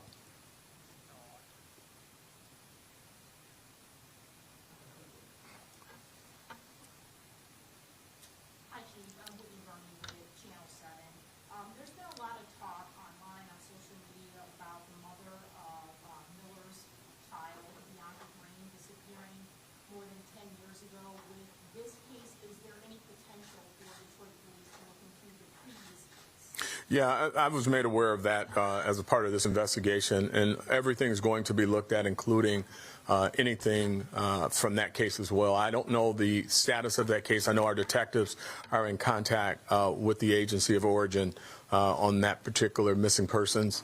We're going to cooperate with them, pull their files, and we'll be working together to see if there's any correlation or if there's anything we can help them with that missing person. The other thing I was just going to ask you, you touched on it a little bit there, is domestic violence. I know a lot of times we talk about the shortfalls in mental health supports nationwide, not just here in Detroit. Can you talk about the shortfalls that there are for domestic violence? Yeah, you know, I think it's such a complex issue for some. And there's a lot of different factors that impact reporting of domestic violence. Some are economic, some are, you know, just so many different embarrassment and things such as that lead. You're just listening into this update there out of Detroit here on Live Now from Fox, and certainly a lot of breaking news picking up here as we continue to cover all of these different scenes. I want to take you out to a live picture right now out of Farmington, New Mexico, as we're getting aerials of a shooting scene there. This courtesy of our KRQE team down there, as this is a shooting scene in New Mexico, as at least 3 people are dead, more wounded in a New Mexico shooting. At least 3 people dead, multiple others wounded after a shooting in Farmington. This according to police, as the schools citywide were put down onto a lockdown. You can see different officials on a street there as the officers were shot. 2 officers were shot, including a member of the city police and one with the New Mexico State Police. Both were reported to be in stable condition at the San Juan Regional Medical Center. The shooting was reported shortly after 11 a.m. in the area of Brookside Park, and all city schools were placed on what officials called preventative lockdown. 3 nearby schools remained on emergency lockdown. But you can see just the scene here. You can see some potential crime tags there in this very residential area. Of course, Farmington, New Mexico is a city of nearly 50,000 residents in northwestern New Mexico near the Four Corners region. It serves as a modern-day trading post to the adjacent Navajo Nation and is a supply line and bedroom community in the region's oil and natural gas industry. I also have an update from police. I just want to read it out to you from police. As the Farmington Police Department, San Juan County Sheriff's Office, and the New Mexico State Police are on scene investigating an incident involving an active shooter in Farmington. At this time, the details we have are that multiple officers from the Farmington Police Department were involved in an officer-involved shooting. One suspect was confronted and killed on scene. The suspect's identity is unknown, and there are no other threats at this time. 2 officers were shot, one from the Farmington Police Department and one from New Mexico State Police, both currently at San Juan Regional Medical Center being treated for their injuries, are in stable condition. There are multiple civilian victims, and at least 3 of those are dead. So you can see just the scene there in Farmington, New Mexico, in the northwestern portion of that state, in the southwestern portion of the United States. But a live picture is at least 3 people are dead, more wounded in this shooting. Of course, the schools citywide were put on lockdown. That has since been lifted, but you can see just multiple scenes, them in a kind of parking area, a parking lot, an empty, vacant lot there, as well as a scene several blocks away out of Farmington, New Mexico. A story down there that certainly the helicopter up above, but we're still getting some information in, not a major media hub, so information still trickling in here. So that's a live picture right there out of Farmington, New Mexico. You can see police on the ground, potentially some construction workers just wondering what's going on. Farmington, New Mexico, just 50,000 residents, so just a pretty small community. But as the helicopter overhead, kind of getting a picture of this scene, you can see crime tape there, closing off a residential area, police on hand as well. But the suspect was confronted on the scene and killed. The suspect's identity is unknown, and there are no other threats at this time. Again, still following this, police on hand. This is seems like a very wide scene from that vacant lot over here to several blocks away in Farmington, New Mexico. We're going to continue to follow this here on Live Now from Fox, but first we're going to slide away for a quick 2-minute break.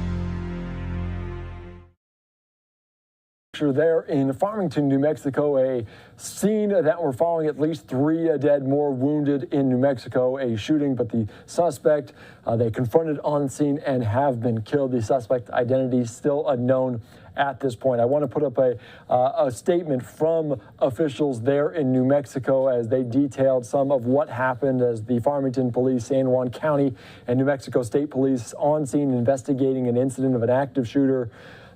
At this time, the details we have are that multiple officers from the Farmington Police Department were involved in an officer-involved shooting. One suspect confronted and killed on scene. The suspect's identity is unknown, and there are no other threats at this time. There are multiple civilian victims with at least 3 deceased. Of course, this is a video from our KRQE team in Farmington, New Mexico, there in that smallish town in northwestern New Mexico.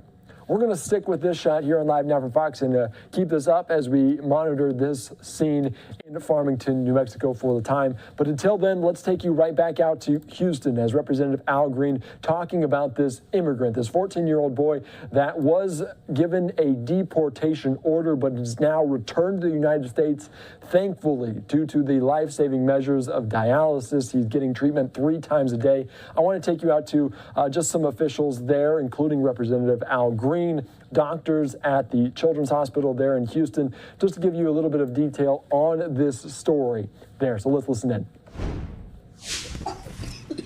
These are the documents that indicate when they must return. I don't mind telling you that the return date is May the 27th. And one is for mom and one is for son.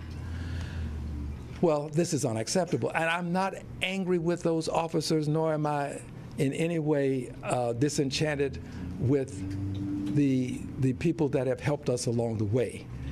We're at a point now where we have to deal with this process that will allow them to be here until the 27th, upon which time they must return. We have to find a way to deal with this such that he can continue to get his dialysis as a patient at the hospital that he was in at the time he was removed from the country. So this is not Texas children reaching across the border and saying, we want to help this person who we've heard something about who needs help. This is one of their own. This is one of the members of their clientele, if you will, that they want to assist because they know the urgency associated with the need. And I commend them for doing so. I am going to do each and everything that I can when I go back to Washington to make sure that we can keep this child in this hospital so that he can get his needs taken care of. To do otherwise, in my opinion, would be a dereliction of my duty as a human being to another human being. This is not really about being a congressman. This is about the moral imperative that one has to help people when you find them living in circumstances such as this. I am so grateful that we have people at Texas Children's Hospital who care enough to reach out to us so that we can use our good offices to be of assistance. So at this time, I'm going to ask the doctor who has intimate knowledge of what's going on, who can explain much better than I the needs, but who cares about this child, who is right now at Texas Children's Hospital, by the way. He's there now. We couldn't bring him here today because he's at the hospital. He's going to need this attention. This doctor knows the needs and will give you a further explanation. So Dr. Braun, I want to thank you so much, and I want to commend you for what you have done as a humanitarian, not just a doctor, but a person who cares about people. We thank you for it, and I ask if you would step over so that all of the folk may be able to see and hear you as you make your commentary. So good afternoon, everyone. My name is Michael Braun. I'm the Chief of Pediatric Nephrology at Texas Children's Hospital, and I'm a professor in the Department of Pediatrics at Baylor College of Medicine. So our service got to meet Eduardo in October when he was brought to the emergency room at Texas Children's following a car accident. While his automobile injuries were dealt with relatively quickly as part of his evaluation of his trauma, we found out that he was suffering from severe kidney failure. This was something that he was most likely born with and had started not really to display symptoms of kidney failure, but he clearly had evidence on his lab tests that he was going to need dialysis. So we became quite familiar with his family, his mom and his siblings over 3 or 4 months, and then Eduardo started chronic dialysis in February of this year. So for those of you who don't know, chronic dialysis is usually performed 3 times a week. So Eduardo is hooked up to a dialysis machine. He comes to the hospital 3 times a week and is hooked up to a hemodialysis machine for 4 hours every treatment. So he's been spending about 12 to 15 hours a week under our care since October. And he has several dozen medications that he needs to take regularly to stay alive, in addition to his dialysis treatments. And he's on a very restricted diet and has to be very careful about watching what he eats and drinks. So Eduardo and his mother have been committed and wonderful supporters. They've kept Eduardo in excellent health. And he's made real progress in terms of his overall well-being, his growth, his energy levels. And then we found out that he had been deported. And as of last Friday, he'd missed an entire week of dialysis. And again, dialysis is life-sustaining therapy. So you can miss a dialysis treatment or 2. But if you miss a week of dialysis, there is a significant risk that Eduardo might die. We worry that every day it was potentially going to be his last day on Earth. And so we had been struggling very hard to try and find care for him in Mexico. And unfortunately, because of the sort of unique nature of his problems and that he is a child, those resources were not available to him. And really, I have the privilege of working at one of the best pediatric nephrology centers in the world. We have a group of over 20 physicians that work there, dozens of allied health people who are all committed to the care of patients with kidney failure. And the type of resources that we have to support children with kidney failure are not available in many places, and unfortunately are not available in Mexico, particularly in the region where he was. So I would just like to express my heartfelt thanks to Congressman Green's office. There were a number of very happy people early Sunday morning when Eduardo and his mom rolled into the hospital. And he was immediately evaluated in the emergency room and then admitted to our intensive care unit, where he received dialysis shortly after he was admitted. Eduardo is doing very well.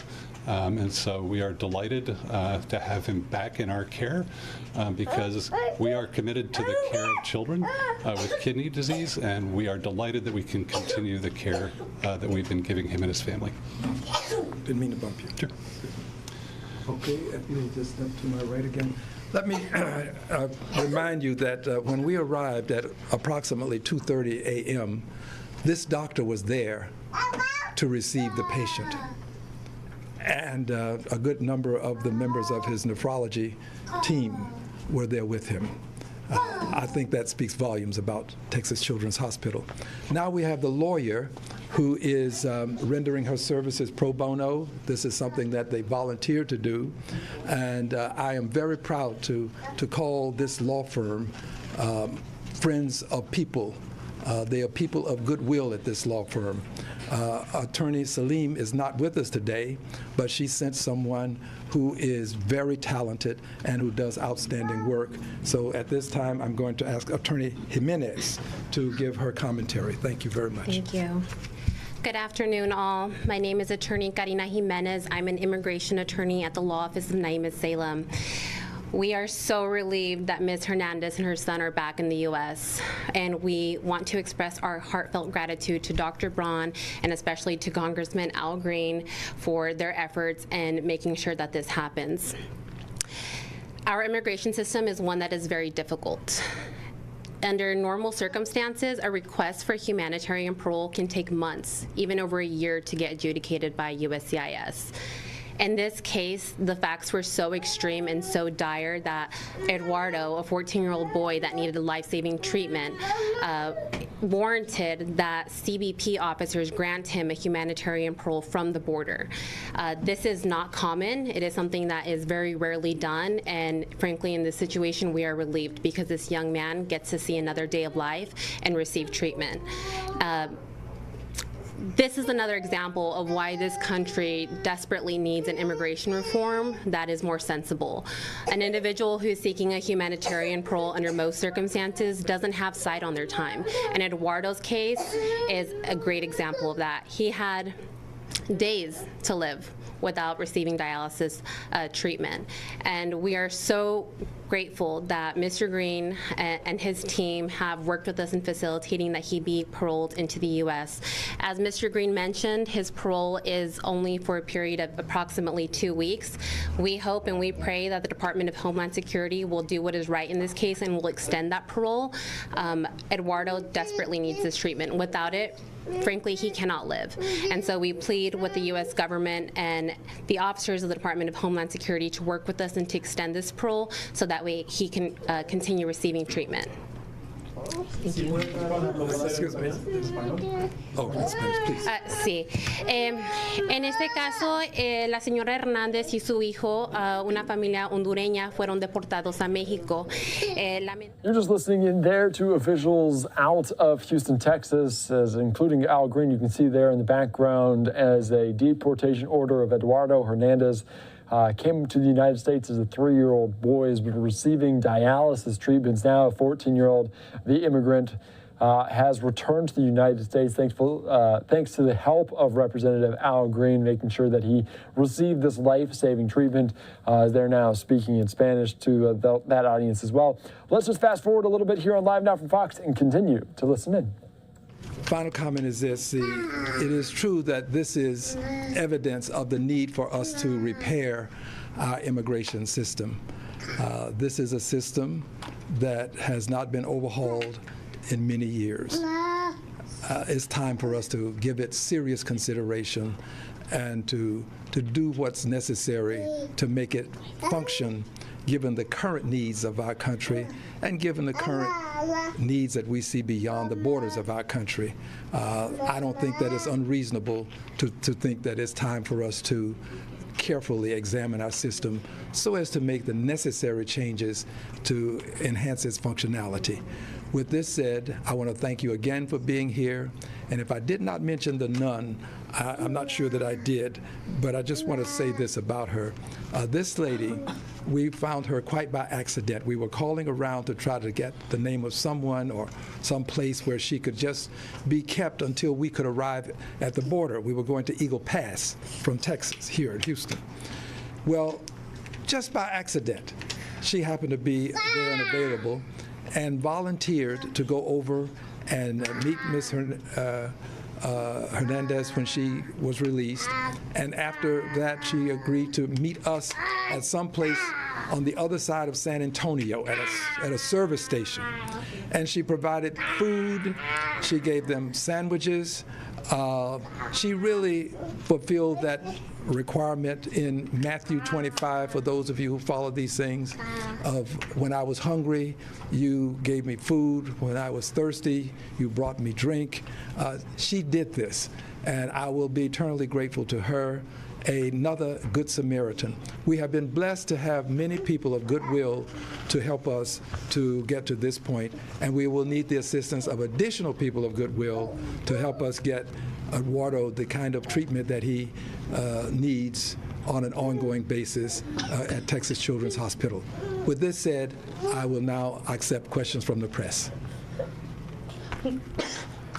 Yes. Would you identify yourself?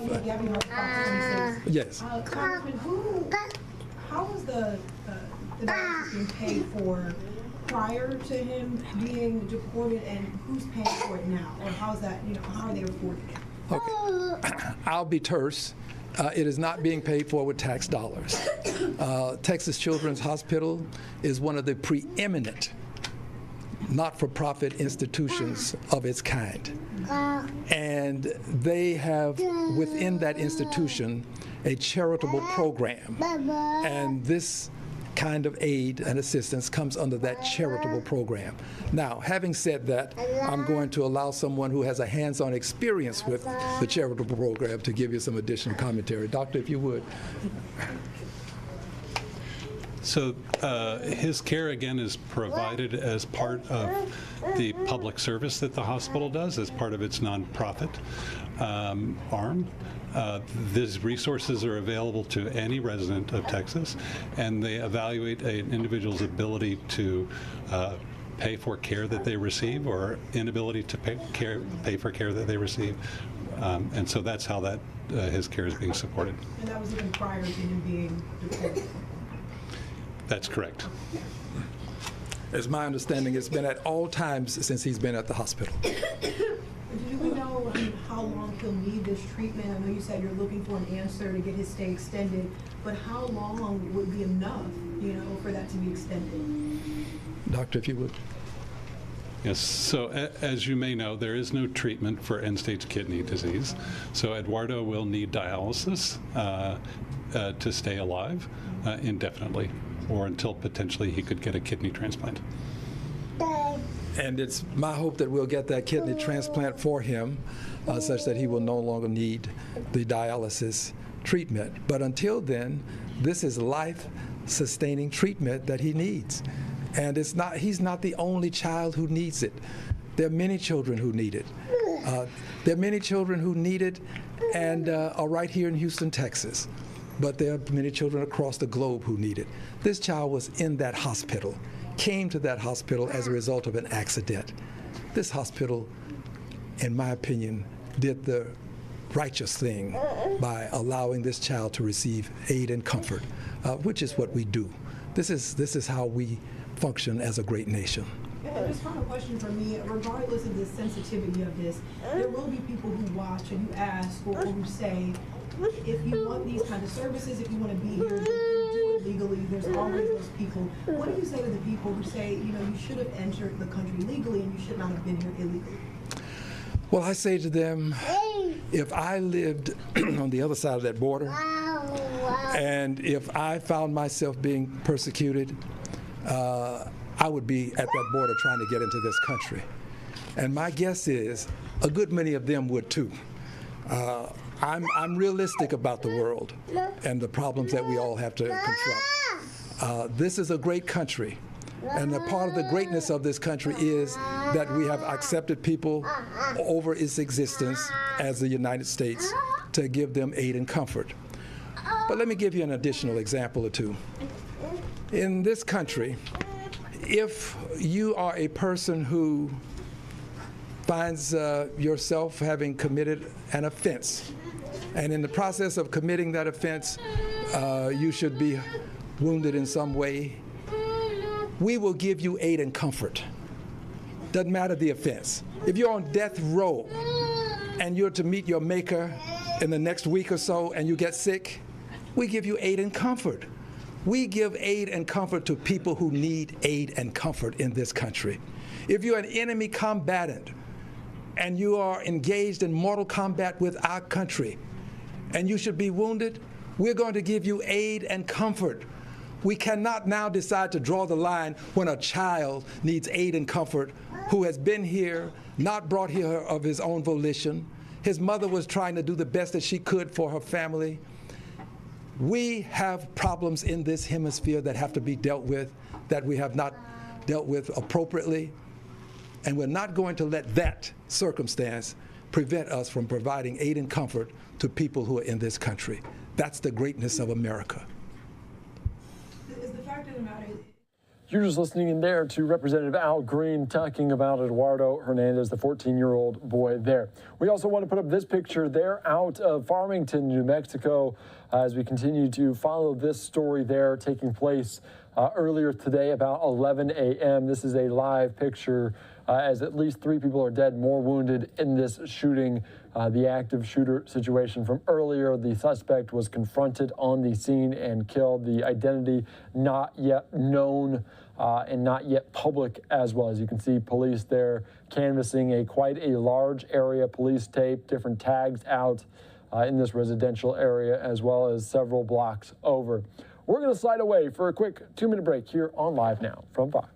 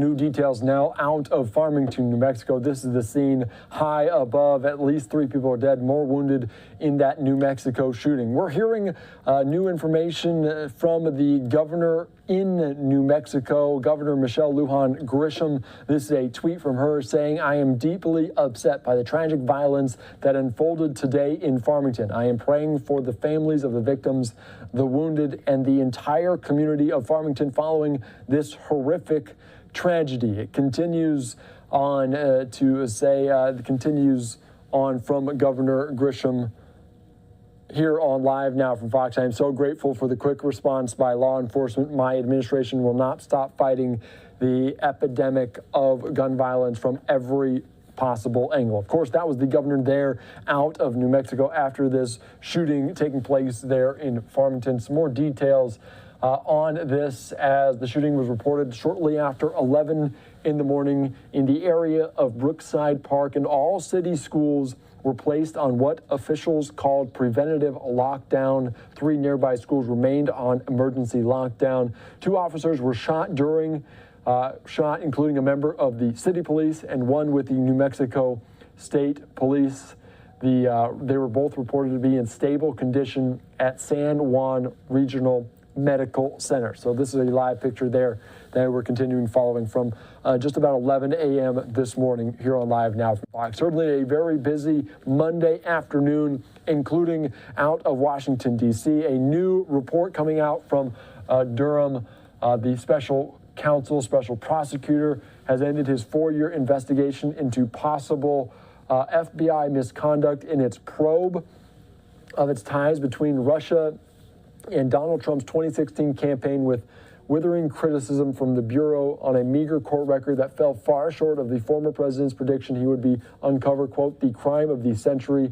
The report Monday from the special counsel, John Durham, represents a long-awaited culmination of an investigation that Trump and allies had claimed would expose massive wrongdoing by law enforcement and intelligence officials. Instead, Durham's investigation delivered underwhelming results, with prosecutors securing a guilty plea from a little-known FBI employee, but losing the only 2 criminal cases they took to trial. The roughly 300-page report catalogs what Durham says was a series of missteps by the FBI and Justice Department as investigators undertook a politically explosive probe in the heat of the 2016 election into whether the Trump campaign was colluding with Russia to tip the outcome. It criticized the FBI for opening a full-fledged investigation based on, quote, raw, unanalyzed, and uncorroborated intelligence. So this is something we'll continue to follow here on Live Now from Fox.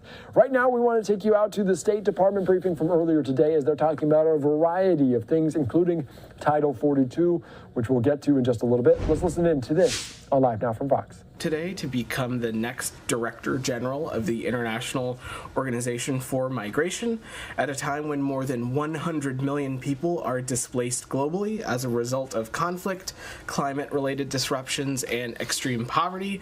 IOM needs innovative, energetic, and inclusive leadership, and Amy Pope is the right choice to provide that leadership. We look forward to working closely with her as she assumes this new role. Matt, go ahead. That's it. Okay. All right. Well, I assume that maybe others will ask you more about U.S. immigration policies and the election of an American to run it. But I want to start somewhere else, and it's just purely logistical. And that is, there are some reports in Russia that former employee of the consulate in Vladivostok has been arrested. Do you guys know anything about that? I've seen those reports, Matt, but I don't have anything additional to offer from here at this time. Okay, I'll turn it over to Humaira, who I think has some more pressing questions. Humaira, go ahead. Hello, hi. I just want to ask you a couple of things about the Turkish election. Sure. Obviously, it looks like it's going to a runoff, so what you say might be limited, but just indulge me here. So, whoever wins, I'm basically wondering if U.S. is thinking a little bit strategically after the election and looking at ways to, create some sort of an opening for a reset in ties between the two countries, because their relationship have been at best uncomfortable and sometimes tense. I'm just wondering if you guys are thinking about that. Well, let me say a couple things, Myra, and I would reject the premise of your question a little bit. We have a deep partnership with Turkey, which is a long-standing U.S. Ally. The Secretary had the opportunity to visit earlier this year, where he had the opportunity to engage with not just President Erdogan, but also Foreign Minister Çavuşoğlu. But broadly on the issue of the election, we are continuing to closely monitor the country's ongoing electoral process. As you so noted, the Supreme Electoral Council has indicated that the elections are going to go to a runoff. But broadly, we congratulate the people of Turkey for peacefully expressing their will at the ballot box, and also congratulate the newly elected parliament. We'll continue to work together with whatever government is chosen by the Turkish people to deepen our cooperation and deepen our shared priorities, but I don't have anything else. Great.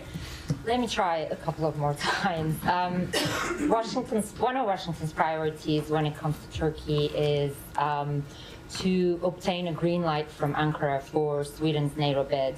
And while it was on the cards that this was probably going to go into a runoff, we're now going to wait for another 2 weeks. Again, I'm wondering if the U.S. is planning to communicate with Turkey, whoever gets elected, and try to, one way or another, make sure that Sweden gets an approval before Vilnius summit in July. Our message regarding Sweden is the same, irregardless of whatever government is chosen by the Turkish people, and that is the long-standing position on this that you've heard many describe from up here, which is that Sweden is ready to join Finland as a member of the NATO alliance. We believe this strongly. We think that Sweden's accession will not only strengthen the alliance, but it will strengthen security across Europe. It is why the United States was so quick to approve its formal accession protocols, and we look forward to this process finalizing, and we believe that Sweden should join NATO as soon as possible. And my final one on this, there was a lot of commentary that U.S. was waiting to see the results of the election, the Turkish election, to proceed with the possible F-16 sales, or to weigh in on a little bit more on Congress to move on this. So what is the Biden administration's position as of now with the F-16s? Will there be a push to proceed with that sale in terms of like lobbying with Congress after the election? Our position hasn't changed. You saw the president and the secretary both speak to this a number of times since in office. One of the key things that is of You're just listening in there to the State Department briefing here as we continue on live now from Fox, covering all of the top headlines, including a Title 42 that expired last Thursday into Friday. Certainly, a lot of migrants were expected to cross the border, and that may not have been the case in reality, as chaos at the border largely been avoided after an immigration policy change last week. The Department of Homeland Security says illegal crossings dropped by 50% over the weekend. We want to be joined right now on the ground out there in El Paso by Rebecca Castor. Thank you so much for joining us. And what are officials saying about the end of Title 42 and those migrant crossings? Hello, Andy Mack. There were several days last week where Border Patrol agents were catching nearly 2,000 migrants illegally entering into El Paso. That number on Saturday, though, was just 411. City leaders we spoke with credit this decline to cooperation from the Mexican government and a strong show of force from Texas law enforcement. That any migrant looking to force their way through is going to have to come through a lot of sea wire to make it through. And that gives my soldiers the time to react. In areas without a border wall, over 17 miles of razor wire separates Mexico and El Paso. It pushes migrants to legal points of entry. We've actually had quite a few migrants cross back over into Mexico. The Texas National Guard is holding a strong line, but in the last 2 weeks, tens of thousands of migrants have crossed illegally into the U.S. along the southern border. Video from inside a CBP detention facility in El Paso shows overcrowding. Migrants lined up with cots on the ground. But these are more humane conditions than what most of them experienced on their journeys. Y la verdad, The truth I will tell you about what we lived through on the road, there were robberies. We saw rapes. They steal from us. They mistreat us along the way. Richard traveled to the United States with his wife and 4 children to escape poverty and food insecurity in Venezuela. The Mexican cartels, most of all, are the hardest thing we've ever experienced. It was extremely terrifying for my boy. Many Border Patrol agencies believe the large spike in crossings anticipated with the ending of Title 42 is over now. But for the migrants who did make it to the U.S., their lives are in limbo as they wait for court dates. Some will wait years. Andy Mack. Thank you so much. And with those crossings maybe down, do they expect them to be returning to levels pre-Title 42 when Title 42 was still in effect? They're anticipating for them to go back up at some point, but they are not expecting that massive surge where they're going to be seeing, over 2,000 like they were seeing earlier this week. They think that, spike that we did see earlier this week was definitely over the uncertainty with Title 42 ending. But now that we are, working under Title 8, they think they're going to kind of go back to normal levels that we were seeing before Title 42 ended. All right, Rebecca Castor reporting there from El Paso. We appreciate your time here on Live Now from Fox. Thank you so much. As we continue on, that was a live picture there as those migrant crossings have dropped since that expiration of Title 42. There's a live picture in El Paso as we continue on here on Live Now from Fox. I'm Andy Mack. We're going to continue to follow all of these stories. I want to take you right now out to Washington, D.C., as I believe there's Marsha Blackburn, the senator out of Kentucky, making some remarks on the floor. Let's listen in to what she has to say on Live Now from Fox. Along our southern border. Again, they knew it. Chaos was coming, but they were going to do it anyway because it serves their purposes. Now, here is some of the chaos that has actually happened at that border. Now, these are last week's numbers. They're not my numbers. They're not Republican numbers. They're Border Patrol's numbers. This is what this administration is doing to the communities that are along that southern border. Border Patrol reported last week 68,000 apprehensions, and they seized hundreds of pounds of narcotics, including 56 pounds of fentanyl. Bear in mind, 1 little gram, 1 little touch is enough to kill. We're all hearing 1 pill will kill. And yes, think about 56 pounds of that coming in. What would that do to your community? Now, at the same time, on top of the 68,000 that were apprehended, there were 16,000 gotaways that they could see on surveillance video, but they could not get to them. Those are the known gotaways. So they cross the border and they go running into the country. There are also the unknown gotaways. And Mr. President, as you know, as Border Patrol is out, as they are going through their day, many times they find evidence of people that have crossed where they couldn't see them on video. They weren't wanting to be apprehended. Those are the really bad guys that are bringing in more drugs, more terrorists, more gangs into this country. In the past 72 hours alone, we've seen 3 agents assaulted. These are our Border Patrol agents. They are being assaulted. Bear in mind, the cartels, global organizations, the cartels are in charge of that border on the Mexico side. So 3 of our agents have been assaulted. Almost 15,000 more apprehensions in 72 hours and more than 4,300 gotaways that evaded capture. Now, as I said, these are not my numbers. They're not Republican numbers. These are the numbers of the Border Patrol. They're the Biden administration numbers. They know they are creating chaos, that they're making life difficult, that they are making the job of Border Patrol harder every single day. But it serves their purpose, so they do it anyway. They know exactly what's happening and what will happen if they don't regain control of that border. More chaos.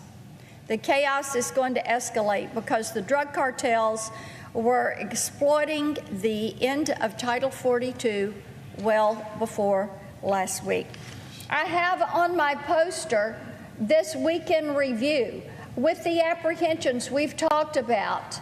$83,000 that was seized from the cartels, 224 pounds of marijuana, 179 pounds of meth, 56 pounds of fentanyl, 34 pounds of cocaine, 5 pounds of heroin. You know, I had, Madam President, a sheriff tell me they used to apprehend drugs in grams. Now it is all pounds. Why is it pounds? It is because the cartels are so emboldened. Oh, here we go. We've got some more. 7 firearms, 5 sex offenders. These are people that are convicted of crimes in their countries, and they're trying to come in here. A lot of these countries are emptying their jails and trying to unload them on us. Well, 4 gang members coming to a neighborhood near you. Why is it that crime is running rampant?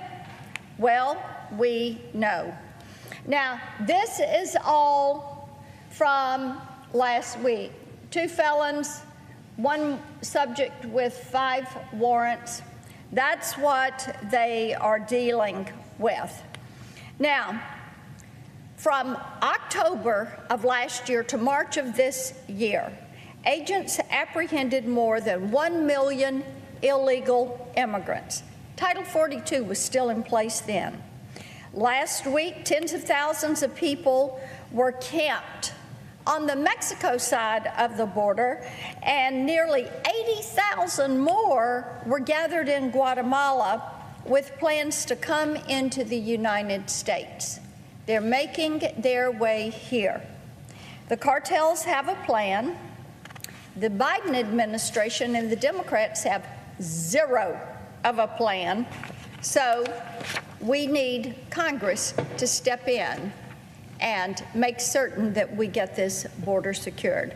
On his second day in office, President Biden terminated the successful Trump-era migrant protection protocols. That is known as Remain in Mexico. The policy required illegal immigrants seeking asylum at the southern border or without proper ID to return to Mexico to await for their hearing. It worked. Guess what? It worked. Now, instead of keeping it in place, the Biden administration and the Democrats have decided to go back to the old failed catch and release policy. Come on in. We'll give you a court date. Court dates now are about 2030, but come on. We'll let you in. They will be caught, and then they're released into the country. Bringing back Remain in Mexico is essential to maintaining our nation's security and sovereignty, especially now that the Biden administration has completely undermined Border Patrol by stripping them of their Title 42 authority. So this month, I introduced the Make the Migrant Protection Protocols Mandatory Act. Bill is simple. It mandates that individuals seeking asylum at the southern border or without proper ID must return to Mexico while they await their immigration proceedings. We should pass this as soon as possible. Now, that's step 1. Step 2 is to strike at the heart of the cartel's $13 billion criminal enterprise. Since President Biden took office, human trafficking has become even more pervasive at the southern border. The State Department estimates that the cartels move as many as 17,500 people across the border every year. 1 in 3 is a child. We also know that the cartels overwhelmingly target young girls and sell them into sex slavery. And with the end of Title 42, these criminal abusers will feel particularly emboldened to expand their business. I want you to think about those numbers. Human trafficking has become a $13 billion business. Go back to 2019, it was a $500 million a year business. Ask yourself, what has changed in that time? It is an administration with very lax or no border policy. Their policy is open it up so that we, the taxpayers, finish the cartel's job. And it is a humanitarian crisis because women and girls, 90% of which make this journey, are being sexually assaulted. So I would ask my colleagues, are you okay with that? Are you okay with the cartels making this money? Are you okay with them moving these individuals and selling these women and girls into sex slavery? Now, the Save Girls Act, which I introduced this year, Senator Klobuchar has joined me on this. It establishes a $50 million grant program to put critical resources into the hands of state and local officials and nonprofits so they can fight the smuggling and trafficking of girls across the border and into the communities. This persistent abuse of young women will only worsen with Title 42 gone. There's no reason why this body should not immediately pass this bill and help to protect these women and children that are making this journey. As we speak, cartels are exploiting Congress's inaction. The president, he's asleep at the wheel. His borders are missing in action. And his cabinet officials are busy evading requests for information about what precisely they have been doing with taxpayer time and money for the last few years. We won't be able to fix this overnight, but we have to start somewhere. We need to make Remain in Mexico the law of the land and pass the Save Girls Act and give law enforcement the tools they need to secure the border before we lose complete and total control of it. Madam President, I ask that the remainder of my remarks be placed separately in the record. Without objection. Thank you. You're just listening in there to senators make remarks, including Marsha Blackburn out of Tennessee, talking about Title 42. You can see there El Paso, the top right portion of your screen, as well as the White House. We're going to slide away for a quick 2-minute break.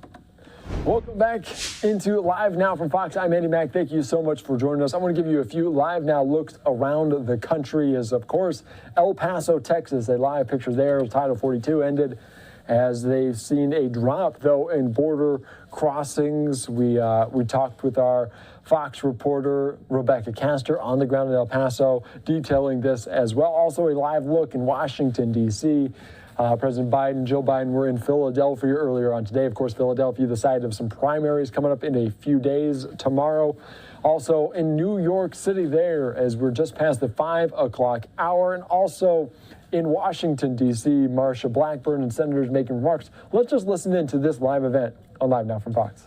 To help American companies be more competitive. If we allow this deal to go forward, we will hurt businesses and severely limit our own ability to respond to a recession or bolster our supply chains.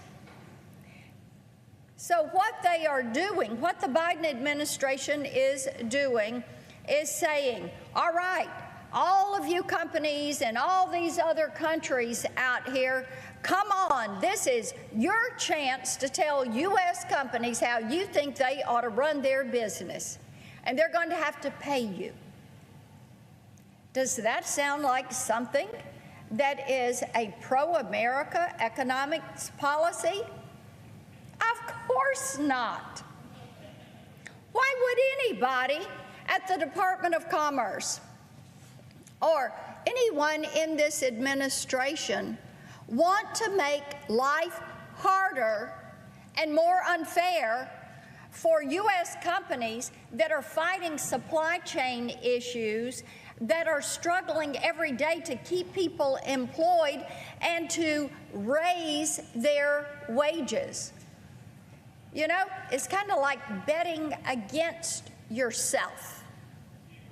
But oh no, they do it. That's their plan. Second problem is even more egregious. By design, these new rules will force the U.S. into a one-size-fits-all tax regime we have repeatedly rejected, and it will make American companies the primary target of yet another punishing mandate. This country leads the world in job creation and growth, specifically because we embrace tax incentives and other pro-business policies. But Pillar 2 will penalize businesses for taking advantage of pro-growth incentives, and no one will fare worse than the United States. Here is the chart to make it easy for everyone to understand. And Madam President, I invite my colleagues to take a good look at this. This is what the global minimum tax scheme will do to U.S. companies. This is what Pillar 2 and the under-taxed profits rule will do to employers in your state, in everyone's state. This is what is going to happen. Take a look at this. Global minimum tax.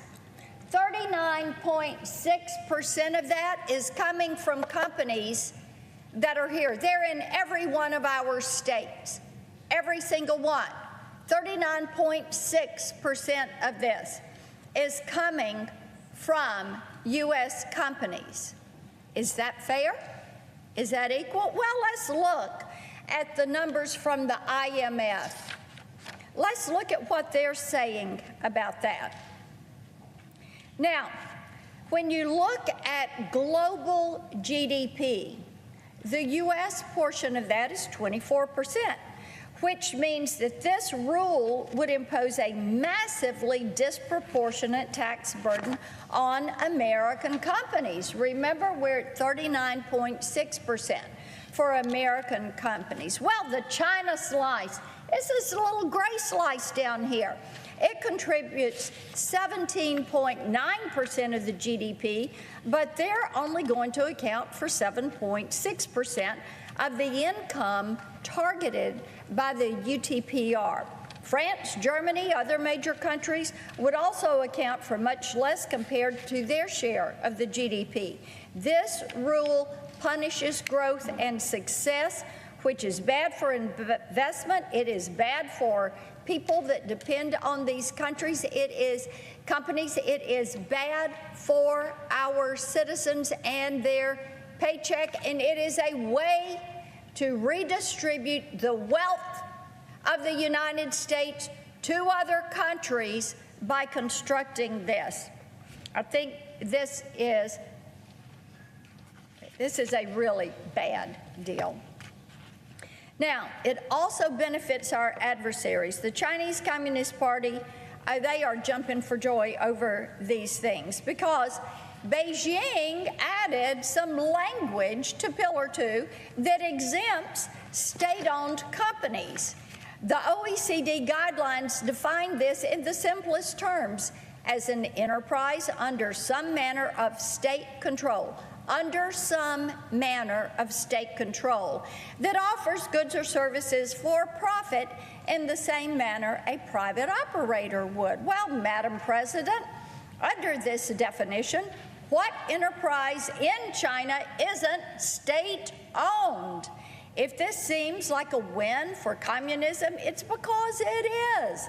Under the proposed rule, the CCP, which has a stake in all these companies in China, that's how you do business, they would be able to subsidize their own economy with foreign tax dollars while avoiding the additional tax burden. And of course, we know what the CCP is doing with their profits that they're making. They're building up their military. They're bullying Taiwan, Philippines, the island nations, putting 7% of their GDP in building up their military because they want to dominate us. Well, business owners in Tennessee have been keeping an eye on these rules, and I haven't found anybody that thinks this thing is a good idea. Red tape alone will dissuade businesses from investing here because the cost of compliance will not be worth the potential profit. This, of course, presents a problem because right now Tennessee is benefiting tremendously from direct foreign investment. You have, here's a great example, SK Innovations' partnership with Ford Motor Company at the Blue Oval City plant in Haywood County. It's bringing thousands of jobs, millions of dollars of investment to West Tennessee. And Blue Oval is already mired in red tape and in supply chain issues, courtesy of this administration. If you allow Pillar 2 to take hold and penalize these investments, Ford and SK and that innovation and Tennessee workers will suffer.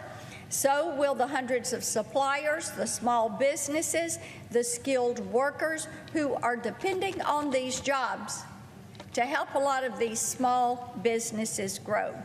We'll see the cracks spread to the municipalities that are tackling the issues of expanding utilities, roads, and infrastructure.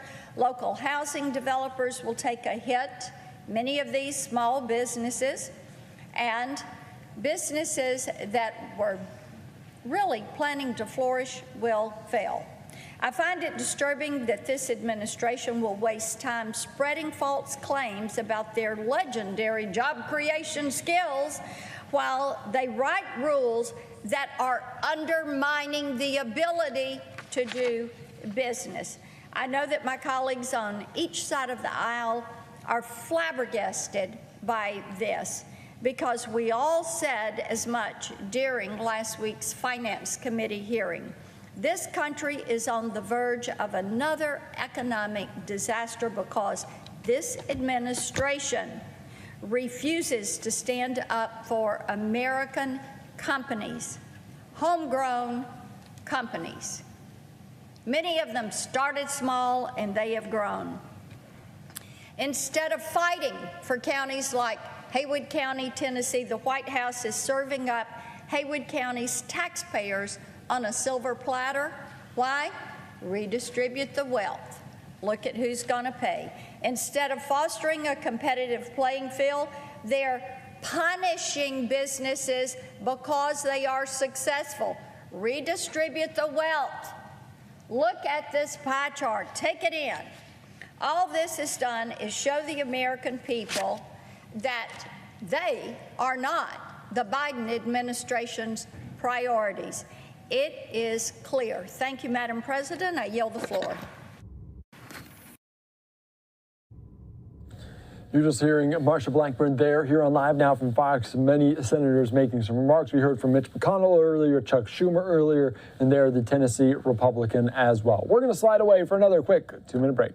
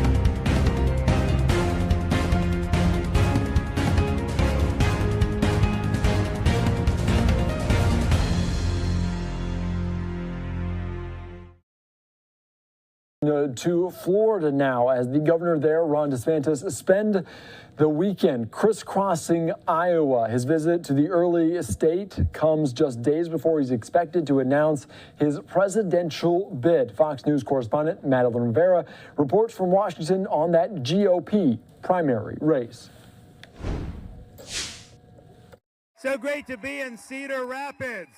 Florida Governor Ron DeSantis making his pitch to voters in Iowa. The potential Republican presidential candidate had the Hawkeye State largely to himself over the weekend after former President Trump canceled his rally on Saturday. The leader doesn't put their finger in the wind and try to see which way the wind's blowing. The leader should have the fortitude to chart a vision, to execute the vision and deliver results. The weekend offered an early glimpse into what could be in store for 2024, and voters are watching closely. I do think that Ron DeSantis has some good policies. I'm concerned a little bit about some of the challenges that he's had with corporations in Florida. More than 30 Iowa state lawmakers have already endorsed the Florida governor, who's shaping up to be former President Trump's most formidable opponent in the Republican primary. Trump stepping up his attacks on Truth Social. The problem with Ron DeSanctimonious is that he needs a personality transplant, and those are not yet available. Trump is still leading the GOP primary field in most polls, but a strong performance by DeSantis in Iowa could spell trouble for the former president. If DeSantis can gain some traction in Iowa and win the Iowa caucuses, things could that could give him some momentum going into the rest of the race. DeSantis is expected to make his announcement in the coming days. Fox News confirms he could move his political operation into a new base in downtown Tallahassee, which he would have to disclose to federal officials. In Washington, Mallory Rivera, Fox News. Thank you so much. The first step, but potentially a big step there for Ron DeSantis. Of course, we'll keep you updated and take you out to any announcement he makes, potentially coming up as soon as this week. We want to get you out now to Ron DeSantis, the Florida governor. They're making remarks on education, taking some questions from reporters after returning from Iowa. Let's listen in here from earlier today on Live Now.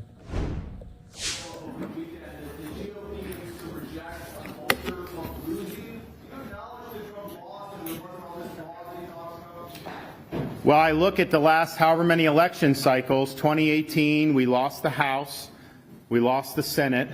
2020, Biden becomes president, or no, excuse me, we lost the Senate in 2020. Biden becomes president and has done a huge amount of damage. Very unpopular in 2022, and we were supposed to have this big red wave, and other than like Florida and Iowa, I didn't see a red wave across this country. And so I think the party has developed a culture of losing. I think that there's not accountability. And I think in Florida, we really showed what it takes to not just win big, and then deliver big. And ultimately, when you're doing all this, what results are you producing for people? That's really what matters. You can sit there and talk about cable news, social media, all these other things that people are fixated on. And for me, it's like, okay, what's that true north? You obviously got to win, otherwise you don't get a ticket to the dance. But once you do that, how are you going to be able to actually bring about big change to make people's lives better? Next, yes.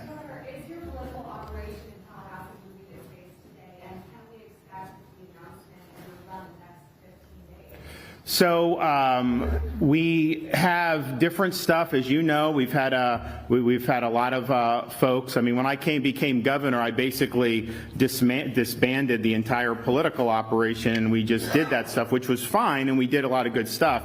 But as the attacks have ramped up, we've had to create some cover for us, not only in our office but out there. So there's a variety of things that go into that, and all I will say is I promised we would deliver big. We have. Obviously, we've got a couple more things left on the agenda. I'm going to sign the budget soon. I don't think I'm going to veto the new college money, but you may see some vetoes somewhere else. I think the legislature, by and large, did a good job. I think people remember last year we vetoed about 3% of the overall budget, which was a record by far. And I don't anticipate that being necessary this year, but we'll see. Any more? Yes, ma'am.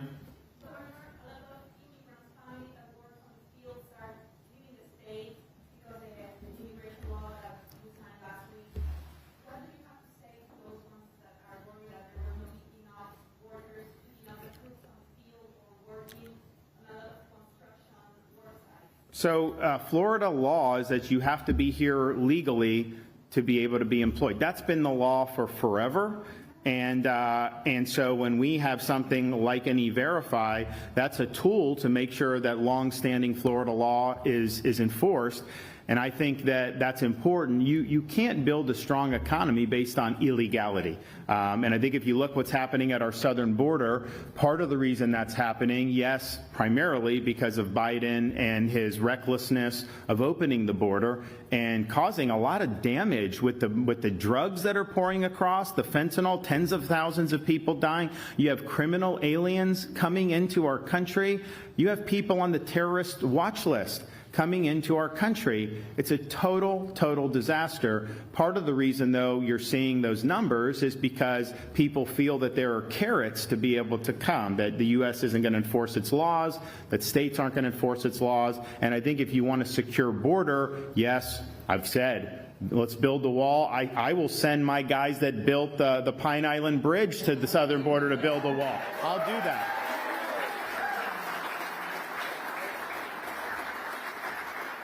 I think it's important. We'll do that.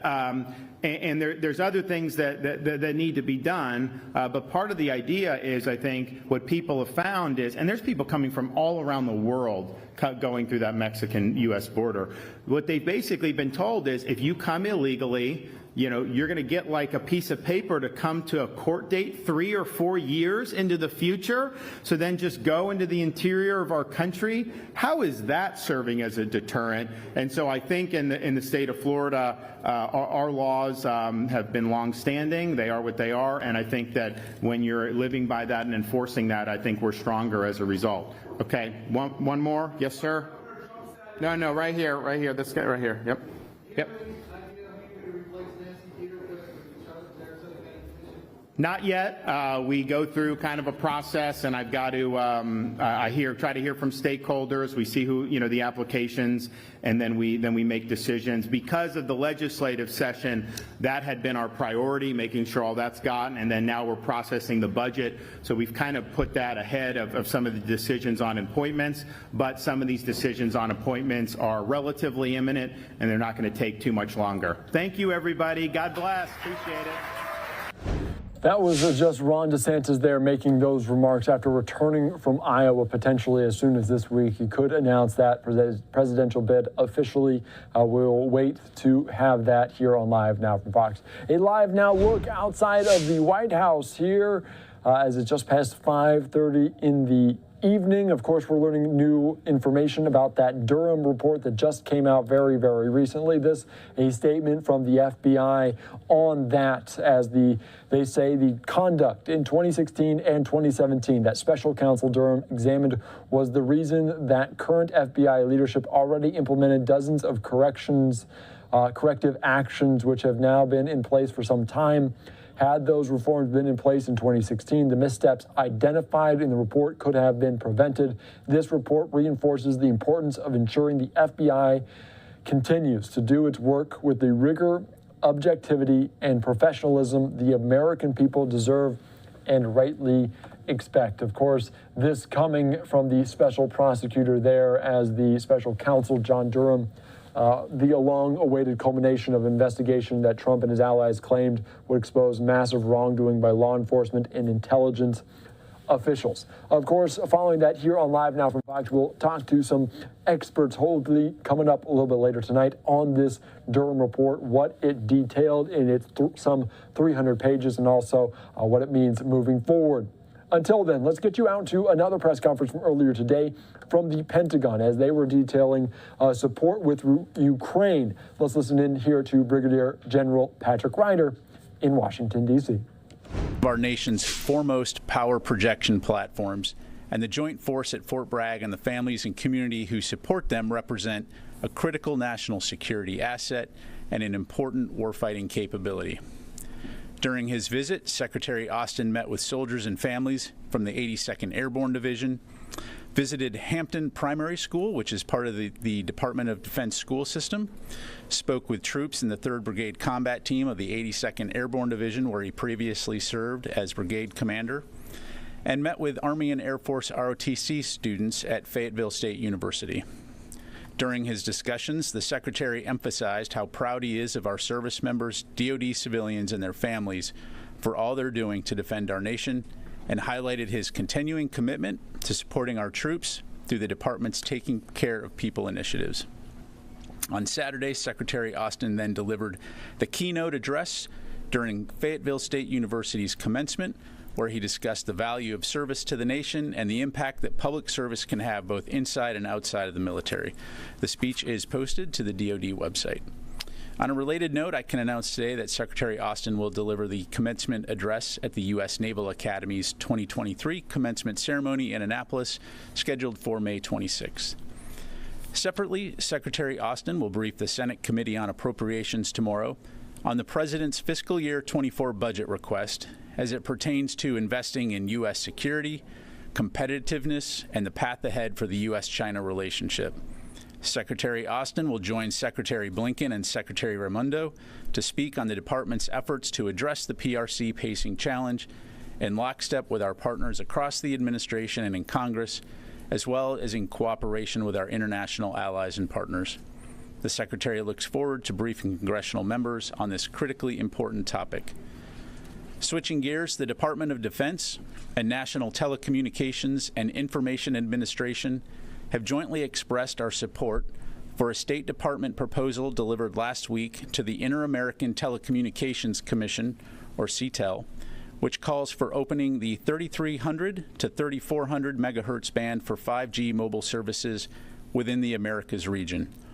By State Department submitting this proposal, the U.S. government is seeking to protect critical operations and capabilities while also use of the 3300 to 3400 megaband or megahertz band for 5G mobile services by countries that wish to do so. The proposal will be discussed during CTEL's upcoming meeting in Mexico City on May 22. Electromagnetic spectrum access in all bands remains essential to DoD operations as we conduct our national security mission worldwide. And additional information will be posted to defense.gov later today. And finally, to update you on U.S. training efforts of Ukrainian armed forces, I can confirm that the 31 M1 Abrams training tanks have arrived at Grafenwehr, Germany, in preparation for subsequent training of Ukrainian tank crews. Those crews are expected to arrive and begin training within the next couple of weeks. As we've discussed previously, this extensive training program for Ukrainian crews and maintainers is intended to prepare them for their critical roles ahead in effectively operating the M1 tank and defending the Ukrainian people. And with that, we'll take your questions. We'll start with Associated Press, Lita Baldor. Thank you. Two things, if you could, Pat. One, can you just update us on the troops' arrival at the border, at the southern border? How many are there, where you believe they are, and any other details about that that you may have at this point? And secondly, on the Middle East, Persian Gulf, can you tell us whether or not there are going to be additional DoD military assets sent to the Gulf, Strait of Hormuz region? Are we talking about ships, aircraft? Can you give us anything to put a little meat on the bones of what the White House said Friday about either additional assets, or is it just additional rotations or additional patrolling? Can you just help us out on that? Absolutely. Thanks. So on your first question, in terms of the southwest border, as of today, we have approximately 550 active duty troops that have arrived at the border. We do anticipate that another 950 will be arriving no later than 5 June. And so the predominant number of those troops, as I understand it, are in El Paso, although CBP ultimately will be the ones to determine their disposition since they're there to support CBP. In terms of the Strait of Hormuz and the White House statement on Friday, really, Lita, what it comes down to is that the U.S. will increase the rotation of in-theater assets patrolling the Strait of Hormuz with the intent of bolstering our vigilance and our presence at this location and this maritime choke point. These assets will include manned and unmanned aerial platforms, as well as surface naval vessels from the Navy, the Coast Guard, to help enhance our maritime surveillance. In fact, as I understand it, the Fifth Fleet over the weekend on Sunday posted some imagery from a P-8 Poseidon patrolling over the Strait of Hormuz with personnel from the U.S. And various regional allies and partners. And then we continue to very actively coordinate with our regional partners. For example, Fifth Fleet commander spoke to his French counterpart on Saturday to discuss opportunities for the U.S. and France to collaborate in increasing our patrols. On the I'm sorry. A quick thing on the P-8s. Do you expect the U.S. would be able to send additional P-8s there? That was one thing that I thought might have been an option. Yeah, so no announcements to make right now in terms of additional assets moving into theater. Again, the focus right now will be on increasing the rotation of the in-theater assets, but certainly if and when we have anything new to announce, we'll do that. Thank you. We go to next question. Quiet group today. We go to Chris. Thanks, Pat. On May 11, NORAD intercepted 6 Russian aircraft off the coast of Alaska. Well, NORAD noted they did not see that as a threat. They did note that there were large-scale U.S. military exercises occurring in Alaska. Does the Pentagon view this as a provocative action on behalf of the Russians? Just to make sure I understand, you're asking about a Russian exercise? The Russian flights in the Alaska Air Defense Identification Zone. that NORAD announced over the weekend that had occurred last week, that they intercepted. Yeah. Right. So we conduct exercises all the time, obviously, and so no, we don't view our exercises as a Russian flight near a U.S. exercise. Now, I think the NORTHCOM statement speaks for itself. Again, it's not the first Russian flight. Probably won't be the last. NORTHCOM responded appropriately. If I could just ask a second question. Secretary Austin sent the letter to Senator Warren on the nomination hold, warning this could become a critical issue. Has the Secretary spoken to Senator Tuberville about this since then?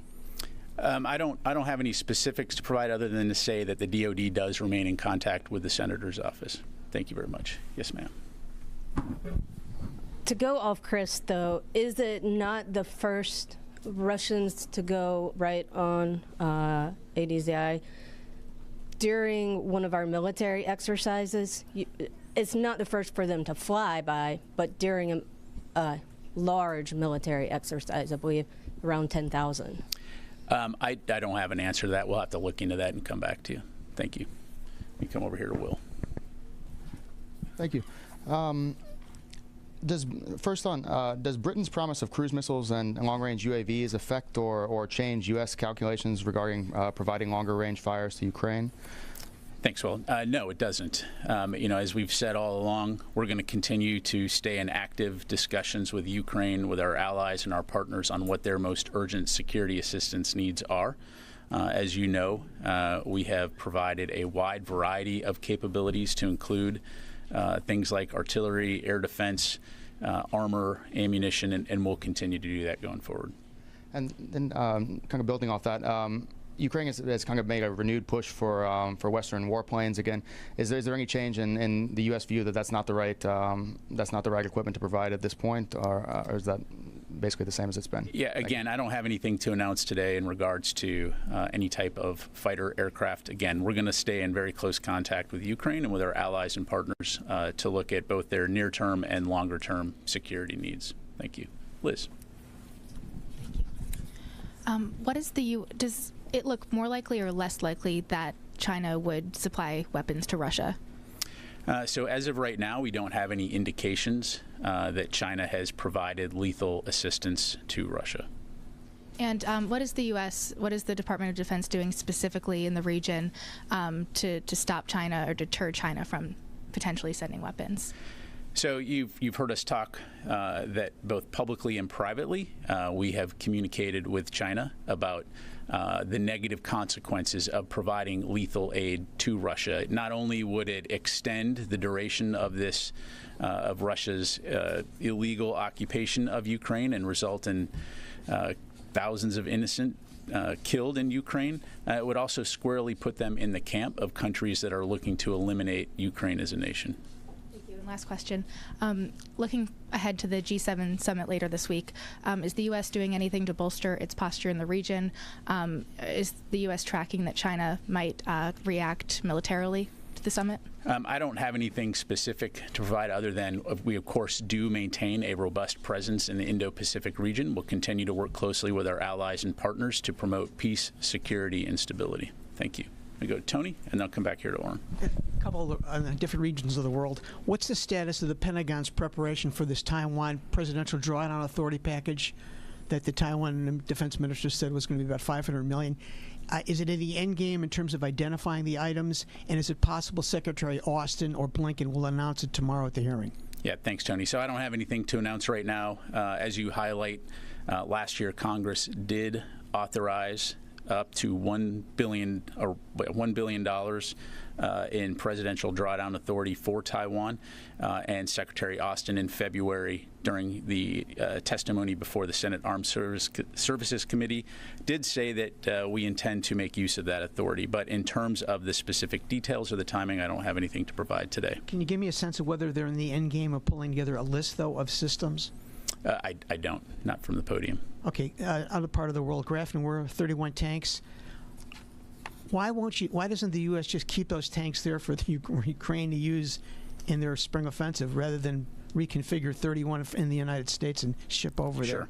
there? So as I understand it, a couple things. First of all, these tanks are intended specifically for training, don't necessarily have the capabilities that they would need to go into combat. So the tanks that we will be providing to Ukraine are going through the refurbishment process right now.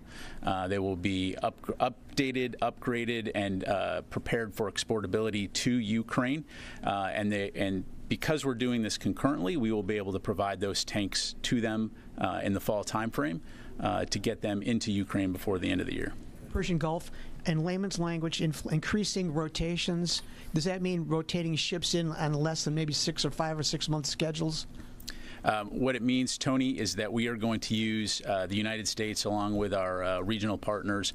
We're going to continue to use the capabilities that we have to step up our presence and ensure that we are seen and that we are actively communicating, that we will work together to deter any type of aggressive behavior. What about the use of unmanned vessels over there? The Navy declared full operational capability for this famous Task Force 59. Will any of those drones, water drones, be used possibly in the Strait of Hormuz to help patrol? Yeah, as I mentioned, we'll be using both manned and unmanned assets, and so U.S. Central Command will use the full complement of capability that we have resident in theater to support this effort. Thank you. David. I still don't understand how increased rotations means increased presence. Are you really, what are you talking about? Just an increased op tempo? Increased operations tempo. Think of it about we're going to increase the patrols in the neighborhood to ensure that we are seen and that Iran clearly gets the message that we will not stand for this type of aggressive behavior. And again, it's not the United States by itself. We're working closely with our regional partners. You're just listening in there to the Pentagon press briefing from earlier today, talking about Ukraine, talking about the U.S.-Mexico border, talking about a variety of topics there from the Department of Defense. I'm Andy Mack here on Live Now from Fox as we are in a National Police Week. We want to put up a live event that we're soon to be getting out of Washington, D.C. Back the Blue on the podium right there as House GOP members will make these remarks coming up in just a little bit of time. We're going to slide away, though, first for a quick 2-minute break.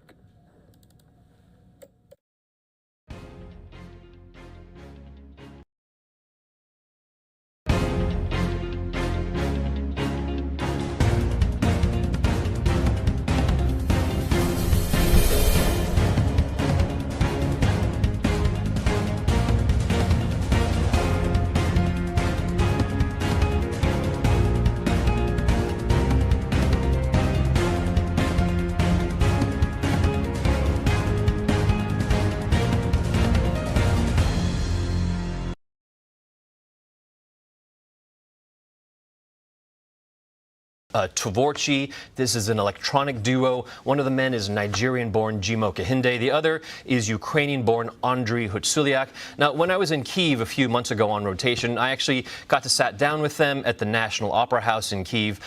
We couldn't talk about it then, but I can spill the beans now. They were very down-to-earth, easy to chat with. They knew they had big shoes to fill after Kalush, but they told me they just hoped that their song called Heart of Steel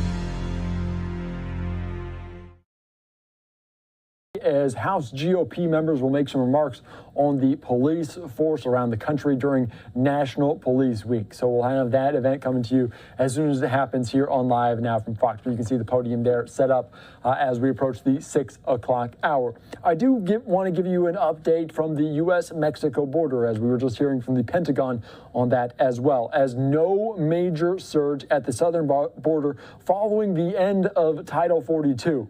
But some lawmakers and folks on the ground say the situation is still very much getting worse. Fox News correspondent Matt Finn has the latest.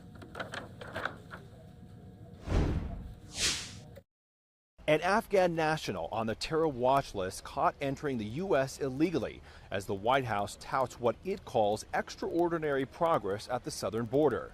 That Afghan national was among thousands arrested during the final week of Title 42. The policy expired on Friday. Illegal crossings have dropped since then, with Homeland Security Secretary Alejandro Mayorkas claiming Sunday they're down 50%. They have gone down. My hope is they'll continue to go down, but we have a lot more work to do. And we need some more help from the Congress as well. But many here at the border are chalking that reduction up to the enhanced efforts by the Texas National Guard. The Guardsmen rolling out razor wire and redirecting migrants to official ports of entry. They say their actions are needed because the White House is not getting the job done. I think they just don't even want to face reality. It's really a disaster. I've never seen anything worse. Meanwhile, resources are stretched to the limit.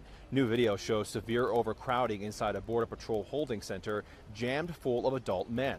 That facility is meant to hold 1,000. Right now, it's housing more than 6,000. Officials here in El Paso scrambling to keep up with the influx of migrants. The unknown is what's coming behind. How will we know what's coming behind, and how do we prepare is by always making sure that we're available and work hand in hand with all our partners. And some cities here along the southern border, including Brownsville, say they are still on high alert for any possible surge after Title 42 ended. In El Paso, Matt Finn, Fox News. Thank you so much for that latest update. Of course, certainly following that from Thursday into Friday last week. I want to put up a live shot out of Washington, D.C. as we continue to cover all of these major stories here on Live Now from Fox. We want to get you out to Philadelphia, Pennsylvania, as they're dealing with a primary coming up in just a day or so, 24 hours or so. They will have a new election on the primary side there. Certainly a big city, the city of brotherly love, as they continue to cover that. And we heard from Helen Gim yesterday here on Live Now from Fox, a live event.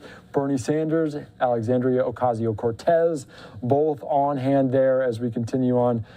So we want to get you out, hopefully, to our Fox 29 team as they are going to dive into a new newscast right here. So let's listen in here on Live Now from Fox.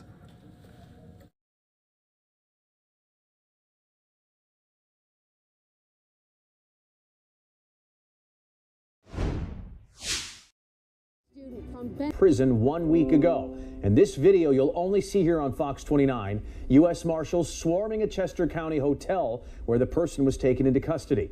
We know one of the two prisoners was captured last week, but 18-year-old Amin Hurst is still out there somewhere. All of this unfolding this afternoon. I'm Jason Martinez. And I'm Sheba Russell. We want to get right to the scene here. Our Kelly Rule has some new pictures of the suspect being arrested. Kelly? Yeah, Jason and Sheba, that's right. So the U.S. Marshals confirms their fugitive task force took 21-year-old Michael Abrams into custody at a hotel here in Berwyn this afternoon. Take a look. These are new images that the U.S. Marshals just provided to us of Abrams' arrest. Philadelphia police say he was arrested on charges of criminal conspiracy, hindering apprehension, escape, and use of a communication facility for communicating with and helping to facilitate the prison break. Now, only Fox 29 was in Berwyn today as U.S. Marshals armed with long guns and tactical gear left the hotel in Berwyn. Sources say there was some hope it would lead to 18-year-old Amin Hurst as well, but as mentioned, he is still at large tonight. Now, last week, U.S. Marshals took 24-year-old Nasir Grant into custody in Strawberry Mansion, who police say escaped with Hurst from Philadelphia Industrial Correctional Center through a hole in a fence on May 7th. U.S. Marshals spotted him leaving a property wearing full female Muslim garb and a head covering. And police also arrested 2 people in connection to their escape last week. So again, this is the 3rd arrest as far as people wanted in connection to the escape, the fourth including Grant. Here's the U.S. Marshals. We executed the warrant here at this hotel. It took us a little bit longer to find him than usual, but after a thorough search, he was taken into custody without incident. He is the fourth person, as reported, to be taken into custody in relation to the prison break. Just a word of caution that people who don't cooperate in this investigation, people who were culpable in the escape, warrants are going to be issued and arrests are going to be made. Now, I did ask if there should be concern for Chester County residents if 18-year-old Amin Hurst is believed to be in this area. The U.S. Marshals told me that is not a concern tonight, but again, he is considered armed and dangerous. And again, the city and the U.S. Marshals are offering a combined reward of $25,000 for information that leads to his arrest. And so the search continues 8 days later here. Kelly, thank you. This is breaking right now. A huge fire at an abandoned school in Trenton, Mercer County. Sky Fox back over the scene live right now. You can see a little bit of smoke there still lingering. Man, this building has been obliterated, just a complete hole throughout here. What can you tell us, Ellen? Well, Sheba, just a massive fire, as you said, here in Trenton, with firefighters still on the scene putting out hot spots. Let's get right to that video. Calls came in just after 2 o'clock this afternoon. It's at the old Martin Luther King Jr. Middle School, which has been closed, we're told, for about 20 years or so. It used to be called Junior Number 1 Building, but again, it's been closed for years. The new school is just nearby and has not been affected by the flames. Students at the new building were not affected and had a regular dismissal today, but that fire went to 5 alarms, and firefighters from all over the area rushed to the scene. Now, we talked to a lot of neighbors, and they say they were terrified when they saw the massive flames come so close to their homes, and some will be out of their houses for the foreseeable future. My heart hurts because I wasn't prepared for nothing like this, and only because the city ain't do their job. Now, several neighbors say they knew something like this was bound to happen, and they've been calling for this school to be torn down because they say kids were just in and out of this vacant school all the time. Now, we are waiting for official word from the fire department. We're told we should have some word about exactly how this fire started. We're also obviously going to reach out to the city about the neighbors' concerns. We're live in Trenton. Ellen Kaloje, Fox 29 News. Ellen, thank you very much. And a scary situation in Center City when the roof of a high-rise apartment building under construction catches fire. This was the scene at the Jessup House Apartments at 12th and Sansom. Firefighters tell us that roofing materials and insulation caught fire about 12:30 this afternoon. And video from a Fox 29 viewer showed there several propane tanks exploding. It took firefighters about a minute and get their base to the polls. Outside City Hall in a senior living center and along a business strip, candidates stump for votes in the highly competitive, costly Democratic primary for mayor. Helen Gim, with a slight lead in the most recent poll, meets voters near the building where she wants to hold office. In the final hours, handshakes and door knocks offer a path to victory. You win it with the best ground game in Philadelphia, which we certainly have. Do you have the best ground game? We absolutely have the best ground game. We're going to door knock over, several 100,000 doors in the city. In a city with 1,025,000 registered voters, it's likely just 30% will vote in Tuesday's primary, building pressure on campaigns to get their supporters to the polls. Inside Simpson House, in the city's Winfield Heights section, former city council member Sherelle Parker sits with voters and Democratic leaders. She says she'll govern with audacity, but win with a sprint to the finish line. We win by not stopping until the polls close tomorrow at 8 p.m. I will be meeting with people, door knocking, shaking hands, visiting polling places. Grocery store owner and first-time candidate Jeff Brown campaigned with Labor's supporters Monday. In the final days, he's pressed the flesh at senior homes. You're just listening into that report out of Philadelphia here as we continue to watch that on Live Now from Fox. We'll get you out to those primaries coming up tomorrow in the city of brotherly love as we continue to follow all of the top headlines here on Live Now from Fox. We want to take you out to Detroit as a very interesting and tragic story involving a Detroit nurse that was kidnapped and then killed. The suspect, though, in custody. We're going to be joined right now on the ground in Detroit by Jessica Duknak. Thank you so much. What are the latest details and what are police telling people?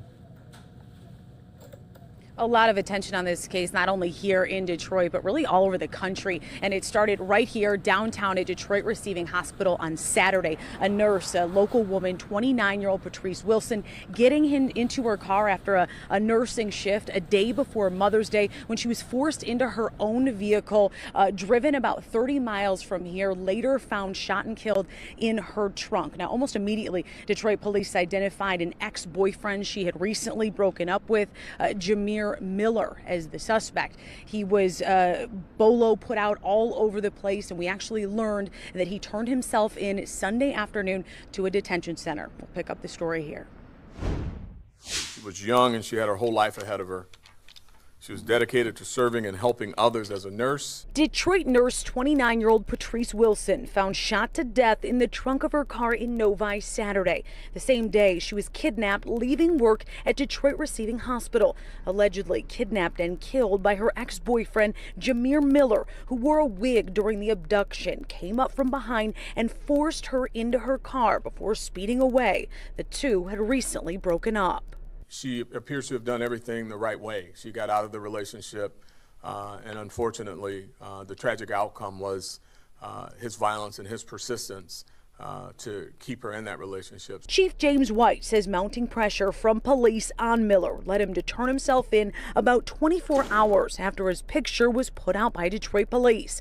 Alongside his attorney, Miller turned himself in to the Detroit Detention Center, where he is currently being held. Miller has an extensive criminal history for gun and drug charges, assault, drunk driving, and running from police. Out on bond currently for possession of cocaine in Wayne County.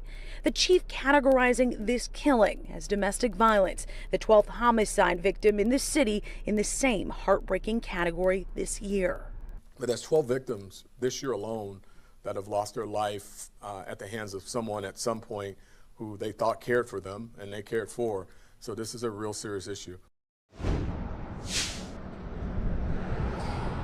Since the suspect, Jameer Miller, since his name came out, we have been digging, and it turns out he's actually linked to another missing woman from 2011, a local Detroit area woman who hasn't been heard or seen from since. Apparently, that woman and Jameer Miller have a child together, and that family has always suspected foul play. So, of course, in light of this new news, that case will likely be re-examined too. I'll send it back to you guys for now. All right, thank you so much. That is certainly very interesting. Do we know any more information? Did you cover that 12 years ago? Maybe why was there maybe no arrest in the first one with Bianca Miller, and now certainly another tragedy there in Detroit? Sure, we talked to Bianca Green is the woman's name that was missing in 2011. We talked to her family today, and the family was kind of split at that point, whether or not that Jameer Miller had something to do with it. They shared a child together, so they focused really on keeping hope that Bianca was alive and taking care of that child, as opposed to starting to dig and point fingers. Now, we haven't made contact with that police department. I'm sure they have a lot to say about that case and maybe some questions to answer as to why there were no leads, no ties to Jameer Miller at this point. Definitely. Great reporting there, Jessica Dubnak. We appreciate your time, and certainly a lot more questions left to be answered. We appreciate it, though. All right. Thank you so much. As we continue on here on Live and Now from Fox, I am Andy Mack. We want to continue covering all the top headlines of the day, including out of Chicago, as they just introduced a new mayor there, Brandon Johnson, being sworn in today. We're going to be joined on the ground in Chicago by Dane Placco. Thank you so much for joining us here on Live Now from Fox. Tell me a little bit about who Brandon Johnson is and what his plans are for the city of Chicago. Hi, Andy. We're in front of the arena where that inauguration took place on the UIC, University of Illinois Chicago campus on the near west side of Chicago. It was in that building across the street. Started about 10:30 this morning and lasted till about 12:15 this afternoon. Now Mayor Brandon Johnson is at City Hall right now, greeting the public in an open forum. It was a political who's who here earlier today on hand for this political event. Illinois Governor J.B. Pritzker, Senators Dick Durbin and and Tammy Duckworth were here. About a half dozen members of the Illinois U.S. congressional delegation. Also here today was the woman that Brandon Johnson is replacing, the former mayor who made this interesting declaration to start the inauguration. Ladies and gentlemen, welcome to the peaceful transfer of power. Outgoing Mayor Lori Lightfoot shook the hand and even gave a little hug to her successor, setting the tone for an inauguration ceremony focused on unity. More than 3,000 people filled the Credit Union One Arena on the UIC campus to witness that transfer of power, along with dance and music. Indeed, at times it felt more like a church service than a swearing-in ceremony. Oh God, we pray, strengthen Brandon Johnson. All 50 members of the Chicago City Council, including 13 new aldermen, were sworn in, as well as City Treasurer Melissa Conyers-Irvin and City Clerk Anna Valencia, her young daughter stealing the show. Then at 11:51 a.m., Brandon Johnson, surrounded by his family, was sworn in by Cook County Chief Judge Timothy Evans. According to the best of my ability. According to the best of my ability. Sir, you are installed. I am truly humbled and honored to stand before you as the 57th mayor of the greatest city in the world. Johnson spoke for about 35 minutes, using the phrase soul of Chicago more than a dozen times in a call for unity and economic justice for all Chicagoans. Johnson acknowledged the city's dire finances, but laid out an ambitious goal of expanding city resources to help disadvantaged communities, without saying where that money would come from. I say this today with a deep belief and conviction that our best and brighter days are ahead of us. We can lead Chicago to a new era. Together, we can build a better, stronger, safer Chicago. We just have to look deep into the soul of Chicago. Afterwards, Johnson supporters say they were thrilled with the reach of his speech. His speech speaks to who he is, someone that's committed to ensure that Chicago is a city that works for all of us. And as I said earlier, Johnson already at City Hall on the 5th floor office where the mayor's office is located, meeting members of the public in a meet and greet. Of course, while it was all sunshine and roses here, as these events tend to be this morning, there are some very dire problems facing the city of Chicago. There is a structural budget deficit. They're going to be losing a lot of the COVID federal funds they were getting before. And of course, there's the issue, Andy, of crime. As you know, Chicago certainly has that national reputation for the murder rate here. Johnson didn't say a whole lot about how he's going to tackle those specific problems, but the problems he did talk about tackling, investing in neighborhoods where there hasn't been a lot of investment. He's talking about programs that would cost hundreds of millions, if not billions of dollars. And the big question tonight is, where's that money going to come from? All right. Thank you so much. And like you said, it's always an optimistic tone there for inaugurations, but a lot of more questions about where that money comes for those underserved areas of Chicago. We appreciate your time, as always, in your reporting. Dane Placco here on Live Now from Fox. All right, thank you so much. As we continue on covering all the top headlines of the day, let's get you out to that inauguration one more time. Brandon Johnson being sworn in among the many people, Lori Lightfoot there as well. Let's listen into more of this here from earlier today out of Chicago on Live Now from Fox. And the Constitution of the State of Illinois. And the Constitution of the State of Illinois. And that I will. That I will. Faithfully discharge the duties. Faithfully discharge the duties. The office of mayor. The office of mayor. Of the city of Chicago. City of Chicago. According to the best of my ability. According to the best of my ability. Sir, you are installed. Love you, brother. You take care of it now. Yes, God sir. be with you here.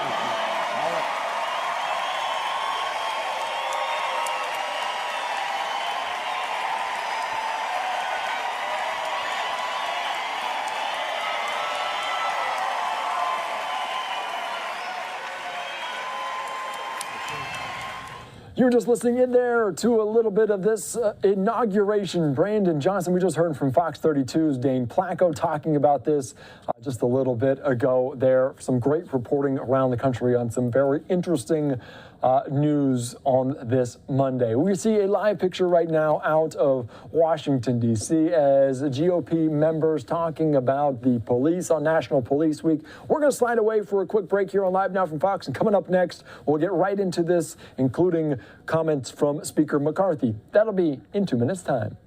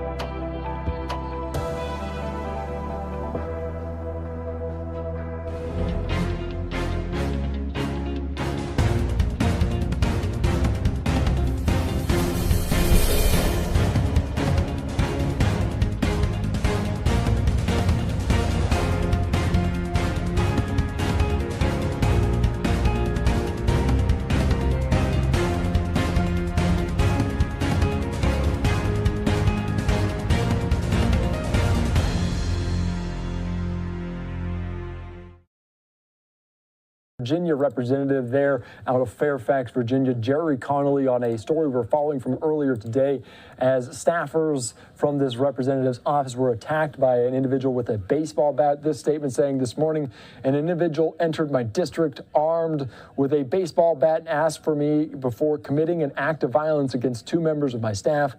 The individual is in police custody, and both members of my team were transferred to the hospital with non-life-threatening injuries. Of course, we want to say that in part due to transition over to the House GOP talking about police during National Police Week, including Speaker Kevin McCarthy talking about this at this press conference in Washington, D.C. Let's listen in to these remarks on Live Now.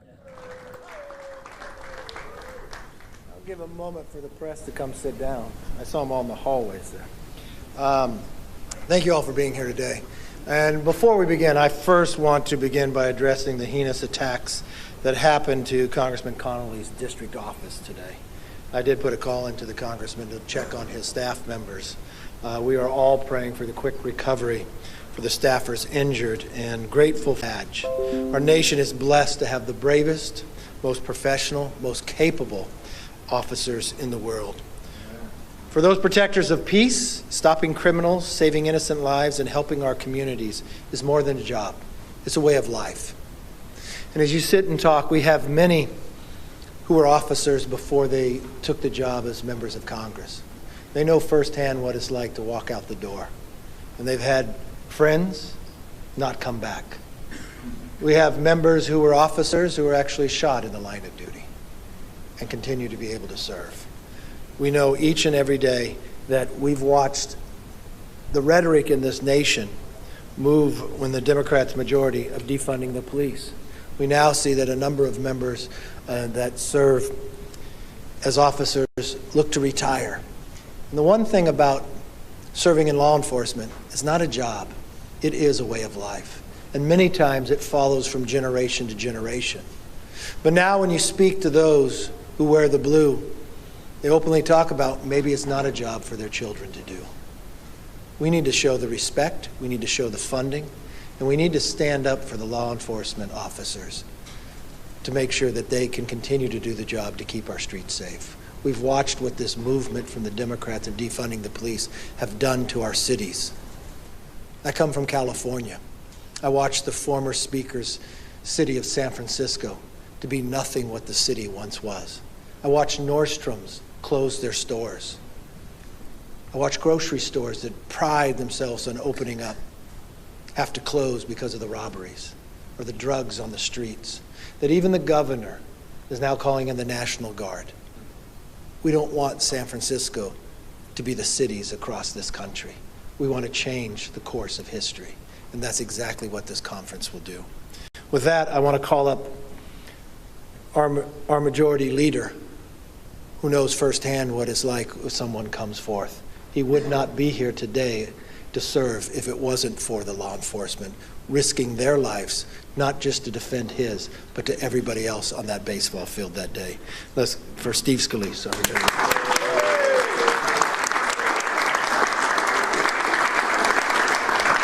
Thank you, Mr. Speaker. And every single day, I pray for our men and women in law enforcement. It is never lost on me that I wouldn't be here today if it wasn't for the bravery and heroism of those brave men and women in uniform.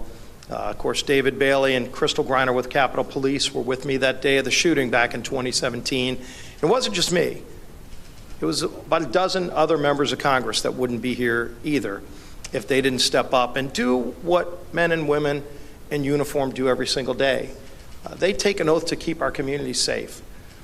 You know, they don't know any given day if when they walk out the door, they might encounter danger, they might be apprehending somebody who committed violence against someone else. They don't know. It might be a slow day, but it also might be a day where their life is in danger, and yet they show up every single day and they do that job. They have our backs every single day, and it's important that we have their backs every single day. That's what a week like this is about, to pay tribute to law enforcement, to take an extra moment to thank them. If you see a cop, thank them for their job, because I pray for them that not only they're able to do their job safely, but they're able to return home to their families, because they are fathers and mothers, their sons and daughters, and their families want to see them come home safe as well. That's why this week we're bringing a number of bills to the floor during this special week to pay tribute to law enforcement, to show them that we have their back in a number of different ways. Hopefully these are all very bipartisan votes that stand up for law enforcement, but also stand up against the attacks on law enforcement. You've seen the defund the police movement. It's still out there. But you also see de facto defunding of the police. You see attempts by some of these prosecutors who run on a platform of not enforcing laws to hold people accountable who are caught by police. There's nothing more demoralizing to a police officer if they chase down a suspect. Sometimes you're getting into fist fights. You're actually having to run them down, and then you catch somebody who did something bad to somebody else only to watch them walk out the door the next day. We saw that happening here in D.C., and we took action in our first weeks in the majority to say at least we have a constitutional ability to do something about it in D.C. And we said if somebody commits a violent crime, they're not going to walk out of jail the next day like D.C. was trying to do. And we passed that bill and it got signed into law. And this is something telling. The D.C. police chief, as this debate was playing out, said something that should remind everybody why the defund the police movement is dangerous, why cashless bail is dangerous, why this attitude that if you catch somebody, you can just let them out the next day is dangerous. Because the police chief in D.C., during that debate just a few months ago, said for every person they catch who committed murder, that person committed 11 other crimes before they committed murder. We shouldn't stop and put somebody in jail only when they commit a murder. If you can put them in jail the first time they harm somebody, they won't commit that murder. That's what we're standing up for when we're standing up for our men and women in uniform. Because unfortunately, sometimes those murders are the police officers themselves. Last year, we lost over 200 men and women in uniform in the United States of America who were just doing their jobs and were killed in the line of duty. It's a dangerous job on a good day. And on a bad day, there's some that don't make it home. We never forget those families. We never stop praying for our men and women in uniform who keep our communities safe. God bless each and every one of them. We should all be there to back them as they do their job to back us. And with that, I'd like to bring up our whip, Mr. Tom Emmer.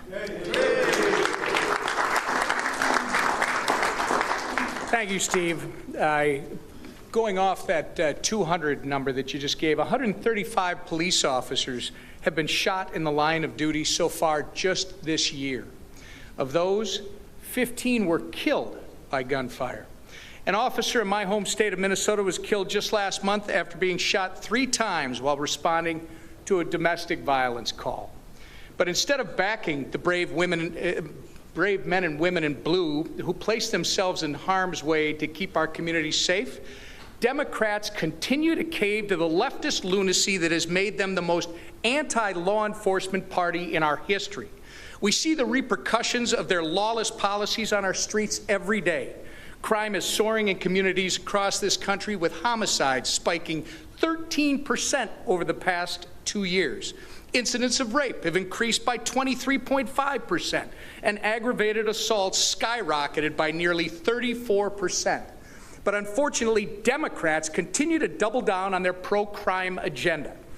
Just 2 short months ago, 173 House Democrats voted against bipartisan legislation that overturned the D.C. City Council's radical criminal code overhaul and forced even Joe Biden to admit the Democrat-run city has a crime issue. Our police departments are struggling to recruit and retain officers as it is, and they're looking to us for help. We can start by doing more to defend them rather than defund them. This National Police Week, House Republicans will pass 3 pieces of legislation that send a message of support to our men and women in blue and give them the resources they need to keep our communities safe, and themselves, by the way, safe. After the countless hours these officers have committed to an often thankless job, this is the least that we can do. I hope and pray that our colleagues on the other side of the aisle will put their politics aside and vote yes on these bills that prioritize the safety of our constituents by backing the blue. And with that, I turn it over to our conference chair, Elise Stefan.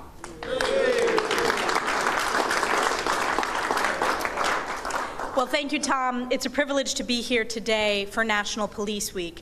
As the representative for New York's 21st Congressional District, I am proud to represent thousands of brave law enforcement officers who put their lives on the line to protect our upstate New York and North Country communities every day, 24/7. And I am always proud to back the blue. The Republican Party is the party of law and order, and this week we will consider several bills supporting our local law enforcement, including the Police Act of 2023, which was introduced by my fellow New Yorker, Congressman Andrew Garbarino. With the historic humanitarian, economic, and national security crisis occurring along our southern and northern border and the crime crisis across America, Congressman Garbarino's legislation holds illegal immigrants accountable for violence against law enforcement officers by making assaults against an officer a deportable offense.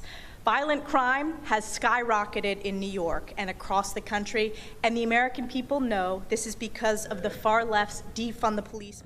You're just listening in there to House GOP members make those remarks during National Police Week. As we continue to follow that, we had AG Merrick Garland earlier today making some remarks as well on that, as we continue to follow all of the major headlines here on Live Now from Fox. I'm Andy Mack. Thank you so much for joining us. I want to give you a look at our computer X-Red monitor as the Pacific Northwest dealing with some 80s and 90s, and it's not even June yet, as a heat wave is slamming the Northwest, and places in Washington State and Oregon are seeing record high temperatures. Heat advisory is in place for several areas through tonight, and even under excessive heat watch. We want to be joined right now on the ground in Seattle by Fox's Jake Carolexis. How are you feeling out there? How hot is it in Seattle? Andy, it's felt like a heat wave here in Seattle over the last few days, and today might be the hottest day yet. Outside right now, it's feeling hot and sticky, and people walking by me are doing their best to stay in the shade as much as possible. According to this map from Fox Weather, several areas in Washington state all the way down to Oregon are under a heat advisory through today. Bellingham, Seattle, Olympia, and Portland are all feeling the heat. And that heat is lingering throughout the entire region. The high here in Seattle today is 86 degrees. Portland has a high of 89. And over in Idaho, Boise has a high of 81 degrees. The National Weather Service says people need to stay hydrated while these temperatures are high, and those susceptible to heat-related diseases need to stay indoors as much as possible. People here in Seattle can tell that temperatures are higher than normal for this time of year. Yeah, we noticed. We went to see the Twin Peaks scenery, the area, and and it was really, really hot. Oh yeah, stepping out of my house, 5 walks in, it's pretty sweaty. I'm feeling beads going down my back. The National Weather Service says above average temperatures could stick around here in the Northwest through the end of the week. Andy? Thank you so much for that report. Of course, as we continue on, I want to put up the map one more time because we saw 90s in Seattle and Washington. Is this unusual for this time of year? Because obviously dealing with the heat in the Northwest, not necessarily usual, but certainly this time of year. It's just May. Yeah, Andy, it is unusual for this time of year. Usually you'll feel these temperatures in June, maybe late June, July, August. These are heart of summer type temperatures here in Seattle. The National Weather Service did say that it is unusual to be approaching 90 degrees in May. Wow, certainly some heat wave moving through. We want to make sure everyone stays safe up there as this is very unusual. Jake, Kara, Alexis, thank you again for joining us here on Live Now from Fox. Yep, thanks, Andy. All right, thank you so much. As we continue on here, I want to put up that XRAD computer weather monitor one more time. You can see Tacoma there, Seattle, 90, 86, 84. Hot temperatures and in the 80s in Canada there in near Vancouver.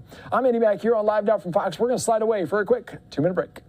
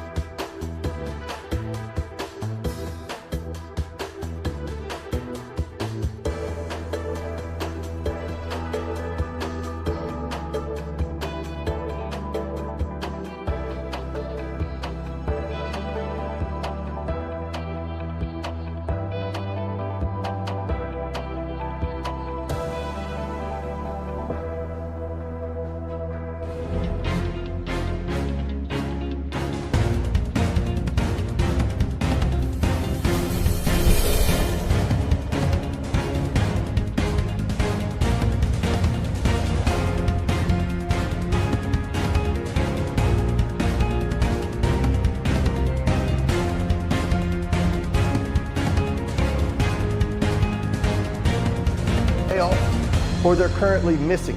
Nice. So it's of the utmost importance that the FBI work with us to be able to try to identify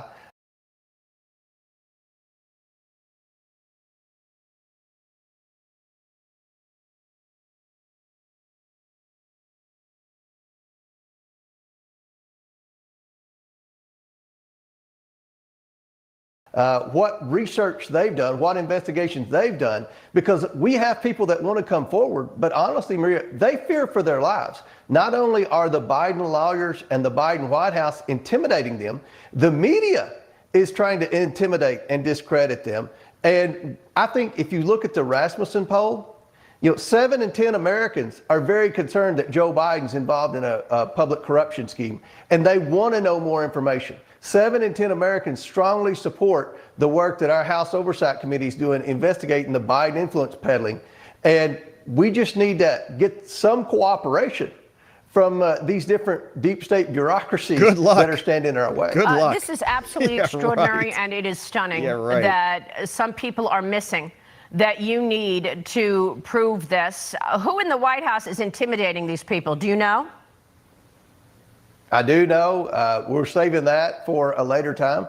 But I can tell you one thing that a lot of people don't know. When I issue a subpoena to a bank or to an individual, the second I issue that, Jamie Raskins gets that.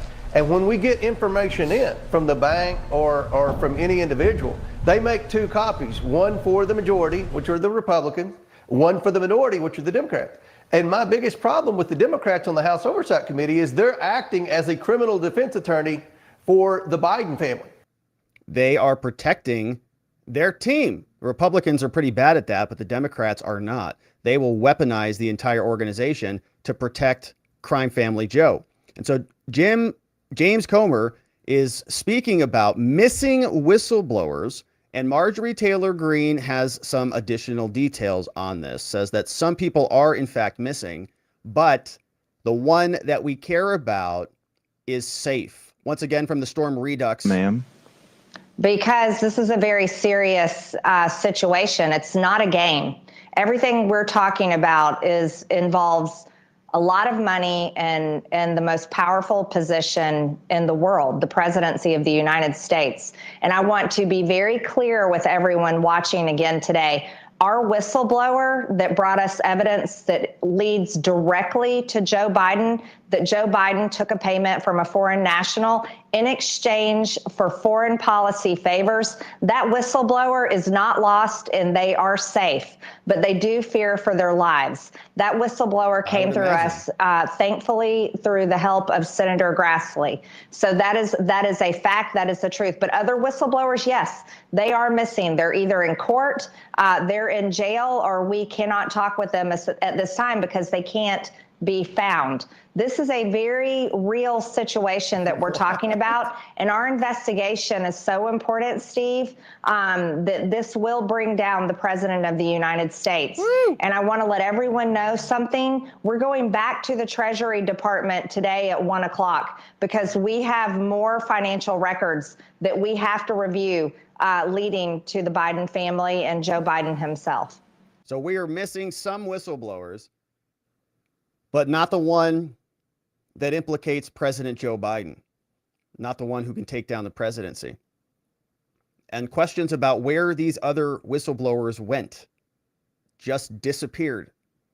Very troubling indeed. Now, they are scheduled for an oversight hearing this Thursday. So even though we have some missing whistleblowers, some other whistleblowers are not missing. We have 3 whistleblowers who will testify at a hearing on Thursday, specifically about abuses that they've seen at the Bureau, at the FBI, and how the FBI has retaliated against them for speaking out. And Comer's office gave us a little bit more details on some context, because evidently there was more to this story.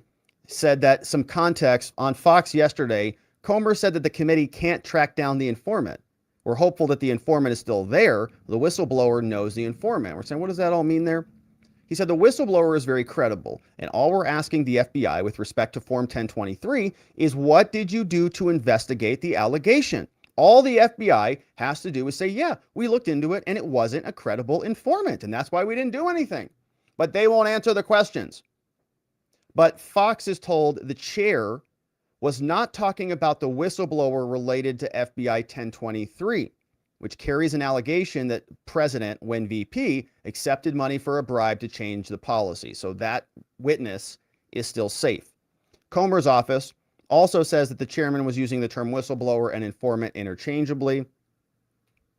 And so we're still not exactly sure what whistleblower we've lost track of, but we do know that the Oversight Committee has a hearing scheduled for this Thursday, and we will cover that time permitted.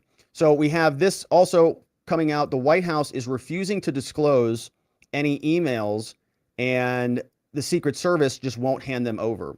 Coming from the New York Post, Delaware visitors go and hang with the president, but the emails that identify the people who went to his home in Delaware can't be disclosed under FOIA.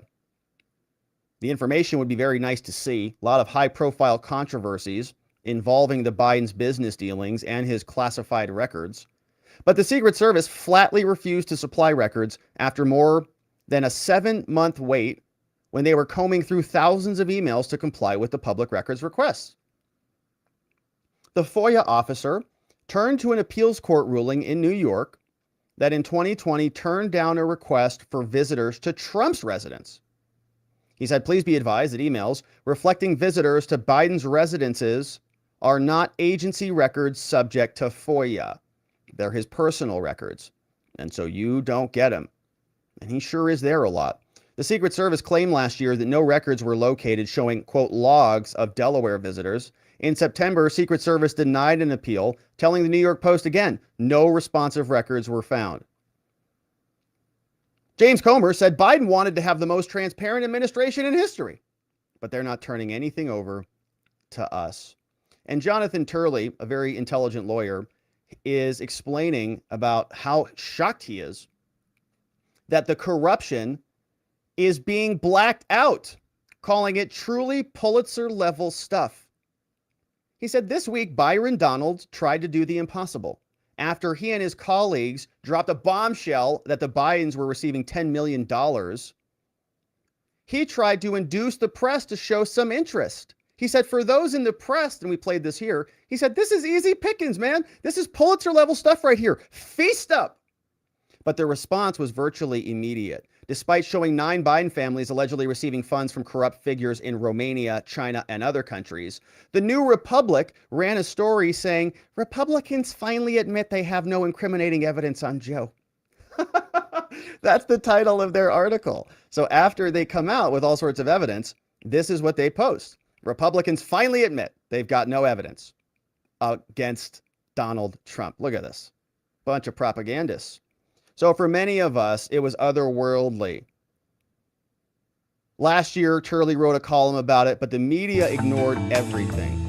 Everybody confirmed it, New York Post. But millions of dollars have been shown to go to Biden family members, and nobody wants to talk about it. New York Times ran a piece, said no evidence of wrongdoing by Biden. New York Times. That is putting aside evidence against all the family members. It also ignored other evidence. And so the media is in full speed cover-up mode. Everybody can see it. And the whistleblowers just keep coming. And we'll be looking forward to see what they say when the time comes. All right. And we also have another story on, before we get to Durham, Durham's coming up right next. We've got one more quick update on what's going on with the CIA and the laptop cover-up people. Former CIA Director John Brennan was one of the signers of the Hunter Biden laptop cover-up, and he just was invited to sit down with the House Oversight Committee to explain his role in the scheme, including answering questions about this email with Michael Morell. We've talked about this one here, but former CIA Director and former CIA Director, they sent this email to each other, playing patty cake right in the month before the election. From John Brennan to Michael Morell in response to an initial email from Michael Morell, like all CIA guys, former. Michael said to John in the first email, John, can I add your name to this list? We're going to be adding Leon, Sue, George, Lisa Monaco, Mike Rogers, and others. And we're also going to add Dan Coates and Mike Rogers and Tom Bossert and a lot of other intelligence community career folk. We're trying to give the campaign, particularly during the debate on Thursday, a talking point to push back on Trump on this issue. Thanks, Michael. And John Brennan, this guy, the CIA director, responded. He said, okay, Michael, add my name to the list. Good initiative. Thanks for asking me to sign on. A couple of Trump haters very excited about creating a talking point